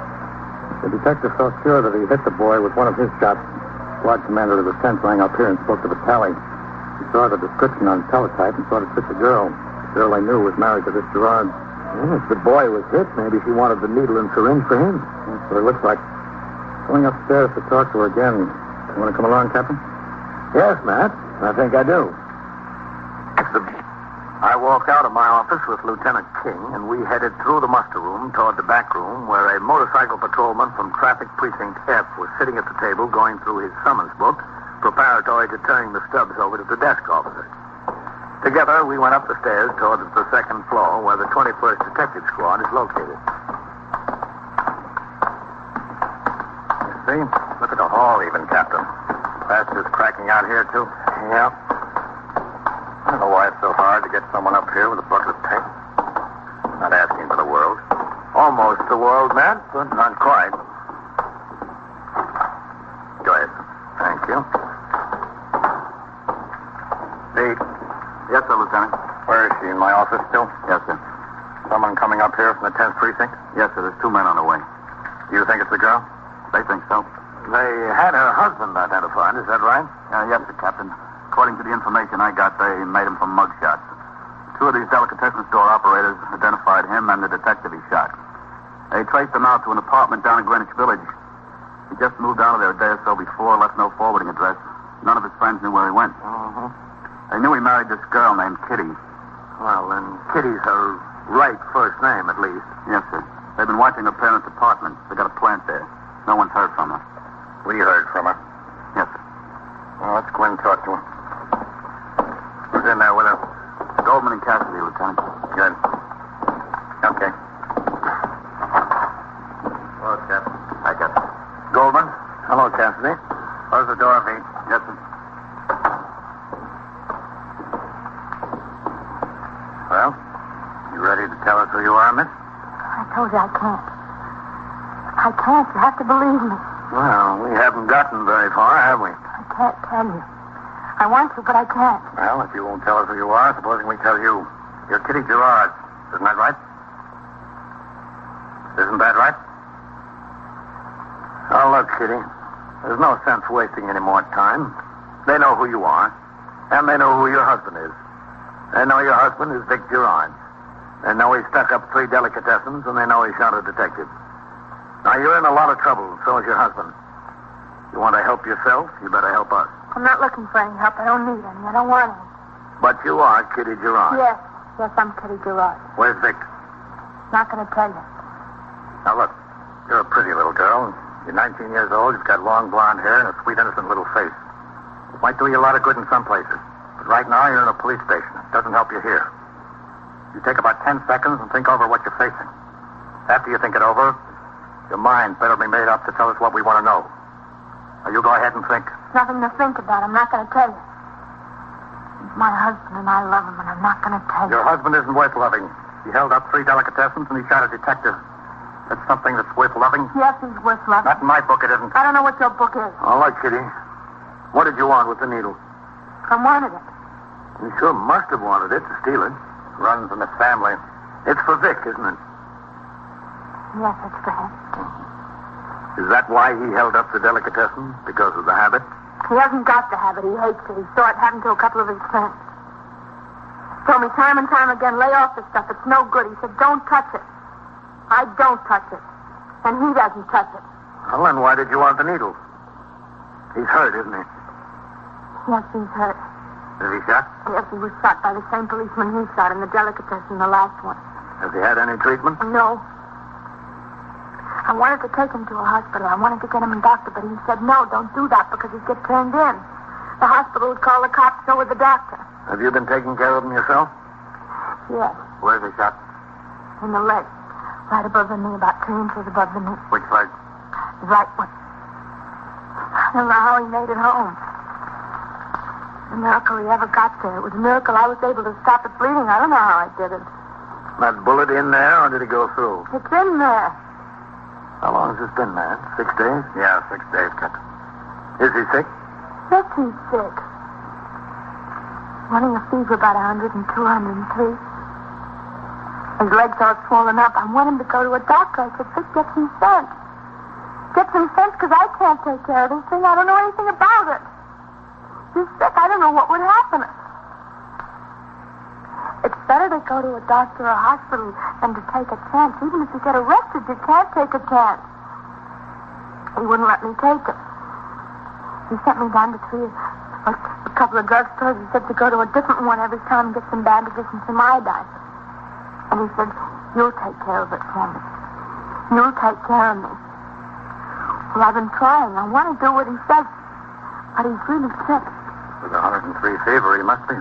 You know what that fever's a sign of, don't you? It's infected. Badly infected. I know. I read it in the first aid book. He didn't sleep all night hardly last night. Got up this morning. He was so hot you could hardly touch him. He's been taking aspirin by the dozen. He says it gets the fever down. I told him it's not the fever that's so bad. It's the infection. Well, he had an idea this morning. He said there was one thing that would take care of it. He said, he ought to take some penicillin. Well, you can't get penicillin without a doctor's prescription, and you need a hypodermic needle to take it. I told him I couldn't give him a hypodermic. He said he'd give it to himself. And he told me to go out and get penicillin and a hypodermic and not to come back until I got him. Well, I tried to buy a hypodermic. He told me to say I was diabetic, that I had to take insulin. Well, I tried it.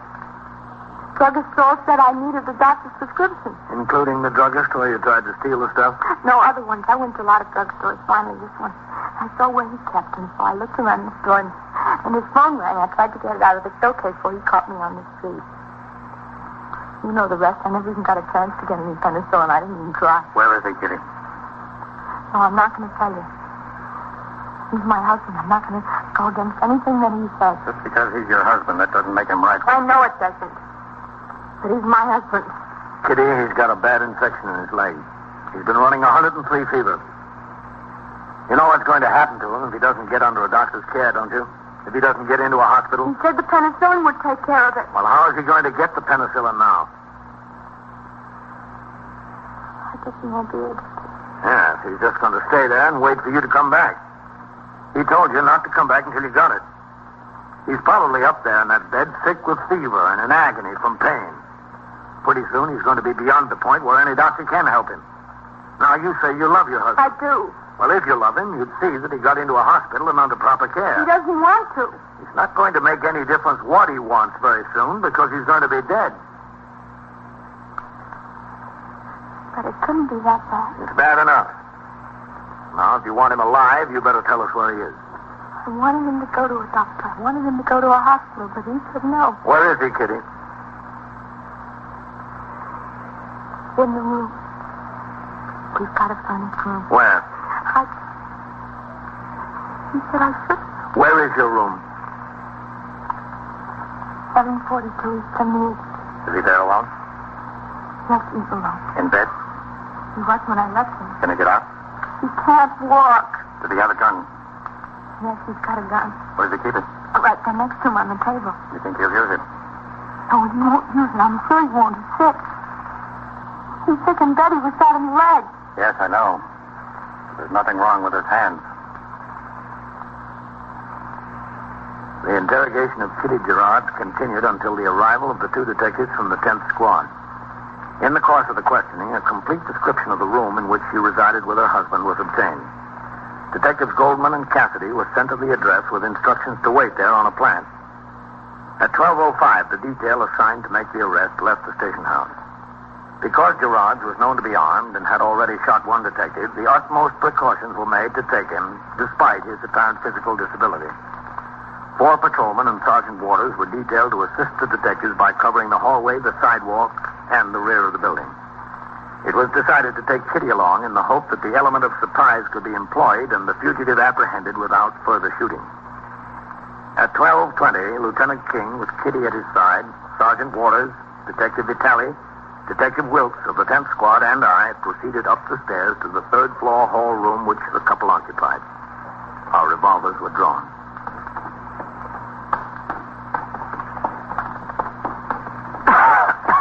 One more slide up. Yes, I know. Hold it. All right, Kitty. Let's make sure you know what you're supposed to do. I know. Let's get it straight. What? When we get to the door, you're going to tell me to use the key and open it. Yes. After I get these officers placed where I want them. If Vic says anything, I'm supposed to answer. That's right. I'm supposed to act natural. You won't hurt him, will you? Please don't hurt him. It's up to him. It's up to you. All right, let's go.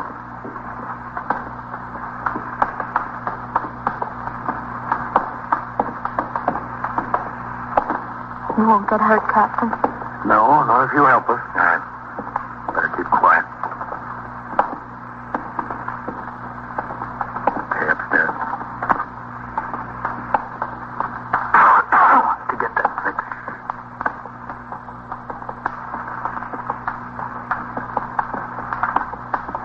Okay.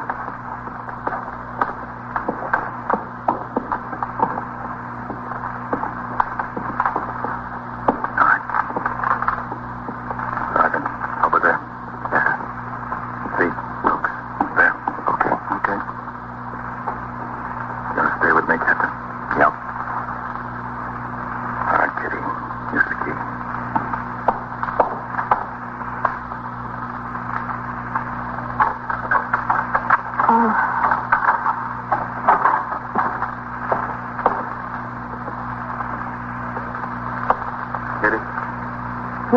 me.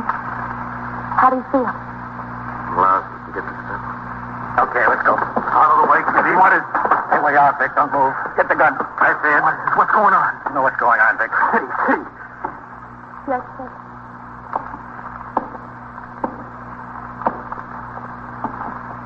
I'm right here.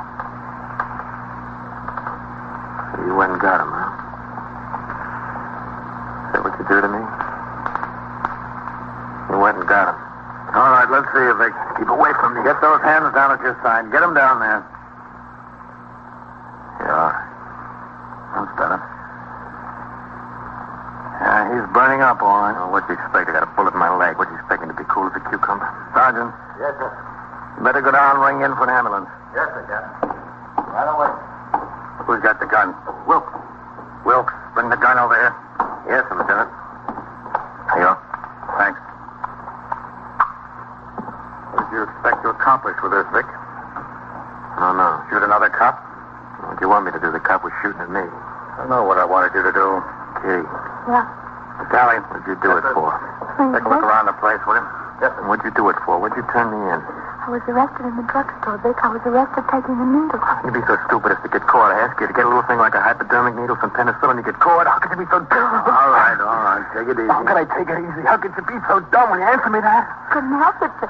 Want you to do something for me, you mess things up. You just leave it to you, huh? You want to show us that leg, Vic? No, I don't want to show you guys anything. Just go away and leave me alone. I'm sick. I'm dying. They're going to take you to the hospital, Vic. You'll be all right. Yeah, sure, I'll be all right. In 10 years, I'll be perfect. I'm sorry I tried. I really tried. Yeah. I bet she tried. She tried. I don't know why, but she did.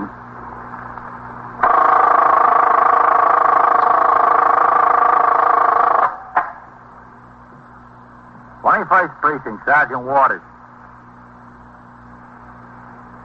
Who's shooting? A cop is shooting or a cop is shot?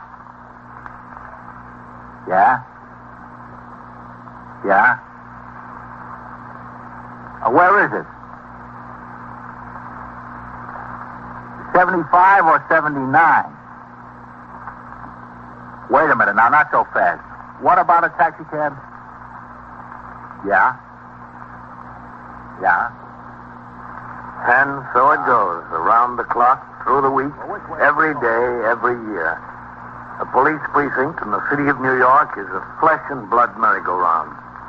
Anyone can catch the brass ring, or the brass ring can catch anyone.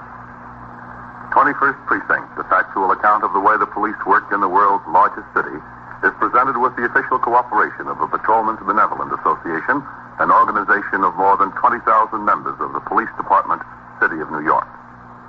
Everett Sloan in the role of Captain Kennelly, Ken Lynch as Lieutenant King. Featured in tonight's cast were Joan Loring, Bob Reddick, Joe DeSantis, Harold Stone, and John Sylvester. Written and directed by Stanley Niss. Produced for CBS Radio by John Ives. This is George Bryan speaking. 21st Precinct, Sergeant Waters. Who's shooting? A cop is shooting or a cop is shot? Yeah? Yeah? Where is it? 75 or 79?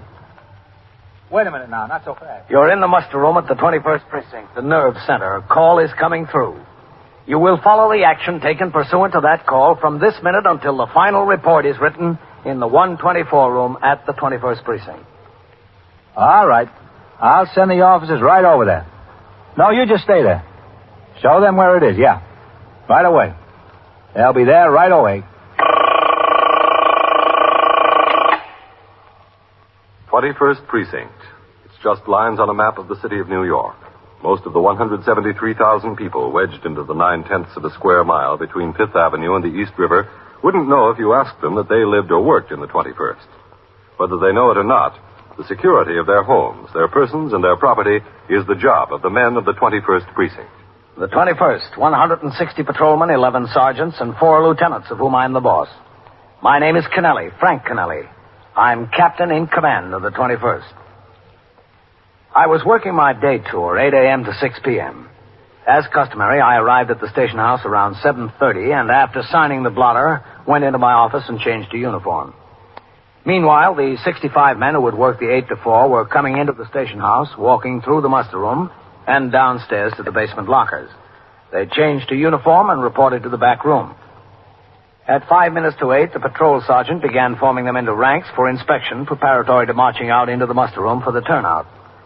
Meanwhile, at the desk, Lieutenant Gorman, who would be desk officer during the day tour, and Sergeant Waters, who would be on telephone switchboard duty, had already relieved their opposite numbers. 21st Precinct, Sergeant Waters. When was this, during the night? Well, who do you represent? The woman that was hit? Yeah? Yeah, but you can't see the report here anyway. You'll have to make application to the Bureau of Information. Room 116, Police Headquarters, 240 Center Street. During regular office hours, any day except Sunday. Yes, sir. You're welcome.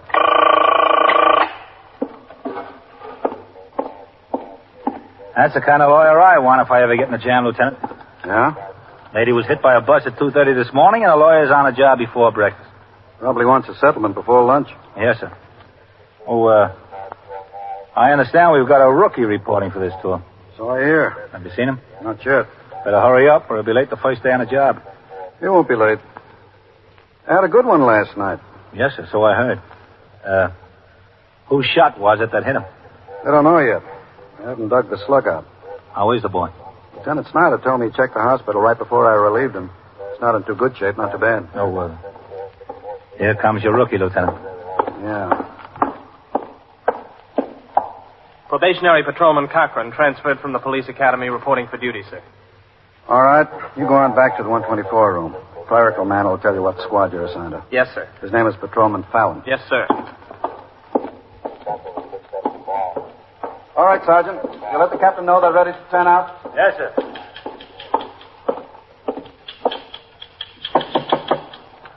Excuse me, is this the 124 room? What? Is this the 124 room? Yeah, this is it. Fallon? What can I do for you? Probationary Patrolman Cochran, transferred from the police academy, reporting for duty. Oh, yeah. Papers came up yesterday. Yeah, here they are. Sit down, Cochran. Yes, sir. There's a couple of blank spaces on the UF-10 they sent up here. You speak any foreign languages? Well, some Spanish. I had it my last 3 years in high school. Shows you were in the Army. What's the postal zone of your home address? Well, there's no postal zone system used in Far Rockaway. All right. I got to give you a summons book. Now, wait till I get the numbers off of it. Yes, sir. Now, look, you don't have to sir me. Save it for the brass. Yes, sir. All right, take the book. You're assigned to squad number 10. That's working the 8 to 4 now. You're lucky you can get right on the job. Platoon, attention! That's them turning out, isn't it? All right. Yeah, that's them. Well, shouldn't I turn out with them? No, the captain will want to talk with you. Oh. Go to work fast enough.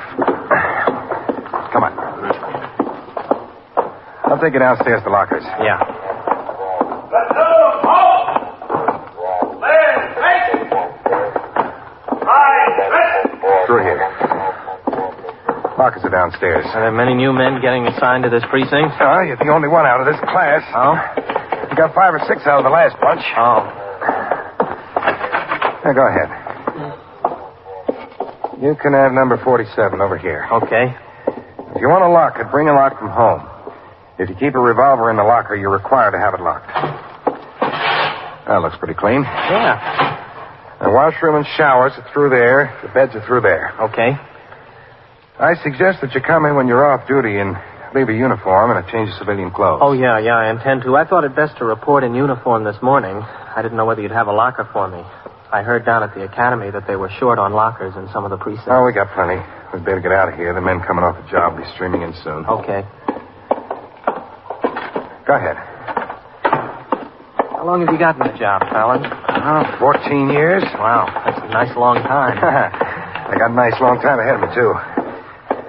You'll like it here. Got a fine bunch of men and a good skipper. Yeah, so I heard. All right, take it easy. They're still turning out. All right, Sergeant. Platoon. Platoon, attention. Platoon, right face. Forward, march.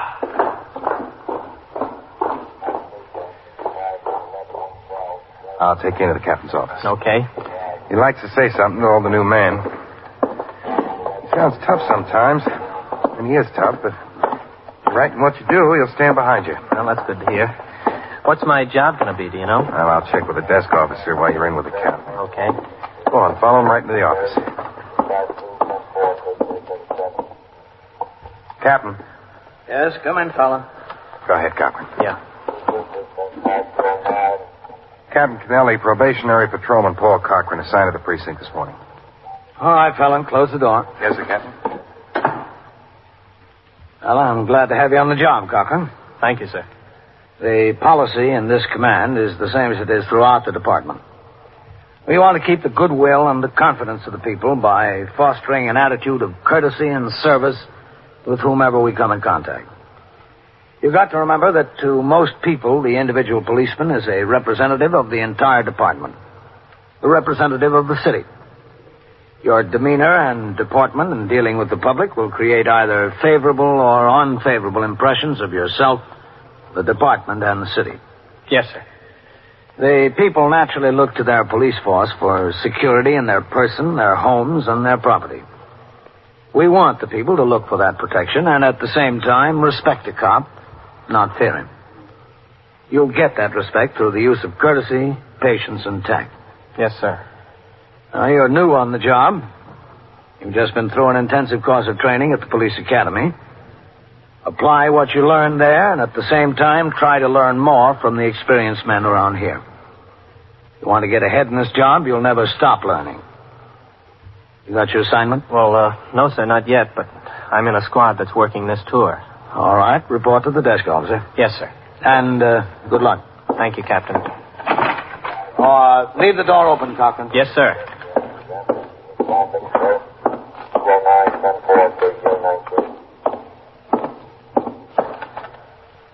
The captain instructed me to report to you, Lieutenant. Oh, yeah. Cochran, isn't it? No, E? Yes, sir, that's right. Cochran. I'm going to give you a fixer today, Cochran. Yes, sir. There's a prisoner over in a New York hospital. His name is John Wigan. Yes, sir. I want you to go over and relieve Patrolman Nelson, who's on guard duty there. Yes, sir. Are you familiar with the manual in connection with guarding a prisoner confined to hospital? Yes, sir. All right. Just follow the book and you'll be all right. Yes, sir. Now, look, I don't think this prisoner is in any condition to attempt escape. But I just want you to understand what kind of man he is. He was shot last night on Lexington Avenue by a police officer who jumped him in the course of an attempted robbery of a liquor store. He shot back at the police officer. Then he made an escape, jumped in a taxi cab, and passed out cold. Cab driver took him to New York Hospital, which was the nearest. He'll be moved to Bellevue Prison Ward as soon as possible. But he's in no condition now. So, you just watch your step over there. Yes, sir. I'll send a man over to relieve you for a meal about 12:30. Yes, sir. All right, get on the job. 21st Precinct, Sergeant Waters. Just, one question, Lieutenant. Yeah? All right, 32. Where is New York Hospital? 69th Street and York Avenue. Yes, sir. Get on the job. Right away, Lieutenant. Sergeant? Yes, sir, Lieutenant. Put out a call for Sergeant Tina. Yes, sir. Tell him I detail that new rookie Cochran over to New York Hospital for guard duty. Tell him when he rides by there to stop up and see how he's doing. How does he look, Lieutenant? Think he'll make a good cop? We'll have to wait and see. If he can find New York Hospital, he's got a chance. You are listening to 21st Precinct, a factual account of the way police work in the world's largest city. Have you ever sat in a club listening to someone hold the center of attention? No doubt you've said to yourself, how does he do it? He's no smarter than I am. And you may be right. But he does have the power to command your attention. And this power may come from a thorough knowledge of the subject in discussion. This power through knowledge is available to you. The United States Armed Forces Institute provides opportunities for military personnel to continue their education while on active duty with the armed forces. USAFI courses are almost limitless. Why, there are over 200 courses in high school, college, and technical subjects alone. For a small initial fee, you may enroll in your first USAFI course.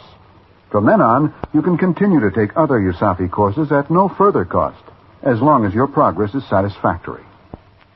Take advantage of this opportunity. Develop your own power through knowledge with a USAFI course. The next time there's a big discussion at the club, you may hold the center of attention. Now back to 21st Precinct and Captain Kennelly. During the course of the morning, I went about my duties as commanding officer of the precinct. I interviewed a retired detective of the department, now employed as an investigator for an insurance company, to obtain a verification of statements on his application for a pistol license. Then I went on patrol in the precinct in sector car number 1. By the time I returned to the station house, the newest member of my command, probationary patrolman Paul Cochran, was well established in his first assignment, guarding the wounded prisoner, John Wigan, who had undergone surgery not 10 hours before and was sleeping fitfully. As he sat on a chair inside the hospital room, Patrolman Cochran looked through the open door down the long hall and saw a nurse approaching. Officer? Yes? Yes, ma'am? There's someone out at the floor desk to see him.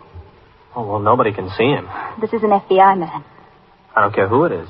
Well, I told him he couldn't have any visitors, but he said he's got to see him anyway. Did he just tell you he was an FBI man? Or did he show you his credentials? Oh, he showed me his card, all right. It said Federal Bureau of Investigation. It had J. Edgar Hoover's signature down at the bottom. It was official. Well, all right. Tell him to come back here and I'll talk to him. Yes, I wish you would. I don't know how to talk to an FBI man. Well, tell him to come back here. Yes, I will.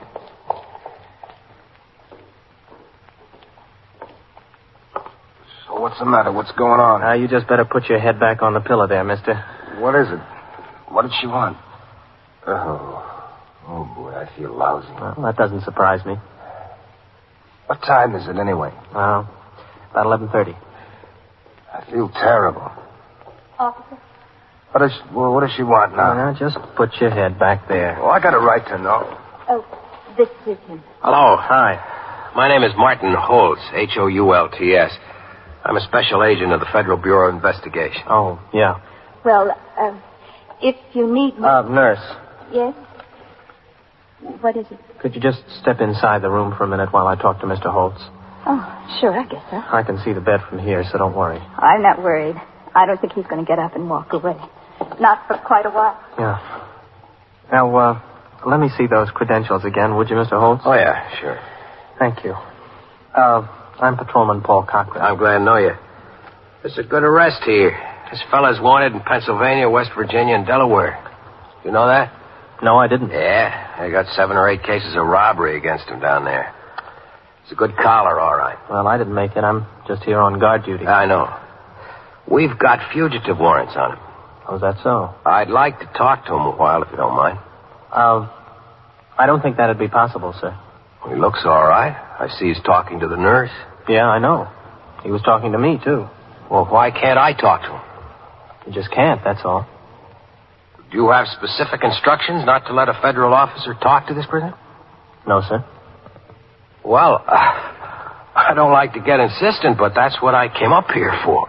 I can't help what you came up here for, sir. I can't let you talk to him. Look, we're both trying to do a job. Yeah, that's right. You've got your job, and I got my job. All right, if that's the way you feel about it. It doesn't make any difference how I feel about it. That's just the way it is. You say your name is Paul Cochran? Yes, sir. Let me write down your shield number. 24310. All right. Thank you. There's nothing to thank me for. I know there is. Oh, boy. There, now, is that better? Yeah, that's better. That's a lot better, thanks. You're welcome.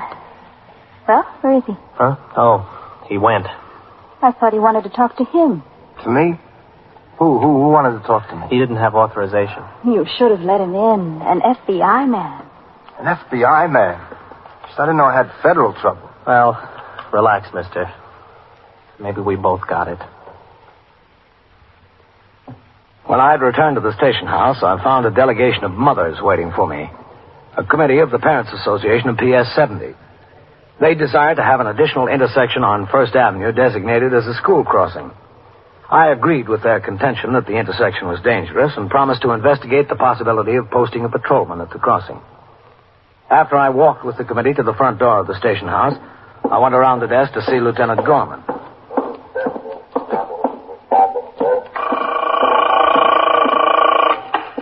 "21st Precinct, Sergeant Waters." Yes, sir, Captain. You know that intersection those mothers are complaining about, Red?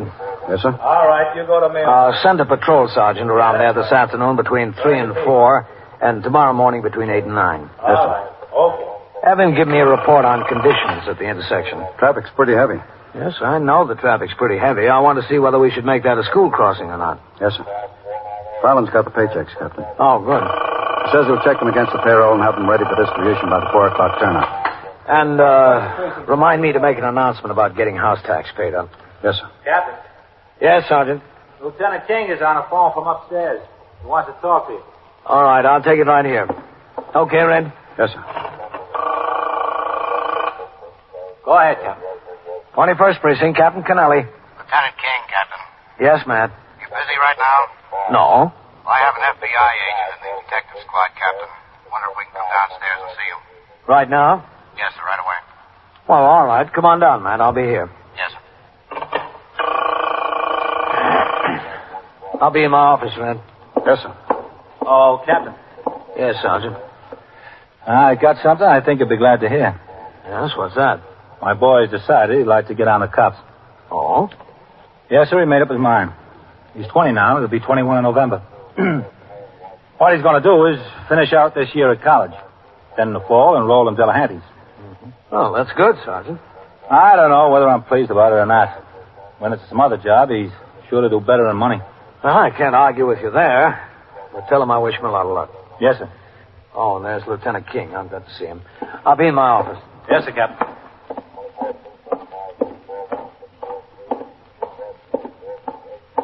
Oh, Matt. Hello, Captain. This is Special Agent Martin Holtz of the FBI. Mr. Holmes? How do you do, Captain? Do you want to go inside? Thank you.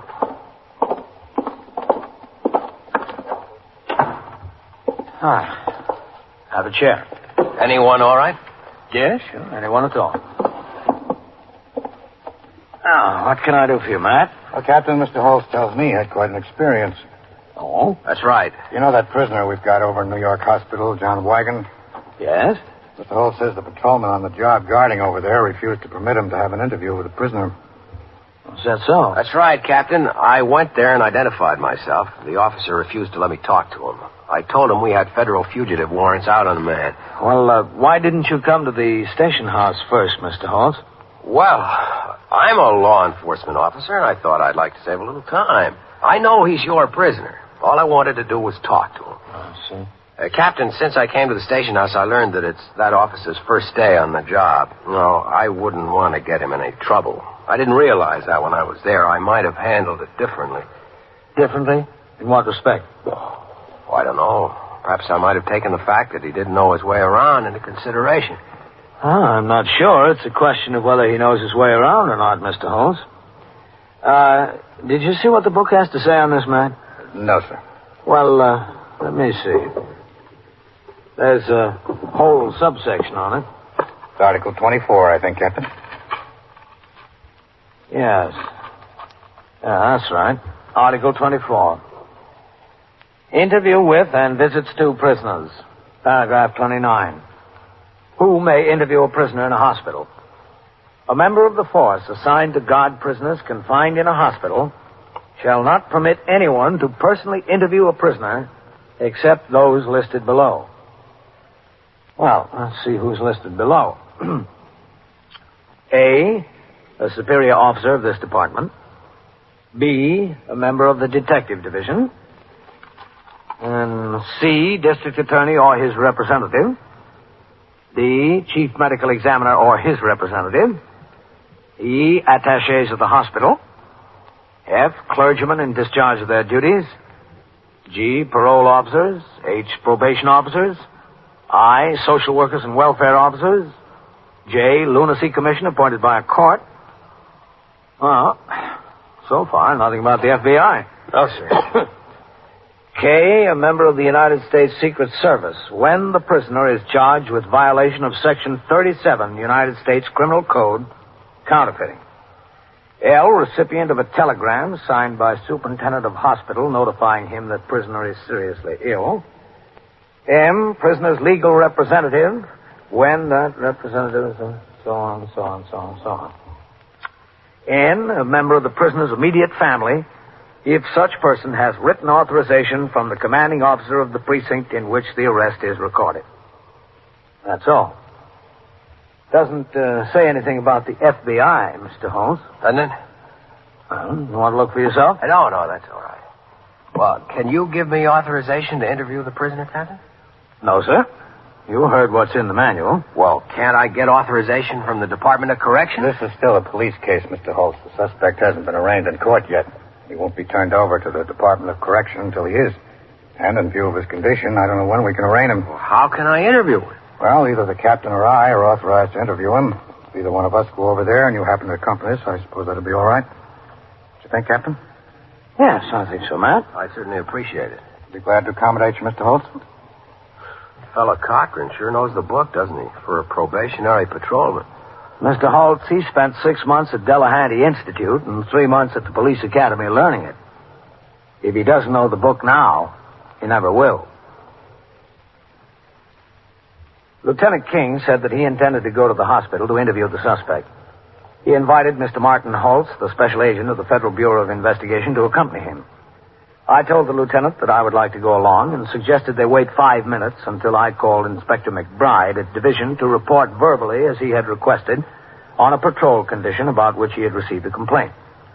Lieutenant King and Mr. Holtz went out into the muster room to wait while I made the call. Meanwhile, probationary patrolman Cochran was still on duty at New York Hospital guarding the prisoner, John Wigan. He sat in a chair a few feet from the bed. The prisoner had been lying on his side, facing the other way. He turned slowly to face the officer.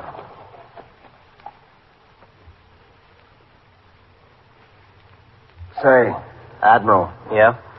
Listen. What? You got a cigarette? Yeah, but I don't know whether you're supposed to smoke. Why not? Well, you had surgery and an anesthetic. Oh, yeah. I'll check with the nurse next time she comes around. Okay. You must be feeling better. I feel lousy. But a cigarette might make me feel better. Listen, was an FBI around to see me? Or was I dreaming? I wish you were dreaming.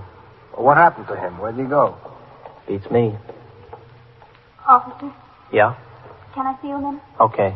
Ask the nurse about the cigarette, huh? Okay, I will.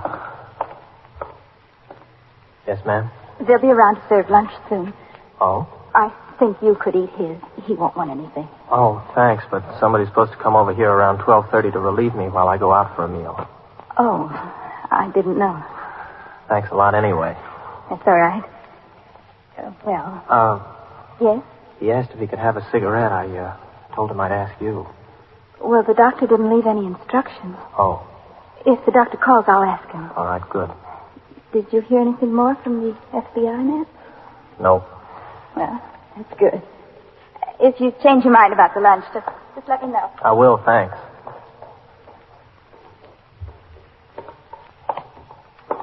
So what did she say? About what? About the cigarette. Oh, she said she'd have to check with the doctor. Oh, for crying out loud, it's only a cigarette. Listen, you better lie back there and keep still. Hey, I don't know. What's the matter with a smoke? Officer? Yes? It's Bascom. Who? The FBI man is coming down the hall with your boss, I think. Uh-oh. Can you see out down the hall? Yes. Is the man he's with in uniform? With captain's bars? Yes. That's my boss. There's another man in street clothes. Probably the commissioner. This is where John Wigan is. That's right, yes. Hello, Captain. Cochran? Well, I'll check with the doctor. What did she check with the doctor about? Well, he wanted to know if he could smoke a cigarette. Oh, this is Lieutenant King, Cochran, in command of the 21st Squad. Lieutenant? Good to know you, Cochran.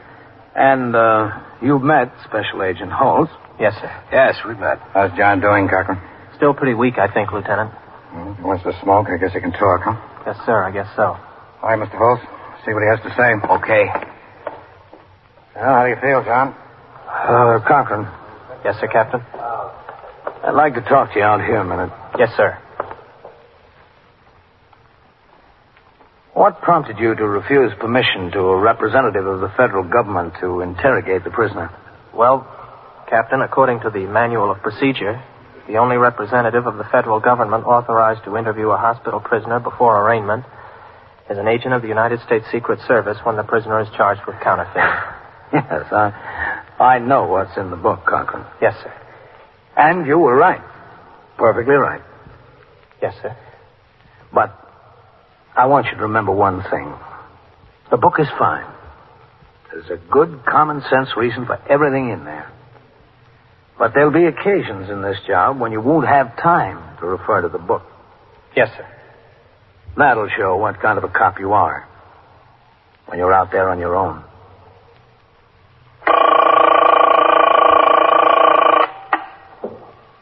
"21st Precinct, Sergeant Waters." Wait a minute, just a second. Burglars where? Yeah? Yeah? Yeah? Well, what is that, an apartment house? Oh, yeah?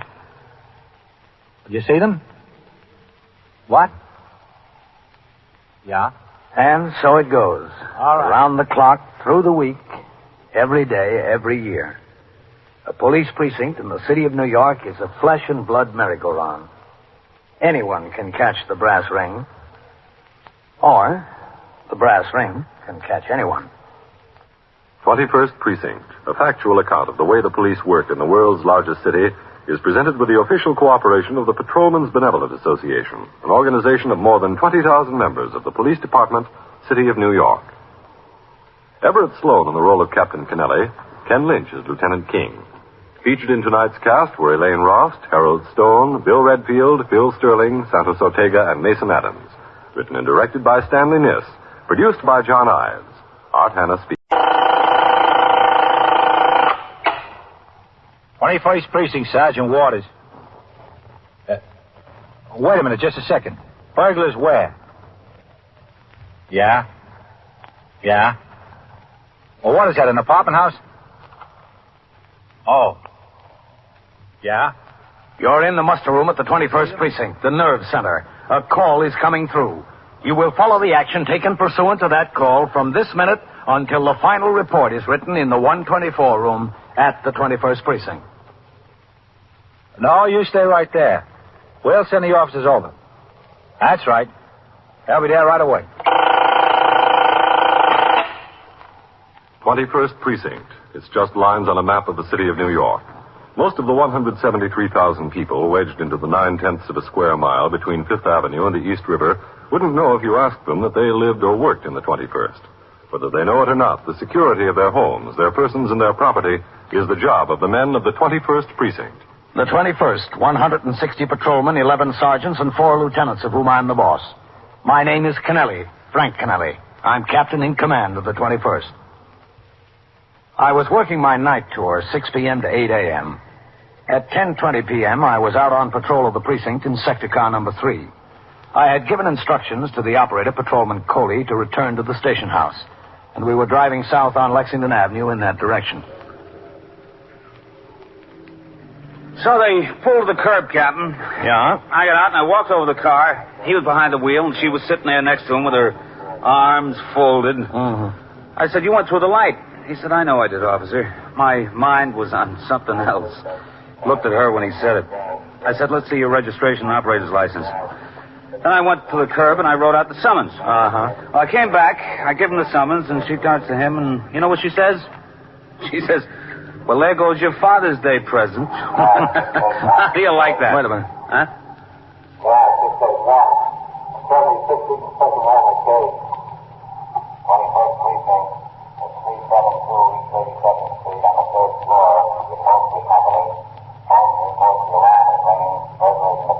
Let's go, Coley. Yes, sir. We're liable to be the first ones on the scene. Hold the siren. Maybe they're still in there. Yes, sir. Okay. Go on. Take your left. It's a break, Captain. Street looks clear. All right. Go through the light. Give him the horn. Right. Okay, you're clear. Got it. Come on, move, taxi. Nose in the middle of the street. You know the building? 372, I know it. Cross 2nd Avenue and pull up right in front of it. Yes, sir. And hold the horn going across. Captain, somebody come running this way. Yeah. There he goes, into the bar and grill there. All right, pull him. I'll check him out. You go on to the scene. Yes, sir.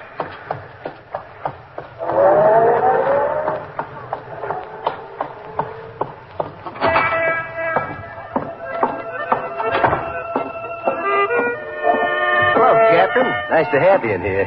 What'll it be? Where's the fellow that just walked in? What's the matter? Where is he? I think he went in the booth back there. Yeah, that's him. Is he the one that just came in the door? Yeah. What's the trouble, Captain? Look, I don't want any trouble in here. You won't have any trouble. I'd like to know what the trouble is.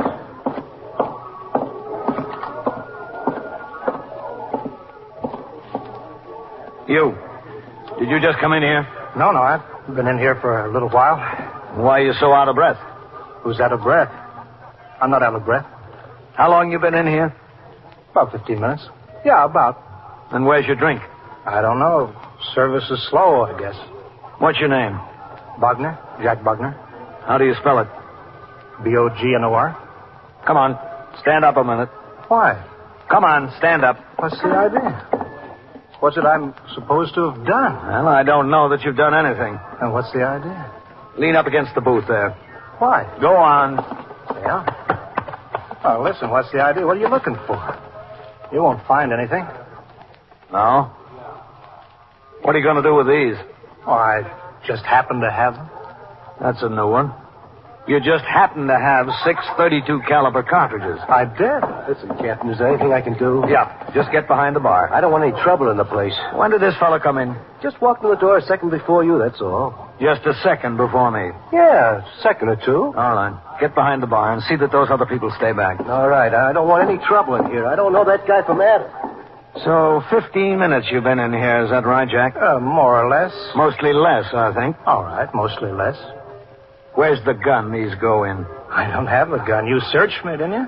Where do you live, Jack? 3422 Curtis Avenue. Where's that, Brooklyn? Yeah, Brooklyn. Well, what are you doing way over here? I came over to meet a friend. Well, where is he? Well, it's not a he, it was a she. I don't know. She left. Is that it, Jack? What? Under there. Under the table. What is it? What do you think it is? What would a gun be doing under there? I think somebody would have to put it there, don't you? That beats me. Bartender, come here. It's not mine. I never saw it before. Oh, didn't you? Yes, Captain. What can I do you? Reach under that booth and get that gun, will you? What gun? For crying out loud. Just pick it up and give it him. Yes, sir. Is that his? Well, it's not yours, is it? No, sir. It's not mine either. It wasn't there before you came in. Back here, Coley. Who said it wasn't? Can you prove it? I know it wasn't there. They were in there working on the safe, all right, Captain. That's what set off the alarm. Oh, the lady was sitting on the stoop across the street. She saw 3 of them come out the front door. They split up when they hit the sidewalk. 2 of them ran toward First Avenue and one this way. This one, I guess. Not me. I didn't run any place. Lieutenant King was on patrol. He responded to the call. I told him you came into the bar after a man. He's outside talking to a detective about tracing out the other 2. Said he'd be right in. Okay, good. Listen, Captain, you're not going to make a whole big thing out of this, are you? It's a place of business. You better get behind the bar. I just don't want to get a bad name in the neighborhood. Like I said, I don't know this guy from Adam. I never saw him before. Who'd patronize a joint like this? Listen, you. All right. Get behind the bar. Bring the cops down on you and then get tough if you resent me. Who were the 2 that were with you, Jack? With me? Where? Breaking into the safe there. I didn't break into any safe. Well, and what were you doing in the building? I wasn't in any building. The lady saw you come out, you and 2 other guys. I wasn't in any building. Hello, Captain. Oh, Matt. Hello, Lieutenant King. Coley. Well, I think this is one of them, Matt. No? He ran in here and took a booth. Ran in right before I did. According to the bartender, that is. Said he's been here 15 minutes. I have been, more or less. A revolver was under the seat there, and these in his pocket. Looks like you're in trouble, mister. What kind of trouble am I in? Sitting in a bar. Who were the 2 that tried to rip that safe with you? What safe? I don't know anything about any safe. Well, we know all about safes. You come to the station house with us. We'll teach you a few things. The suspect, Jack Bogner, was taken to the station house, and as the arresting officer, I accompanied him to the office of the 21st Detective Squad on the 2nd floor. There, under the questioning of myself, Lieutenant King, and other detectives, he continued to deny knowledge of the attempted safe burglary. By telephone, the name Jack Bogner was checked out through the Bureau of Criminal Identification. BCI reported a Jack Bogner listed in the resident known criminal file showing 3 arrests for burglary and 1 conviction on the charge of unlawful entry. The suspect admitted he was this Jack Bogner. 2 detectives of the Safe Loft and Truck Squad, specialists in this type of crime, arrived to aid in the investigation. While the interrogation of the suspect continued, at midnight I went downstairs to the muster room to turn out the platoon for the 12 to 8 tour. Then, after I spoke to the desk officer in regard to a patrol problem he faced, I walked through the back room towards the stairs leading to the detective squad. As I started up, I could see Lieutenant King standing at the top of the stairs talking to a rather heavy-set woman of about 50. Well, I told you I don't know whether I could or not.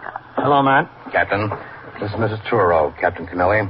Miss Turo? Oh, how do you do? Mrs. Turo was sitting on the stoop of her house across the street from the loft building. Yeah, it was hot. She saw the 3 men run out. She saw 2 go toward First Avenue, the other one toward 2nd. Well, I want you to understand that when the policeman first talked to me, I told him I didn't know whether I could or not. Yes, I understand that. After all, it was across the street, and it was night, and I wasn't paying any particular attention. I just saw the 3 men come out of the building. I thought to myself, that's funny. Anyone should come out of the building when it was so dark in there. At that time of night, I mean. They're getting a little line upset, Captain. Oh, good. As far as recognizing any of them is concerned, I don't know whether I could. I don't think I could.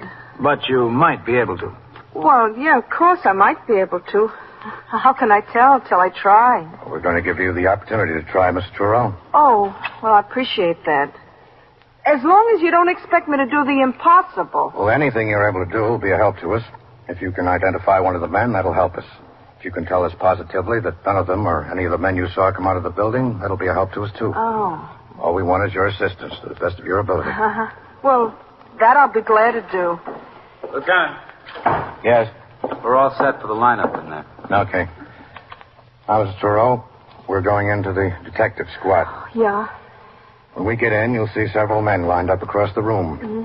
They'll all be about the same age and height and build. Well, what do I do? We'll go inside. I'll tell you then. Oh, all right.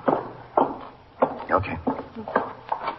All right, straighten up there. Stand in line. All right, Mr. Turo. I want you to go and look at each one of these men standing there. Look them all over good. Look at them twice if you have to. If you recognize any of them as one of the men that came out of the loft building, you stop and tap them on the shoulder. Oh, just tap him on the shoulder. Yeah, that's right. 21st squad. Well, where do you want me to start? Start wherever you like. All right, hold on. Wherever I like. Yes. Captain Kennelly. Yeah? Desk officer wants you to call him when you get a chance. All right, thanks. Okay, Miss Turo. Oh, yeah.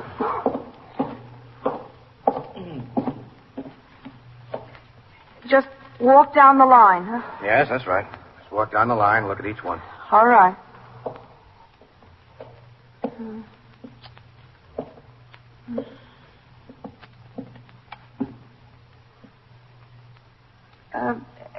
Can I take another look at them? Yes, if you want. All right.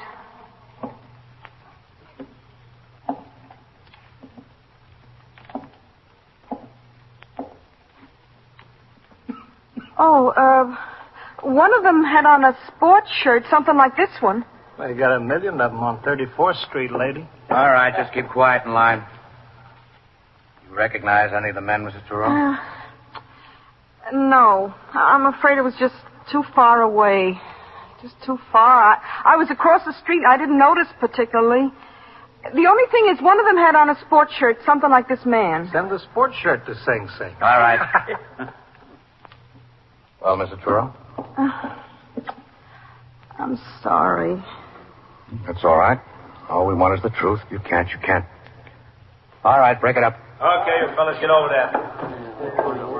Want me to have an officer take you home, Mrs. Turo? Oh, no, that's all right. It's kind of late. No, it's all right. I'm so nervous, I think I'd rather walk than ride anyway.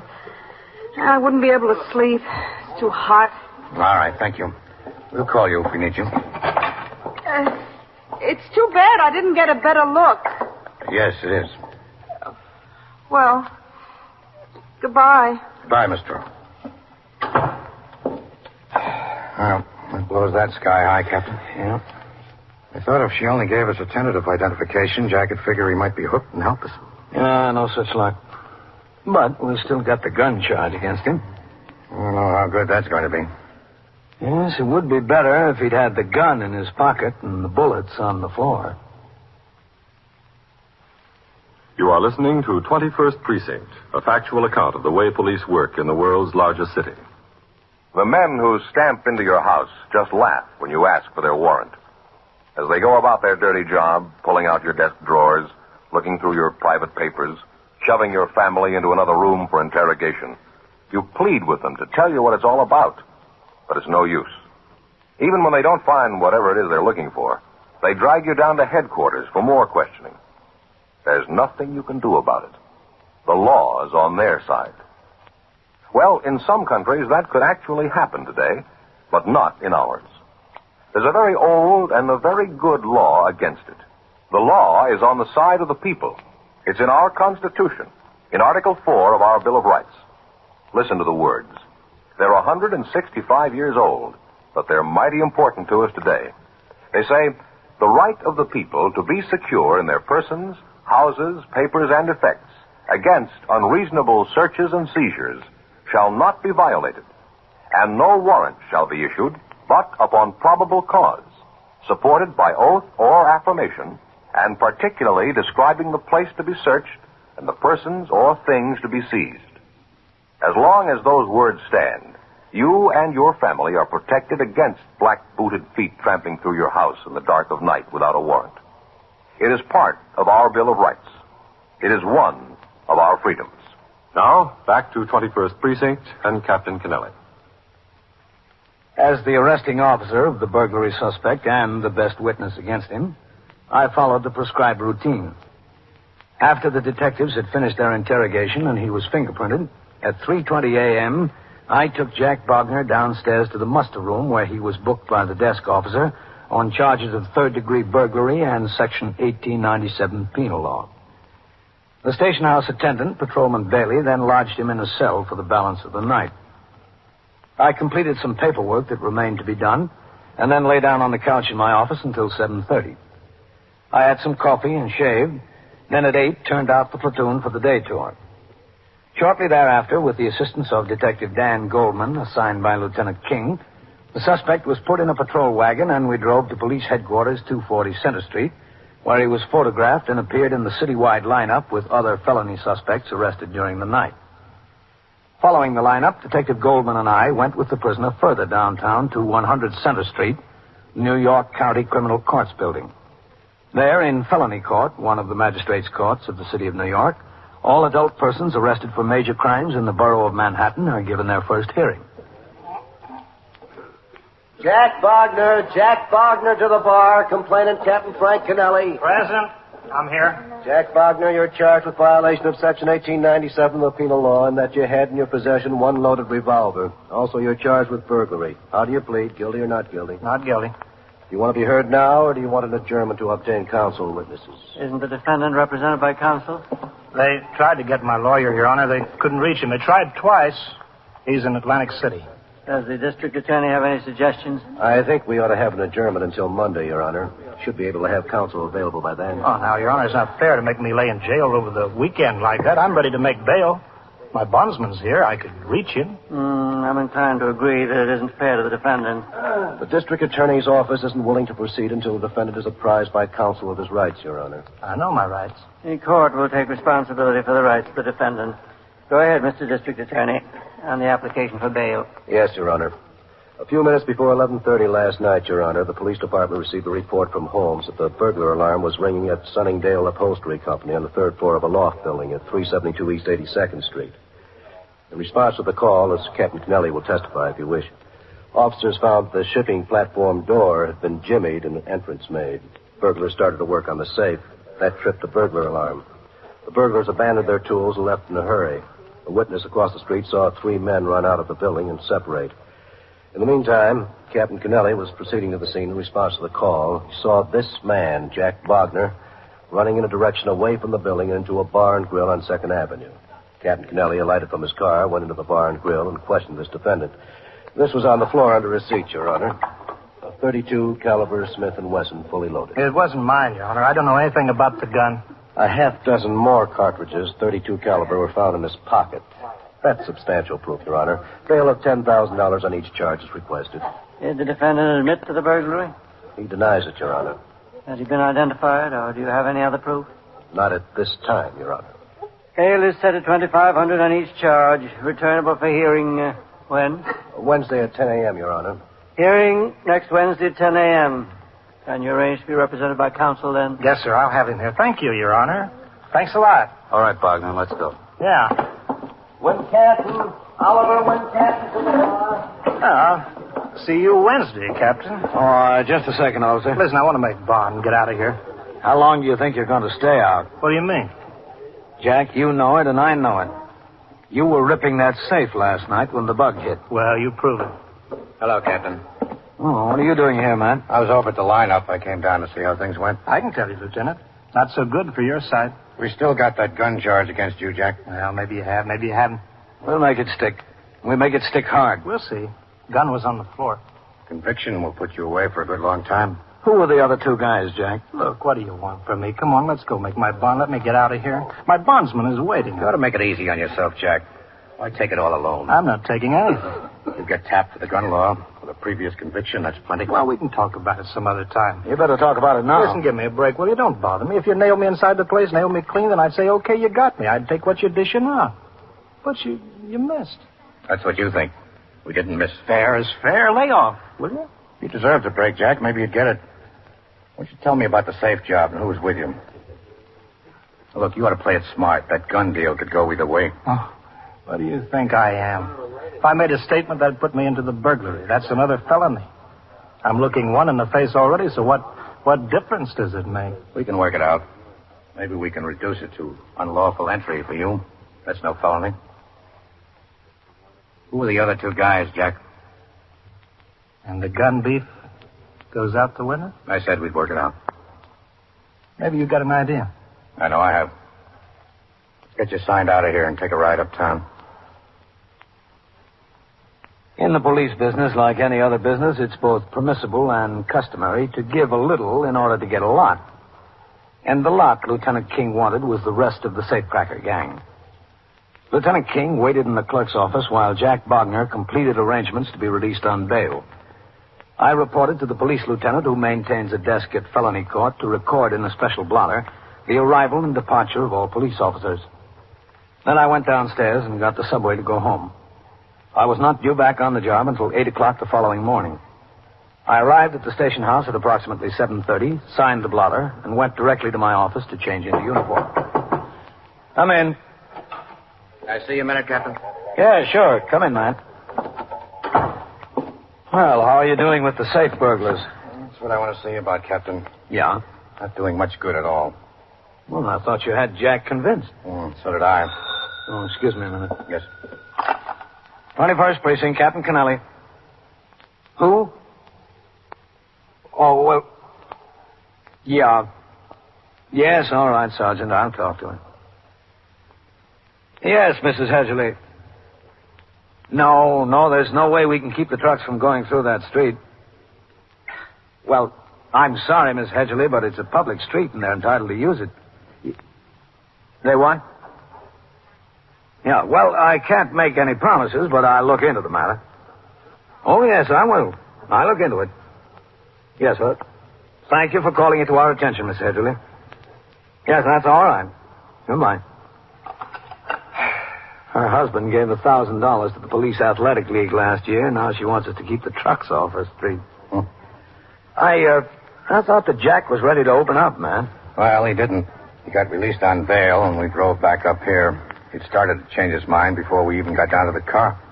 By the time I got him to the station house, he said he'd take his chances with the gun deal. Why? I think he's afraid of those two guys he was with. It's a pretty thin case against him. The gun was on the floor. Only the cartridges were in his pocket. Either he knows that or he's really afraid. Where is he now, do you know? I don't know, but I'm sure the Safe and Loft Squad does. While he was up here talking to me, they sent 2 men to put him under surveillance when he left. Imagine they're keeping their eye on him. Mm-hmm. I spoke to Captain Larkin down there about Jack and the others. He said that job they tried at the upholstery company gives them an idea that these are the boys who've been causing a lot of trouble lately. Thinks they're right for about 5 or 6 safe jobs in the last month or 6 weeks.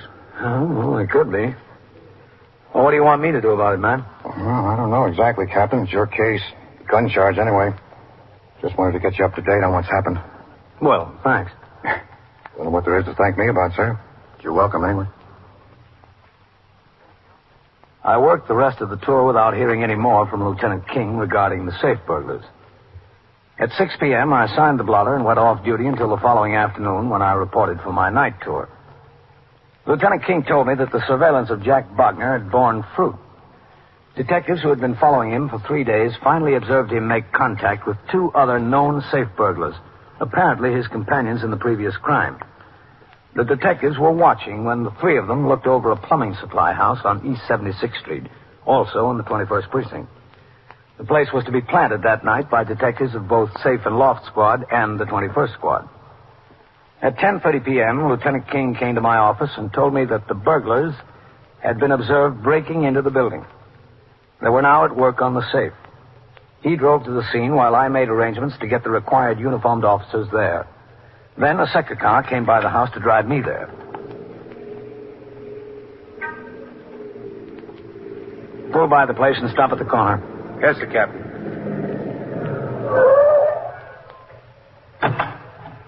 All right, let's go. Yes, sir.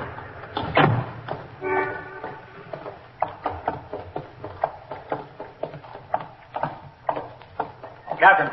Yeah? Lieutenant King is over in the doorway of that shoe repair shop. Everything okay, Sergeant? Yes, sir. All right, let's go. Yes, sir. Coley, come on. Coming, Captain.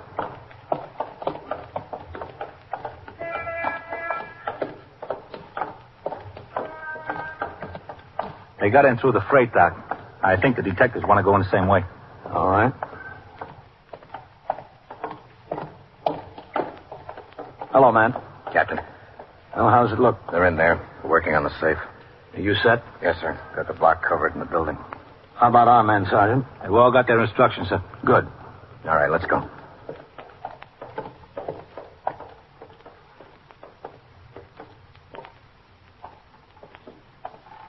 We'll go in the freight entrance. There's a shipping room there, then a stock room, then the office. That's where they are.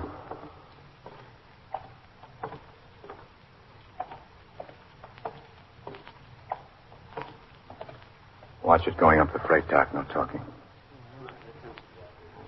Okay. Go on. Come on, come on. Okay, let's go.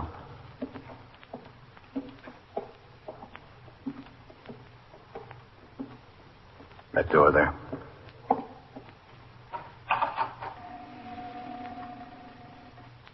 Rather quiet. All right, inside.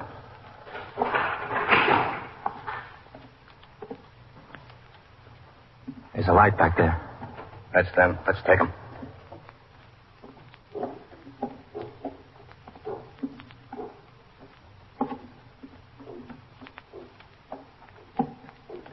Okay.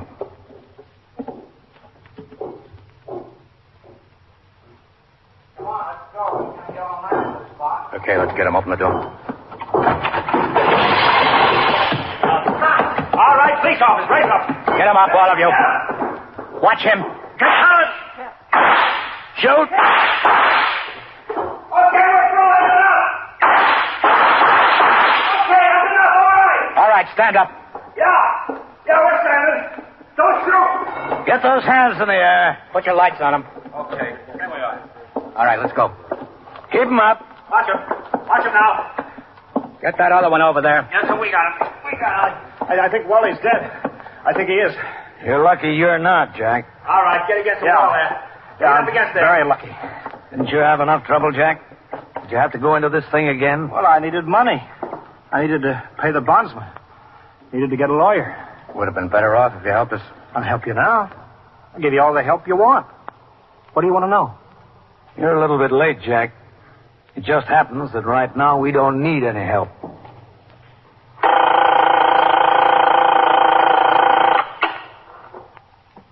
"21st Precinct, Sergeant Waters."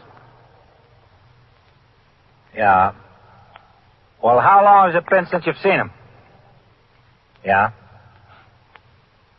You're sure he didn't move out? Well, who told you that, lady? Yeah. Yeah, sure, we'll make an investigation. And so it goes. Around the clock, through the week, every day, every year. A police precinct in the city of New York is a flesh and blood merry-go-round. Anyone can catch the brass ring, or the brass ring can catch anyone. 21st Precinct, a factual account of the way the police work in the world's largest city, is presented with the official cooperation of the Patrolmen's Benevolent Association, an organization of more than 20,000 members of the Police Department, City of New York. This is the United States Armed Forces Radio and Television Service.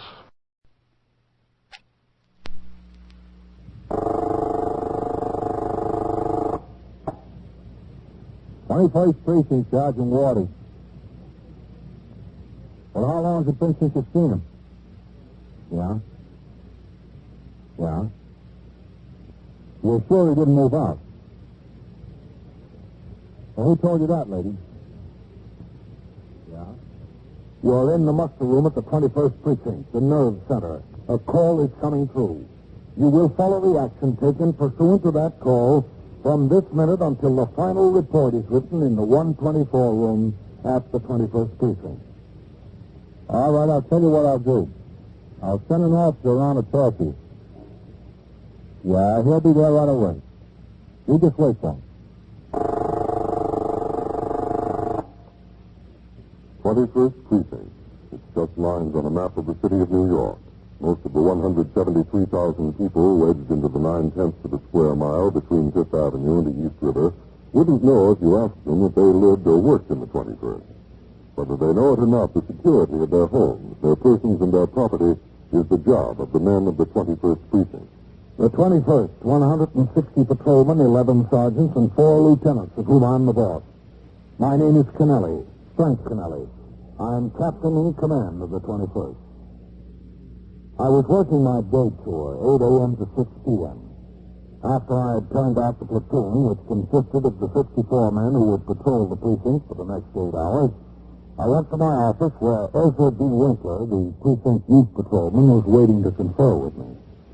The end of the school year brings a variety of changes to the method of policing the precinct. We were preparing for them. Meanwhile, the ordinary routine of patrolling the precinct went on. Patrolman Paul Vaccaro, assigned to Post 17, had finished his duty at a school crossing near PS 79 at 9 a.m. He went to the nearest call box and rang in. Lieutenant Gorman, the desk officer, instructed him to walk to a dry goods store on 3rd Avenue and admonished the proprietor for failing to close the transom over his front door during the preceding night.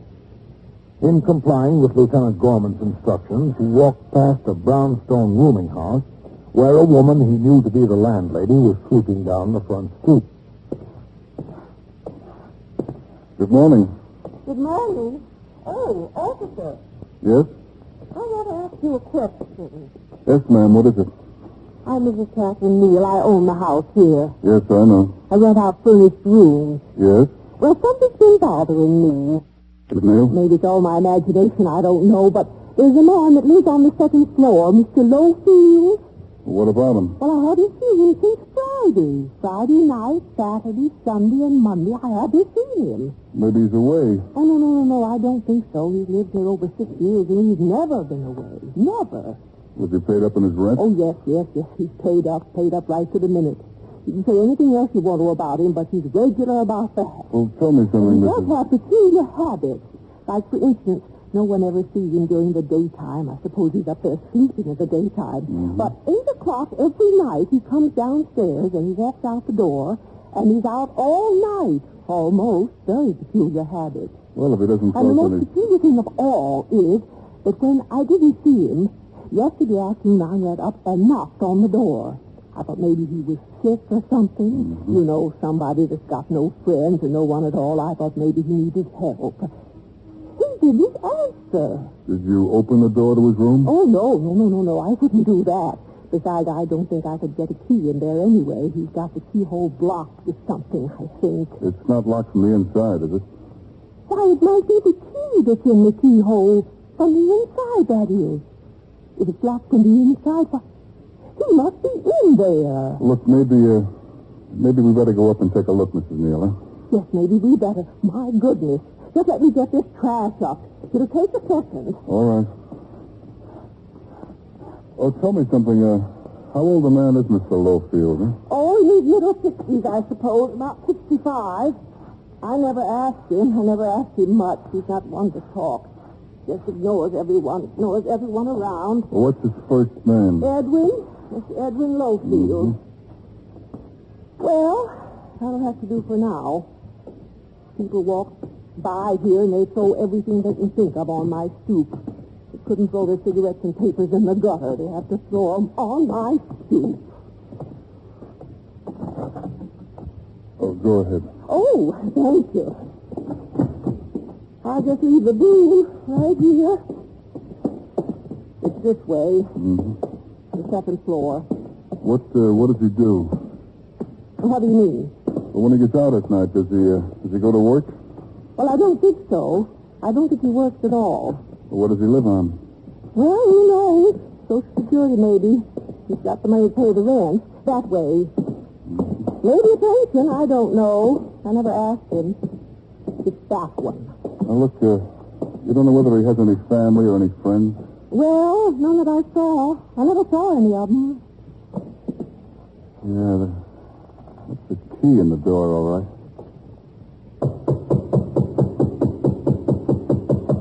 Oh, that won't do you any good. I've been trying that since yesterday afternoon. No one you spoke to saw him go out? No one. And he's never gone away on a trip for a weekend since he's lived here in 6 years? Never. No. Listen, you don't think he... Oh, no. Oh, that would be awful. Now, look, you say no one saw him go out, and he was in the habit of going out every night. Now, the key's in the door, and it's locked on the inside. Oh, my goodness. The poor old man? Look, I think we ought to kick it in, if that's all right with you, of course. Will he do much damage?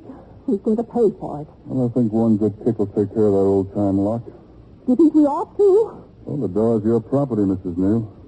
Well, maybe we better. All right, now, you just stand back over there. One good kick ought to take care of it. Be careful, though. Yeah, I'll try. All right, that does it. You certainly can kick, I'll say that.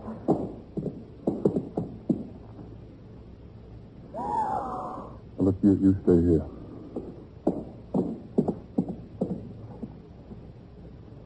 Is he dead? Yeah. Oh, my goodness.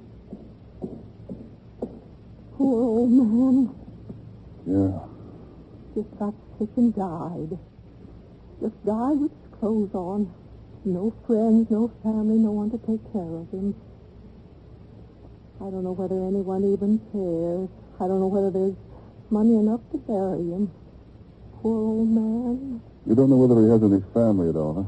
Any relatives? I don't know. He never said a word. Never said a word about anything. Yeah. Hey, let's look in a dresser drawer and see if there's any papers with any names on them. I don't think there would be.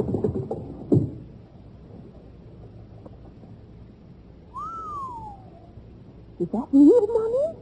Yes, ma'am. That's what it looks like. I didn't know he had a dime. There must be thousands. It could be. But how do you like that? With all that money, living in a $9 a week furnished room. He should have been living on Park Avenue. If he lived on Park Avenue, maybe he wouldn't have it. According to established procedure, Patrolman Vaccaro made no further attempt to examine the property of the deceased. Another resident of the rooming house appeared in the hall and was sent by the officer to call the station house and notify the desk officer. After an ambulance surgeon pronounced the man DOA in the presence of a civilian witness, the landlady, Patrolman Vaccaro recorded in his memorandum book the pedigree of the deceased, an accurate description of the body and wearing apparel, and all the known facts concerning the time, the place, the manner, and the circumstances of the death. In the meantime, Lieutenant Gorman, the desk officer, notified the medical examiner and the 21st Detective Squad. A radio motor patrol car and the sergeant's car was dispatched to the scene. Lieutenant Matt King, the commander of the 21st Detective Squad, sent 2 detectives. I was told by the desk officer of the circumstances involving a large amount of cash, and inasmuch as this property must be inventoried, both under the supervision of a superior officer and witnessed by a competent and responsible civilian, I went to the scene myself. While we were still waiting for the arrival of the medical examiner, a search of the premises was begun, and an exact inventory of all the deceased's property in the room was being taken. That's 7,400 so far. 7,400?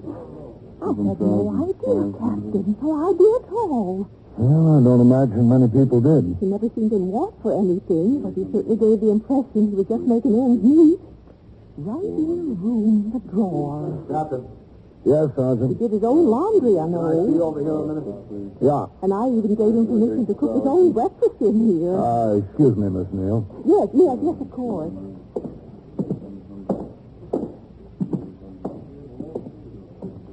Oh, what is it, Sergeant? Look what was in the closet. This cheap suitcase was in the back there. Yeah?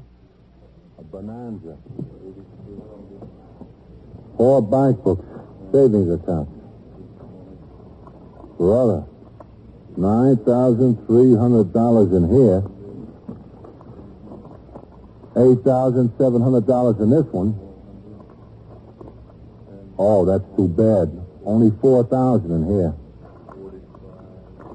And last but not least, in this one, $9,450. Well, he sure spread it around, didn't he? It was mine, Captain. I keep it all in one place. Those look like stock certificates, don't they? Take a look at them. Yes, sir. See, 500 shares of Consolidated Edison, 200 shares of AT&T, 200 shares Pennsylvania Railroad, 500 shares Columbia Broadcasting System, 250 shares DuPont, so on. Mm-hmm. And a whole stack of defense bonds. Yeah. Captain, I've come to the conclusion this fellow was loaded. All right, pick up the suitcase. Let's take it over and get an inventory. Yes. Oh, here's some more you can put on that inventory, Vaquero. Some more what? Some more money? Yes, bank books and securities. That makes it $9,865 in cash, Captain. In the one drawer. $9,865? And there's more. All right. When you get it totaled, enter it in your book and I'll sign it. Yes, sir, I'll do that. Then get to work on this stuff. Captain, can I talk to you for a minute? Yes, Miss Neal, of course. Every one of those bills has to be listed by serial number, you know. Yes, Miss Neal. It is worth a fortune. That's what it's beginning to look like. But what happens to it? All this money, I mean. Well, we take it to the station house. The desk officer enters it in the blotter, and it gets sent down to the departmental property clerk. I mean, who gets it? Who gets it eventually? Well, he might have left a will. I don't know who he'd leave his money to. He didn't have anybody. He told me time and time again he didn't have anybody. No one in the world. No one at all? Well, I think he did have a sister, but she died 4 or 5 years ago. Yes, 4 or 5 years ago. Do you know the sister's name? No, I hadn't any idea. He never mentioned it. I just remember that one day I saw him coming down the stairs in the morning, about 10 o'clock or 10:30. Mm-hmm. Well, he hadn't been living here too long then, only about a year, but I'd never seen him come out in the daytime before. I said, "Where are you going, Mr. Lowfield?" He said, "To a funeral." He said his sister died. I see. It was out in Long Island someplace. I don't know. I said I was sorry to hear the news, and he went out the door. And that's the last he ever mentioned of her. The last he ever mentioned of her. Did he get much mail here, Mrs. Neal? Mail? I don't think he had one letter, not one letter since he'd lived here. Nothing? Well, I ought to know. I get the mail every morning. I put it on that marble table downstairs in the hall. The tenants come by there and pick it up, and I go through it every day to take out what's mine when I get it. I can honestly say that I've never seen one letter addressed to Mr. Lowfield. Not even one? Not one. To the best of my recollection. Mm-hmm. Well, supposing he didn't leave a will. If you don't find it here, I don't think he did. What happens then?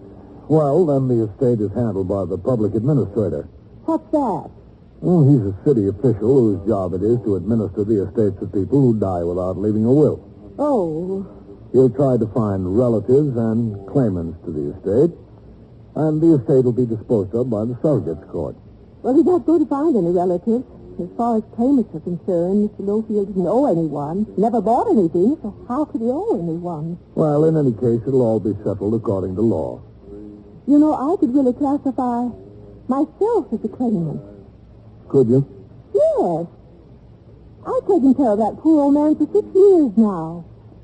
As a matter of fact, he's made promises to me time and time again that I could have anything I wanted that he had. Just for the favors I've done him. I gave him food. I got clothes for him. I saw that his room was kept clean. He told me anything of his that I wanted I could have. But he never paid any attention to him. I didn't think he had anything. I just did it out of the goodness of my heart. I think I have a rightful claim. Don't you, Captain? Oh, that's something I can't pass judgment on, Miss Neal. Well, what do you think I ought to do? Get a lawyer? You'll have to decide that for yourself. That poor old man. That poor old man. You are listening to 21st Precinct, a factual account of the way police work in the world's largest city. You want to go to church, but you can't. On the church door, there's a sign stating entrance forbidden. Your ministers and priests and rabbis have been taken away. Your Bible has been burned. You're not allowed to own a crucifix or a St. Christopher's medal or a mezuzah. Your religion, all religions, are forbidden by order of the government. A bad dream? Yes, that's all it could be for an American citizen, because he's guaranteed the right to worship anywhere, anytime, and in any way he chooses. Some governments allow their citizens these privileges. Others deny them. But we Americans tell our government that it has no jurisdiction over religion, whatever it may be. We say so in good, clear language. Congress shall make no law respecting an establishment of religion or prohibiting the free exercise thereof. It's part of our Bill of Rights, our Constitution. Just 16 words, signed by a few men 165 years ago. These 16 words are your assurance that freedom of religion will be preserved. For you, for your children, and for generations to come. The First Amendment, freedom of religion. It is one of our freedoms. Now back to 21st Precinct and Captain Kennelly. Within another half hour, a representative of the medical examiner's office arrived. He made an examination of the body of John W. Lowfield and reported, pending an autopsy, that death was apparently due to natural causes. Patrolman Vaccaro, the first officer on the scene, placed a UF-95 identification tag on the wrist of the body, and it was taken to the Bellevue morgue. All the property of the deceased in the room had been collected and inventoried. It amounted to $14,655 in cash, bank books from 4 savings institutions showing deposits totaling $31,456, United States savings and defense bonds with a face value of $47,250, and other securities worth more than $185,000 in the current market. The totals were rechecked in the presence of the civilian witness, entered by Patrolman Vaccaro in his memorandum book, which was signed by both myself and Sergeant Waters. The property was then taken to the station house by Patrolman Vaccaro and turned over to the desk officer for transmittal to the property clerk of the department. In the meantime, Detective William Novak of the 21st Squad had been assigned by Lieutenant King to make an investigation in order to locate either relatives or close friends of the deceased. He interviewed the landlady, Mrs. Neal, to secure whatever information she had. He examined the papers and documents found in the room, and at 2:10 in the afternoon, his task took him to Astoria in Queens, where he went into a new apartment building and rode the self-service elevator to the 4th floor, where he walked down the hall to apartment 4D.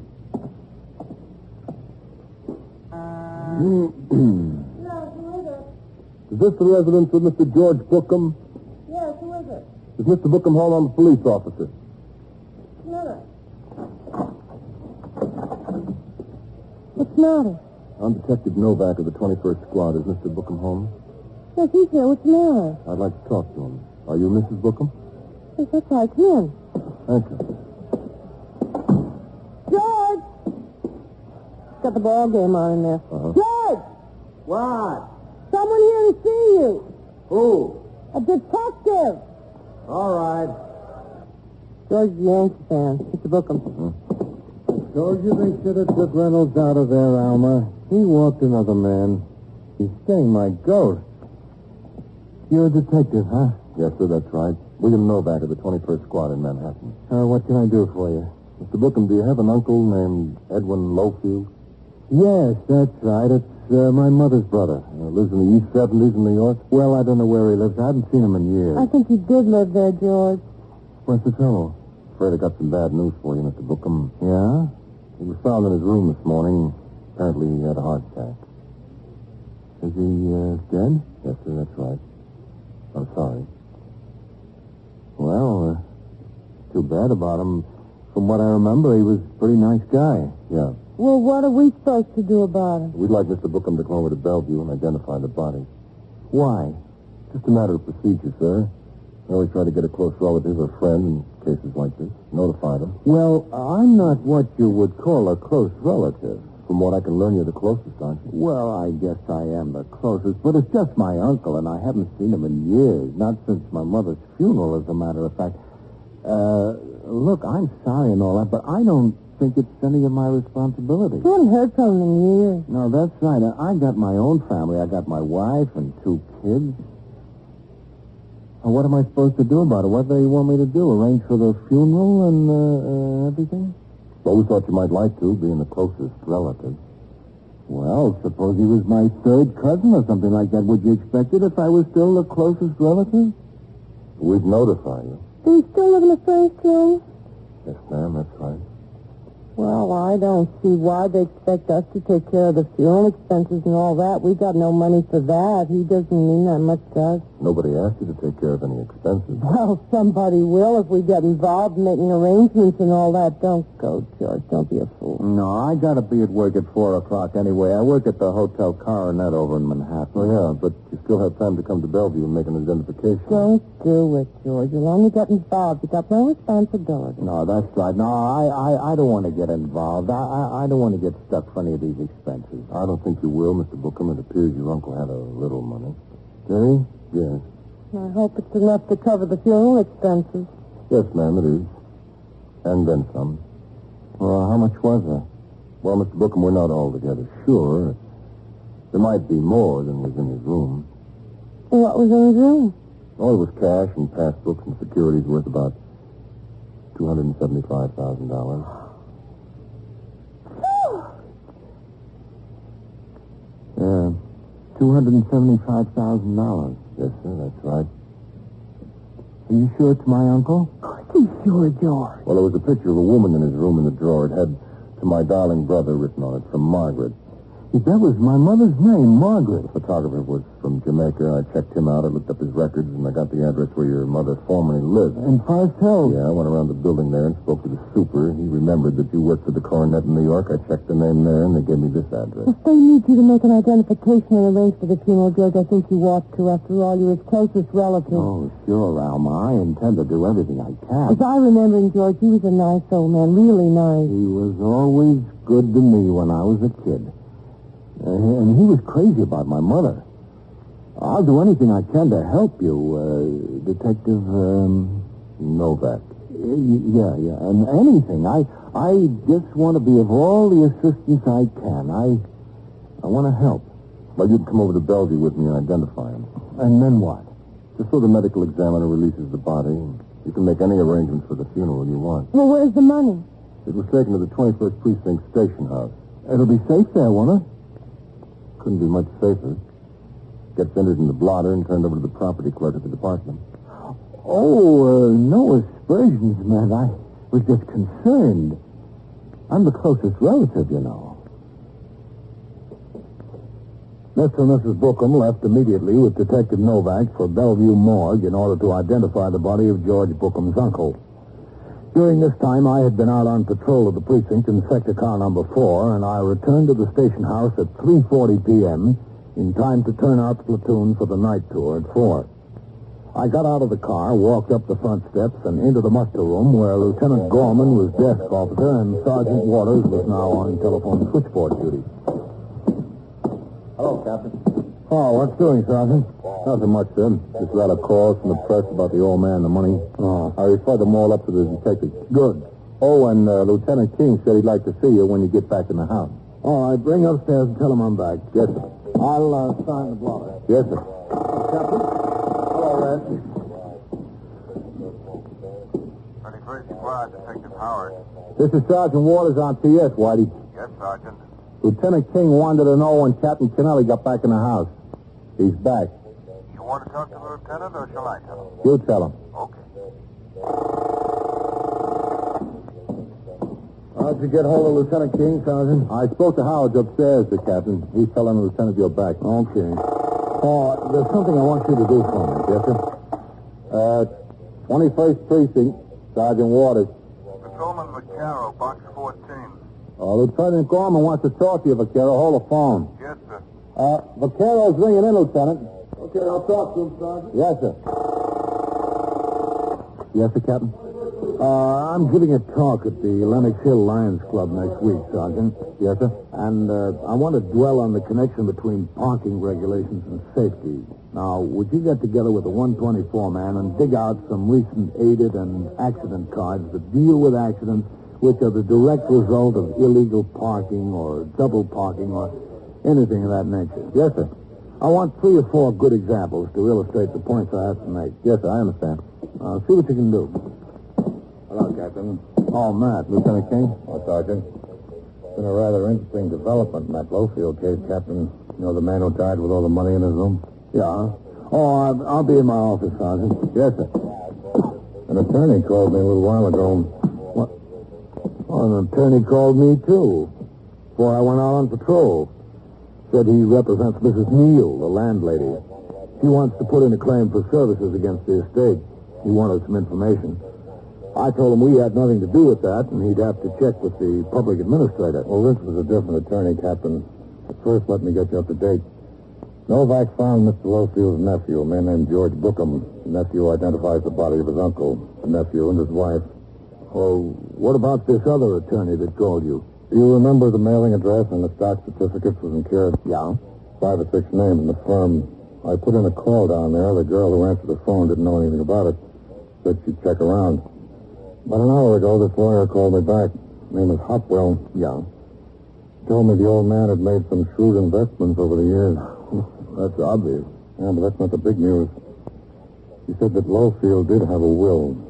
Oh? It doesn't name either the nephew and his wife or Mrs. Neal. Well, that's going to be a big blow. Yes, sir. Imagine a will. She left everything to Columbia University. Look, if Lowfield was such a smart investor, did the lawyer have any idea what he was doing with all that cash in his room? No, sir. He was just as surprised at it as we were. He knew about the savings accounts and the war bonds. He had no idea about the cash. Lieutenant King, excuse me. No, Novak. Captain? All right. This is Mr. and Mrs. George Bookham, Captain Kennelly. Captain? Hello. How do you do? That's Lieutenant King. Lieutenant? How are you? Mrs. Bookham. Pleased to meet you. I've just been down to Bellevue, Lieutenant. Mr. Bookham identified the body that had been Lowfield as his uncle. It was him, all right. As soon as we can, we're going to have him moved to a funeral parlor in Astoria. He'll have a nice service. Well, that'll be fine. Very nice service. Mr. and Mrs. Bookham wanted to come up here and talk to you, sir, about the property that was found in Mr. Lowfield's room. Well, there's no sense talking to me about it. It's been inventoried, entered in the records, and sent down to the property clerk's office at 400 Broom Street. I told him it would be well taken care of. Oh, we don't have any doubt that it'll be well taken care of. I just thought I'd like to look at it and check over the list of what was there. Yeah, well, I'm sorry, but I don't have authority to give you permission to do that. And it's out of my hands now. Down at the property clerk's office. Well, I don't see why we can't do it. After all, it's ours. George is the closest relative to him. It'll all be ours. How do I go about getting permission? Anytime there's a question of disposition of an estate, the surrogate's court must rule on it. Any such property can't be released without a court order. Well, we didn't expect you to release it. We just wanted to inspect the inventory that you said you had. Yeah, well, I'll tell you what you do. Yes? Detective Novak will take you to the desk officer right over there and introduce you. He'll give you the address of the property clerk and tell you who to see down there. They'll have all the information downtown. The property clerk is at 400 Broome Street. I don't know why there's all this trouble. After all, the money will be ours. As I said, that has to be determined by the court. Novak, yes, sir. Will you take them over to talk to Lieutenant Gorman? Yes. Do you want to come this way, please? Well, thank you, Captain. Thank you. You're welcome. Right over here. I thought you were going to tell them that. I was waiting for you to do it, Captain. Well, that's the court's job. I figured it could wait. Their second piece of shocking news in one day might be just too much.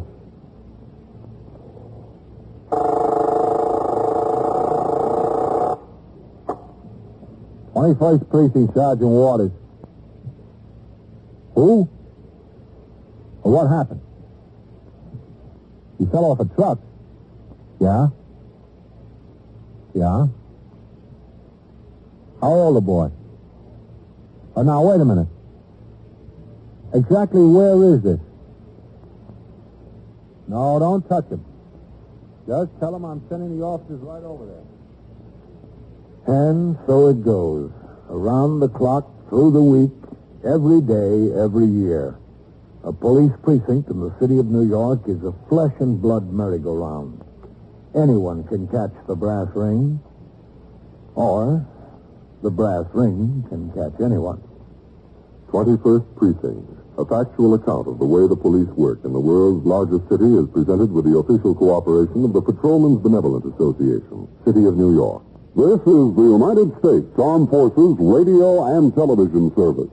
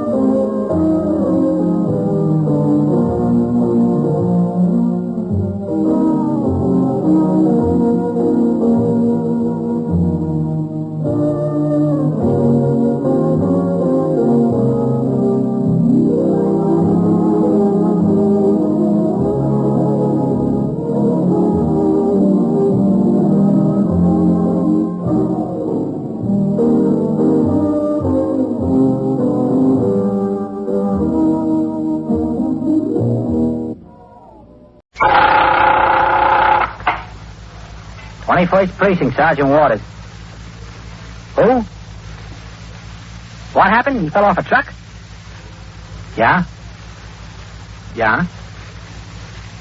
How old a boy? Now, wait a minute. You are in the muster room at the 21st Precinct, the nerve center. A call is coming through. You will follow the action taken pursuant to that call from this minute until the final report is written in the 124 room at the 21st Precinct. All right. You just tell them I'm sending the officers right over there. Yeah, and the ambulance. Okay. That's right. Yeah. 21st Precinct. 21st Precinct.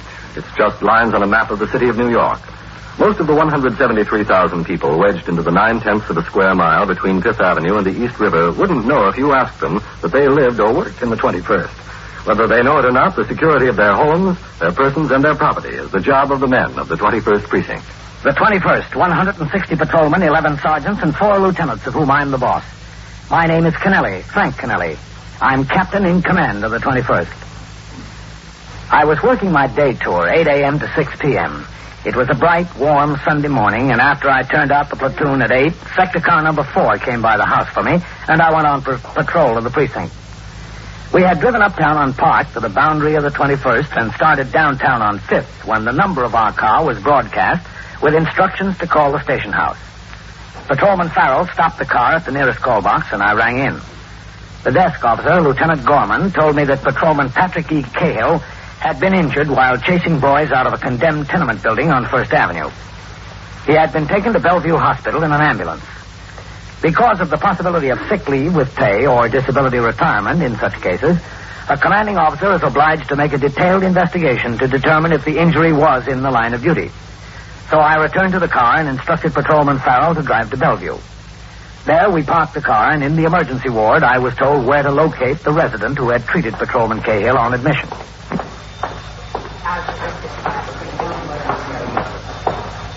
Oh, Doctor?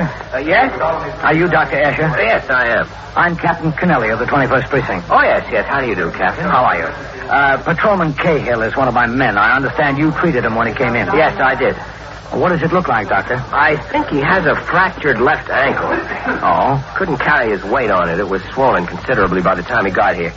Even from an examination by palpation, it appeared to be fractured. Mm-hmm. I sent him back to make x-rays. We'll know for sure in a couple of minutes. I see. Can I go back there? Yes, sure, Captain. I don't see why not. This way. He, seems to be perfectly all right otherwise. A few contusions on the leg where he went through the floorboard. No indication of shock. I've given him a needle to calm him down and ease the pain. I see. I understand there's a police surgeon on the way. Yes, that's right. Well, we'll have the x-rays all made by the time he gets here. Oh, good. You're to the right there. Thank you.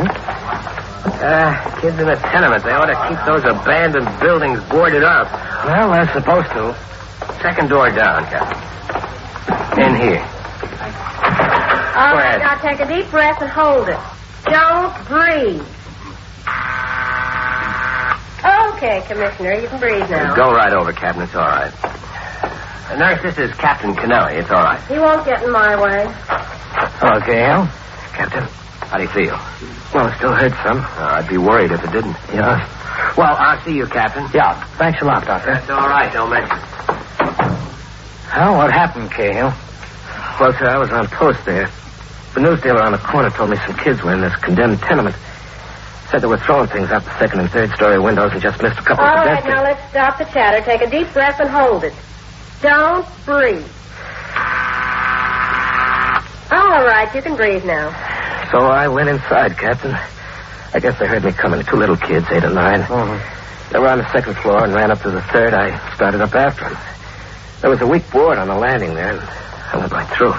Now we'll take a different pose. Which is your good side? Oh, any side. Well, can you roll over this way a little bit? Yeah, that's right. Easy now. Oh. All right, you don't have to do it all at once. Oh, brother.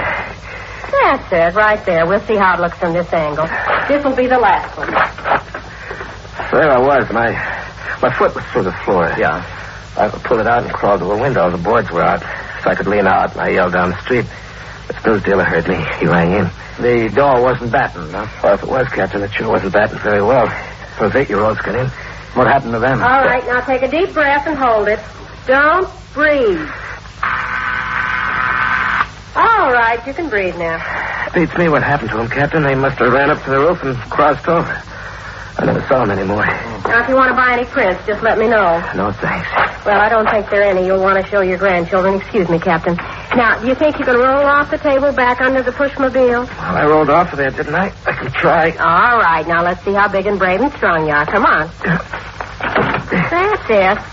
Come on. Oh, yeah. Grab hold of me, Cahill. No, it's all right. There you are. I think it hurts. Yeah, I can imagine. Come in. Captain Kennelly in here? Everybody's in here. Yes, Sergeant. How are you, Cahill? I'm all right, I guess, Sergeant. What is it, Sergeant? There's an accident case out there you might be interested in, Captain. From the 21st? Yes, sir. Boy about 13 or 14 years old. Oh. I'll be back to see you, Cahill. Yes, sir. All right, Commissioner, now let's go for a little ride. You want to leave this door open? Well, we can't go through it closed, can we? To the left, Captain. Doesn't look like the kid's going to make it. Oh, what happened? Well, he hitched a ride on the back of a newspaper truck. Truck slowed down for a light going downtown Lexington Avenue. Kid jumped off. Missed his footing and fell right under the wheels of a car that was right behind a truck. How bad is he? Pretty bad, Captain. He was unconscious when we got there. He's still unconscious. You know who he is? No, sir. There's nothing in his pocket to show that. Oh, what about the driver of the truck? He doesn't know him, Captain. Didn't even know he was on the truck. Oh, down there through the swinging doors.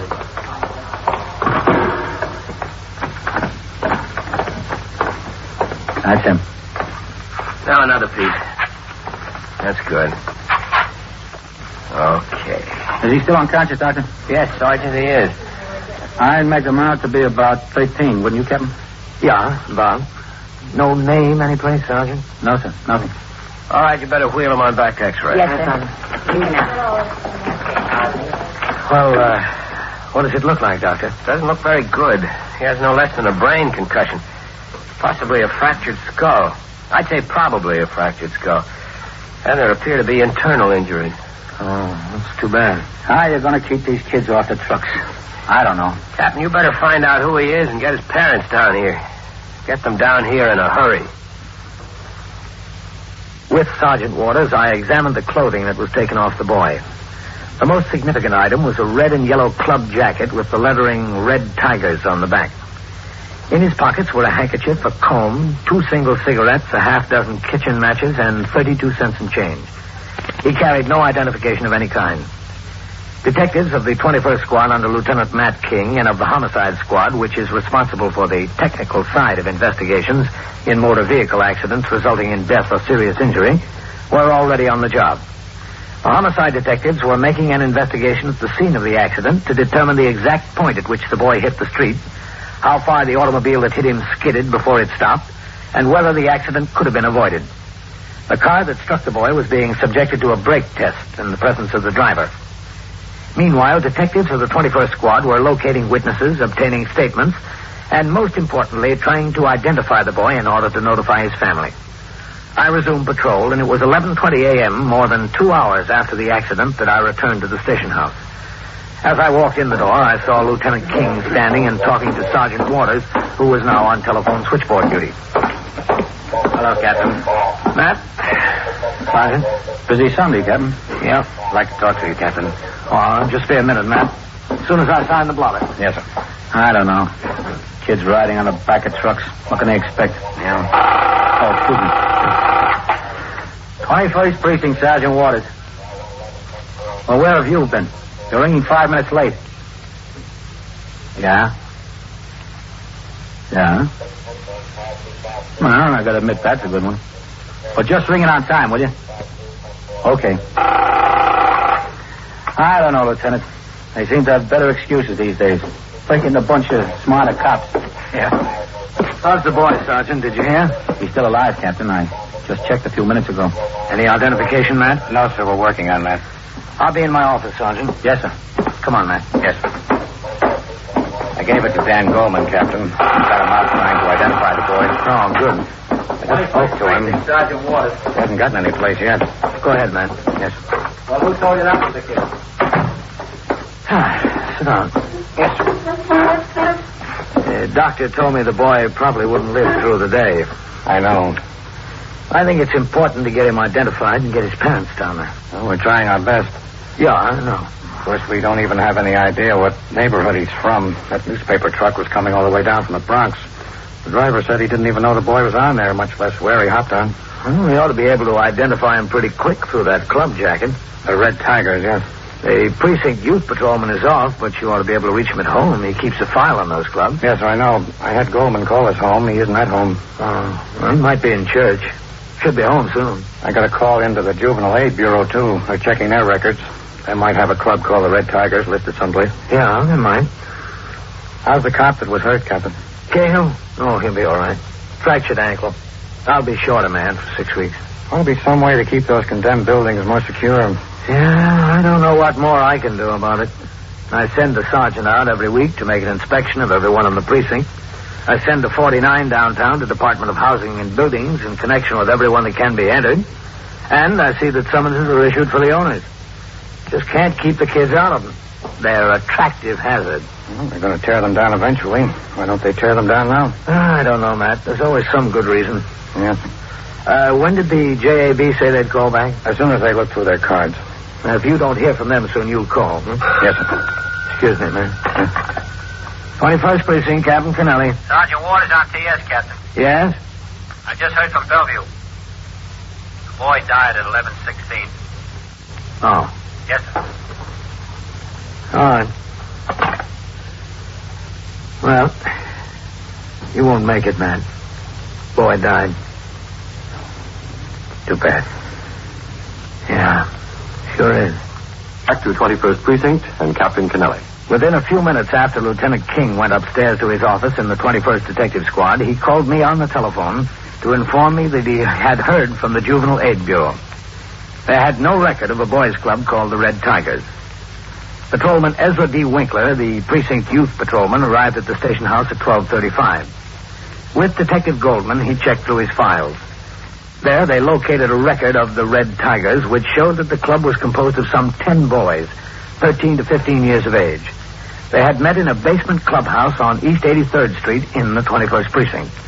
The names and addresses of several of the members were on file. There was a big hitch, however. The Red Tigers had disbanded because of a squabble among members and had been inactive. The boy we were trying to identify appeared to be no more than 14 years old. All the former members of the Red Tigers were now between 18 and 20. It was decided, nevertheless, to check out each of the former members to see if he had any information about the dead boy.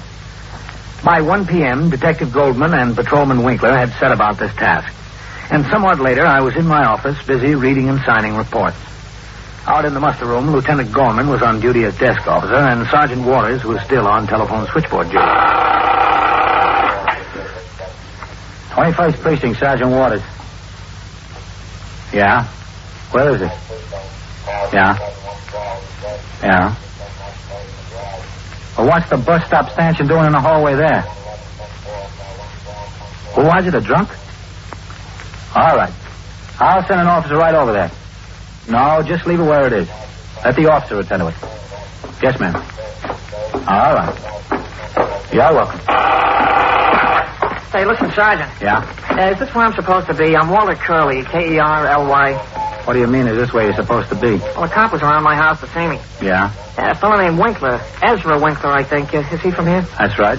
Patrolman Winkler. Yeah, well, I wasn't home, and he talked to my sister. Told my sister he wanted some information from me.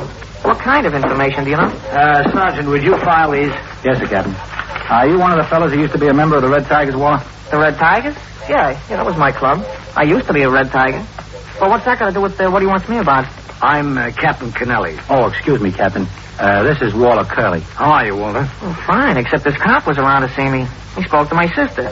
He said he wants some information from me. What kind of information, do you know? Are either Winkler or Goldman around, Sergeant? No, sir, they're both out. Who's up in the detective squad? Nobody now. Lieutenant King went out for a meal. He ought to be back any minute. Well, what's this all about, anyway? Got me worried, you know. What kind of information is it? Oh, there's Lieutenant King now. Matt. I got a right to know. Yes, Captain. Matt, this is Walter Curley. How are you? Lieutenant King. Hello, Lieutenant. Walter used to be a member of the Red Tigers. Oh, that's so? Well, listen, tell me what's so important about the Red Tigers. I haven't even thought of the Red Tigers in 4 or 5 years. Winkler was around to see him, and he wasn't home. He left a message with his sister. Want to come upstairs with me, Walter? Well, why? My first precinct. Just want to show you something. Listen, I don't know what this is all about, but I didn't do anything. Yes, we know you didn't, Okay, Walter. 17. Captain? Yes, Matt, I'll come up. Can you recall all the members of the Red Tigers, Walter? Well, there were about 10 of us. 10 kids. Where are they now, do you know? Oh, a lot of the guys have moved away from the neighborhood. Some of them I haven't seen for years. Upstairs, Walter. You know, I got out of school and I went to work. I don't see these guys anymore. Maybe 1 or 2 of them once in a while. It's a different world I live in now. Yeah. Well, what's the problem? I want to help you out if I can, but I'd like to know what it's all about. In here. Go ahead. Much obliged. Captain. I couldn't tell you much. Sit down there, Walter. Yeah. How did the Red Tigers come to break up? Well, you know, it's just one of those things. First of all, we were getting a little bit too old for that kind of stuff. 15, 16, you know. 13 and 14 is all right, but 15 and 16, you get a little too old. A couple of guys had a big fight over a girl in the neighborhood. We split into 2 factions, like. The big brawl was election night. Boy, we really tore up that club room. They called the cops on us that night, you know. People upstairs, they called the cops. Yeah, we were in here, right in the station house. Boy, there was some fight. I carried around a mouse for 3 weeks. This eye. Well, after there wasn't much reason for sociability among us. So we just gradually drifted apart. Like I said, we were getting too old for that stuff anyway. Did the club ever have jackets made? Yeah, sure, we had jackets. We had red and yellow ones with the red tigers across the back there, you know. Boy, did we have to skimp and scrape to get those things. They were $20 apiece. You know how we did it? We had raffles. It was Thanksgiving, I remember. We raffled off 3 turkeys. We made enough for all the jackets. $200. That was all right for kids, huh? Yeah, we were a pretty smart bunch. Where's your jacket, Walter? My jacket? Yeah. Oh, let's see. I think it's home, hanging in the closet still. That'll be too small for me now. You know, I was 15, maybe 14, something like that. I've got a jacket in my office, Walter. Just like you to take a look at it and see if it's a Red Tiger's jacket from your club. Sure, I'll be glad to. I'll be right back. Yeah, take your time. Listen, what's this about? Is somebody in a jam? Somebody who was in a club? Oh, no. It's nothing like that. Oh, that's good to hear. They were a nice bunch of guys. Matter of fact, one's a cop. Horace Brighter, do you know? No, I'm afraid I don't. He lives in Regal Park now. Nice guy. Very nice guy. Walter, take a look at this. Yeah. Is this a Red Tiger's jacket? Yeah, it's a Red Tiger's jacket. What'd you get? Hey, how'd it get torn like that? That's a shame. Yeah. Well, whose is it? Which one of the guys? We don't know. That's what we're trying to find out. Oh, you want me to help you with that, huh? There was no name in it. Well, no, we didn't like to put names in it because the material was so light it would show through a little bit, you know. One guy tried it, and he was sorry. There's no way you can tell whose this is? Well, there were 10 of us. It must have belonged to one of the 10. That's logical, isn't it? Yeah. Oh, let me see that. I couldn't tell nothing by the size. We were mostly about the same size. You know, kids. Yeah. Hey, for crying out loud. What? Well, I think that's mine. Is it? Well, yeah, I think so. You see that ink spot there on the inside? Yeah, I wore it to school one day, and I had a fountain pen in my pocket, and the cap came off, and the ink leaked out a little bit. I remember the spot. Oh, I was sick, just sick. I think that is mine. I don't remember any of the other guys having an ink spot there. Boy, I could have killed myself that day. I thought you said your jacket was home hanging in the closet. Well, yeah, that's what I thought it was, and I'm sure it was. Hey, wait a minute. Yeah? I think, if I'm not mistaken, 2 or 3 months ago, my mother said to me, she said, Walter, there's a boy upstairs could wear some of your old clothes. You got a lot of stuff hanging around in the closet there. I said, all right, give it away, but don't give any of my new suits away or my new shirts and stuff. She said, all right, so I guess maybe she gave it away. To the boy upstairs? Yeah. What's the boy's name? Carl Padstow. Yeah, he lives upstairs on the 4th floor there. Carl Padstow. How old is he? Oh, I don't know, about 13, something like that. 14, maybe. You know, just a kid. Do you know him when you see him? Well, sure I know him when I see him. He lives right upstairs from me. He lived there for a couple of years. Why? Walter, a boy fell off the back of a newspaper truck this morning. This kid? This Carl? We don't know for sure. Maybe. Well, how is he? Bad? He died. Died in Bellevue about 11:15. Oh. He was wearing this jacket? Yeah. That's rough. Yeah, it's pretty rough. Kids got no business jumping on backs of trucks like that. You know, I did a lot of things. I did a lot of things when I was a kid. I never did that. You could count on it. Boy, you're taking your life in your own hands there. Do his folks know? Well, we didn't know who he was until just now. We're not even positive about it yet. Oh. We tried to find out who he was before he died so we could get his parents down there to see him, but we couldn't. Would you be willing to go down to Bellevue and take a look at the boy and tell us if it's this Carl? Yeah, if you want me to. Think it'd be a good idea. That's too bad. That's rough. You know, it's a rotten shame what kids will do today. A radio call was put out for Detective Goldman. He returned to the station house and took Walter Curley downtown to the city mortuary at Bellevue Hospital, where the young man identified the body of the boy killed that morning as that of Carl Padstow, who lived upstairs from him on the 4th floor of a tenement building at 761 East 71st Street. After the identification was made, Detective Goldman and Walter Curley returned to the station house. Sergeant Waters was instructed to go to the boy's home and notify the parents. He took Walter Curley, and at 3:10 p.m., they walked up the stairs of the building towards the 3rd floor. I'm telling you, you don't realize it when you're a kid. There were certain things that are dangerous. Yeah. They never learn. They just never learn. That's where I live, Phil. You're sure your mother's home? Yeah, I guess so. Padstow's are upstairs there in the front. Yeah, I know. Ma? Come in, Sergeant. Yeah. Ma! Yeah, in here, Walter. Can you come in the living room a minute, Ma? What's the matter? Come on in the living room. She'll be right in. All right. Say, you want to make yourself at home? No, that's all right. You could have come in there, Walter. I was walking to... Oh, excuse me. What's the matter, Walter? Ma, this is Sergeant Waters here. How do you do, Mrs. Curley? What did you do, Walter? Are you in trouble? No. I'm not in any trouble, Ma. I didn't do nothing. It doesn't concern him, Mrs. Curley. Oh, that's good. I knew it couldn't. He's a good boy. Mrs. Curley, do you know Mr. and Mrs. Padstow upstairs? Did they do something what? Ma, if you'll just listen. The boy Carl was killed in an accident this morning. No. Yes. That boy. That little boy. He's 14. My goodness. My goodness. I have to go upstairs and notify them. Don't they know yet? No, not yet. He wasn't identified until just a little while ago. I identified him. Are you acquainted with the mother? Well, yes, I know her. Is she home? Did you see her this morning? Well, no, I didn't see her. You know if Mr. Padstow is home?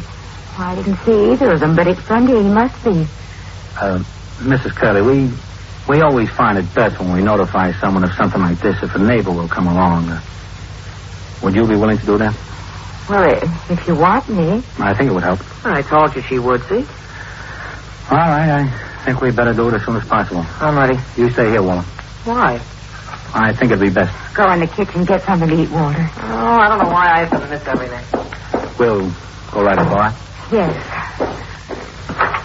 Oh, it's a shame. It's a real shame. Upstairs. Yeah, I know.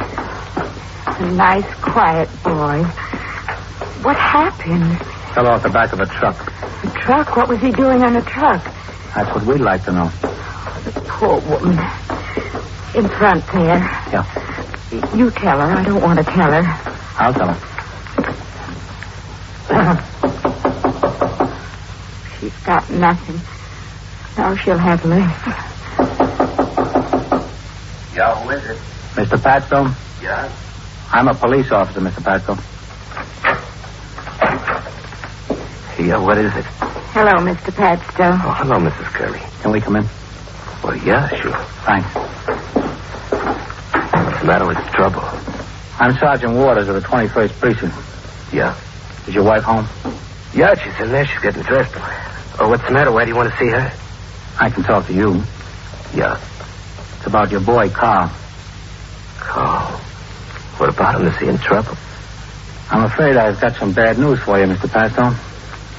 What? The boy hitched a ride on the back of a truck this morning. So? He fell off the back and he was hit by a car.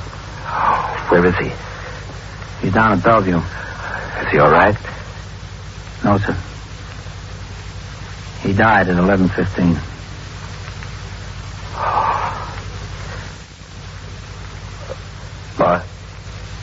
Martha? I'm sorry, Mr. Padstow. Martha? Maybe I should get her. Martha? I'm getting dressed. All right. Excuse me. Yeah. Sure.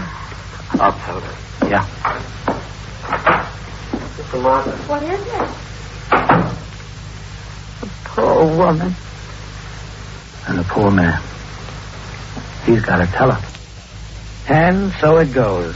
Around the clock, through the week, every day, every year. A police precinct in the city of New York is a flesh and blood merry-go-round. Anyone can catch the brass ring, or the brass ring can catch anyone. 21st Precinct, a factual account of the way the police work in the world's largest city, is presented with the official cooperation of the Patrolmen's Benevolent Association, an organization of more than 20,000 members of the Police Department, City of New York. Everett Sloan in the role of Captain Kennelly, Ken Lynch as Lieutenant King, Harold Stone as Sergeant Waters. Written and directed by Stanley Nist. Produced for CBS Radio by John Ives. Art Hanna speaking. 21st Precinct has come to you through the worldwide facilities of the United States Armed Forces Radio and Television Service.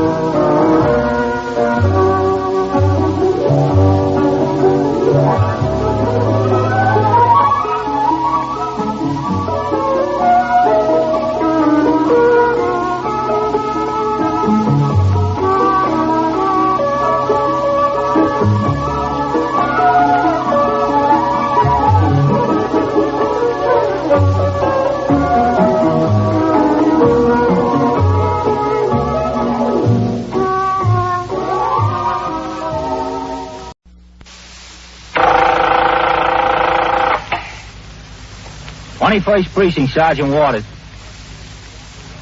It's sinking. Well, what is it, a freighter? Oh, a barge. A collision with what? Yeah? Yeah? You're in the muster room at the 21st Precinct, the nerve center. A call is coming through. You will follow the action taken pursuant to that call from this minute until the final report is written in the 124 room at the 21st Precinct. Hello, CB.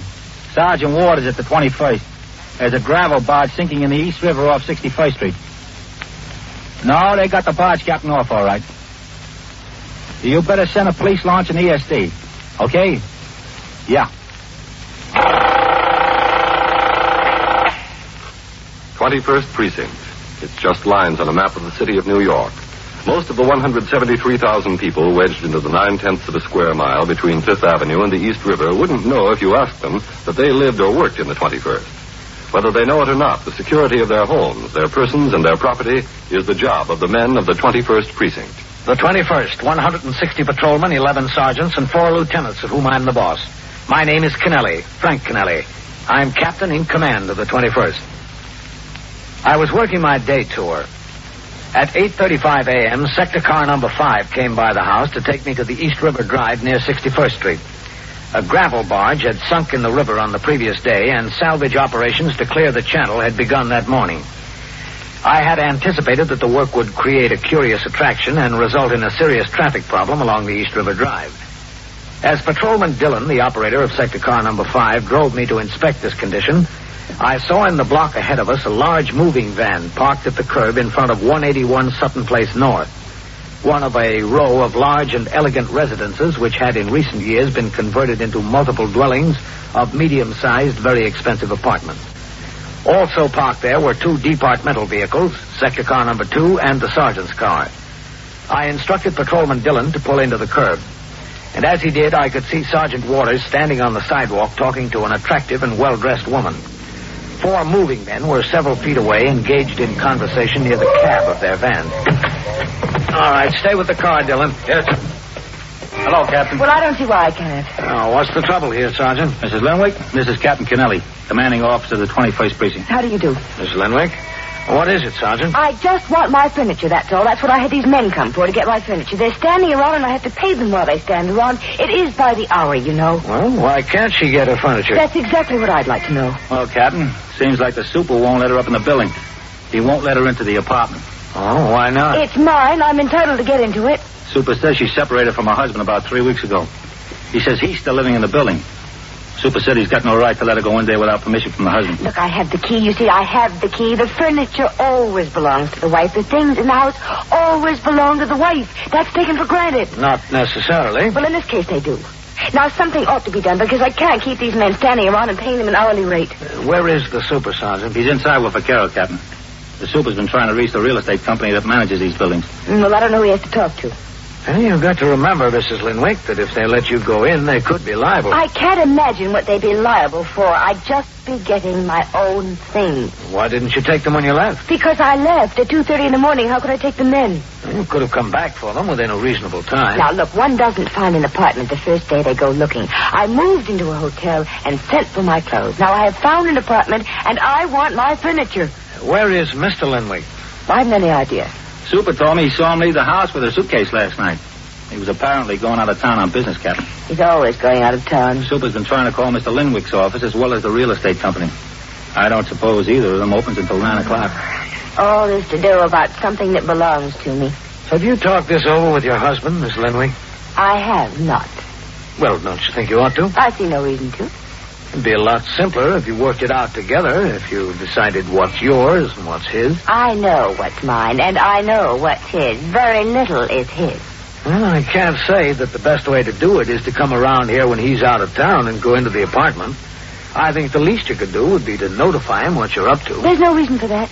I spoke to my lawyer, and I am perfectly within my rights. Perfectly within my rights. Well, that may be your lawyer's opinion, but what about your husband's lawyer?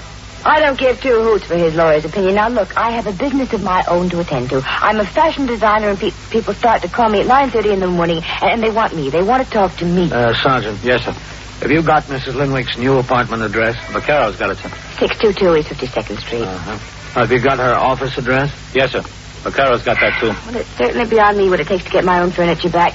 To have that stubborn man say no, not to let me up in the building, and to have the police involved in this thing. Well, it'll all be settled, Miss Lenwig. Oh, yes, I'm sure it will be. In the meantime, you know how much it's costing me an hour with those 4 men in that truck standing by there? It's costing me plenty. There's one consolation, ma'am. It's probably causing your husband a lot more. I don't care what it cost him. Oh, here's the super, Captain. Oh, yes. Mr. Swanagi. Yeah. I'm right here. That's not necessary, I tell you. I'm entitled to take my own things out. You may think you're entitled to, Mrs. Lenwig. Your lawyer may think you're entitled to. I may think you're entitled to. But you don't take nothing out of there until I get the word from the office. Now, I'm not getting caught in the middle of any deal like this. Believe me. This is Captain Kennelly. Oh, yeah. Joe Swanagi, the super here. How do you do? I heard a lot about you, Captain. These pleasantries aren't getting us any place. Sometimes pleasantries can get you pretty far, Miss Lenwig. You said it, Captain. She comes around here 8 o'clock in the morning with the moving men and gives me a hard time. What am I supposed to... Look, these are my things. Mrs. Lenwig, I told you, I don't care whose things these are. That doesn't make a bit of difference to me. What do you mean? It can be yours. Nothing goes out of here until I get the okay from the office. Of all the stupidity I've never in my life... Call it stupid, anything you want. That doesn't make any difference to me. If they tell me to let you in there, you're perfectly welcome. But, Captain, you can understand how I don't want to get caught in the middle here. Yes, I can understand. Hey, you see, Mrs. Lenwig, now, if he can understand, why can't you? My lawyer told me I could go in there any time and take anything out. Look, Mrs. Lenwig, look, that's what makes horse races. Your lawyer may have one opinion, somebody else's lawyer may have another opinion. That's what keeps the Supreme Court in business. Mr. Swanagi, where did you use the phone?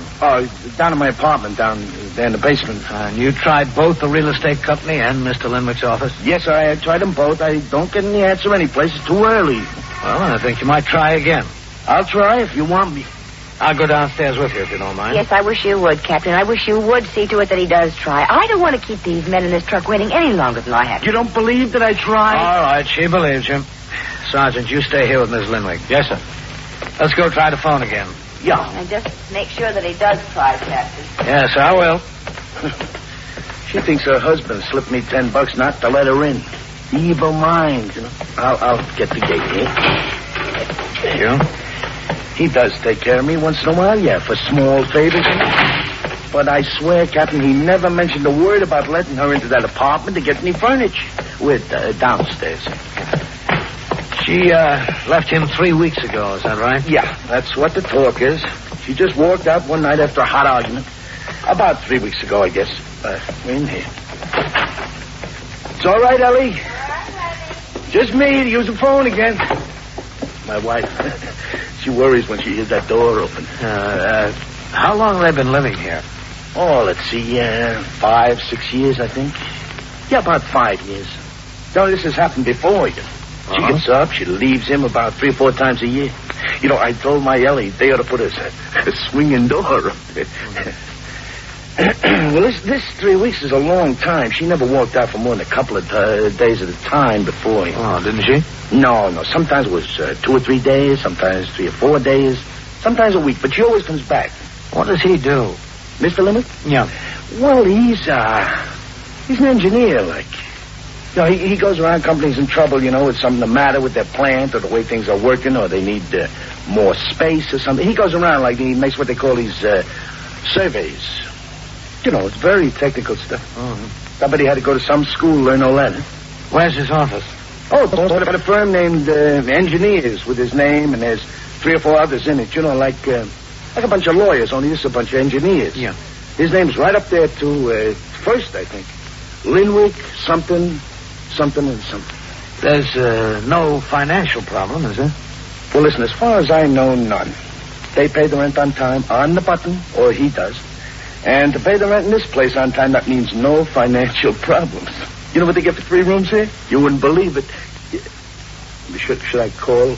Yeah, try his office again first. All right, sir.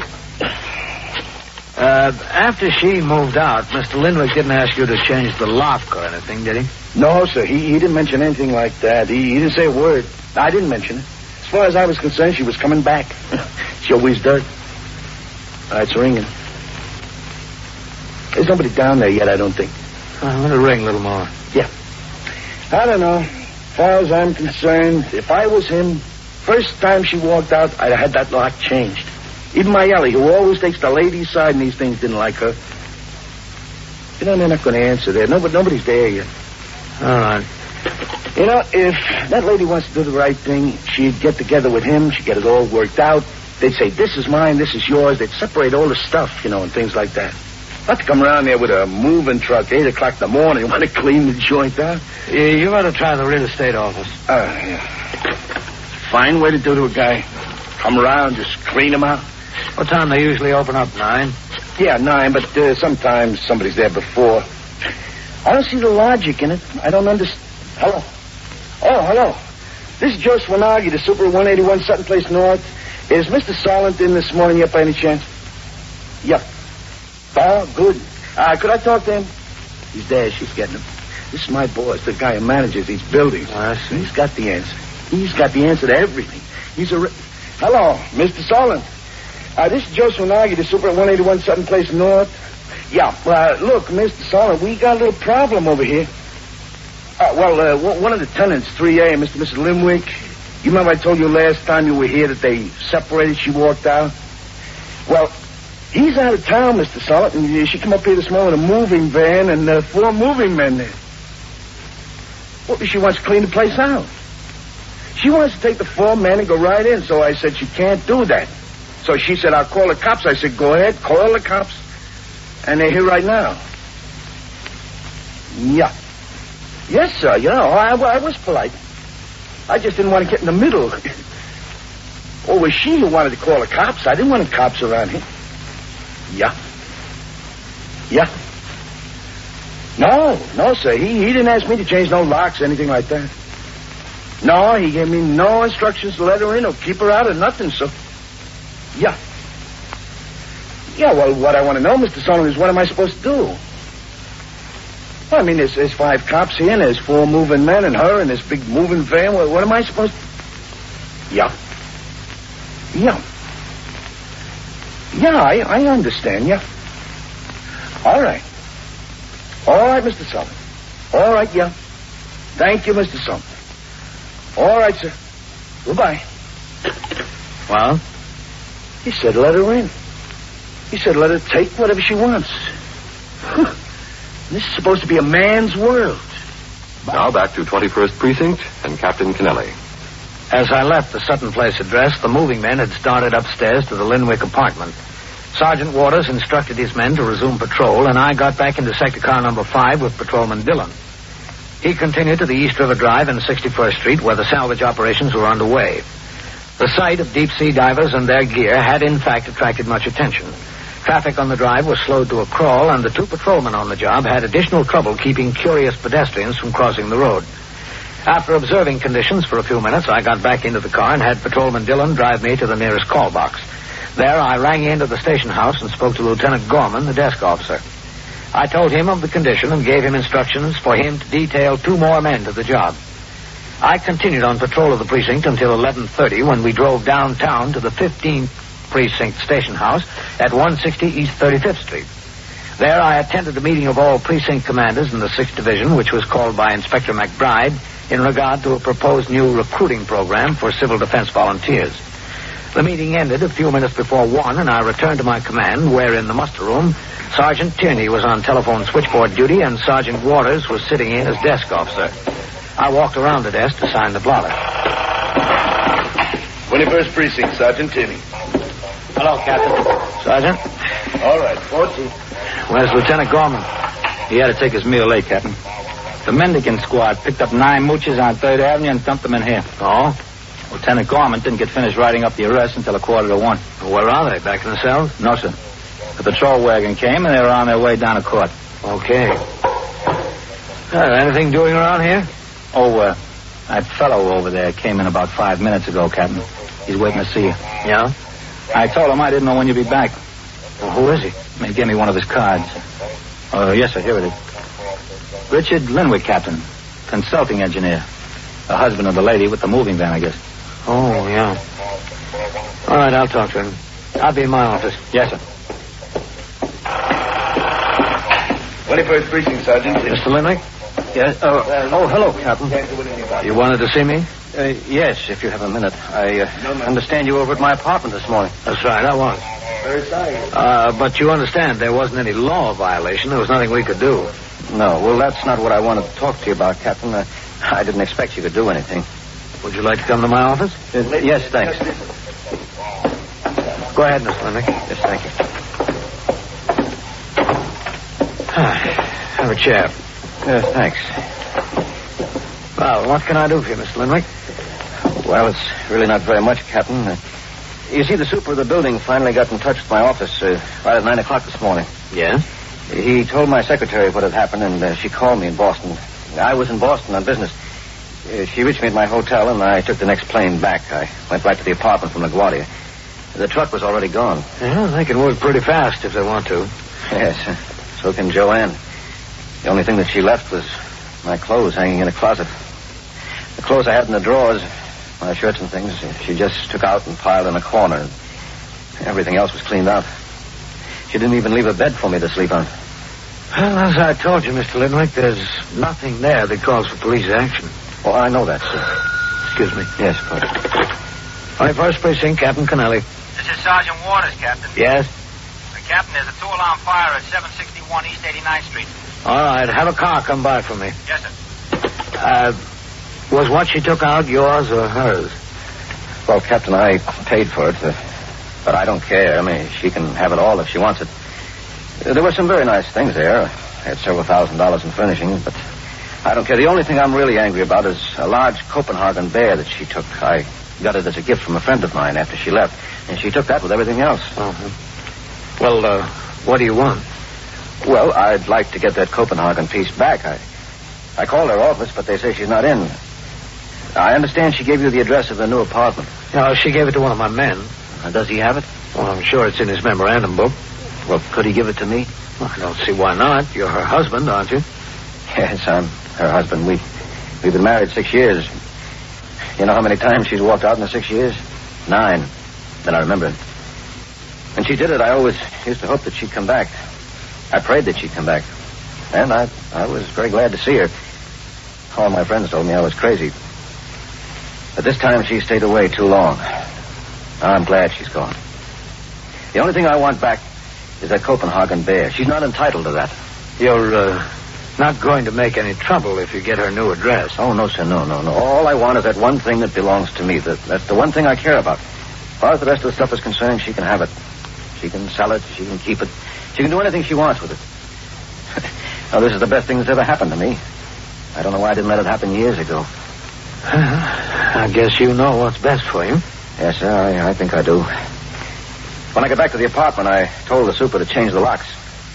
After the horse is stolen, that's me. Change the locks after the horse is stolen. He did it right then. Why didn't you do it before? Well, I've been trying to figure that out, Captain. I guess I have. I think I wanted her to come back. Unconsciously, at least. My lawyer told me she might do exactly what she did. He advised me to change the locks, but, well, I left it. I was hoping that she'd come back. I thought maybe I needed her. But I don't.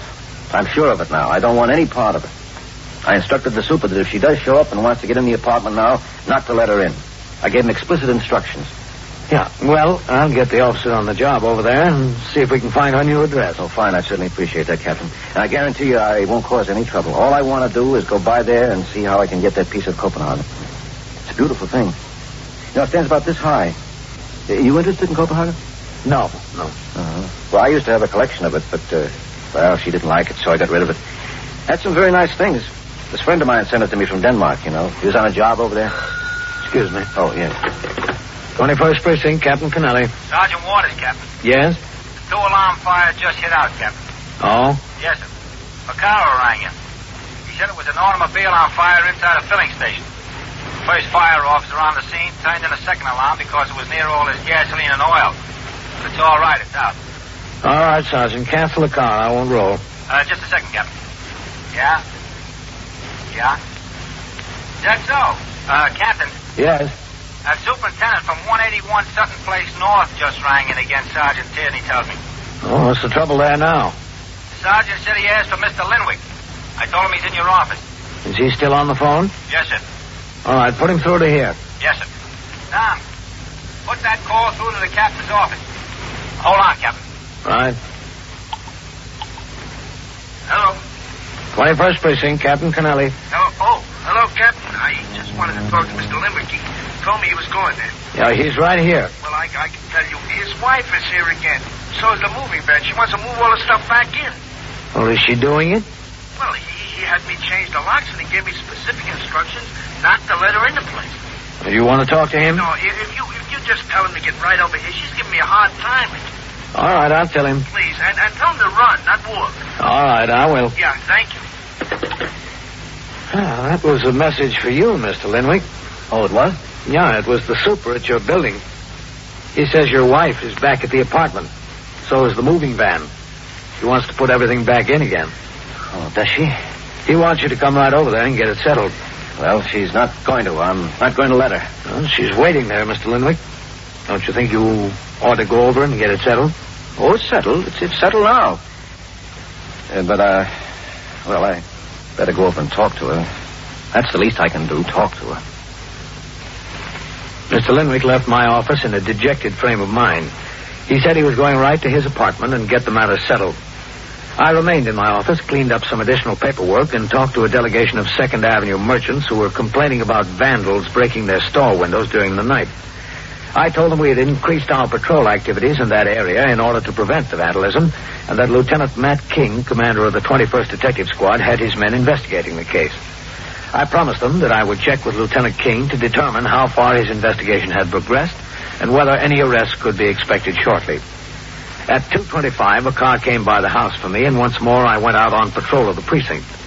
At 3:20, during the course of the patrol, we had occasion to turn into Sutton Place North. There, in front of 181, was parked the same huge moving van that had been on the scene in the morning. Standing on the sidewalk were the 4 movers, and several feet away from them, Mrs. Lenwig was talking to the superintendent of the building, Joe Swanagi. I instructed the operator to stop the car. All right, stay here, Dillon. Yes, sir. Well, it's about time somebody got here. Oh, did you expect me, Mrs. Lenwig? She expected her husband? I most certainly did. I understood that he left the police station 2 hours ago and was coming right over here. Where is he?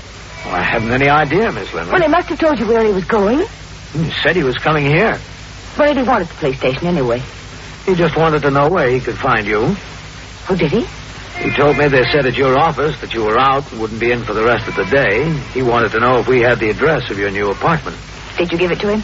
It wasn't necessary. In the meantime, we found out that you were here. Yes, I've been here. I've been here for 2 hours. 2.5 hours almost, and he won't let me upstairs. Well, it's a different story now than it was this morning, Mrs. Lenwig. Well, I don't see why... Entirely different story. We got instructions from Mr. Lenwig not to let you in the apartment, and I changed the lock for him.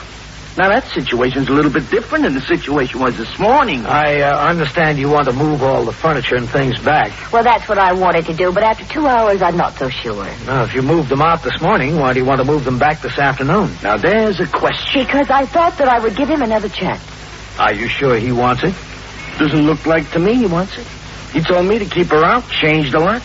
That doesn't look to me like he wants it. I'm still his wife. Yes, that's true. And I demand the right to get into my apartment and put our furniture back. Mrs. Lenwig, you were standing right there when I checked with the office again, and they told me inasmuch as Mr. Lenwig gave me instructions not to let you in, and you had moved out already, and the lock had been changed, not to let you in. And what more could I do? Where could he be? I haven't any idea. He knew I was here. Yes, he did. Maybe that's why he didn't show up. Joe, you've been making sly remarks all afternoon. Now, I wish you'd stop it. Yes, ma'am, yes. I'm still paying those movers by the hour. 4 men in a truck and mount up, you know. Well, Cap, here he come. Well, it's about time. Mr. Swanagi, you better go back into your apartment till they need you. Oh, Captain, I stuck it out this long. Go ahead. All right. You say so, Captain. Look at him. He sees me standing here. He sees me. Keeps me waiting 2 hours, and he comes down the sidewalk as if nothing in the world concerned him. As if there was nothing happening around here at all. Mm-hmm. Richard! Richard, here I am. Oh, how do you like that? Richard! Yes, I see you, Joanne. Where have you been? Oh, hello, Captain. Mr. Lenwig. Where have you been? I've brought everything back. I'm willing to give you another chance. And you keep me waiting here for over 2 hours. 2 hours and a half, almost. Well, I'm sorry about that, Joanne. Well, come on, give me the key so we can get the furniture upstairs. No, I'm not going to do it. What do you mean, no, you're not going to do it? Just that, Joanne. I'm not. Richard, I'm willing to come back to you. Don't you love me, Richard? I always thought I did, Joanne. Now I only feel sorry for you. Sorry for me? That's right. I've been walking for 2 hours. I've been trying to figure out whether I should take you back just because I'm sorry for you, and I decided not to, Joanne. I see. Don't I have some say in the matter? You had your say. You walked out. I just can't take you back because I'm sorry for you, Joanne, so that's it. Captain, tell him he's got to let me in. He's got to. That's the law, isn't it? Well, I couldn't give you an opinion on the law, Miss Lenwig. Well, he can't turn his wife out on the street. He can't just evict her from his mind. I don't know whether I can or not, Joanne, but I'm going to try. 21st Precinct, Sergeant Waters. Wait a minute, who is it? Where? What's the address? Yeah? And so it goes. Around the clock, through the week, every day, every year. A police precinct in the city of New York is a flesh and blood merry-go-round. Anyone can catch the brass ring, or the brass ring can catch anyone. 21st Precinct, a factual account of the way the police work in the world's largest city, is presented with the official cooperation of the Patrolmen's Benevolent Association, an organization of more than 20,000 members of the Police Department, City of New York. Everett Sloan in the role of Captain Kennelly, Ken Lynch as Lieutenant King, Harold Stone as Sergeant Waters. Written and directed by Stanley Niss.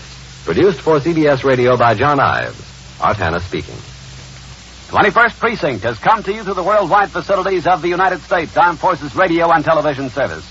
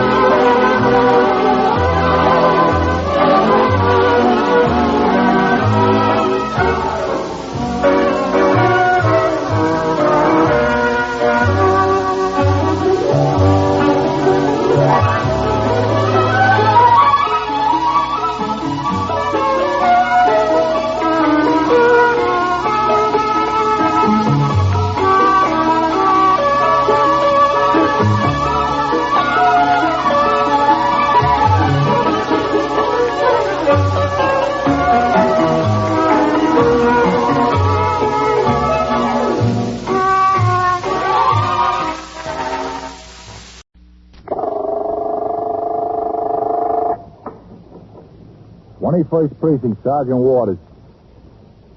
Wait a minute, who is it? Chuck, your husband? Where? What's the address?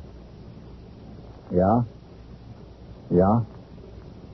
45 or 49? Well, where's the gun? You're in the muster room at the 21st Precinct, the nerve center. A call is coming through.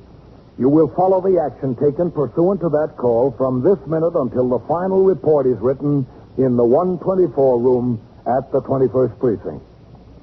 All right, you stay right there. I'll send the officers right over. Yeah. Right away. 21st Precinct. It's just lines on a map of the city of New York. Most of the 173,000 people wedged into the 9/10 of a square mile between Fifth Avenue and the East River wouldn't know if you asked them that they lived or worked in the 21st. Whether they know it or not, the security of their homes, Their persons and their property is the job of the men of the 21st Precinct. The 21st, 160 patrolmen, 11 sergeants, and 4 lieutenants, of whom I'm the boss. My name is Kennelly, Frank Kennelly. I'm captain in command of the 21st. I was working my night tour, 4 p.m. to 8 a.m. The 4 to 12 tour had been exceedingly quiet, due in part to a heavy downpour of rain, which began early in the afternoon and continued until nearly 11. Troublemakers like to get wet no more than anyone else, and a good rain keeps them off the street. By midnight, when I turned out the platoon for the late tour, the sky had turned clear, although the streets of the city were still wet and glistening. After the men had marched out the front door of the station house, I went into my office to dispose of some accumulated paperwork and await the appearance of Patrolman Daniel Ritchie. He had requested to see me when he came off the job at midnight in regard to a leave of absence for the purpose of attending to personal business in Florida in connection with his father's estate.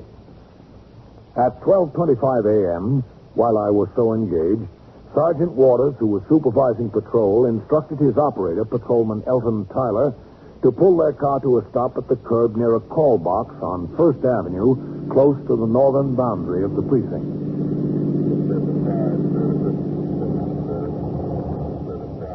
Okay. I want to ring in. Yes, sir.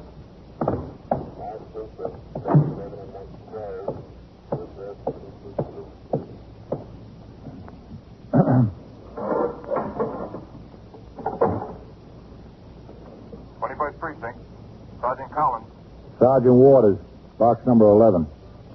Let me talk to the lieutenant, will you, Vince? Yeah. Hold on just a second. Okay.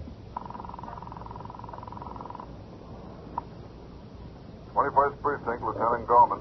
Sergeant Waters, Lieutenant. Yeah? I went up there on 1st Avenue to take a look at that condition. Yeah? There's about a foot of water in the street at that spot, Lieutenant. Looks like the catch basin in the sewer is stopped up there. Excuse me, officer. Just a second, lady. What did you say, Sergeant? A woman just walked up and was speaking to me, Lieutenant. Oh. I'll be with you in a minute, lady. All the water from the rain is just hung up there, Lieutenant. I think it'd be a good idea to notify the borough president's office and have them send a crew up to clean out that catch basin. All right, I'll notify them. Officer. In a second, lady.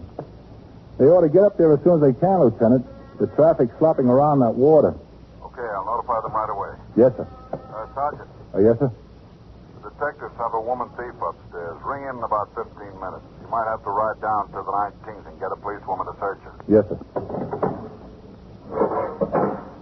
Yes, ma'am. What is it? I wanted to tell you I just shot my husband. Yeah? I did. I just shot him. Where is it? In that house there next to the corner. I live in there. Where is he? Upstairs in the flat. All right. Let's go have a look. I couldn't help it. I really couldn't. Just a second. Tyler. Yes, Sergeant. Come on. Yes. What did you shoot him with? A gun. I know it must have been a gun. Yes, sir, Sergeant. Come on with us. We've got a shooting.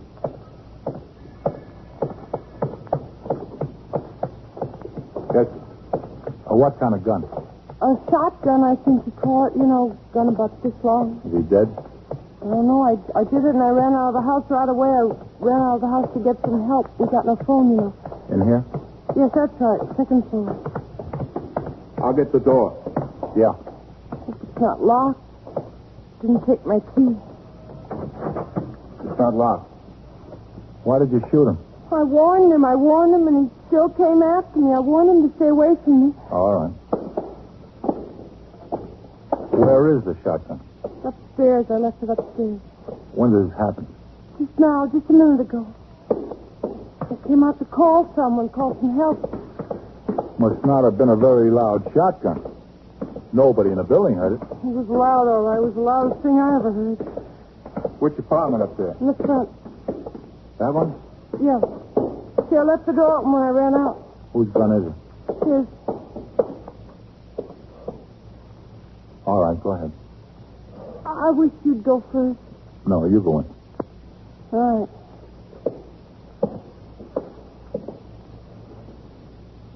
Well, where is he? In there, in the bedroom. Where's the gun? In there, too. All right. You go sit over there on there. Where? Over there. Sit down on the couch if you want. All right. I think I ought to sit down and... Okay, Tyler. Yes, sir.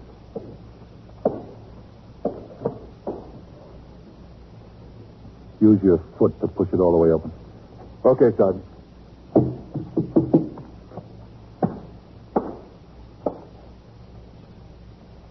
Rhoda. Stay there. Keep an eye on her. Yes.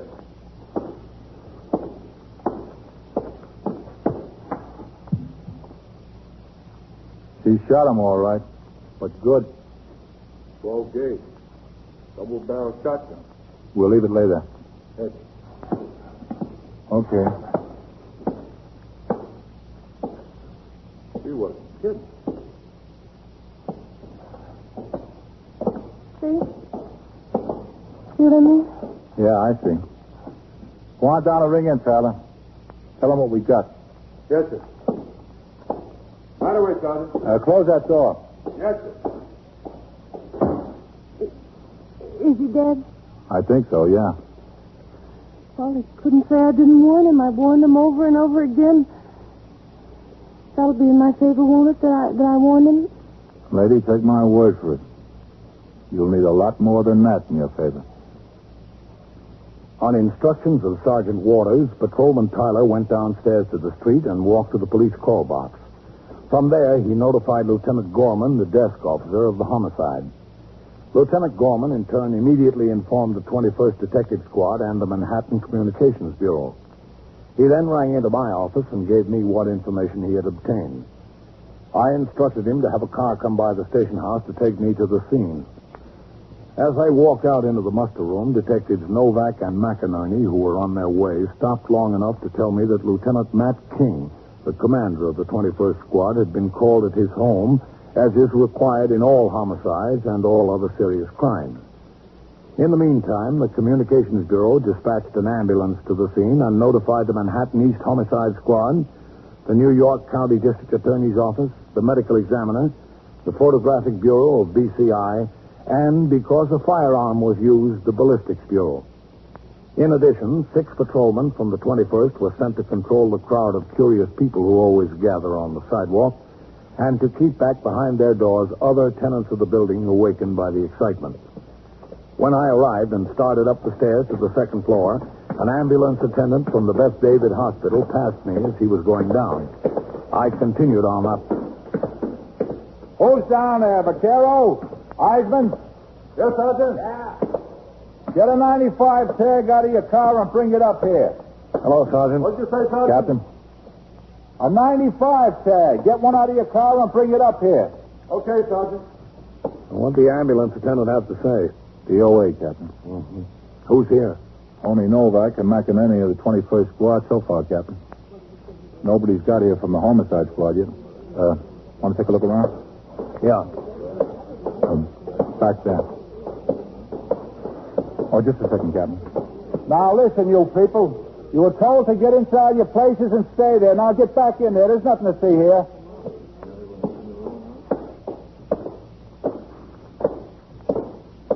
That's just the way the door was standing open when we came up the stairs. Uh-huh. That's her, sitting on the couch.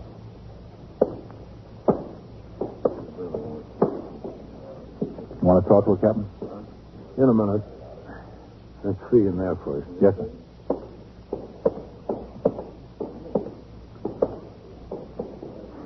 They've got 2 kids, you know.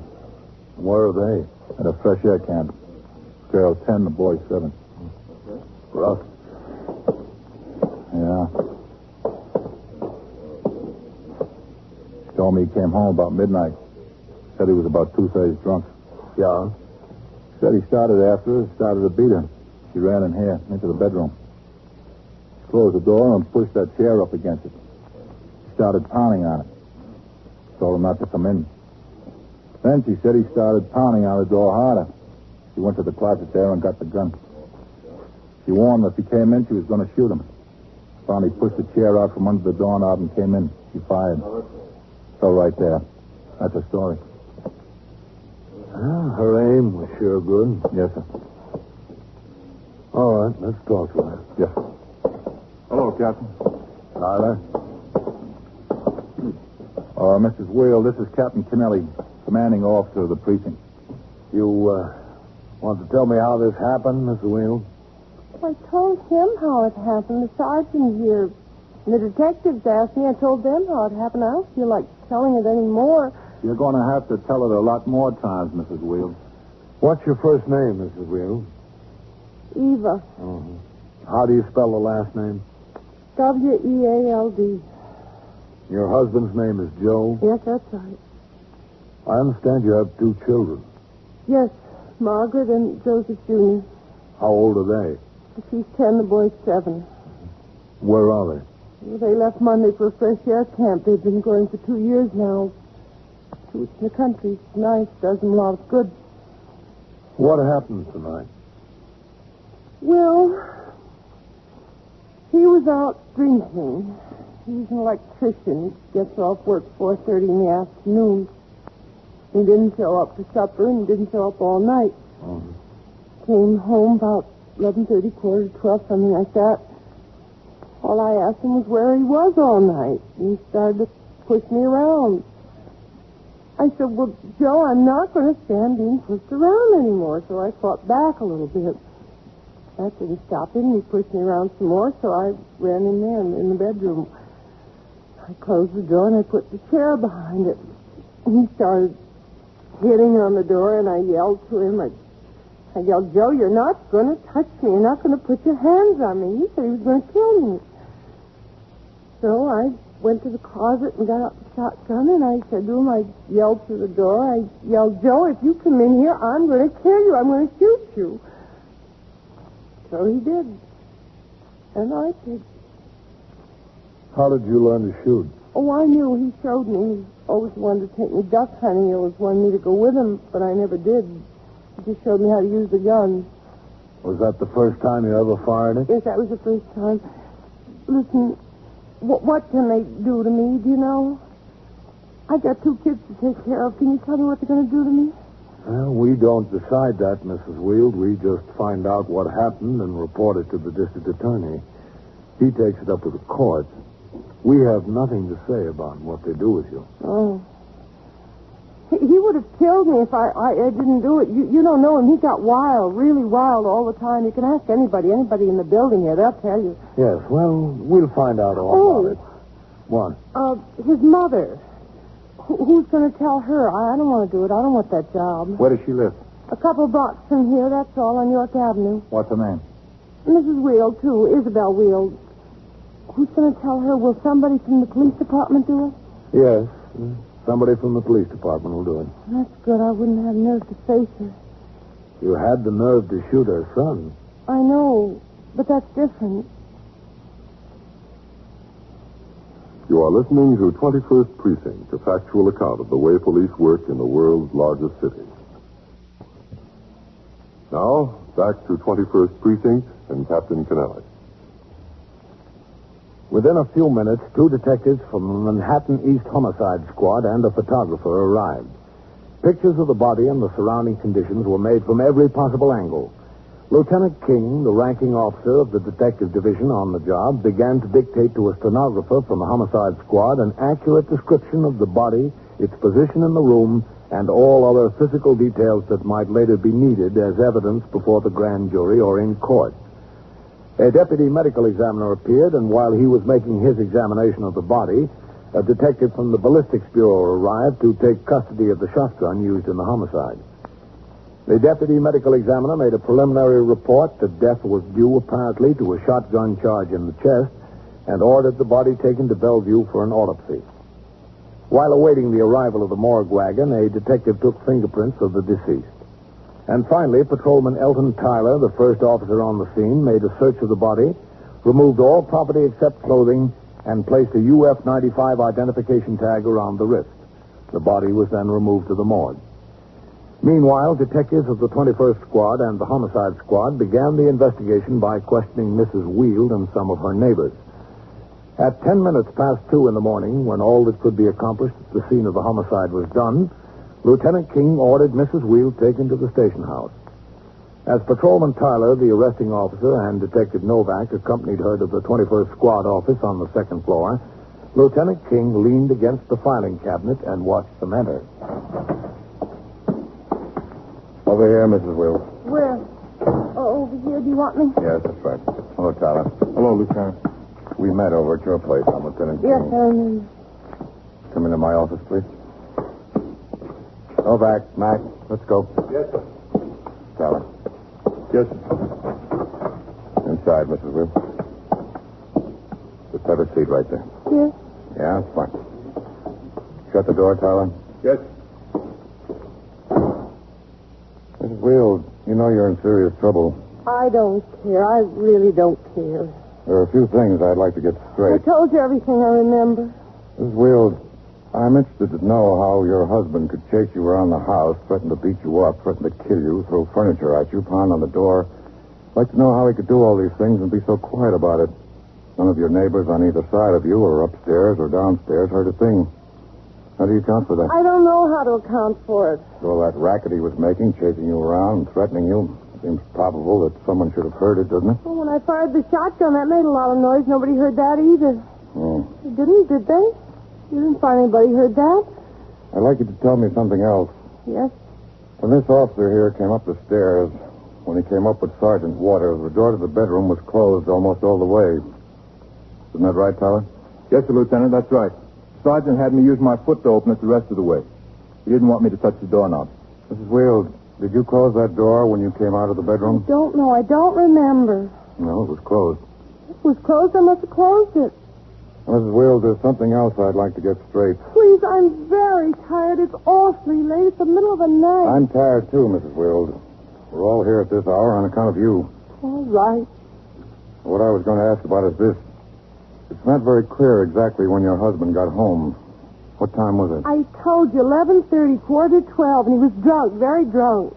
You're sure it wasn't earlier? I'm positive. Well, I'm not so positive, Mrs. Wheel. Do you know Mr. Doyle, who lives in your building on the top floor? What's he got to do with it? Mr. Doyle says he was coming down the stairs. He was on his way out for a paper, and he passed your husband going up.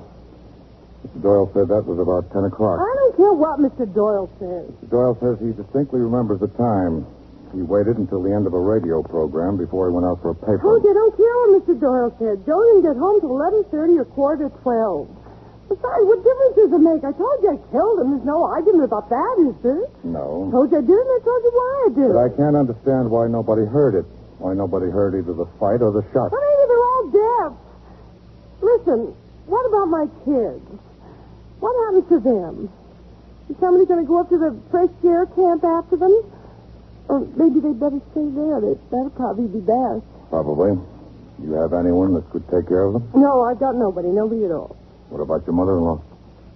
Did somebody tell her? I've got a detective out trying to locate her. Wasn't she home? I don't know. I haven't heard back from the detective. Well, she should be home. Where else could she go? Look, what time it is. It's 2:30 almost. Well, this detective had other things to do. I don't know whether he got to her yet. Oh. This same detective was in a bar and grill down the block from where you live. You know the one I mean? Your husband used to spend a little time in there. I know the one you mean. This detective talked to the bartender. Now, the bartender told him something that checks out Mr. Doyle pretty close from the time that your husband got home. The bartender said he remembers your husband left the place about 9:45 in the pouring rain. Thundering and lightning in the pouring rain. You said he was drunk and nasty, didn't you? He's always drunk and nasty when he comes out of there. Yes, the bartender said something like that, but he said it was 9:45. He might have left there at 9:45, but he didn't get home till 11:30 or 11:45. But where did he go for 2 hours? How should I know where he went? He came home and we got in this fight, and I didn't ask him. I didn't care. Please, now, I'm tired. I'm tired of answering questions. I've been answering questions almost all night now. I killed him. I told you I killed him. What else is there to it? There's a lot to it, Mrs. Wheel. Why you killed him is very I important. killed him because he was coming after me. Did you love him? I hated him. I really hated him, but I didn't kill him because I hated him. I killed him because I was afraid he was going to kill me. Now, Mrs. Wheel, let's be honest, huh? I'm being honest. The medical examiner said he'd been dead for at least an hour before midnight, probably more. How could he tell Oh, that? we can tell, all right. Even if it was so. You know it's so. I do not. You know that he came home about 10 o'clock, that you had your fight then, that you killed him then. You know, it was thundering and lightning out. You know, that's apparently why nobody heard the shot. Now, isn't that true? Wasn't it around 10 o'clock that you fired that shotgun at him? Did I smoke? Has anybody got a cigarette? Wasn't it? Yes. Have one of these. Thank you. That's all right. Like a light? Yes.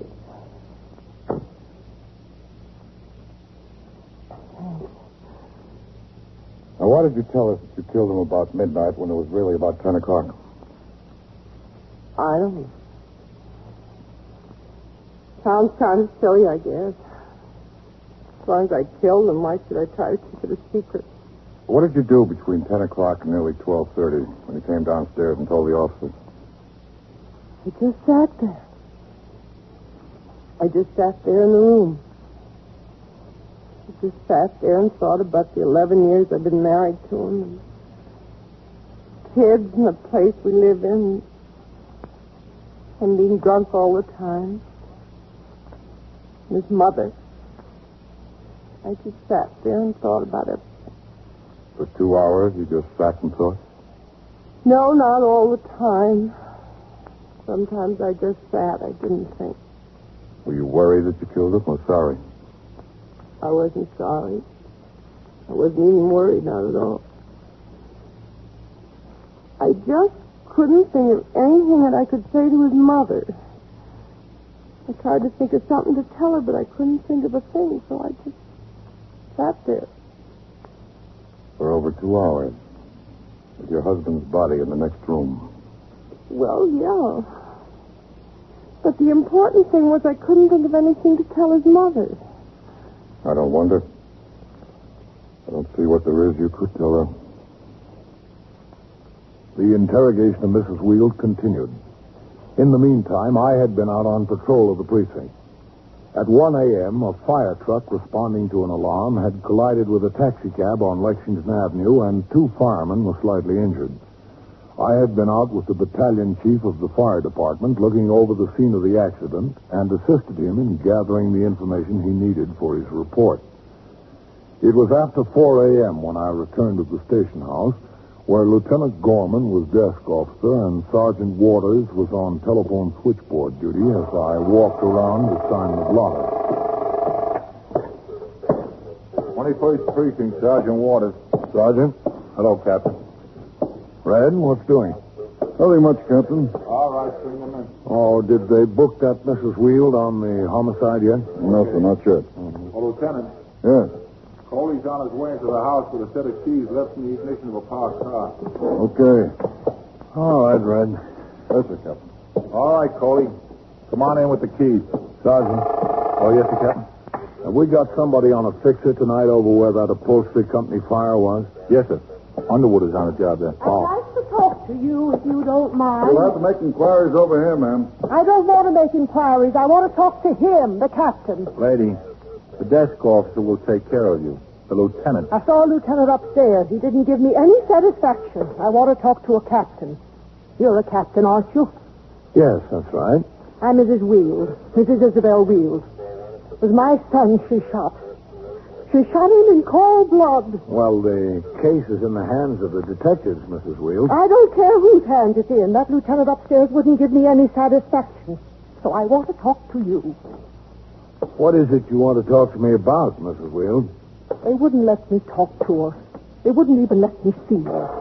Now, what's the necessity in seeing her? 21st She killed my son, didn't she?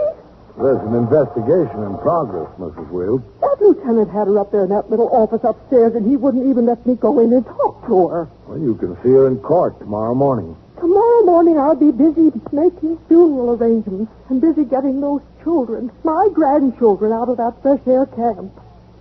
In cold blood. And he wouldn't even let me give her a piece of my mind. I told him, the first time he brought her home to meet me, I told him he was making a big mistake to think about marrying her. Mrs. Wield. I could have predicted this. I could have predicted it 10 years ago that something like this would happen. Poor children.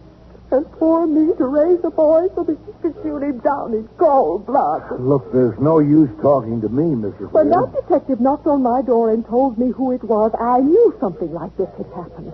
He was out to do this. can just write that down in your little book. Mm-hmm. Did you tell all this to the detectives? Of course I told it to the detectives. I told them how he wouldn't go home from work. How he'd come to my house and I'd tell him that she was going to do this. He wouldn't believe me. I'd sit him down and I'd give him a drink and I'd tell him what she was like. I had to keep a bottle of whiskey especially in the house for him. In cold blood. And those poor children, the most gorgeous children you ever saw. They looked just like their grandfather. Mrs. Wield, it's 4 o'clock in the morning almost. I'd suggest that you go home and... There she comes. I want to talk to her. No, Mrs. Wield, they're going to book her. You can't talk to her now. I have my rights. You don't have a right to talk to her now. Want to book her, Red? All right. Just stand in there closer to the railing. That's right. Beyond me how you can treat anyone like that with decency, like a human being. The name is Eva Wield, Lieutenant. W-E-A-L-D? That's right, yes. I wish you would use your maiden name. Mrs. Wield, if you don't stop interfering, I'll have to ask you to leave the station house. 3145 First Avenue. With my son, my baby, the baby of my family, that's not interfering. 831. You've been out for a meal yet, Captain? No, not yet, man. I'd like you to tell the captain why I couldn't see her upstairs. I'd like you to tell him what you told me. Go on. Tell him what you told me. It's not necessary for him to tell me, Mrs. Wield. You have no right to interfere and interview a suspect during the course of the investigation. I'll see what my rights are. Mrs. Wield, you'll be taken to the 19th Precinct where they have cells for female prisoners. I don't care. She don't care about anything. You'll be taken to felony court in the morning.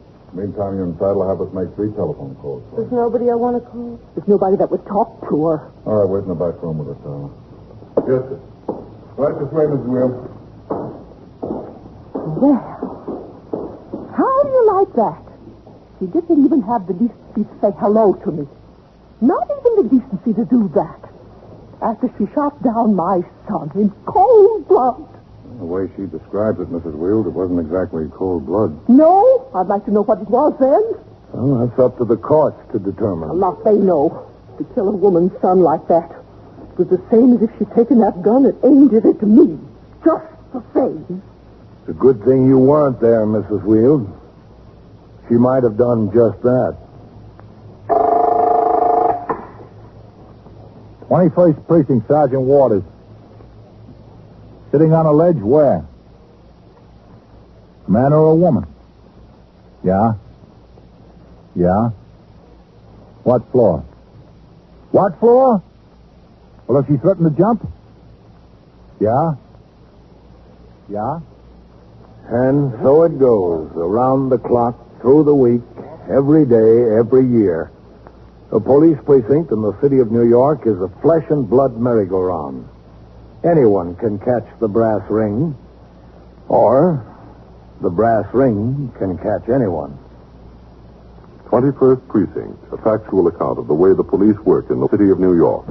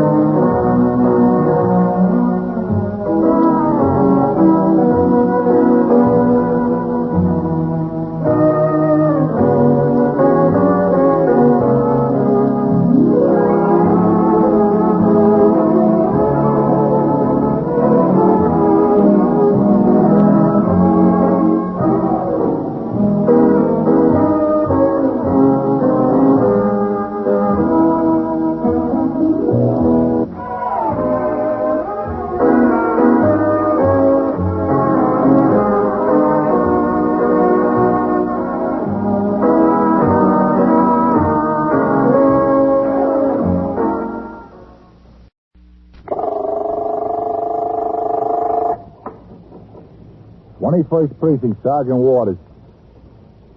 Wait a minute, who is it? Chuck, your husband? Where? What's the address? Yeah? Yeah? 45 or 49? Well, where's the gun? You're in the muster room at the 21st Precinct, the nerve center. A call is coming through. You will follow the action taken pursuant to that call from this minute until the final report is written in the 124 room at the 21st Precinct. All right, you stay right there. I'll send the officers right over. Yeah. Right away. 21st Precinct. It's just lines on a map of the city of New York. Most of the 173,000 people wedged into the 9/10 of a square mile between Fifth Avenue and the East River wouldn't know if you asked them that they lived or worked in the 21st. Whether they know it or not, the security of their homes, their persons, and their property is the job of the men of the 21st Precinct. The 21st, 160 patrolmen, 11 sergeants, and 4 lieutenants, of whom I'm the boss. My name is Kennelly, Frank Kennelly. I'm captain in command of the 21st.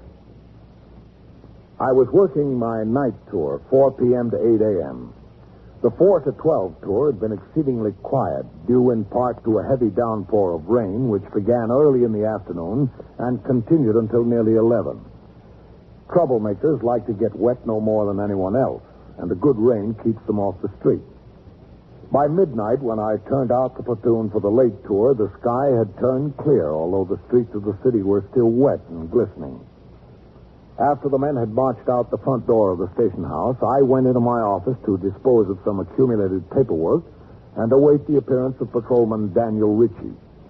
He had requested to see me when he came off the job at midnight in regard to a leave of absence for the purpose of attending to personal business in Florida in connection with his father's estate. At 12:25 a.m., while I was so engaged, Sergeant Waters, who was supervising patrol, instructed his operator, Patrolman Elton Tyler, to pull their car to a stop at the curb near a call box on First Avenue, close to the northern boundary of the precinct.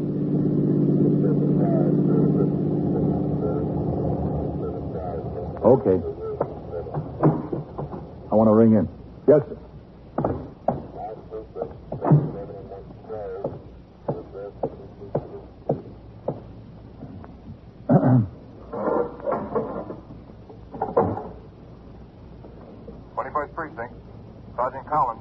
Sergeant Waters, box number 11. Let me talk to the lieutenant, will you, Vince? Yeah. Hold on just a second. Okay. 21st Precinct, Lieutenant Gorman. Sergeant Waters, Lieutenant. Yeah? I went up there on First Avenue to take a look at that condition. Yeah? There's about a foot of water in the street at that spot, Lieutenant.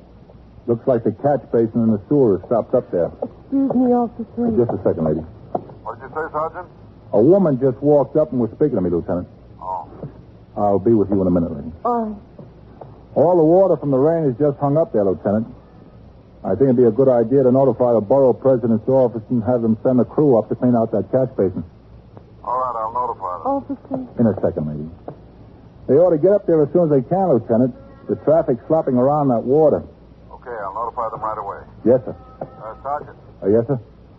The detectives have a woman thief upstairs. Ring in about 15 minutes. You might have to ride down to the 19th and get a policewoman to search her. Yes, sir.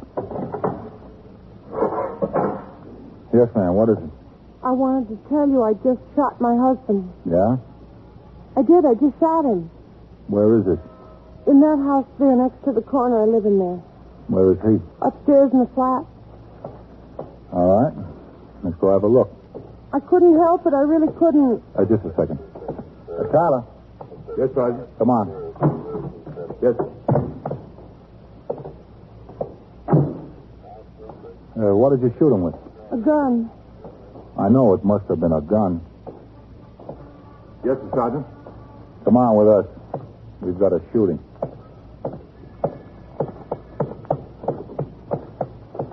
Yes. What kind of gun? A shotgun, I think you call it. You know, gun about this long. Is he dead? I don't know. I did it and I ran out of the house right away. I ran out of the house to get some help. We got no phone, you know. In here? Yes, that's right. Second floor. I'll get the door. Yeah. It's not locked. Didn't take my key. It's not locked.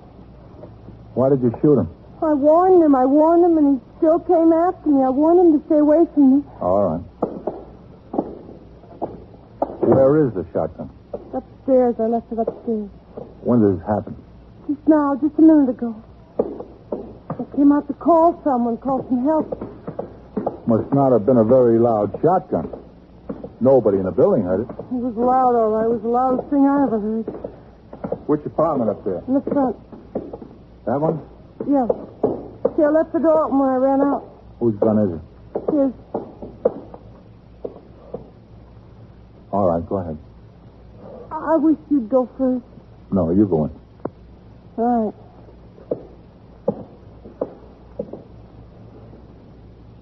Well, where is he? In there, in the bedroom. Where's the gun? In there, too. All right.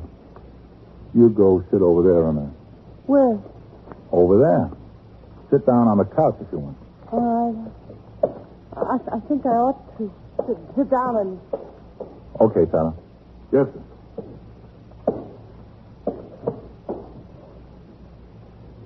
Use your foot to push it all the way open. Okay, Sergeant.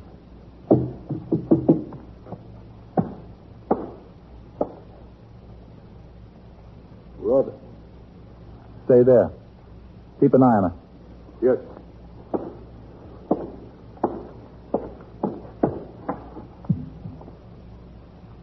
She shot him all right, but good. 12 gauge. Double-barrel shotgun. We'll leave it lay there. Yes. Okay. He wasn't kidding. See?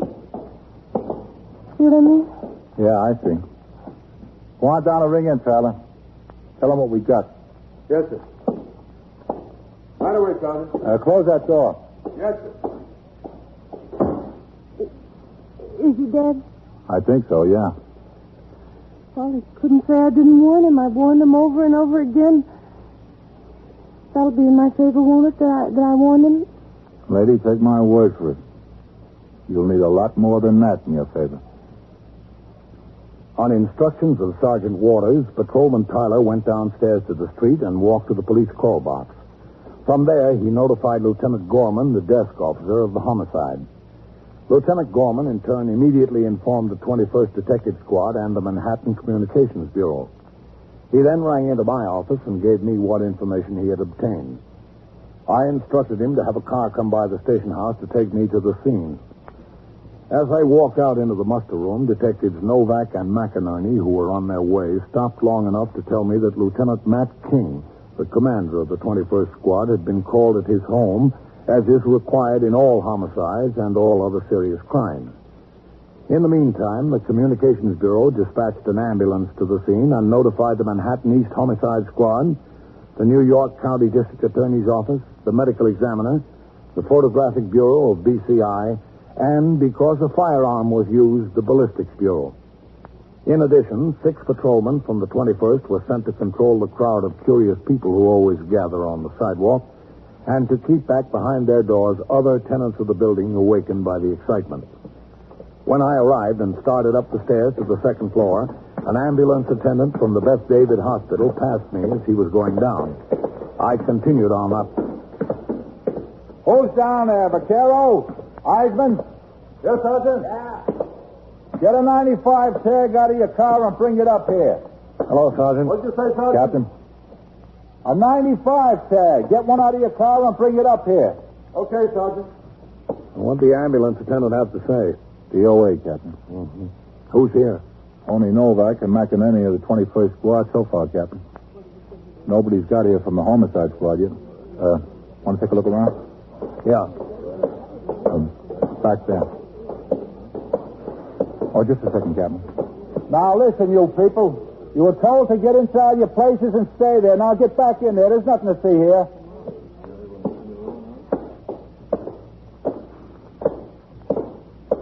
That's just the way the door was standing open when we came up the stairs. Uh-huh. That's her, sitting on the couch.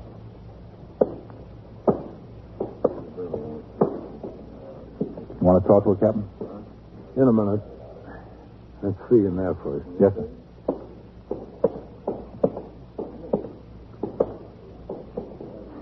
They've got 2 kids, you know. Where are they? At a fresh air camp. Girl 10, the boy 7.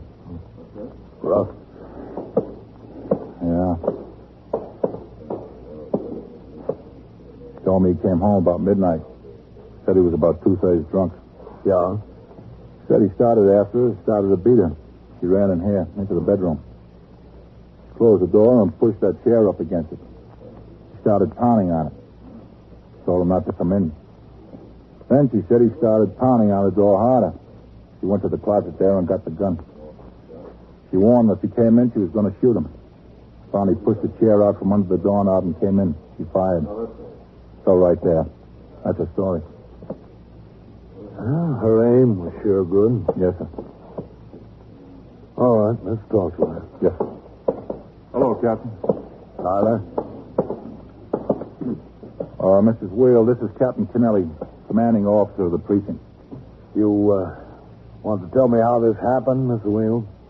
I told him how it happened. The sergeant here, the detectives asked me. I told them how it happened. I don't feel like telling it anymore. You're going to have to tell it a lot more times, Mrs. Wheel. What's your first name, Mrs. Wheel? Eva. Uh-huh. How do you spell the last name? W-E-A-L-D. Your husband's name is Joe? Yes, that's right. I understand you have 2 children. Yes, Margaret and Joseph Jr. How old are they? She's 10, the boy's 7. Where are they? They left Monday for a fresh air camp. They've been going for 2 years now. It's in the country. It's nice. Does them a lot of good. What happened tonight? Well, he was out drinking. He's an electrician. He gets off work 4:30 in the afternoon. He didn't show up for supper and didn't show up all night. Came home about 11:30, 11:45, something like that. All I asked him was where he was all night. And he started to push me around. I said, well, Joe, I'm not going to stand being pushed around anymore. So I fought back a little bit. That didn't stop him. He pushed me around some more, so I ran in there in the bedroom. I closed the door and I put the chair behind it. He started hitting on the door, and I yelled to him. I yelled, Joe, you're not going to touch me. You're not going to put your hands on me. He said he was going to kill me. So I went to the closet and got out the shotgun, and I said to him, I yelled through the door. I yelled, Joe, if you come in here, I'm going to kill you. I'm going to shoot you. So he did. And I did. How did you learn to shoot? Oh, I knew. He showed me. He always wanted to take me duck hunting. He always wanted me to go with him, but I never did. He just showed me how to use the gun. Was that the first time you ever fired it? Yes, that was the first time. Listen, what can they do to me, do you know? I've got 2 kids to take care of. Can you tell me what they're going to do to me? Well, we don't decide that, Mrs. Wield. We just find out what happened and report it to the district attorney. He takes it up with the court. We have nothing to say about what they do with you. Oh. He would have killed me if I didn't do it. You don't know him. He got wild, really wild all the time. You can ask anybody in the building here. They'll tell you. Yes, well, we'll find out all about it. What? His mother. Who's going to tell her? I don't want to do it. I don't want that job. Where does she live? A couple of blocks from here, that's all, on York Avenue. What's her name? Mrs. Wield, too. Isabel Wield. Who's going to tell her? Will somebody from the police department do it? Yes. Somebody from the police department will do it. That's good. I wouldn't have nerve to face her. You had the nerve to shoot her son. I know, but that's different. You are listening to 21st Precinct, a factual account of the way police work in the world's largest city. Now, back to 21st Precinct and Captain Kennelly. Within a few minutes, 2 detectives from the Manhattan East Homicide Squad and a photographer arrived. Pictures of the body and the surrounding conditions were made from every possible angle.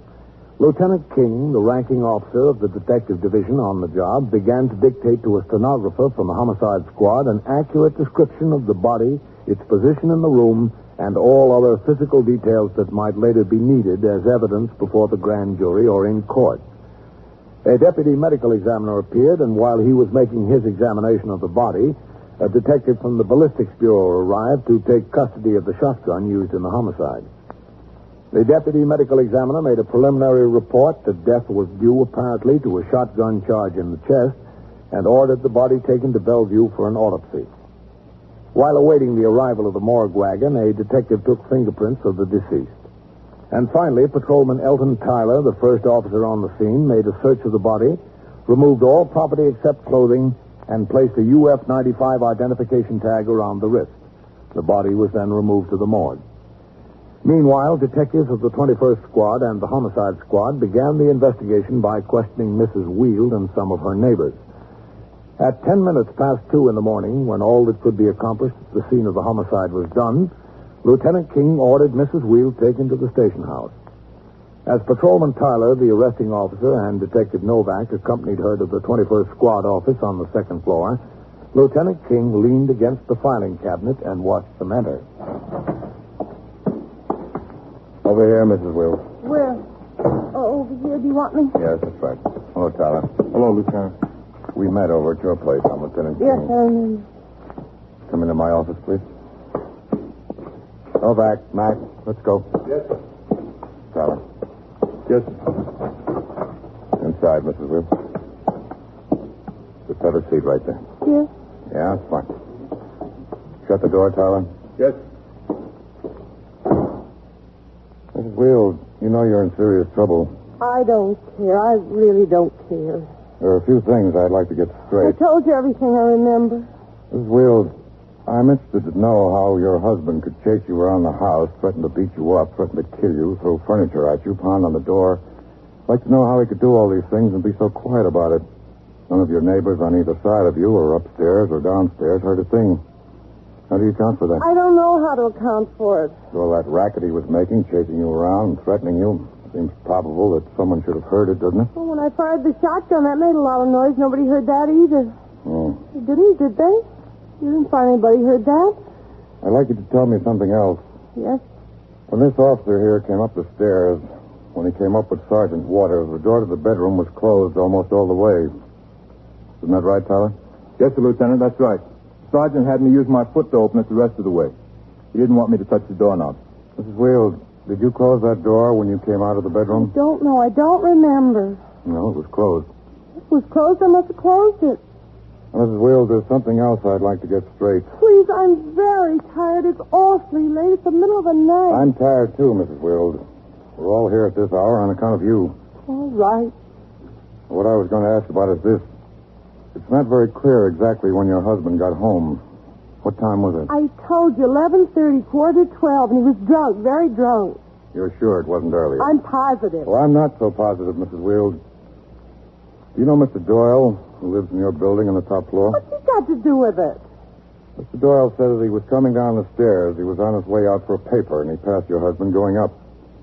Mr. Doyle said that was about 10 o'clock. I don't care what Mr. Doyle says. Mr. Doyle says he distinctly remembers the time. He waited until the end of a radio program before he went out for a paper. I told you, I don't care what Mr. Doyle said. Joe didn't get home till 11:30 or 11:45. Besides, what difference does it make? I told you I killed him. There's no argument about that, is there? No. I told you I did, and I told you why I did. But I can't understand why nobody heard it. Why nobody heard either the fight or the shot. But either they're all deaf. Listen, what about my kids? What happens to them? Is somebody going to go up to the fresh air camp after them? Or maybe they'd better stay there. That'd probably be best. Probably. Do you have anyone that could take care of them? No, I've got nobody at all. What about your mother-in-law? Did somebody tell her? I've got a detective out trying to locate her. Wasn't she home? I don't know. I haven't heard back from the detective. Well, she should be home. Where else could she go? Look, what time it is. It's 2:30 almost. Well, this detective had other things to do. I don't know whether he got to her yet. Oh. This same detective was in a bar and grill down the block from where you live. You know the one I mean? Your husband used to spend a little time in there. I know the one you mean. This detective talked to the bartender. Now, the bartender told him something that checks out, Mr. Doyle, pretty close from the time that your husband got home. The bartender said he remembers your husband left the place about 9:45 in the pouring rain. Thundering and lightning in the pouring rain. You said he was drunk and nasty, didn't you? He's always drunk and nasty when he comes out of there. Yes, the bartender said something like that, but he said it was 9:45. He might have left here at 10:15, but he didn't get home till 11:30 or 12:45. But where did he go for 2 hours? How should I know where he went? He came home and we got in this fight, and I didn't ask him. I didn't care. Please, now, I'm tired. I'm tired of answering questions. I've been answering questions almost all night now. I killed him. I told you I killed him. What else is there to it? There's a lot to it, Mrs. Wield. Why you killed him is very important. I killed him because he was coming after me. Did you love him? I hated him. I really hated him, but I didn't kill him because I hated him. I killed him because I was afraid he was going to kill me. Now, Mrs. Wield, let's be honest, huh? I'm being honest. The medical examiner said he'd been dead for at least an hour before midnight, probably more. How could he tell that? Oh, he can tell, all right. Even if it was so. And you know it's so. I do not. You know that he came home about 10 o'clock, that you had your fight then, that you killed him then. You know, it was thundering and lightning out. You know, that's apparently why nobody heard the shot. Now, isn't that true? Wasn't it around 10 o'clock that you fired that shotgun at him? Can I smoke? Has anybody got a cigarette? Wasn't it? Yes. Have one of these. Thank you. That's all right. Like a light?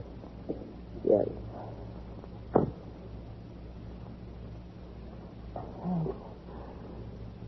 Now, why did you tell us that you killed him about midnight when it was really about 10 o'clock? I don't know. Sounds kind of silly, I guess.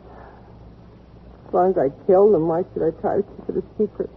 What did you do between 10 o'clock and nearly 12:30 when he came downstairs and told the officers? I just sat there. I just sat there in the room. I just sat there and thought about the 11 years I've been married to him, and kids and the place we live in, and being drunk all the time.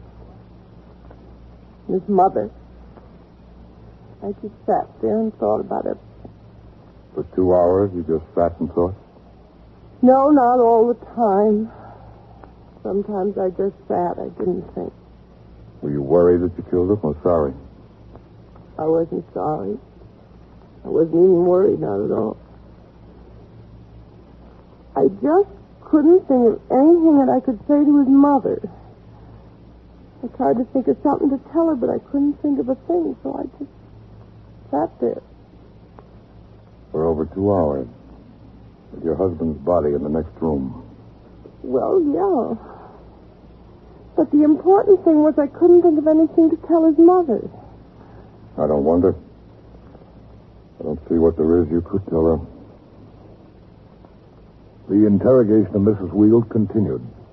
In the meantime, I had been out on patrol of the precinct. At 1 a.m., a fire truck responding to an alarm had collided with a taxicab on Lexington Avenue, and 2 firemen were slightly injured. I had been out with the battalion chief of the fire department looking over the scene of the accident and assisted him in gathering the information he needed for his report. It was after 4 a.m. when I returned to the station house, where Lieutenant Gorman was desk officer and Sergeant Waters was on telephone switchboard duty as I walked around to sign the blotter. 21st Precinct, Sergeant Waters. Sergeant? Hello, Captain. Red, what's doing? Nothing much, Captain. All right, bring them in. Oh, did they book that Mrs. Wield on the homicide yet? No, sir, not yet. Oh, Lieutenant. Yes. Coley's on his way into the house with a set of keys left in the ignition of a parked car. Okay. All right, Red. Yes, sir, Captain. All right, Coley. Come on in with the keys. Sergeant. Oh, yes, sir, Captain. Have we got somebody on a fixer tonight over where that upholstery company fire was? Yes, sir. Underwood is on the job there. I'd like to talk to you if you don't mind. You'll have to make inquiries over here, ma'am. I don't want to make inquiries. I want to talk to him, the captain. Lady, the desk officer will take care of you. The lieutenant. I saw a lieutenant upstairs. He didn't give me any satisfaction. I want to talk to a captain. You're a captain, aren't you? Yes, that's right. I'm Mrs. Wield. Mrs. Isabel Wield. It was my son she shot. She shot him in cold blood. Well, the case is in the hands of the detectives, Mrs. Wield. I don't care whose hands it's in. That lieutenant upstairs wouldn't give me any satisfaction. So I want to talk to you. What is it you want to talk to me about, Mrs. Wield? They wouldn't let me talk to her. They wouldn't even let me see her. Now, what's the necessity in seeing her? 21st She killed my son, didn't she? There's an investigation in progress, Mrs. Wheels. That lieutenant had her up there in that little office upstairs, and he wouldn't even let me go in and talk to her. Well, you can see her in court tomorrow morning. Tomorrow morning I'll be busy making funeral arrangements and busy getting those children, my grandchildren, out of that fresh air camp. In cold blood. And he wouldn't even let me give her a piece of my mind.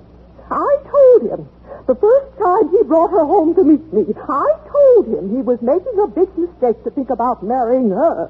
Mrs. Wheeler. I could have predicted this.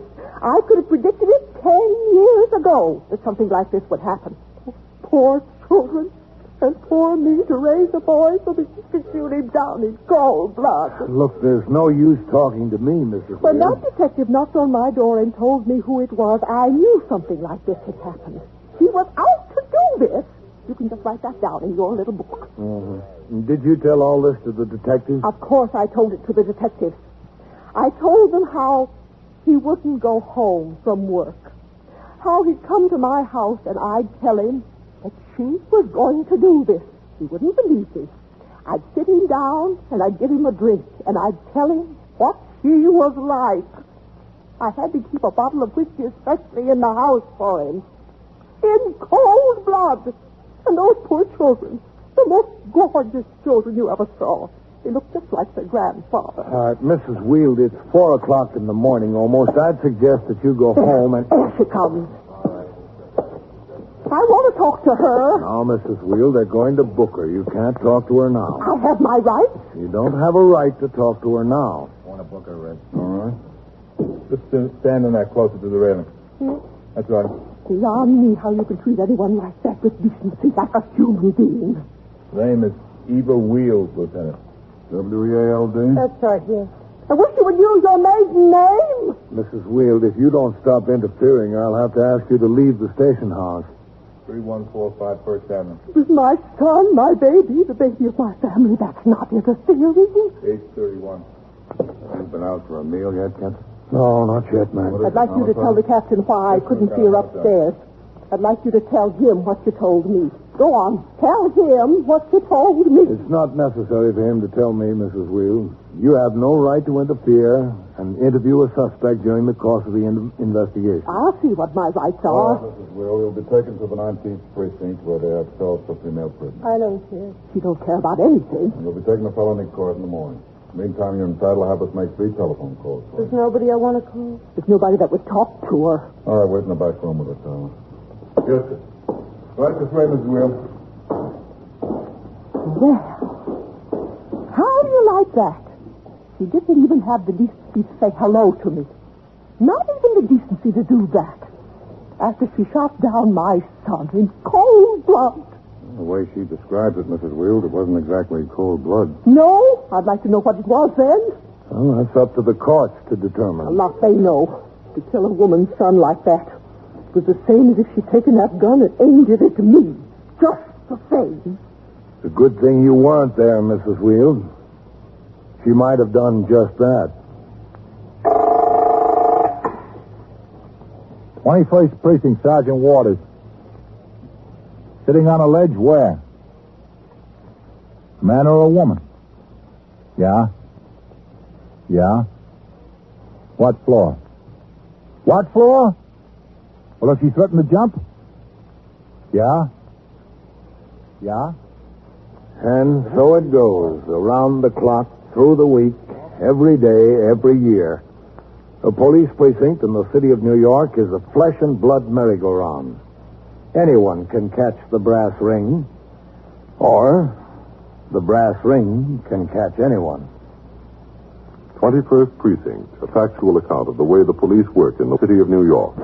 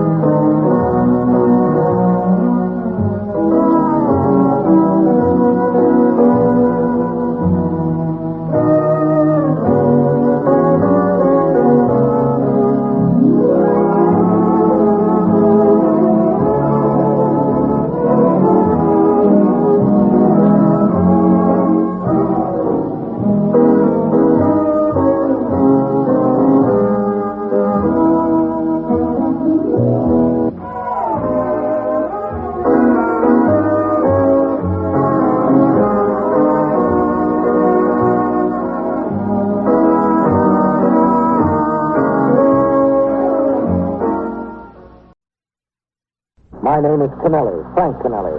I'm captain in command of the 21st. I was working my day tour, 8 a.m. to 6 p.m. It was a clear, sunny day and pleasantly cool for the time of the year. When I came into the station house at 7:35, I went directly into my office and changed to uniform. Then I sat down at my desk to go over reports and communications that had piled up since I was last on duty 24 hours before. Sharply at 8, I got up and walked out into the muster room where I turned out the platoon for the day tour. After the men who would patrol the precinct for the next 8 hours marched out the front door to take over their posts, I remained behind the desk for a few minutes talking to Lieutenant Gorman, who would be desk officer during the tour. The sergeant on PS duty sat at the switchboard several feet away.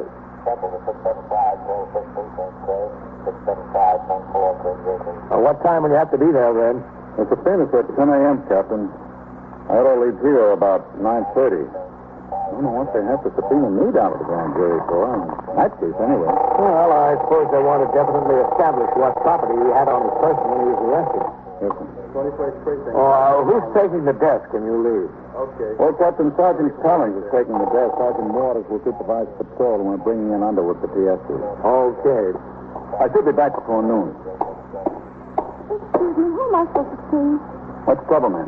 Well, I found this tag on the steering wheel of my car. I want to thank you very much. See, I parked my car last night and I forgot to take the keys out. I really appreciate the police doing something about it. Leaving a tag like this is a very good idea. See the tag, please? Yes, sure. Glad it says on there where to come. Yeah, I've lived in the neighborhood for 4 years and I always thought the police station on 51st Street was the one for my house. You have the registration for your car? Yeah, I've got it right here. Yes. Oh, sorry, my case. I'd like to see your operator's license, too, please. Oh, I'll put them both together on the other side of that traffic thing. Thank you. Wonderful service of the police. Take the keys out of the car and leave a tag like that so that people won't get worried. Would you mind signing your name on this pad, Miss Beeson? Why? I just want to compare the signatures with those in your license for identification. Oh, of course not. I agree with you. You can't be too careful. Yeah. Can't just give the keys to anybody who walks into the police station and asks for them, can you? No, you can't. Show your keys. Thank you. I'm much obliged to you. This is a real fine service on the part of the police. I appreciate it. And this is for you, too, Miss Beeson. Oh, what's that? It's a summons for you to appear in court next Wednesday morning at 10 a.m. Summons? It leaves the motor vehicle standing unattended. 3 minutes for ignition key in the lobby with violation of the administrative code. You mean you're giving me a ticket? That's what you want to call it. Yes, Miss Beeson. Oh, I like that. It's an offense to leave the keys in your car. I just forgot. You forgot, and someone might have stolen it. If the officer hadn't picked him up first. Well, I think it's a lot of nerve to give me a ticket over something like that. After all, it's my car. If I wanted to leave my keys in it, I could do it, but I didn't want to. I just forgot. You won't forget next time, will you? I don't see why I have to go to the trouble and pay a fine and everything like that. I thought taking the keys out of the car and bringing them to the police station is just a service. It is a service, Miss Keesham. We probably prevented your car from being stolen. Well, I call it anything but a service. You're welcome, Miss Keesham. Well, I thought we'd gained a friend, Captain. You did until you handed her the summons. From hero to bum, one easy lesson. Or one hard summons. Precinct, Sergeant Collins. Or who's the 124 man on the job this tour? Helen, Captain. Will you tell him to come into my office? Emergency squad in the way? I've got to send a 49 down to the license division. Okay, I'll send him right in, Captain. All right, fine. Oh, Captain. Yes, Sergeant. We got a leader. Oh, where is this? Well, she hasn't jumped yet, Captain. She's sitting on the ledge of her apartment building outside the window. 781 East 66th Street. Is the emergency squad on the way? Yes, sir. Communications Bureau got the call direct. All right. Have a car come around for me. Yes, sir, Captain. Right away. Suicide or attempted suicide is a serious problem. But its seriousness is multiplied several times because an individual in that frame of mind generally has no regard for other lives. In the city of New York, it is not unusual for an innocent pedestrian to be killed or injured when a suicide leaps from a high building. Still more common are explosions resulting from gas suicides. To the police, the problem is as much protection of the general public as rescue of the person intent upon destroying himself. For this end and other rescue work, the police department maintains 13 emergency service squads. Assigned to each of these 13 squads are 3 sergeants and 24 patrolmen, especially trained for the work. Each squad is equipped with 2 radio emergency patrol cars and cops, all constructed according to specifications. The cars, which carry light rescue equipment, are on constant patrol of the districts to which they're assigned. The 13 trucks garaged throughout the city respond to the scene of an emergency whenever heavier rescue equipment or additional men are needed. When the RMP car, which had picked me up at the station house, arrived in the block, one of the radio emergency patrol cars was already on the job. So were sector cars number 2 and number 5, and the sergeant's car from the 21st. 2 men had been assigned to keep the sidewalk in front of 781 clear, but a crowd of people was beginning to gather across the street. Their eyes were fixed on the 11th floor of the apartment building. I instructed Patrolman Coley, the operator of my car, to pull in.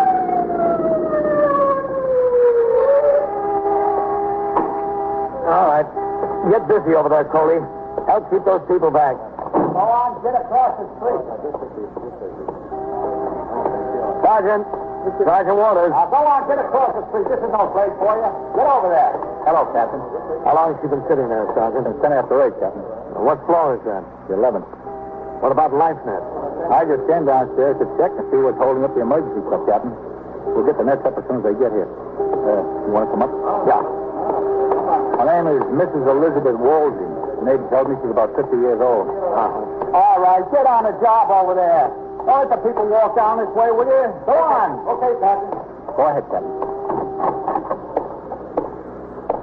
She's a widow. Lives here alone. The elevator's back there, Captain. How close can you get to her? We're in the next apartment, Captain. We can get close enough to talk to her, that's about all. Looking out the window, that is. What about her front door? It's locked from the inside. I see. Going up, gentlemen? Yeah, we're going up. Some excitement around here this morning, huh? I'm glad every day isn't like this. 11. Now, this dame is bugged. I could have told you she was bugged. Plain nuts. She's like a recluse, you know? You mean she never comes out of the apartment? Oh, she comes out all right. She just don't talk to nobody when she does. It takes like a crowbar to get a good morning out of her. Waters, who's on the job up there? Well, Meister was the first man here. Started to talk to her. He's still doing it. I told Lieutenant King. He was out on patrol and responded. He came up. He's talking to her, too. You think they'll be able to talk her back in? You're going to have some job. 11. Who are those men? Some of ours, Captain, and some from the Emergency Service Division. All right, you men, get it down. Just keep it quiet. If you make too much noise out here in the hall, she's liable to hear you and jump. This way, Captain. That's her door, Captain. All right. Keep these men posted here. Yes, sir. As soon as the emergency truck comes, we'll have the men with the bars and axes here to break it down if we have to. Okay. The next door here is Mrs. Westall. That's where we are. We're talking to her through Mrs. Westall's front window. In here. That's Mrs. Westall there. Mrs. Westall. Mrs. Westall, this is Captain Kennelly, commanding officer of 21st Precinct. Oh, how do you do, Captain? This is awful, isn't it? Yes, it is. I'm sorry to have my men going through your apartment. That's all right. I'm glad to do what I can. Poor little thing. I never knew she was so troubled. I never had any idea. You know her very well? No, hardly more than can nod at her. We've been living here 4 years, and she's here longer than that. She's never been in my apartment, and I've never been in hers. I see. You think you're going to be able to do something? I mean, it'd be awful if she jumped. Well, we're going to try. You want to take a look, Captain? Yeah. Excuse me, Mrs. Westall. Yes, of course. Now, aren't you getting hungry out there, Mrs. Woodward? And cold? Now, why don't you come inside and get a nice cup of coffee? Hello, man. Captain. A nice cup of coffee and some hot... What about the emergency truck, Sergeant? It's on the way, Lieutenant King. Are you doing any good? Well, I tried. Now Meister's trying again. Kind of hard to get her to answer. Look, you really ought to... How far away is she? It's about 8 feet, Captain. I started to climb out on the ledge of this window once. She said if I came out any farther, she'd jump. Told me not to come out any farther. You think you think we can string life nets below? I got men down on the 9th floor, Captain. They're there with the manager of the building. They're going in every apartment and opening the windows. They're getting ready for the emergency truck. What do you say? Will you be able to get the nets up right away? Yes, sir. As soon as the truck comes. All right, let's see how he's doing. There's something bothering you. Now, if there's something on your mind, just come on inside and we'll talk it over, huh? I tried that before. No, we'll get it straightened out.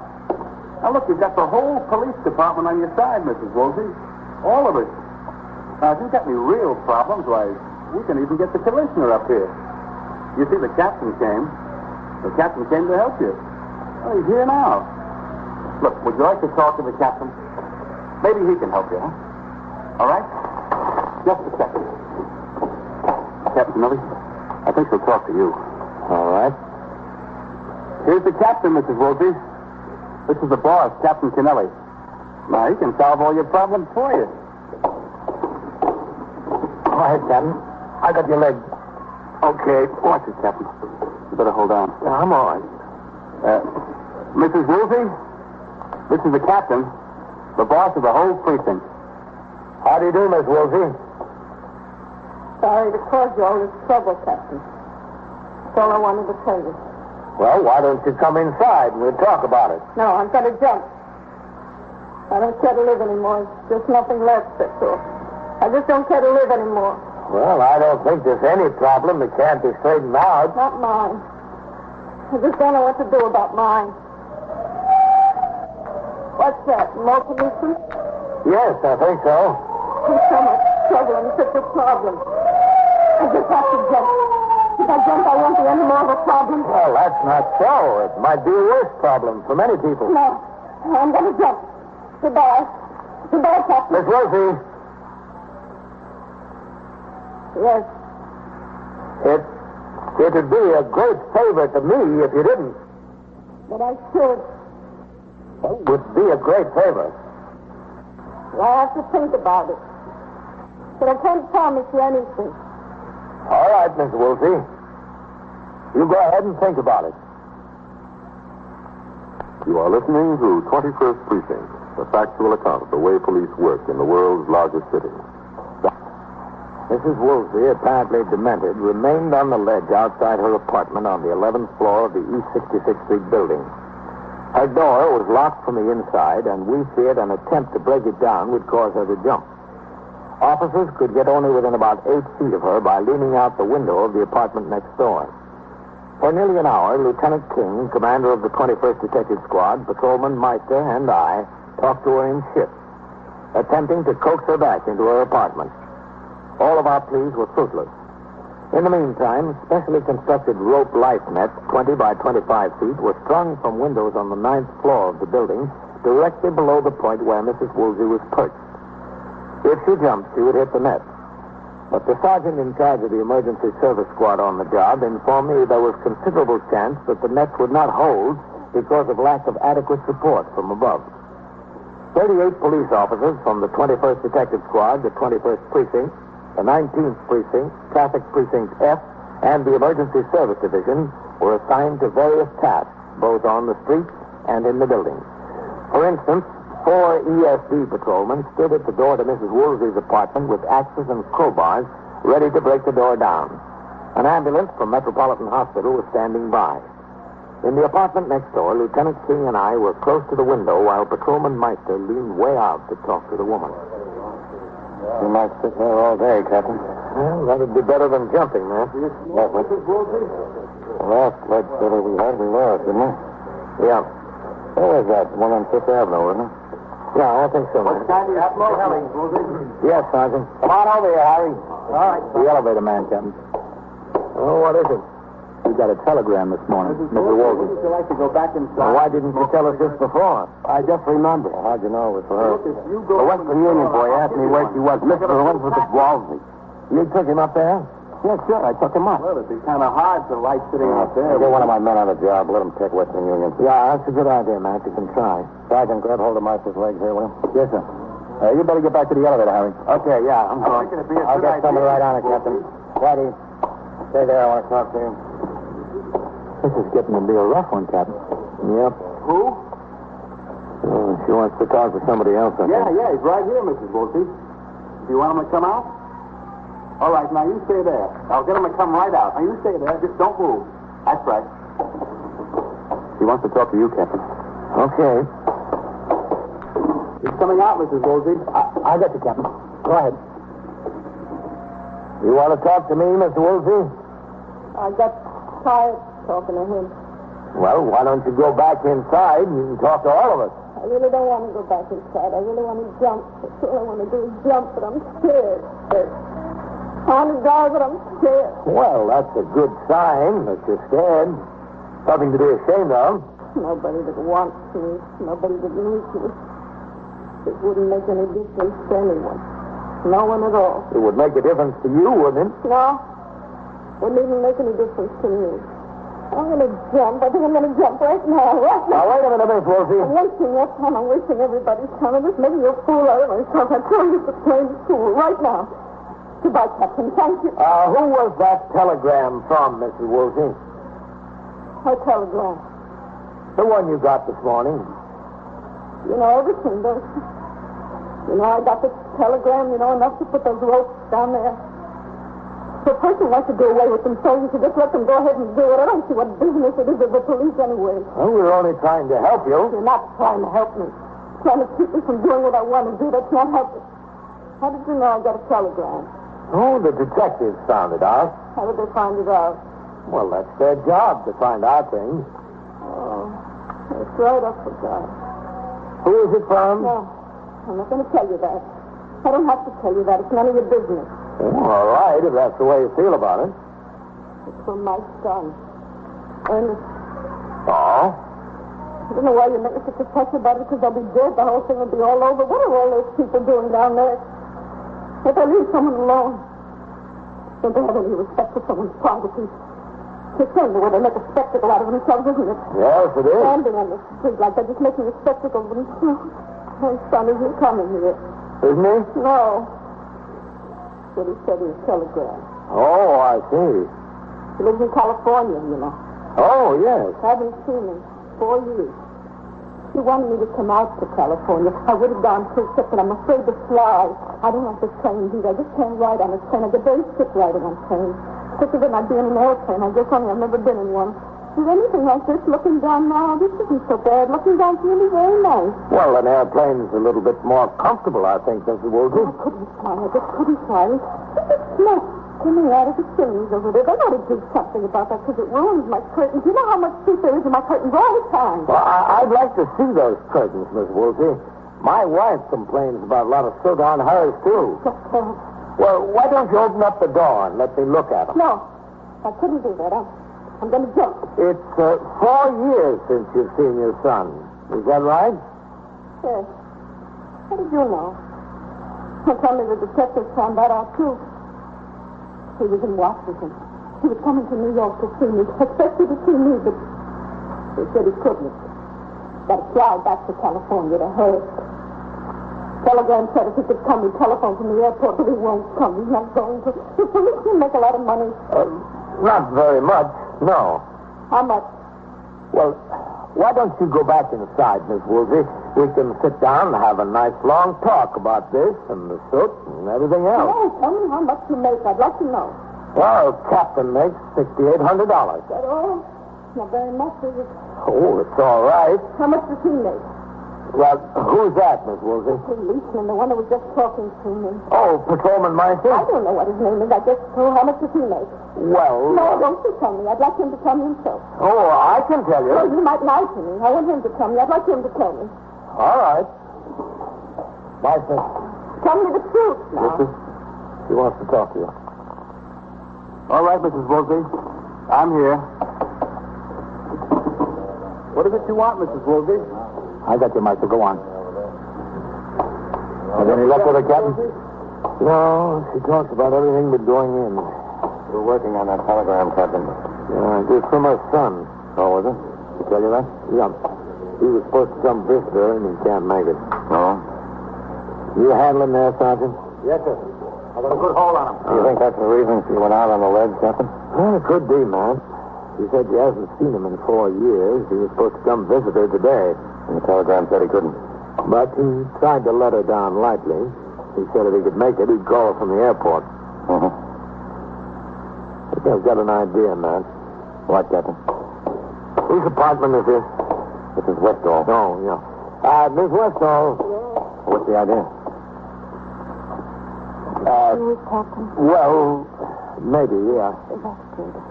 Can I see your telephone book? Yes, it's right here. I keep it in the cabinet. Right here, Captain. You don't happen to have Mrs. Woolsey's telephone number, do you? No, I don't. Good idea, Captain. You might have it. Maybe.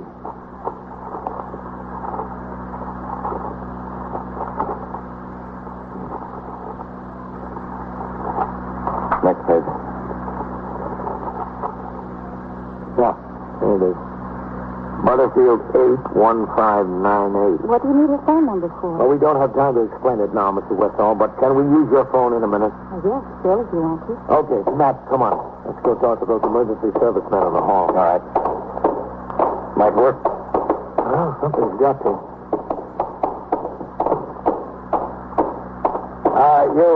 You man. Yes, Captain. Now, look, we're going to try something. We think the reason she's doing this is connected with a telegram that was delivered this morning. It was from her son, who was supposed to visit her in New York. He said he wasn't going to, but if his plans were changed, he'd call her from the airport. Do you think it would take more than 10 seconds to get that door open after you hit it? Oh, no, not that long. All right. I'm going back into Mrs. Westall's apartment. I'm going to ring the phone in Mrs. Woolsey's. If she goes back into her apartment to answer it, you'll get a signal from Lieutenant King, who'll be standing there in the door. As soon as you get that signal, you hit Mrs. Woolsey's door and get inside fast. Right, Get in there fast and grab her. Okay, Matt. Might work, Captain. I don't know of anything else that will. All right. You stand right here, Matt, okay? Yes, Lieutenant. Meister will pass the word to Sergeant Waters. You pass it to me, and I'll give it to you, okay? Yes, sir. Okay. All right. Get set for those bars down there. Something going to happen? Well, I just want to use your phone, Miss Westall. Now, you better stand over there, get out of the way, and keep quiet. All right? I'd appreciate it. Yes, anything you say. Good. Sergeant Waters. Yes, sir, Captain. I know it's not much, Mrs. You tell Meister we're going to try Get an something. increase. It might bring her back into the room. When she's completely inside, you tell Meister to give you a signal. All right? You going in? I hope so. Tell Meister. Yes, sir. I'll tell him. Meister, listen to me. The captain's going to try something. All right. Now, everybody quiet. Keep quiet in the room. Not a sound, please. Set out in the hall, man? Yes, sir. Everybody's set. All right. Wait until you get the signal from me, Matt. From me, not from Sergeant Waters, okay? Okay, Captain. Sergeant Waters? Yes, sir. You tell Meister? Yes, sir. I told him. All right. Now, everyone quiet. Just stay quiet.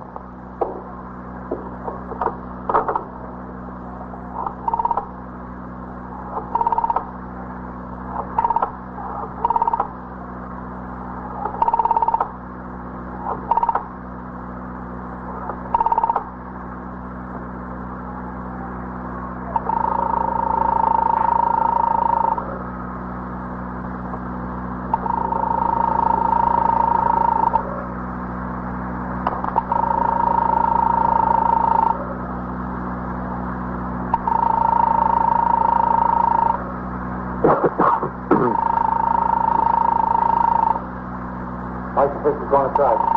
Hold it, Matt. Not yet.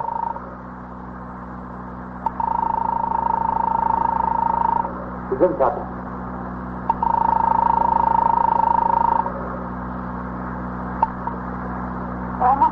Okay, Matt, hit it. All right, Captain, hit the door. All right, come on, Sergeant. Let's go. Let's go. All right, now. Sit down there, Mr. Woolsey. Please sit down. I didn't want to come in. I wanted to jump. I still want to jump. Please let me go. Sergeant. Yes, sir. Please Get that ambulance and get it up here. I thought it was my boy. He said he was cold. I could have sent me a telegram. So I asked him in to answer the phone. I thought it was him. I really did. All right, Mr. Woolsey. You'll be all right. I haven't seen him in 4 years. 4 years. Now I came to Washington. He didn't even come to New York to see me. Not very far from Washington to New York. He could have come to see me. Don't worry about it, Miss Woolsey. I'm sure he'll come to see you now.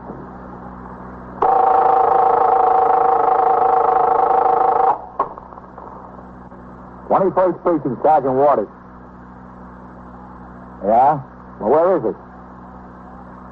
What, was he shot? Yeah? Yeah? He's dead, huh?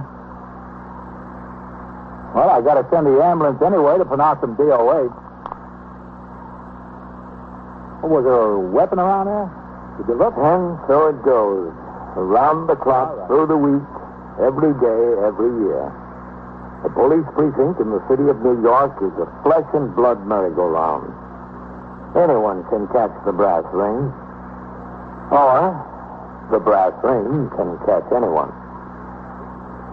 21st Precinct, a factual account of the way the police work in the world's largest city, is presented with the official cooperation of the Patrolmen's Benevolent Association, an organization of more than 20,000 members of the Police Department, City of New York. Everett Sloan in the role of Captain Kennelly, Ken Lynch as Lieutenant King. Featured in tonight's cast were Bryna Rayburn, Doris Suzette, Harold Stone, Santos Ortega, and Frank Moss. Written and directed by Stanley Niss. Produced for CBS Radio by John Ives. Art Hannes speaking.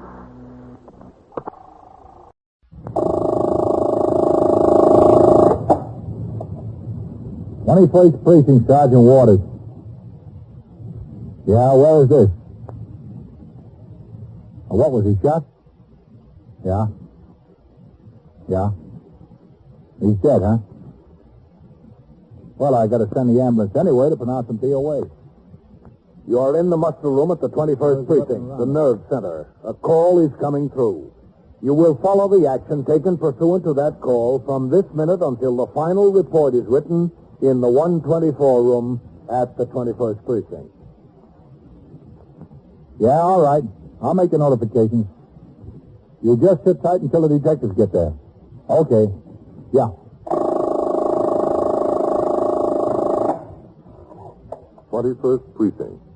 Just lines on a map of the city of New York.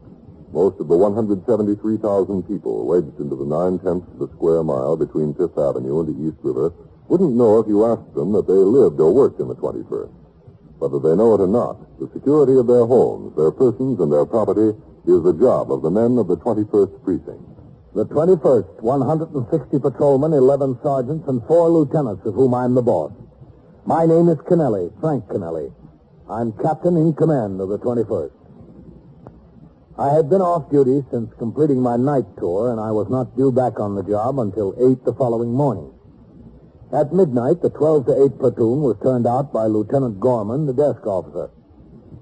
After the 55 men who had patrolled the streets of the precinct during the night marched out the front door of the station house, a quiet settled over the muster room. For the next 15 or 20 minutes, the quiet was broken occasionally by the men of the 4 to 12 tour coming into the station house singly and in pairs to go off duty. Each saluted the desk as he passed through en route to the locker room to change to civilian clothes.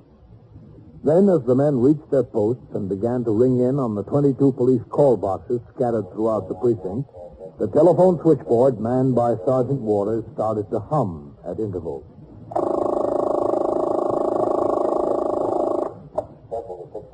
"21st Precinct, Sergeant Waters."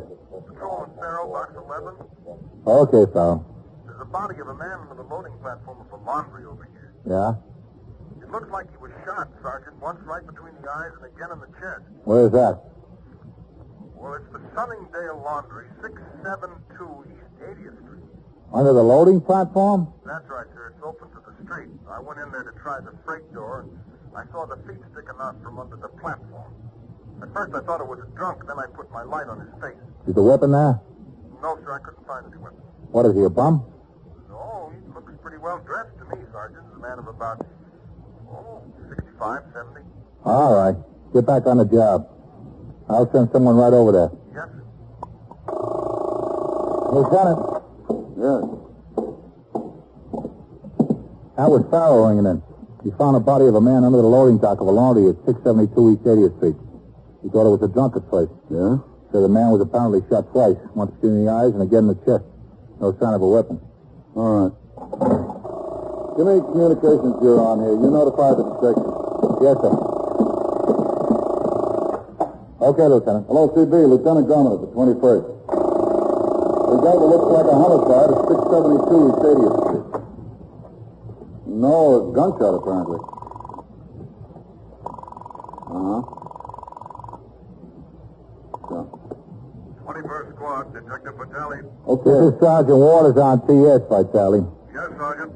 The patrolman on post reports a homicide at 672 East 80th we'll take care of that, NC. The loading dock at Aloni there. All right. You say 672 or 622? 672. Okay, Sergeant. Thank you. Yeah. Who's catching upstairs, Sergeant? Vitale, Lieutenant. Give me a line on here. I want to notify the skipper. Yes, sir.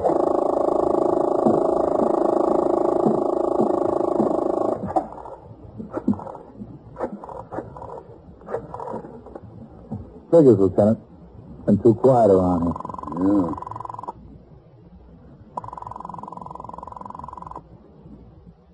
Captain must be sleeping.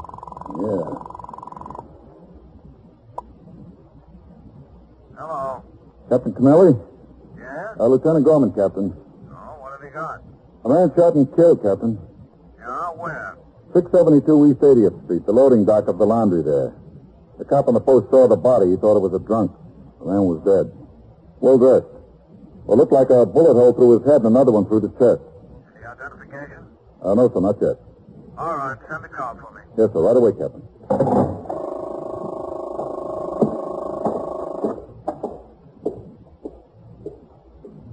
Send a car over for the captain.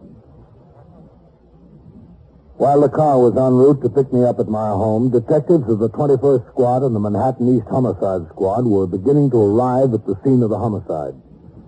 In addition to Patrolman Farrell, who discovered the body, 6 more patrolmen and a sergeant were also on the job. An ambulance surgeon from Roosevelt Hospital pronounced the victim dead. Pending arrival of a deputy medical examiner, Lieutenant Matt King, commander of the 21st Squad and the ranking officer of the detective division on the scene, dictated to a stenographer a detailed description of the body, its position, and surrounding conditions. A police photographer took pictures from every possible angle. The deputy medical examiner on arrival made a preliminary examination of the body. Then, following fingerprinting by a homicide detective and a search by Patrolman Farrell, the body was removed to the Bellevue morgue. In the meantime, detectives were sent to question neighbors who may have witnessed either the shooting or, as appeared more likely, the dumping of the body where it was found. By the time I arrived on the scene from my home, the body had already been removed to the morgue, and Lieutenant King had returned to the station house. I talked to Sergeant Collins, who was still on the job, with 3 patrolmen, while the detectives completed their search of the loading dock and the nearby area for physical evidence. I then instructed the operator of my car to take me to the station house, where I signed the blotter and immediately went upstairs to the 21st Detective Squad on the 2nd floor.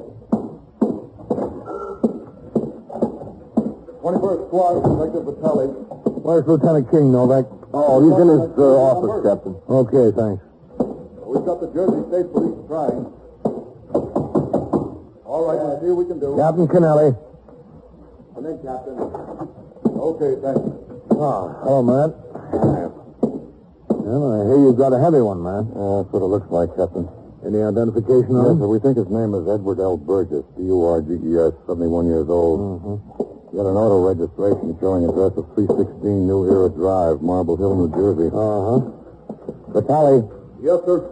Any luck on that Jersey number? No, sir, not yet. We're trying. All right.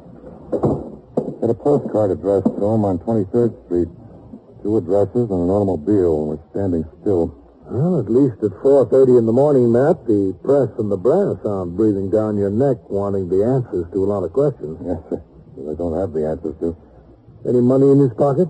83 cents and change. Mm-hmm. How does it look for robbery? I don't know how to look for anything, Captain. There's a telephone listed in the name of Edward L. Burgess at that New Jersey address. I rang it for 3/4 of an hour. There's no answer. We asked the New Jersey State Police to go around there and have a look. You heard back from them yet? No, sir, not yet. Where is this Marble Hill? Down close to Trenton. Uh-huh. Yes. Novak, Lieutenant. Yes, Novak. Lieutenant King, this is Mrs. Audley. Mr. Burgess had been rooming at her house down on 23rd Street. How do you do, Mrs. Audley? Well, frankly, not so good. Won't you come in? You got to wait at this hour and be given such horrible news. Rest your soul. not so good. This is Captain Kennelly. Miss Audley? Hello. Shut the door, no back. Stick around. Yes, sir. Have a seat, Mrs. Audley. Not so good at all. I'm sorry to get you up here, Mrs. Audley, but I'm sure you understand. Oh, yes, I understand. I'm sure you want to help us get to the bottom of this thing. Excuse me. Oh, yes, sure. 21st Squad, Lieutenant King. I tell you, Lieutenant, Yes. that party from Jersey is ringing in on the straight line. All right, hold on to him. I'll be out there and take the call. Yes, sir. Captain, you want to come outside with me a second? Yeah, sure, man. I'll be right back, Mrs. Audley. I have a very important telephone call. Oh, that's all right. Detective Novak will stay in here with you. He doesn't have to. The telephone answered at the New Jersey address, Captain. Oh, on this one, Lieutenant. Who is it on the phone, Patrolman? It's the victim's son. He knows his father's dead. New Jersey State Trooper was waiting for him when he came home. He gave him this number to call. All right, I'll take it. Hello, this is Lieutenant King, commanding the 21st Detective Squad in New York. Yes, I understand. There was a state policeman waiting here when I came home. He told me my father died. Yes, that's right. We've been trying to reach you for some time. No, there wasn't anybody here. My wife's visiting in Philly, and I worked the night shift at the assembly plant here. Are you sure it's my father? Is your father about 70 years old, 5'5" or 6, bushy gray hair? Yeah, that's him, all right. We'd like to have you come to New York, Mr. Burgess. We'd like to have you identify him. You want me to come there to the 21st Precinct? You know where it is? Yes, the state trooper gave me the address. Oh, good. We should get here as soon as possible. We're conducting an investigation. What kind of investigation? The man we're talking about was murdered. Oh, was he? Yes. So get here as fast as you can, Mr. Burgess. Yes, as fast as I can. Yes, goodbye. Goodbye. What a job. Well, somebody's got to do it, man. Yes, sir. Yes, I do. I'll be in my office for telling. Okay, Lieutenant. Whitey, any news on the alarm on that car? All right, Captain. Thank you. Sorry to have kept you waiting, Mrs. Audley. Oh, that's all right. I was talking to this nice detective here. Mrs. Audley, I understand Mr. Burgess has been rooming at your house for the last 3 weeks. More or less, yes. And all these years, I've never met a nicer gentleman. He was the last man in the world you'd think tragedy would fall to. The only tragedy we've had around there since my husband, the late Mr. Audley, died. Well, Mrs. Audley... I had a near tragedy once, a chiropody student. He hung himself with a neck in his room one night, but we cut him down in time. Well, I want to make sure we're talking about the same man, Mrs. Audley. The last I heard of him, the chiropody student, that is, he was back home delivering on a milk route and raising a big brood of kids. It shows you how good can come out of bad.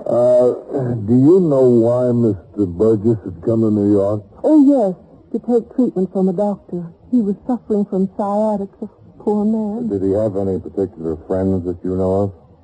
Well, not in the house, but he liked his noggin of beer. When he wasn't in the house or to the doctor's, you could find him down at the bar and grill on the corner. When was the last time you saw him? Oh, about 8:30 tonight. Last night, that is. Is that when he left the house? Oh, no. He left the house sometime previously to go to the bar and grill.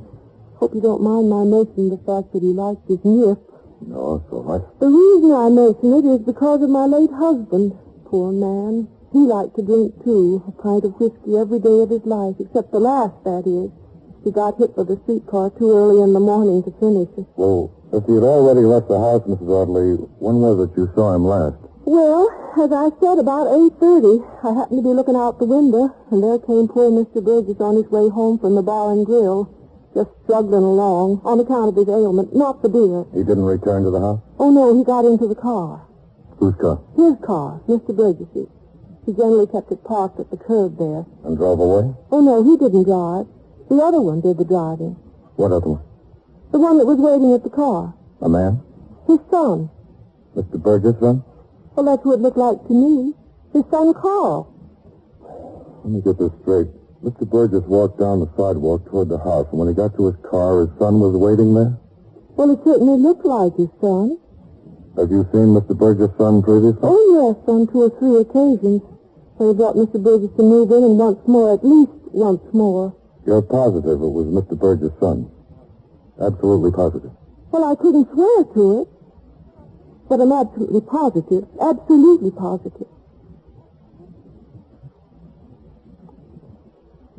You are listening to 21st Precinct, the factual account of the way police work in the world's largest city. On September 24th, 1951, newspapers carried a minor headline that read, 3 UN men capture Heartbreak Ridge. And the item, quote, after 4 unsuccessful assaults earlier in the day, a battalion that has suffered 2/3 casualties sent a platoon with only 13 men left against enemy positions on the peak. 3 men finally reached the objective and they were quickly reinforced, unquote. What connection does that news item have with you? Just this. Those men who reached the ridge and those men who fell trying were helping to write a code of conduct for all future United States fighting men. Specifically, Article 1 of that code. I am an American fighting man. I serve in the forces which guard my country and our way of life. I am prepared to give my life.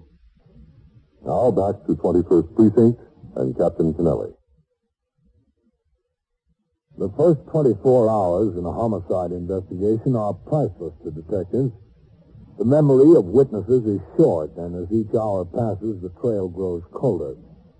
Consequently, all off-duty detectives of both the Manhattan East Homicide Squad and Lieutenant Matt King's 21st Detective Squad were summoned from their homes. Paired off into teams of 2, they sought out and spoke to every person known to have had contact with the homicide victim, Edward L. Burgess. By 7:30 in the morning, a good picture had been drawn of the last several days' life of Mr. Burgess, his background, his financial condition, his family, and his social life. I had gone downstairs to my office to change to my uniform preparatory to turning out the platoon. Lieutenant King sat behind his desk, drinking a cup of coffee, waiting for his detective to show up with still another witness in the case. Come in. I got the car, Lieutenant. Burgess' car. Where? In the 15th Precinct. It was parked in a garage on 1st Avenue about midnight last night. An attendant was moving it to another floor this morning and noticed what he thought were bloodstains on the front seat. He called the cop on the post. Cop remembered seeing the car and the alarm. Where have they got the garage attendant? At the 15th Squad, Lieutenant. All right. Get that attendant in here. Send Whitey. Well, he's going to pick up that waitress from the bar and grill. Oh, yeah, all right. And send Fitz. Yes, sir, mister? I'm supposed to see Lieutenant King. I'm Lieutenant King.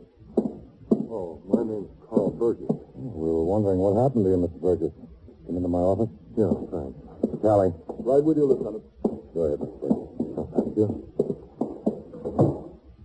Have a chair. I didn't think it'd take you this long. Well, I told you my wife's in Philly. I had to get in touch with her and tell her the news. Also, I didn't trust my car to come up here. I had to wait for a train. Oh. This is Detective Vitale. Sorry about your father, Mr. Burgess. Yeah, so am I. You know who did it, Lieutenant? No, not yet. Do you know why it was done? Why would anyone want to kill my father? Well, he was in the habit of carrying quite a sum of money, wasn't he? Not too much. He always had a couple of $100s in cash on him. Did someone do it to rob him? His wallet was on his person, Mr. Burgess, but there wasn't any money in it. All he had in his pocket was 83 cents in change. Maybe. Do you have any idea? You know, we're working on a few angles. Oh, good. I'm glad to hear that. Well, where is he? The Bellevue morgue. We have to get down there to make identification. Aren't you sure it's him? Yes, but it's a formality we have to go through. I'm sorry. Oh.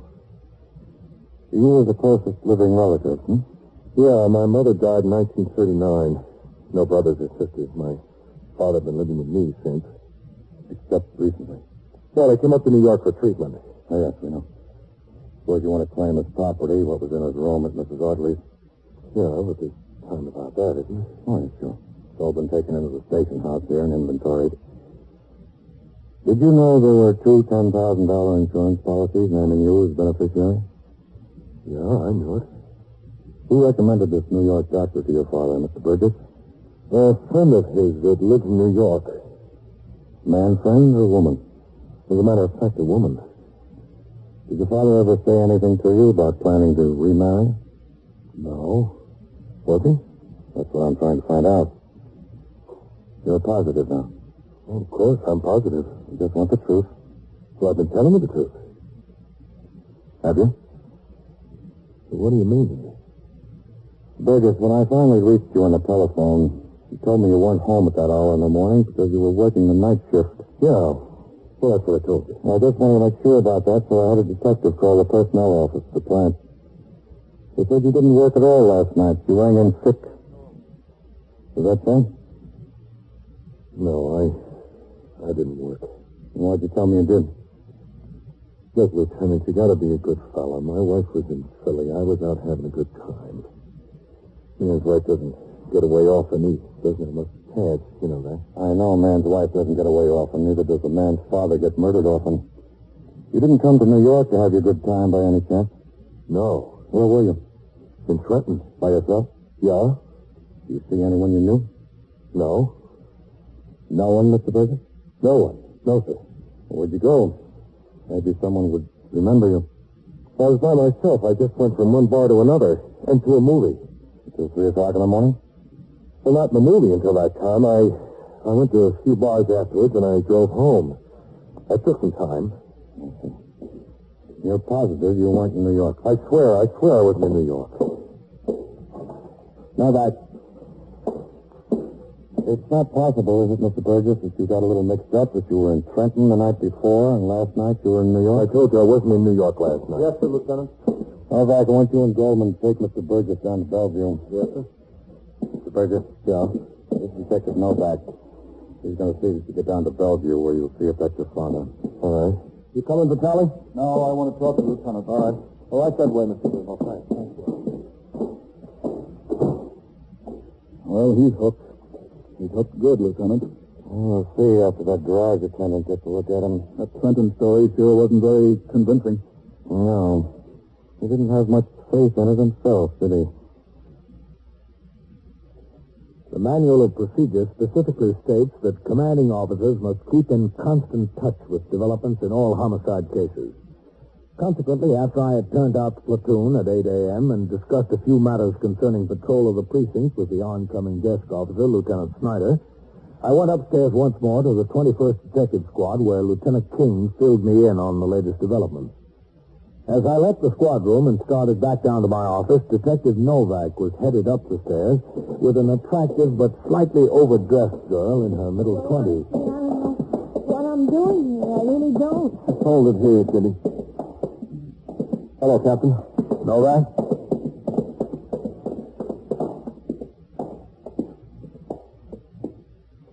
You know the best people, don't you? Captain. Yeah. All right, go on. I really haven't any idea. Nobody's going to bite you. The lieutenant just wants to ask you a few questions. Waking me up in the middle of the night like this. 6:30 in the morning. Go ahead. To me, it's the middle of the night. Right over here. First squad, Detective Vitaly. Sit right down here, Kitty. Right here? That's right. Well, I won't be able to make it today. I'll go get the lieutenant. Up here last night. So there's nothing I can do about that. Yes. Novak, Lieutenant. I'll call you tomorrow. Yes, Novak. I've got the girl, Lieutenant, the waitress in the barn room. Oh, yeah. That's her. Want me to bring her in? No, I'll talk to her out here. Yes, sir. What's her name? Kitty what? Kitty Crows. Oh, Miss Crows?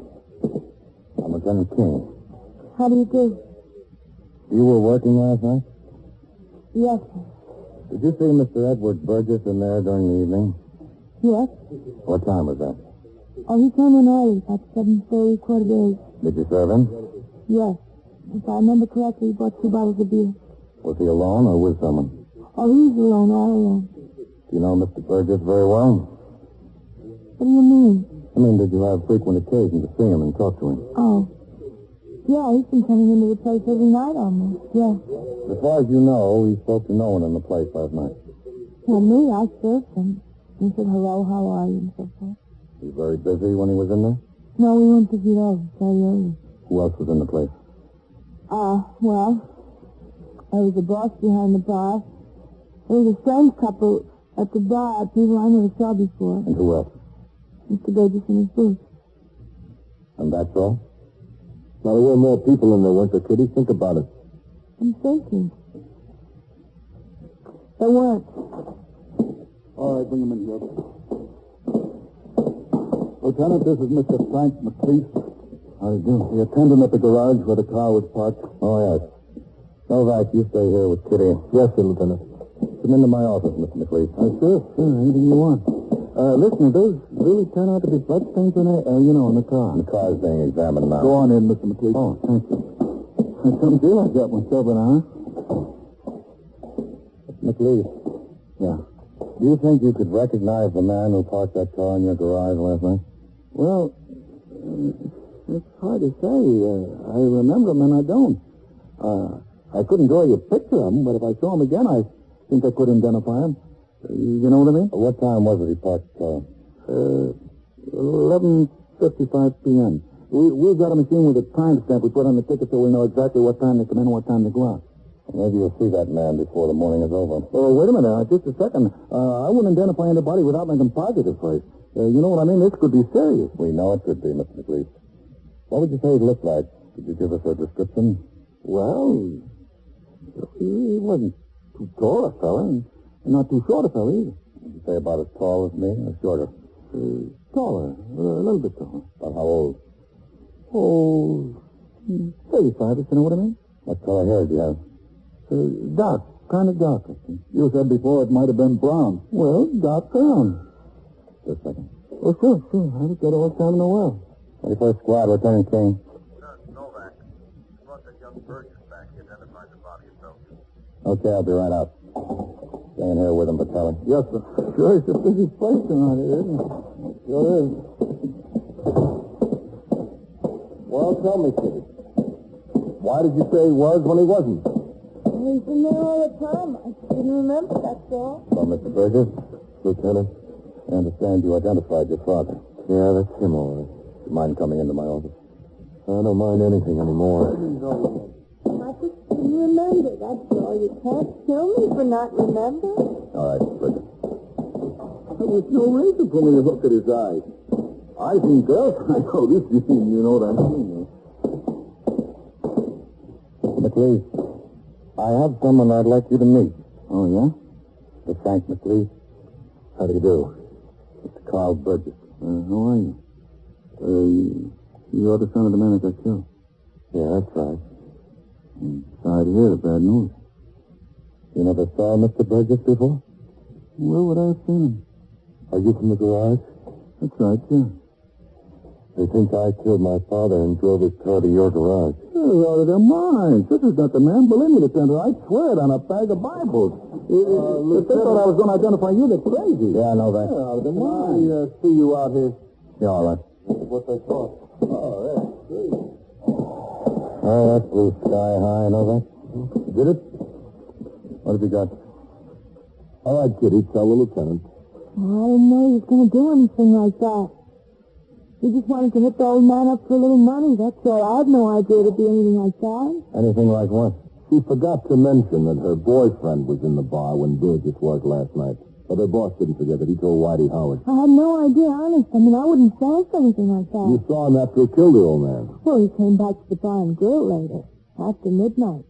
Way after midnight, and he was drunk. He said he was in a jam. Well, I mean, I had no idea what it was until I heard about that old man. And I put two and two together, and he told me not to tell anyone he was in the place, so I didn't. He just wanted to make a little money, that's what he said. Where can we find this Phil? In his place, I guess. Where's that? 342 Charles Street. He's got an apartment there. Think he's there? Well, he must be. He was very drunk when I saw him. Very drunk. Where else could he go? All right, Novak, get the 6th Squad on the phone. I want to tell him we're coming down and take a look for this boy. Yes, sir. You won't hurt him. You try not to.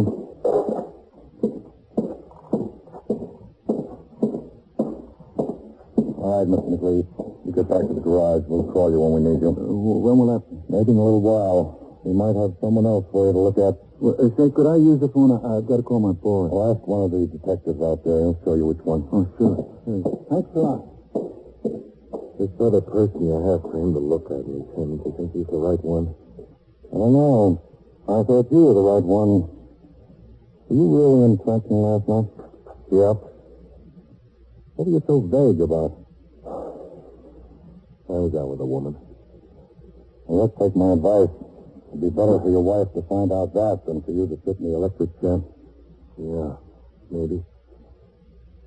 Maybe it would be.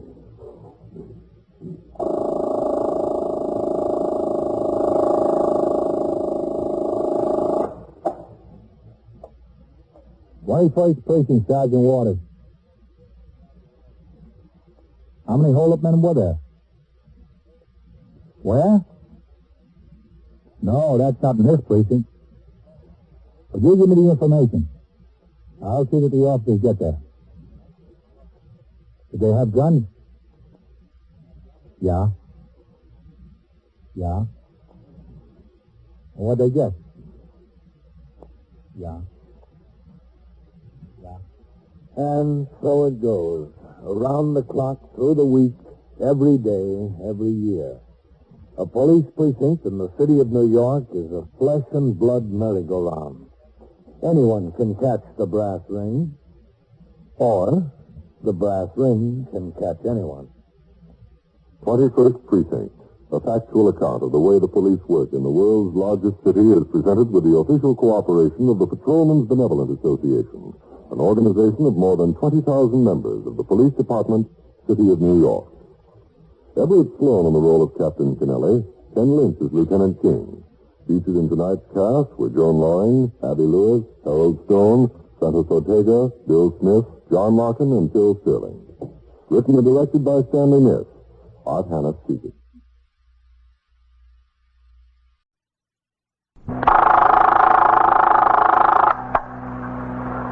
First Precinct, Sergeant Waters. How many hold-up men were there? Where? No, that's not in this precinct. But you give me the information. I'll see that the officers get there. Did they have guns? Yeah. You're in the muster room at the 21st Precinct, the nerve center. A call is coming through. You will follow the action taken pursuant to that call from this minute until the final report is written in the 124 room at the 21st Precinct. All right. You just stay right where you are. The officers will be right there. Yeah. Right away. 21st Precinct. It's just lines on a map of the city of New York. Most of the 173,000 people wedged into the 9/10 of a square mile between Fifth Avenue and the East River wouldn't know if you asked them that they lived or worked in the 21st. Whether they know it or not, the security of their homes, their persons, and their property is the job of the men of the 21st Precinct. The 21st, 160 patrolmen, 11 sergeants, and 4 lieutenants, of whom I'm the boss. My name is Kennelly, Frank Kennelly. I'm captain in command of the 21st. I was working my day tour. At 12:55, plainclothesmen who are responsible for the enforcement of laws relating to gambling and public morals in the 21st and other precincts of the 6th Division raided a policy drop on Upper Madison Avenue and made 7 arrests. The suspects were brought to the station house, and at 10 minutes to 2, they were being booked by Lieutenant Gorman, the desk officer. I was in my office across the muster room reading and signing reports which would be delivered by the precinct messenger to division. Sergeant Waters, on TS duty, was sitting at the switchboard. Excuse me, Sergeant. Oh, hello, Mr. Sergio. What can I do for you? Is the captain around? Could I talk to him? He's in his office, yeah, but he's kind of busy. Is there something I can help you with? Well, I'd like to talk to him, Sergeant. Well, let me ring you now. Okay. We'll see. How are things over your way? All right, I guess. Good. 21st Precinct, Captain Kennelly. Sergeant Waters on TS, Captain. Mr. Joe Sprigio that has the upholstery shop there on 2nd Avenue is out here. He'd like to see you if you've got a few minutes. All right, ask him to come in, Sergeant. Yes, sir. Okay, Mr. Sprigio. Right across there. Thanks. Kind of rushed around here today, huh? Yeah, we are. The plainclothesmen raided a policy drum. Oh? Over there? Yeah, that's right. That's it, all right. Now, the next one up here. All right, Harold, Ogono, 824. Come in. Oh, come in, Mr. Sprigio. Thanks. Well, I'm glad to see you. Won't you sit down? Oh, yeah, thanks. Well, what can I do for you? Well, it's sort of a ticklish situation, Captain. By Parent Magazine. A perfection air... What's it all about? Well, you know the few little storekeepers over there on my block. All small businesses, the merchants, a couple of garage men, you know. Young. Well, we got this little association. It's nothing much. It's just for the neighborhood. You know, we give our Christmas party, and if some of the families need helping out, it's the thing that if somebody comes and asks us for a charity, we figure it's best to send them to the association rather than each individual merchant take care of themselves. You know what I mean? Yeah, sure. I mean, it's no big deal or anything like that, Captain. It's just something that we cooked up to take care of any emergency. And to have a little organization. I mean, we don't even have no meetings hardly. It's just 10 or 12 of us small storekeepers over there. Well, what about it? Well, you know Al Brider, don't you? Yeah, he has that luncheonette there in your block. Yeah, that's right. Well, he's a member. As a matter of fact, he's our treasurer. And? Well, Al is a nice guy, Captain. And I don't like to go make him any trouble. He works hard. He runs that luncheonette. He's there day and night. But after all, the dough belonged to the association. Well, what happened? I hate to get anybody in trouble, Captain, but if he's going to be the treasurer, he's got to have some responsibility. Now, he's short over $200, and he can't come up with it. Now, I wouldn't come to you, Captain, except that, well, if a guy takes a job as the treasurer of an association, he's got to have some responsibility. I mean, that's what all the other members think. Well, what did he say when you asked him for it? Well, he admits he's short. He says he'll try to get it. He said he used the money to keep the luncheonette going. Now, he works hard. He runs that luncheonette. He's there day and night with his wife and everything like that. But, I mean, after all, it wasn't his dough, Captain. That's what I think. That's what all the other members think. Well, do you want to file a complaint against him, Joe? We just want our $200, Captain. Well, the police department isn't a collection agency. Yeah, I know it isn't. We don't want to file no charges against him, but, well, we can't let him get away with something like that. Well, there's just two things you can do, Joe. You can see a lawyer and try to collect it from him in a civil suit. Oh, no. Or you can make a complaint, and the detectives and the district attorney will look into it from the point of view of a criminal case. Look, if we get a lawyer, it's going to cost us a fee, Captain. And if he's got nothing, we're out the $211 plus the lawyer's fee. Isn't there any way we could just, well, you know, maybe sort of throw a scare into him? Not through the police department. Well, thanks, Captain. I'll walk out with you. I appreciate your help. If I've been any help. Only wish I knew what to do. Go ahead. Nothing else you can think of, huh, Captain? No? It'd be a shame for us to be out that $211. All right. We're not big businessmen, you know. It's just a little association. It's not like the United States Chamber of Commerce. Hello, Captain. Matt? What have you got over there? Well, the plainclothesman raided a policy drop up on Madison Avenue. Oh? Lieutenant Matt King, Mr. Joe Sprigio. Oh, yeah. Hello. Mr. Sprigio runs the upholstery shop over there on 2nd Avenue. Oh, yeah. Lieutenant King is in command of the 21st Detective Squad. Oh, I'm glad to know you. Well, I won't take up any more of your time, Captain. I'm sorry I couldn't help you. That's all right. I guess this is a problem we have to work out ourselves. I think it is. Well, so long. Bye. Glad to meet you, Lieutenant. Yeah, same here. Social Security card. I hear that fellow does nice work, Captain. He's cheap. Yeah. My wife wants some foot covers made. I think I'll send her in there. Well, I hope he uses more judgment in his business than in picking a treasurer for his organization. No, what's the trouble? Well, the treasurer's short $200. Oh. And out of all the members, they picked the one guy who's done time for being a thief. Who's that? You know, Al Brider that runs the luncheonette over there. Oh, yeah. He doesn't know any short time, does he, Miss Brider? No, he got finished up last year, I think. Lieutenant King. Yes, Sergeant. Matt, you mind bring you down from the squad? He wants to talk to you. All right. Take it in my office, Matt. Thanks, Captain. I'll take it in here, Sergeant. Help yourself, man. Yes. 21st Squad, Lieutenant King. Yeah, Matt. Yeah. Uh-huh. When was this? What do they want from us? All right, who's upstairs? Yeah, okay. Take Novak and Howard and ride on down there. Yeah, all right. Well, that's a big one, Captain. What? The payroll on a construction job in the 9th Precinct. 3 boys walked into the office shack and made the paymaster raise up. Got over $26,000. The borough office called and asked me how many men I could spare. I'm sending Novak, McInerney, and Howard down to give them a hand. Only $6,000. That's a good touch. Yes, sir. especially tax-free. After the 7 suspects arrested in the raid on the policy drop were booked by Lieutenant Gorman, a patrol wagon came to the station house and took them directly to Gamblers Court in the New York County Criminal Court building at 100 Center Street. Shortly afterwards, the alarm came through on the teletype concerning the payroll holdup in the 9th Precinct. It described 2 armed bandits who entered the construction company's shack, held up the paymaster and 2 assistants, and escaped with $26,000 in cash. The description of the 3rd man, thought to be driving the car which waited on the street, was lacking. The payroll, which included more than $1,000 in silver, had been delivered by an armored truck only 30 minutes before the robbery. I signed the blotter to go off the job at 6 p.m. At the subway, I bought the evening papers. The story of the robbery was played in big headlines. There had still been no break in the case by the time I came into work at 3:40 the next afternoon to begin my night tour. Lieutenant Gorman was desk officer, and Sergeant Waters had PS duty. Hello, Captain. Sergeant? You've got a visitor. I told him to wait in your office. Go ahead and take the call. I'll sign the blotter. Yes, sir. 21st Precinct, Sergeant Waters. Oh, man, what's this? Okay, 22. Well, who's the visitor, Sergeant? Oh, it's Joe Spiggio again.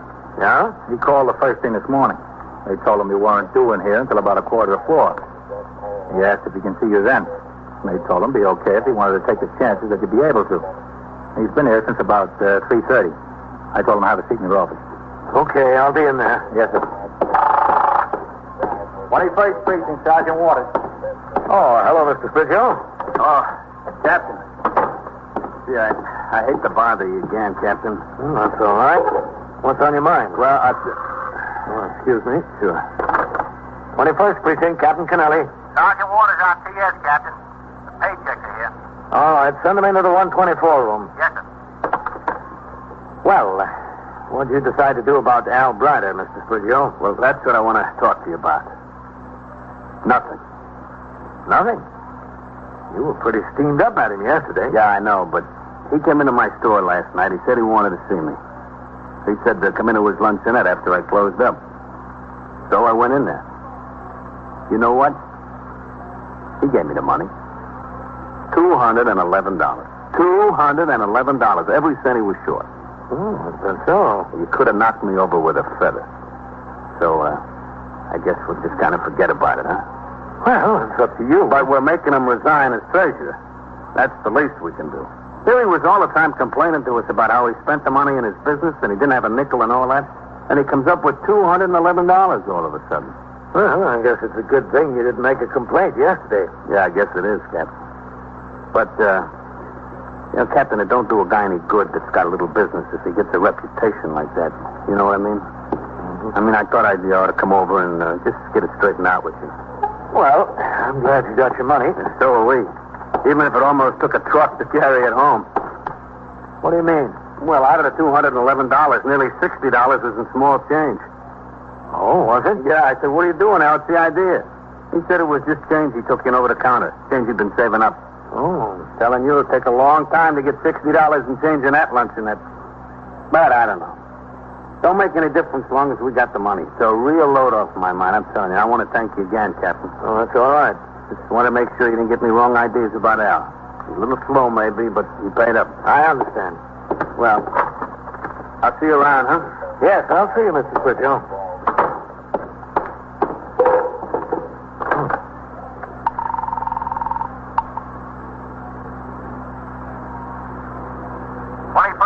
Sergeant Waters.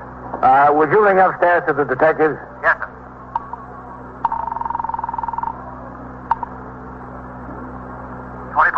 Detective Goldman. This is Captain Kennelly, Goldman. Is Lieutenant King around there? Yes, sir. He's here. Hold on a second. Lieutenant King, Captain Kennelly on 2. He's coming, Captain. All right. 21st Squad, Lieutenant King. Captain Kennelly, Matt. Yes, sir. They get a break in that payroll robbery down in the 9th Precinct yet? The one yesterday morning? They must not have, Captain. They've still got Novak and McInerney down there working on it. Why? If you've got a minute, Matt, I'll come upstairs and tell you why. You are listening to 21st Precinct, a factual account of the way police work in the world's largest city. Lieutenant King about Al Brider, the owner of a 2nd Avenue luncheonette who had once been convicted of armed robbery. We agreed that the fact that he had suddenly paid off a rather large debt, a great part of it in small change, was suspicious, but by no means conclusive. There was sufficient reason, however, to check him out. Lieutenant King immediately assigned Detective Goldman to make a quiet inquiry into his recent activity. The Bureau of Criminal Identification was telephoned and requested to send a photograph of Brider made at the time of his previous arrest to Lieutenant King. Inasmuch as I had on occasion stopped into the luncheonette since it was opened by Al Brider, I decided to do it again. So after I turned out the platoon at 4 and completed some paperwork, I went on patrol of the precinct. During the course of that patrol, I instructed my operator, Patrolman Farrell, to drive down 2nd Avenue and stop up the block from Al Brider's luncheonette. I got out of the car and walked back past several small stores until I reached Al's place. Through the window, I could see there wasn't a customer in the store, just Al standing behind the small counter. Captain? Oh, Al? Well, sit down. Make yourself at home. Oh, thanks. It's been a long time since I've seen you around here, Captain. Yeah, well, I was down the block. I thought I'd drop in and see how you're doing. Well, what do you have?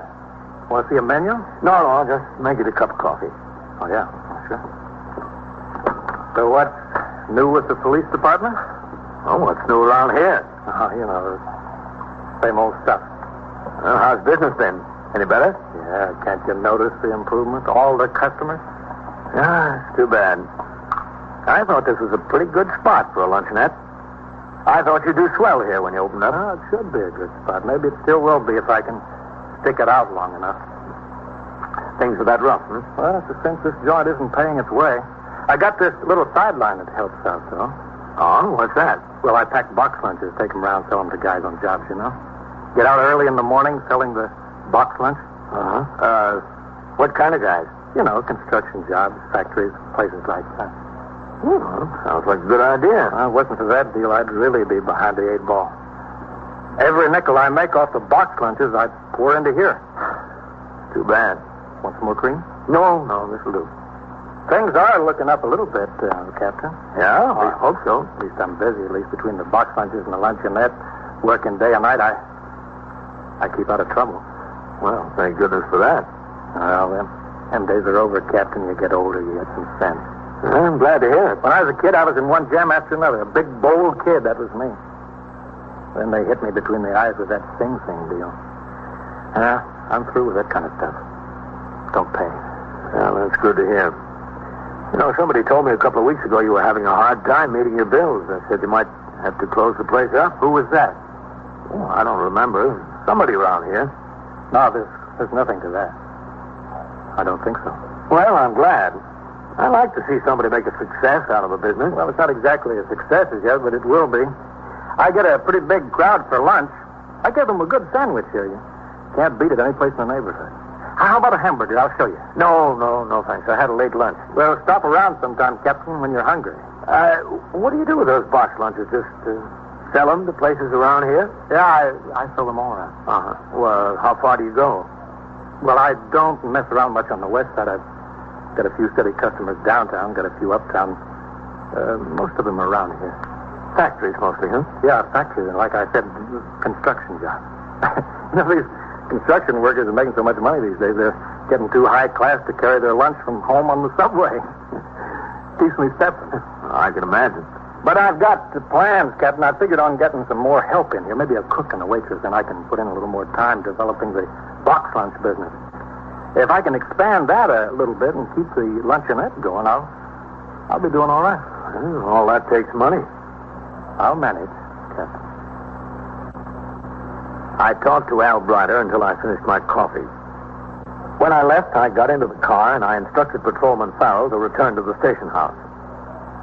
Lieutenant King and his detectives had already begun the investigation that might link Al Brider to the payroll robbery. I told him about my conversation. I went off the job at 6, and when I returned at 3:30 the following day for my night tour, there was a message that Lieutenant King wanted to see me. I went upstairs to the 21st Squad. I saw Lieutenant King sitting in his office with Detective Goldman. I walked over. Matt? Come in, Captain. Goldman came up with a few things. Will you shut the door? Yeah, sure. Hello, Captain. Goldman? Go ahead, Dan. Well, there's a couple of interesting things. Most interesting, Al seems to have gotten his hands on a good deal of cash in the last couple of days. In addition to the $211? Yes, sir. He owed a pretty big meat bill to a butcher around the corner from him there. Meat for the luncheonette. He sure got prosperous suddenly. Oh, when I was in there, he told me that things were pretty rough. But he did say that he had prospects that they'd get better. The prospects seem to have come about pretty fast, Captain. Well, Captain, that's not the best of it. Yeah, tell the captain about the other Goldman. This is a clincher to me, Captain. That box lunch business he has. Yeah? Well, from the description I get, he's been stopping down at that construction job where the robbery was every morning with 6 or 7 orders. Now, he's got one customer in the office there, one of the assistant payroll clerks. Oh? He's had plenty of opportunity to look it over and know exactly what goes on in there. Well, but he doesn't answer the physical description of any of the bandits. No, but he could have been driving the car. Yeah, he could have. Captain, I'd say he did. Yeah, I guess you're right. Good work, Goldman. Thanks. You too, Captain. Well, what are you going to do about it? You going to pick him up? I'll have to call down to the commander of the 9th Squad. It's their case. Yeah. Oh, do you have any idea who he's been running with, Dan?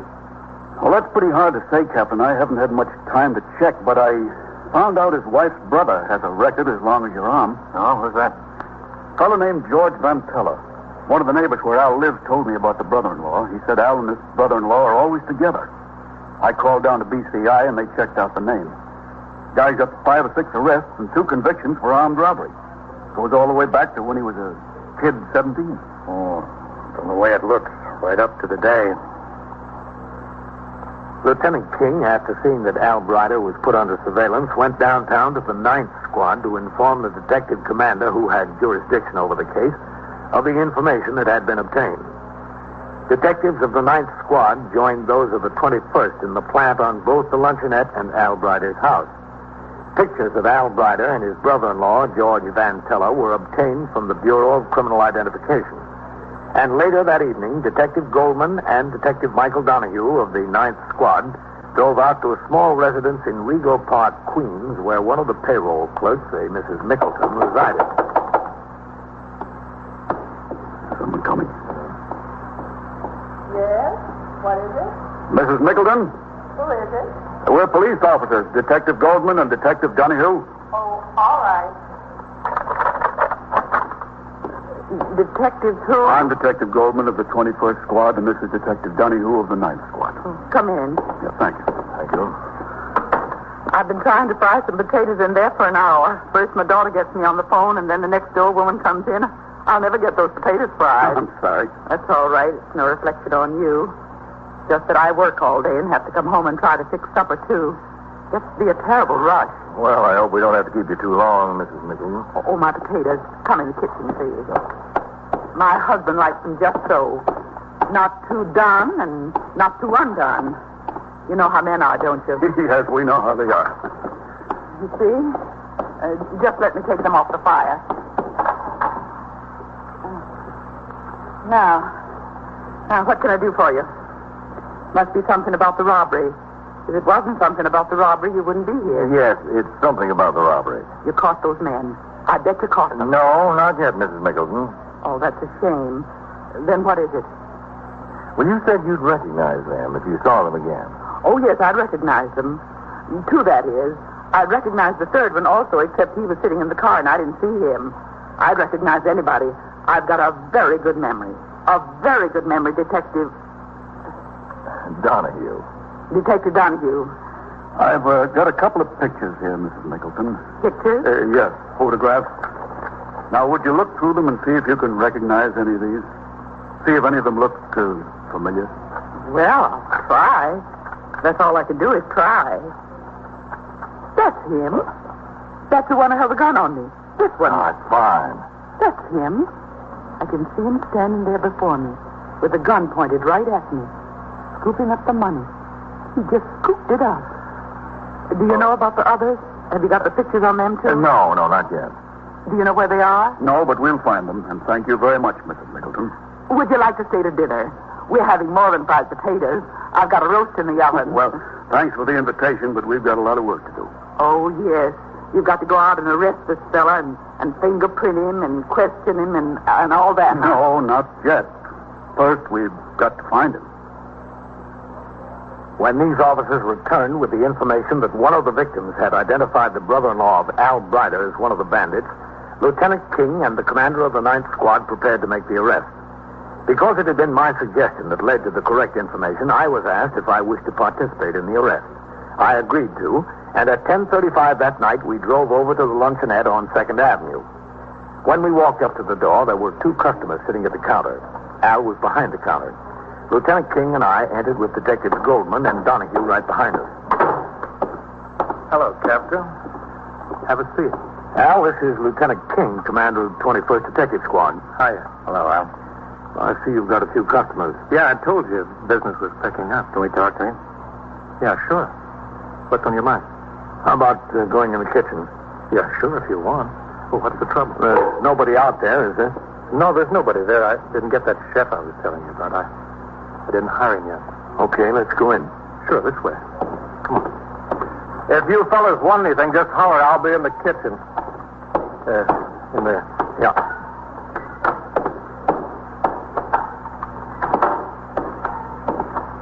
Well, what can I do for you, gentlemen? You've been passing out a lot of money lately, Al. What do you mean? You've been paying up a lot of old debts. You've been straightening up on bills. Well, I've got to. I wouldn't be able to stay in business. Where'd you get the money? I make it. I've got the luncheonette here and the box lunch route. I make it. Don't make that much. You can pay up all those bills so suddenly. Well, what bills? I don't know what you're talking about. You know, Al. Let's not waste any time. I don't know what you're talking about. Where'd you get all that money? Well, to tell you the truth... That's what we want, the truth. I went into a crap game the other night. What crap game? It was a crap game with the boys. Just the boys. Is George Van Teller one of those boys? Well, yeah. Yeah, he's one of them. He was in the game. Where is he now? I don't know. I haven't seen him in a couple of days. I think he went down to Philly. That's where I think he went. Down to Philly so he could get out of town until the heat blows over from that construction payroll job. Isn't that right, Al? I don't know what you're talking about. You know, Al. Want to tell us about it? I don't know. I don't know what you're driving at. You fingered the job and drove the car. That's where you got the money, isn't that right? No, it's not right. You got no right to come up here and accuse me of anything like that. That's where you got the money, isn't it? I won it in a crap game. I told you that. Where's the rest of the money? You must have got 3,000 or 4,000 or maybe 5 out of it. You guys are talking crazy. Al, I'm bringing 4 or 5 of my men down here. We're going over this place from top to bottom. Then we're going out and go over your house. We'll find it. Yeah, I guess you will. Okay, fellas, you got it right. Where's the rest of the money? To my house. I'll take you to it. It's a shame. This thing had me in fine shape. I paid off everybody. I was just getting straightened out. Straightened out beautiful. Well, Al, you come on with us. We'll straighten you out some more.